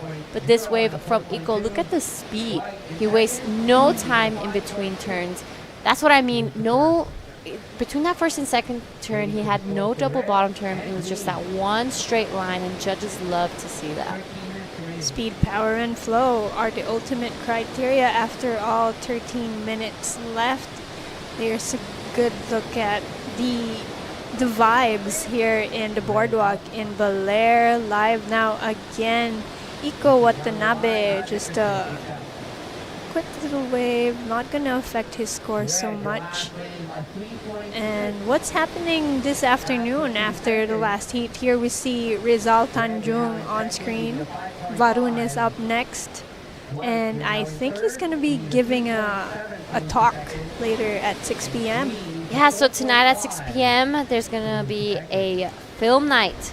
Rizal Tanjung is premiering Toguruga, and it's going to be happening at the Pavilion by Costa. So this surf festival is not only just by day, but by night as well. The streets here in Baler are pumping as well, so it's going to be exciting to watch that. Rizal is an absolute legend in Indonesia. Yes. So Raiha. I like the look of that first turn, and he has more speed and momentum on this. Unfortunately, just a bit too late perhaps in the timing, as the wave has already ended for him. And we see again currently in the lead Raiki just finished another wave. We'll have to wait for the replay, and let's break it down when it appears. 11.5. You know, I don't want to jinx him and say he's out just yet. We'll just quickly watch this replay. Here it is. Using his priority again, just that layback, just giving it his all and nothing much to follow. And Raiha here, he had the makings, the hallmarks of a good score right here. And he was really trying to get ahead of the wave, but unfortunately, it already parked. Yeah, he just needed to back up that first turn. I know Raiha is really capable of stringing together better scores. He's just struggling to find his flow in this heat in particular. You're right. But speaking of finding flow, I don't want to jinx him out just yet, but Mio Furukawa has been a little bit of a standout for me the past 2 days. He had 2 incredible heats. I haven't heard much of his name before, especially in the Indo events, but I think he told Dai on an earlier interview he'd been injured, so he hasn't been doing too many international QSs. And I think he has some incredible surfing and style. Just maybe not stringing it together just yet in this heat. He only needs a 4.5, so it's not over just yet. But for me, he's been a standout. Good insight right there. And look, he has priorities, so he should be able to manufacture a score. And here's our guy, Raiha in white, trying to make amends with the past 2 waves, and that looked like it could just be more of the same of what he's been delivering, just in the solid 3 to mid 3 range. We really want to see him break the 5 barrier. Yeah, he's hunting though. He's keeping busy. He's not sitting still. Opposite of what Mio is doing. He's out there with priority, being a little more picky this time. He's being selective. He knows what he needs. He doesn't want to be chasing around that 4.5 on maybe a mediocre wave, which I think is actually pretty smart surfing. I think he wants to get one big score down, because the only person with anything higher than a 3 is Raiki Masuda. With a 5 and a 4.20. Yeah, the scores are packed pretty close. Just in the average of 3 to 3.5. Not very much like the previous heats we watched. We saw big scores dropping, like there was an 8.0 and a 7.0 somewhere if you replay all the heats. So you think it's the changing wave conditions again. It's kind of losing some of that energy. So that backwash is filling in, and it's kind of looking very fat.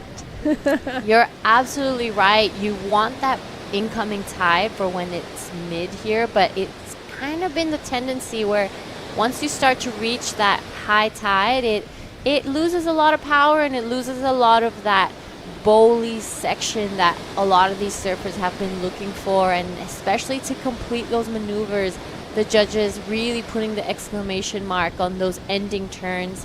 I remember a lot of the training when you're doing contests and you're just starting is you got to start strong and you got to finish strong. And let's see what Raiha does. Break it down. Okay, let's see if he finishes strong with this one. The first two turns were magnificent. Unfortunately, I think it's a backwash that got him and toppled him over on the third one. Otherwise, it would have been a really, really solid score. I think it would have broken the 4 range, but he didn't complete it. So Raiha is still struggling to find his flow, but you can see his hunger. You can see the fire. He really wants it to make it through to the next round. Yeah, 7.5. And look at this really messy buildup of waves. Not much interval between them, so it's like doubling up too close to one another, and that kind of sucks the power out of the wave in front. Yeah, it's that low period swell that we were kind of watching yesterday that you mentioned, and it has showed up, and it's given us a great afternoon of surfing, but slowing down a little bit for the last 2 heats.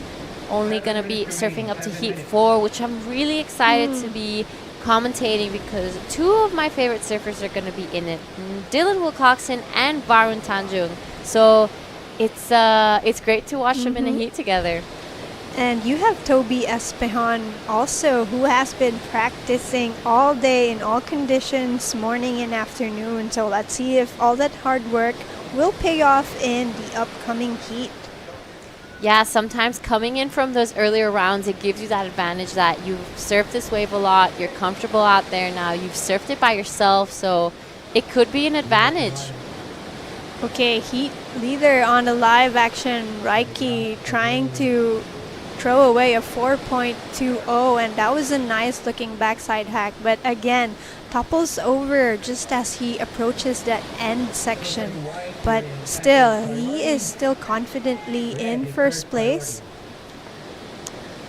I love the hairstyle, by the way. Nice copper tone color. And here's the replay. So just setting it up, being very patient, throws a lot of spray on that one and closes it as this section ends. But unfortunately, no clean ride out for Raiki. I'm loving that drop knee style he has and using his arms really well in the bottom turn. He's a very nice surfer to watch, Raiki Masuda. A lot of flow in those turns and generated a lot of speed. That was a very average wave, and being able to do turns like that first one on a wave like that just shows how technical his surfing is. Okay, back to live action. We have Iko Watanabe, but ooh, what is the situation there? Suddenly Raiha is in the way of his wave. Under priority. I think the priority just switched. Raiha did have second priority. Iko, I think, was in third. So here we go. Both surfers going right and left. You can see Iko taking a look, puts his hands up. Raiha does that last turn, looks again, points at the priority board. So much drama with priority today, and Miyu here just humming along. Okay, I don't know what happened with you guys, but here I am minding my own business, building my own scores. Miyu's like, you boys do whatever you boys are doing, and I'll just keep busy over here. So this is that gorgeous style that I was really surprised to watch. Loving that bottom turn. He's such a low center of gravity every time that rail really engages with the water. He wasn't able to get a good completion there, so I think he'll be improving on his score, maybe throwing that 2.5 away, but he does need another wave. That looks like the best wave that Miyu has ridden so far, and look at that, 4 minutes left. Shout out to everyone. There's Toby grinning from ear to ear as he picks up his Hey Din shortboard shaped by Din Litangan from Siargao Island. A bit of good luck from Tata Eduardo Alciso there, shaking hands. Yeah, share the energy, Jet, Marama, all the boys. And here, wow, that was a big air from Iko Watanabe and not quite done. He found a golden nugget of a wave over here. Nice left-hander, throwing a lot of spray, going all the way around, using all of his rails, and wow, goes to the air again. He is pumped up. I see why he's one of your favorites. Now, that is the Iko Watanabe. I know. That looked like that last situation really fired him up. Let's break this one down. Straight to the air. Love the reverse there. Waste no time to go into that second turn. wraps it around to stay close to the power source. This wave really bowling up on the inside. I love how much he pushes the tail every time it gets to that lip and finishes it off with another reverse. So that is Iko Watanabe, everybody. That was a delicious ride, and I'm sure the judges will enjoy dropping the score on that one. And as you can see, he kind of shifted where he was sitting. He's kind of closer to where the free surfers are. So that might be a good thing to observe, that the longer open faces are happening quite on the left side of Sabang Beach. Yeah, so a couple of scores that the judges are sitting on right now. Raiha also wasting no time, finding a bit of a bowly one here. Loving the 12 o'clock. Sets it up again. You can see him really extending that bottom turn out and goes waiting for that section to kind of stand up for him. So really technical surfing from Raiha. Good wave from Raiha. I think he's finally starting to settle in and find his flow. And speaking of flow, Mio is floating down the line and trying to do more of that magic, but unable to do it this time. And here, Iko Watanabe goes to the air, rotates quite a number of times, just not able to get that landing. That was a bit of a Hail Mary situation for me. There was no way he was going to make that. But again, the replay of Raiha first turn, tons of spray were thrown and going vertical. And yeah, so Raiha, slightly better wave for him. Here's another angle at that wave. Slightly smaller than the previous two surfers though. And there is exactly what I was waiting for. A priority interference on Iko Watanabe that pushes him straight down to fourth. Oh my gosh. But it's not all done just yet. He could be winning this one on one wave. 1 minute to go. Another interference call, and it's looking good for Raiha, who is fired up upon the news that he is now in second place. Beautiful, stylish layback, and continues down to the beach with another hack, and it's getting super exciting. What just happened, Giada? Oh, wow. A lot happening right now. So we had the priority call on Iko Watanabe. Raiha goes to first, but then probably hearing that, he got really fired up. Or maybe he didn't hear and he's like, you know what? I need a good score. So a couple of replays. Let's break what happened down. Eyeing this section down, Iko goes for the air. Unfortunately, falls off there. This is another one to traverse Heartbreak Avenue, if ever. I absolutely love that turn from Raiha. He really laid into it. Got another finishing one. Completely changes direction of waves there. We're going to see a couple more replays of what we missed. This is our current heat leader, Raiki Masuda. Bit of a victory lap there, but here's Miyu. Don't sleep on him just yet. Goes to the air with the grab, just not able to land it. Landing denied for Miyu. And Iko, how dejected must he feel? He did all the work only for his efforts to be cut short. Oh man.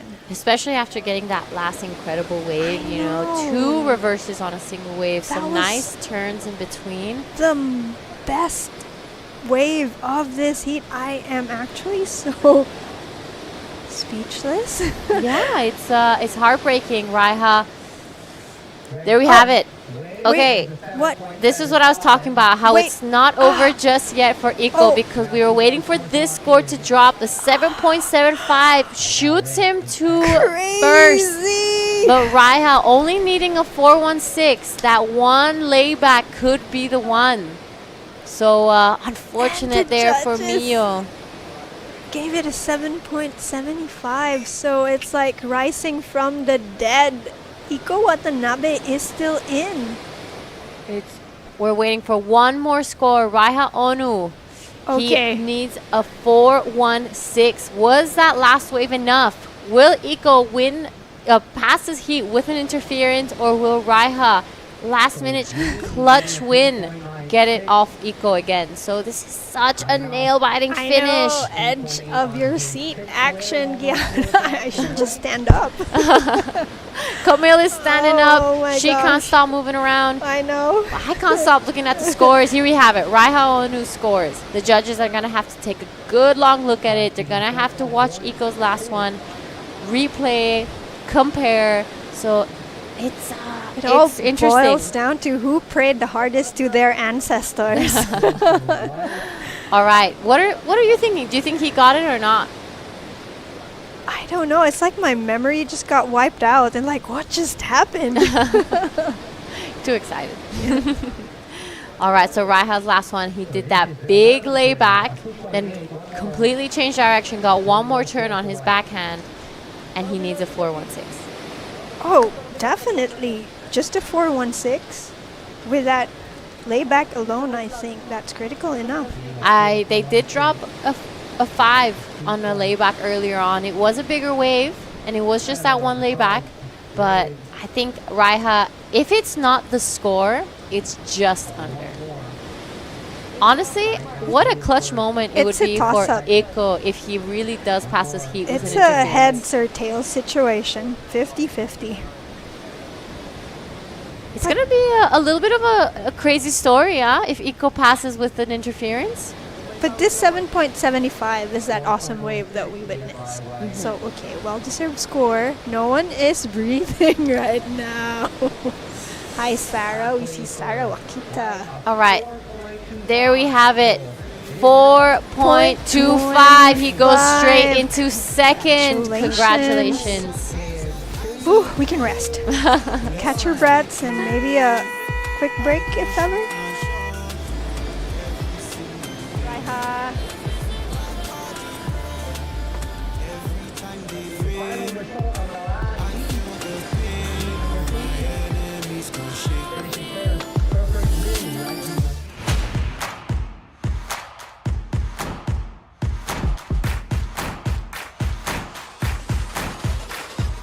Let's get started.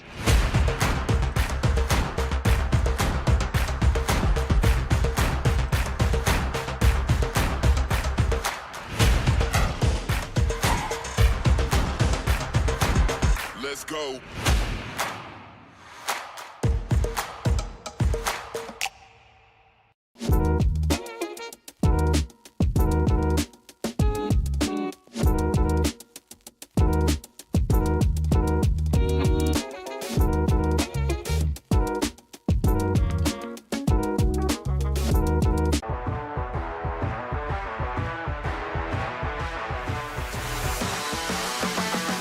SDMI Sports. World-class sports management made in the Philippines.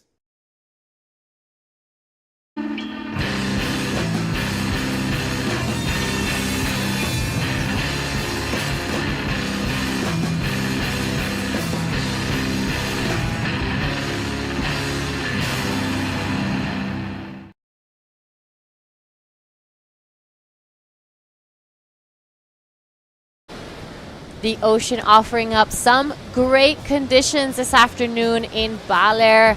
We are up to the last heat of the day. We have done it. Daiko.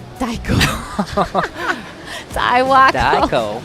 I think Hi. that's my new name. Taiko. It comes from Iko maybe in the last heat. That was exciting heat. I mean, in the end, that was a lot of things happened in the end.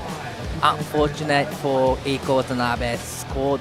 What did he score? So Iko Watanabe got a 7.75 and Right. unfortunately wasn't able to pass that heat as he got a priority interference on Raiha Onu. But Raiha Onu in the very last second of the heat needed a 4-1 and got a 4-2-5, something like that. So it was pretty mental. That was crazy heat. Probably one of the highlights from today for me, for sure. Really unfortunate for Iko, but still it was a great entertainment to watch. All right, couple replays. What do you think, Dai? Well, big sprays from Ricky. Nice. I love how he's just pushing everything to get through this, the flat section. but definitely it was big sprays at the back. But love this action from surfing green Toby special, but unfortunately goes down. All right, we're back. Live action, Varun Tanjung. First time we're seeing him in this event. He is one of the highest seeded surfers. And just stick with this replay. I'm loving that first turn. You know, really followed that lip line. Speed throughout all those turns. He's looking pretty good, Varun. I'm liking his start already. And while we wait for those scores to come through, we're going to throw it down to Camille and the winner of the last heat.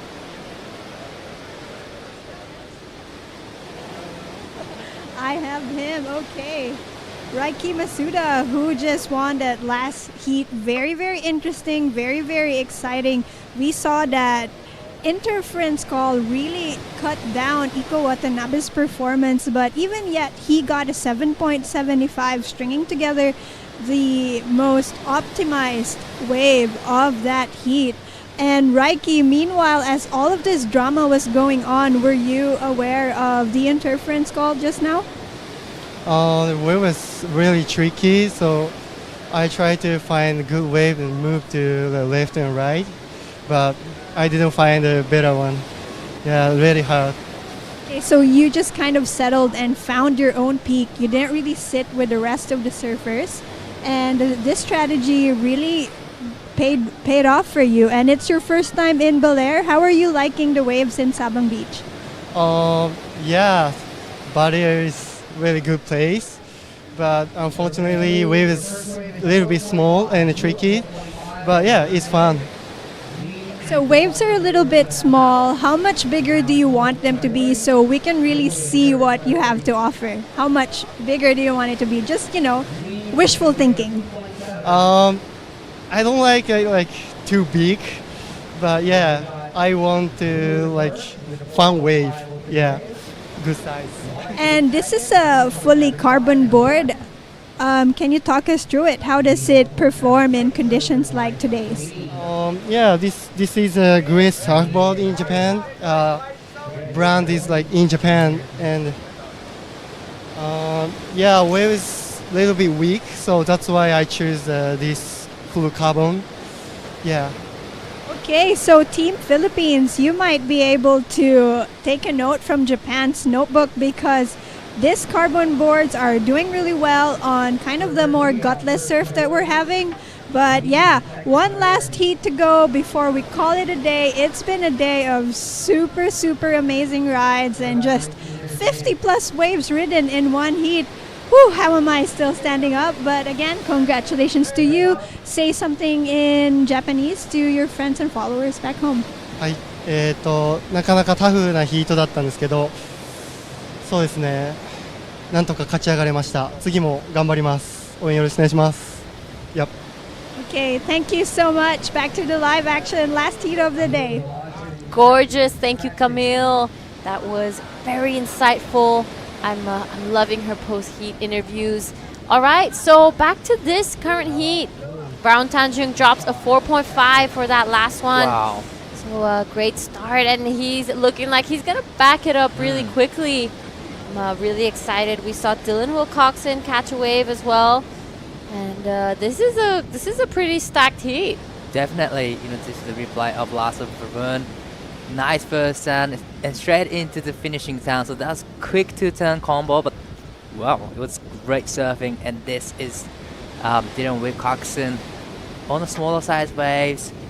Just, you know, great rail walk, maintain the speed, and it gets the finishing turn. So, well, that was great surfing from Dylan. And, you know, Dylan took a win in a nearest QS4000. So definitely this is a really important event for his the ranking wise. He's, I think, sitting still in the third place or fourth place in the Asian ranking. So definitely he want to have another good run here. Yeah, so Dylan at just 16 clutched that win in Nias, and you know, very different conditions right now. We are seeing we're at a beach break first, and it's quite a bit smaller, but Dylan is one of those surfers who is just so well-rounded, and it doesn't matter what type of conditions you put him in. He tends to be a bit of a standout. So I'm excited to see what he kind of whips out of his bag in this contest. I feel like the only thing missing really for Dylan is a little bit of consistency in his contest surfing. But he's one of those Bronson mateys, you know, where once he hits the lineup, you don't really know what he's going to do, and that's really exciting, and it's refreshing to see after maybe a couple heats where it's all been pretty similar. So someone doing something different is always great. But Varun Tanjung dropping that 5, that clean, crisp surfing. He had 2 turns back to back, wasting no time in between them. I'm really loving Varun. He's looking fired up. He's looking electric. This is the last heat of the day, so it's not easy to kind of paddle into it with this type of energy. Definitely. Upright riding again from Varun.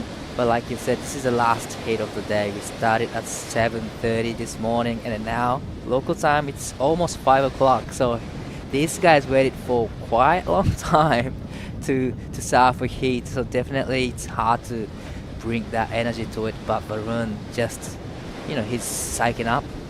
Yeah, we've had everything happen today. We've had many priority interferences called. We've had a storm that we had to put the contest on hold for a bit. We've had waves grow in size and now in wind as well. So it just shows that we adapt. We are quick at adapting, and it doesn't matter the conditions. We're out here and we want to see surf. Yeah, definitely. This morning we had a glassy morning to start with for longboard division, women's and men's, and feels like that was a couple days ago. Yeah. And then now we are in the shortboard division, and we're seeing a lot of airs, a lot of laybacks. And here is a live action Wiki 小松力、こちらが4本目のライディングになります。しっかりとインサイドのつなげてきて、掘れてきたところに縦のアクションを入れてきますが、前に出てきません。Right behind him, our local surfer, Toby Espejon. Good looking wave. Will he ride out of it? And he does. So he's going to be backing up that 2-7 really nicely. He's been a bit of a standout in this event the past couple days. So I'm excited to see what he did out the back. Good first setup turn. Nothing too crazy, but here's where it gets really interesting. Loving those 2 finishing blasts off the top he did there. So Toby going to be throwing away. Oh, actually, he only has that 2-7, sorry. So he's going to be putting that second score up. Dylan Wilcoxon, 2-5 and a 0.8. So he's going to have to start firing up. And just as I said it, he listened. He listened to you, definitely. That was a huge turn, and we are not too sure what he's done at the back, but this is a replay blast of Dylan. Throw a lot of sprays. It gets a second turn, and it gets this big end section. That was great 3-turn combo. I'm really loving it. I love this. This is amazing. 1, 2, 3. What? It's gotta be the best score of the heat. Amazing. I love it. It's so good. That was great surfing from Dylan Wilcoxon. Currently sitting 3rd, but definitely it'll change in a minute. Oh, wow. That was beautiful surfing. I'm obsessed. All right. Dylan Wilcoxon getting rid of that 0.8. I think that's going to be the best wave of the heat. You're right. Yeah. I think that's definitely going into the 5 range. I mean, you're going to be comparing it to Varun's 5. So it's going to be interesting where the judges go with that. Varun, 2 clean, crisp backhand turns on maybe a smaller wave. Dylan, not wasting any time, does it again, pushes the tail all the way around, sets it up, and goes for broke. Unfortunately, just digs his nose on the way down and goes over the handlebars. He was out. But how's that first turn? That was a whipping, really powerful, turn, and throwing buckets of spray. And this is it. Love how he pushes the tail so much so that he can throw a lot of sprays. And unfortunately, on the last turn, he goes down. But still, amazing 1 and 2 turns. Beautiful. I wish he landed that last one. It would have been another incredible score. Just back to back. He didn't waste not even a minute in between those 2 turns. Just shows how easy it is to kind of create your opportunity, and and get those scores that you're looking for. We're seeing a couple scores trickle in for Dylan Wilcoxon, 7.25, shoots straight into first. And I actually think that with those last two turns from that last wave he got, he's getting rid of that 2.5. Oh, definitely. Even with the falling out, that definitely he'll be getting rid of the 2.50. That's for sure. And 7.25 is pretty healthy number, but he's not stopping. He's up and riding again. Oh, beautiful surfing here from Dylan Wilcoxon. He is showing exactly what we were saying earlier. He is that type of surfer that it doesn't matter what type of conditions you put him in. If he is switched on, he's going to do good. He's switched on in the seat, definitely. Wow. On screen we have Ricky Komatsu up and riding. A little bit hung up on the first turn, but still managed to get second turn in. Is he gonna get another one? Yes, he is getting the big finishing turn there. That was Ricky Komatsu, needing 6.75 to go into the second. All right, a couple replays. This is the last of Dylan. Nothing too crazy out the back, but I love how much he can just really push that tail. I'm sure if you're behind, you would see all three fins come out the back. Ricky Komatsu, bit of a foamy wave, not easy to surf, but he does nicely here to finish it off strong. So he puts himself back into this heat. Right. Dylan, 3.95 for a wave he didn't even complete, so that is just showing the caliber of surfing he has. Well, we're about reaching a 10 minutes mark, and Dylan has a 7.25. That's a healthy number, sitting the lead comfortably. You know, but Balloon been really patient for the last 7 minutes or so in this heat. Yeah, Varun being pretty quiet now. He got those two good scores at the first part of this heat, but he's that type of surfer who has great wave selection. So I can trust that the next wave he goes, it's gonna be a good one. Here we go. Let's see, Varun Tanjung, good opening first turn here, sets it up for this second one. He is on fire right now. Both the Indo boys are looking pretty unstoppable. Wow, Team Indonesia fired up. You must be super stoked, Giada. All right, Dylan Wilcoxon now. Let's see what he does on the inside. Takes to the air, and he does not land it. Oh, that would have been a great ride. That was crazy air reverse, 3D air reverse. But on screen we have our local surfer. First turn, second turn, and this is third turn. Takes to the sky. Toby, unfortunately, not really able to ride out of that one. Got a little bit stuck into that whitewash and wasn't able to just push through it. All right, break this one down for us, Ty. Really love this ride from Balloon. First turn, powerful hack, and it gets this big finishing turn as well. Definitely. And this is another great wave from Dylan. Well, I knew he's going to take it to the air, but how high he went for it. You know, that was great. Well, this is Ricky Komatsu. Great first turn. Unfortunately, didn't get a second turn in. Right, this is the last of Toby. He had a great couple turns here, setting up for this last one. Took off, but wasn't able to ride out of it. As we said, kind of got devoured by that whitewash. We've seen, again, a huge change in conditions. Looking like it's coming straight from the ocean. A lot of wind out there, but the boys are gonna have to kind of power through these last 8 minutes. Another storm is about to hit us right here. But, you know, like you said, 8 minutes, they have to adjust all the conditions. You know, those guys are capable of adjusting any kind of conditions. So hopefully we're gonna see more big actions in the last 7 minutes and 40 seconds. Start raining out there. All right, look at that. It has been a complete change in conditions now. Couple white caps out the back, just showing how much these surfers are having to adapt and change. So this is a pretty crazy situation. More air wind. More air wind, that's for sure. Wow, it's pretty wild out there. See a couple people just running past our booth. They look like they run faster with the wind. That was one of our staff just running to the room. But 7 minutes left. Here goes Toby up and riding again. Nice opening carve to start with. Get the finishing down. Unfortunately goes down again. Wow. All right. 6.5 left.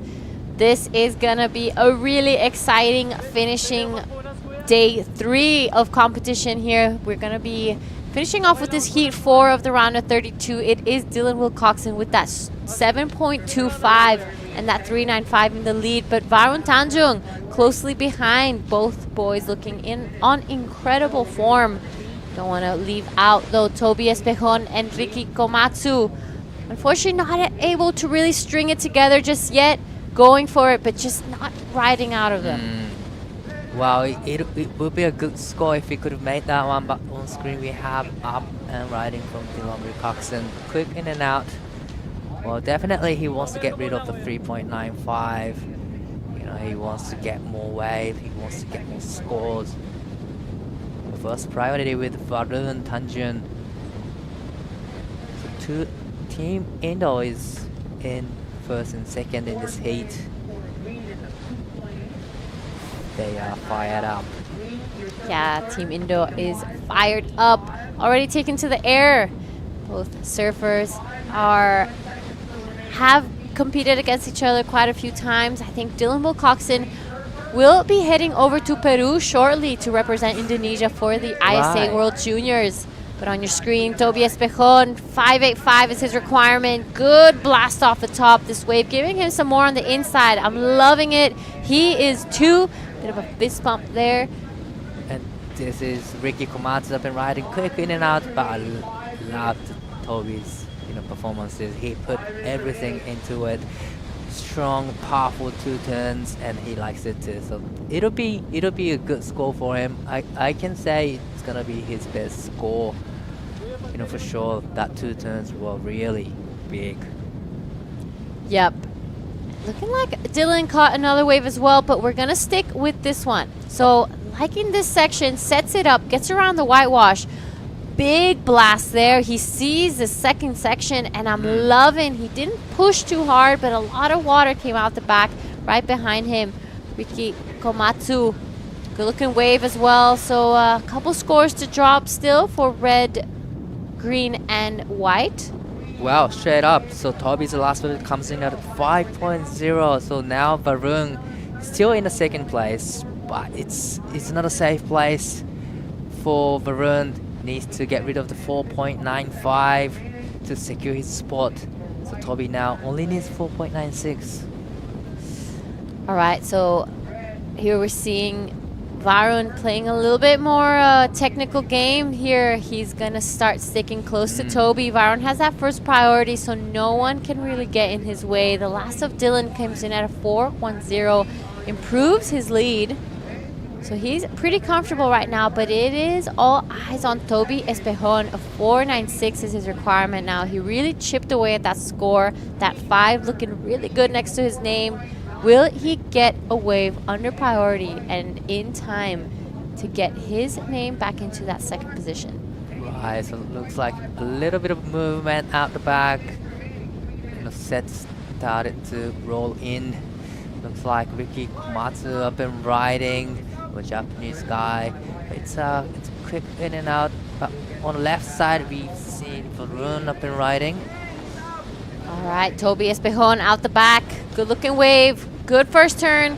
Sets it up again. Will he finish it off? And that is a nice wave. A 4.96 is his requirement. He's gonna be close. Could that have been a bit of a priority mistake for Varun? Gone on that first one that kind of just closed out for him. Right. So both white and blue didn't have the wall to walk on that wave, but behind, this is a very important wave for Toby. Gets the first turn in, and another one, gets the third turn in. So this is a 3-turn combo. The requirement is 4.96. So let's think. So he needs a 5 at this point. We're gonna, or the judges are gonna be comparing that to his 5 and Varun's 5. Personally, I think Toby's last one was a little more sticky. I didn't see so much flow like that first wave, but I'm no judge, so. Yep, let's let them just judge.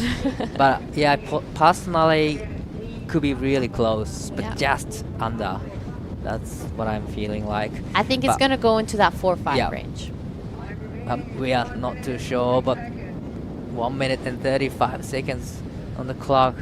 There's still a minute left for Toby and Ricky to get another wave. So last wave for Toby comes in at a 3.90, so it's not enough. Still needing the 4.96. All right, Varun on a good looking wave. I love that blast off the top, just trying to keep Toby away from it.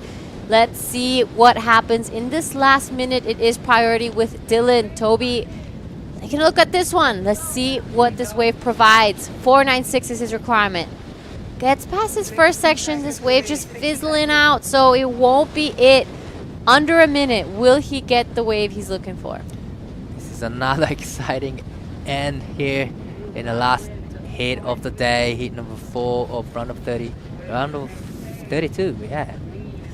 All right, here we go. I love this wave. Varun is looking really sharp right now, and he's looking electric, so I'm loving the energy from point 0 of this heat. He really he didn't hold back.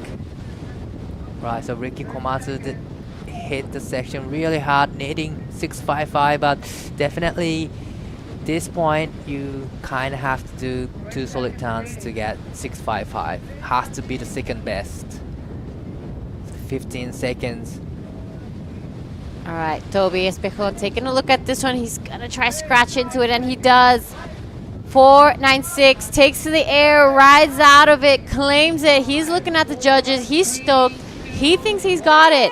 Dylan Wilcoxon out the back. Oh, beautiful. Unfortunately, isn't able to ride out of it, but wow, okay. Waiting for scores. We have to be waiting for the scores for Toby. That was a nice, air reverse. Was it a 4.96? Has to be better than the 5, from the Toby and Varun. Is it going to be a 4.96? All right, here we go. This is the last score of green. Takes the air, beautiful, crisp landing. He really rides out of it clean, but I don't think it is, and it's not. A 3.90 for Toby's last one. Doesn't go into his top 2, so it is Dylan Wilcoxon and Varun Tanjung taking the win. We will see them tomorrow. So there we have Toby, unfortunately, bowing out early on this one. That is us on your screen.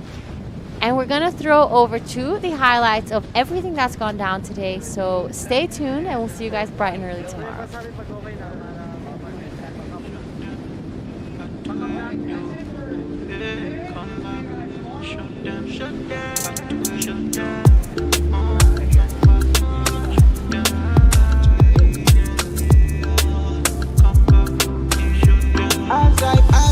As I pray, blessings make you rain. I go shoot my shot every single day.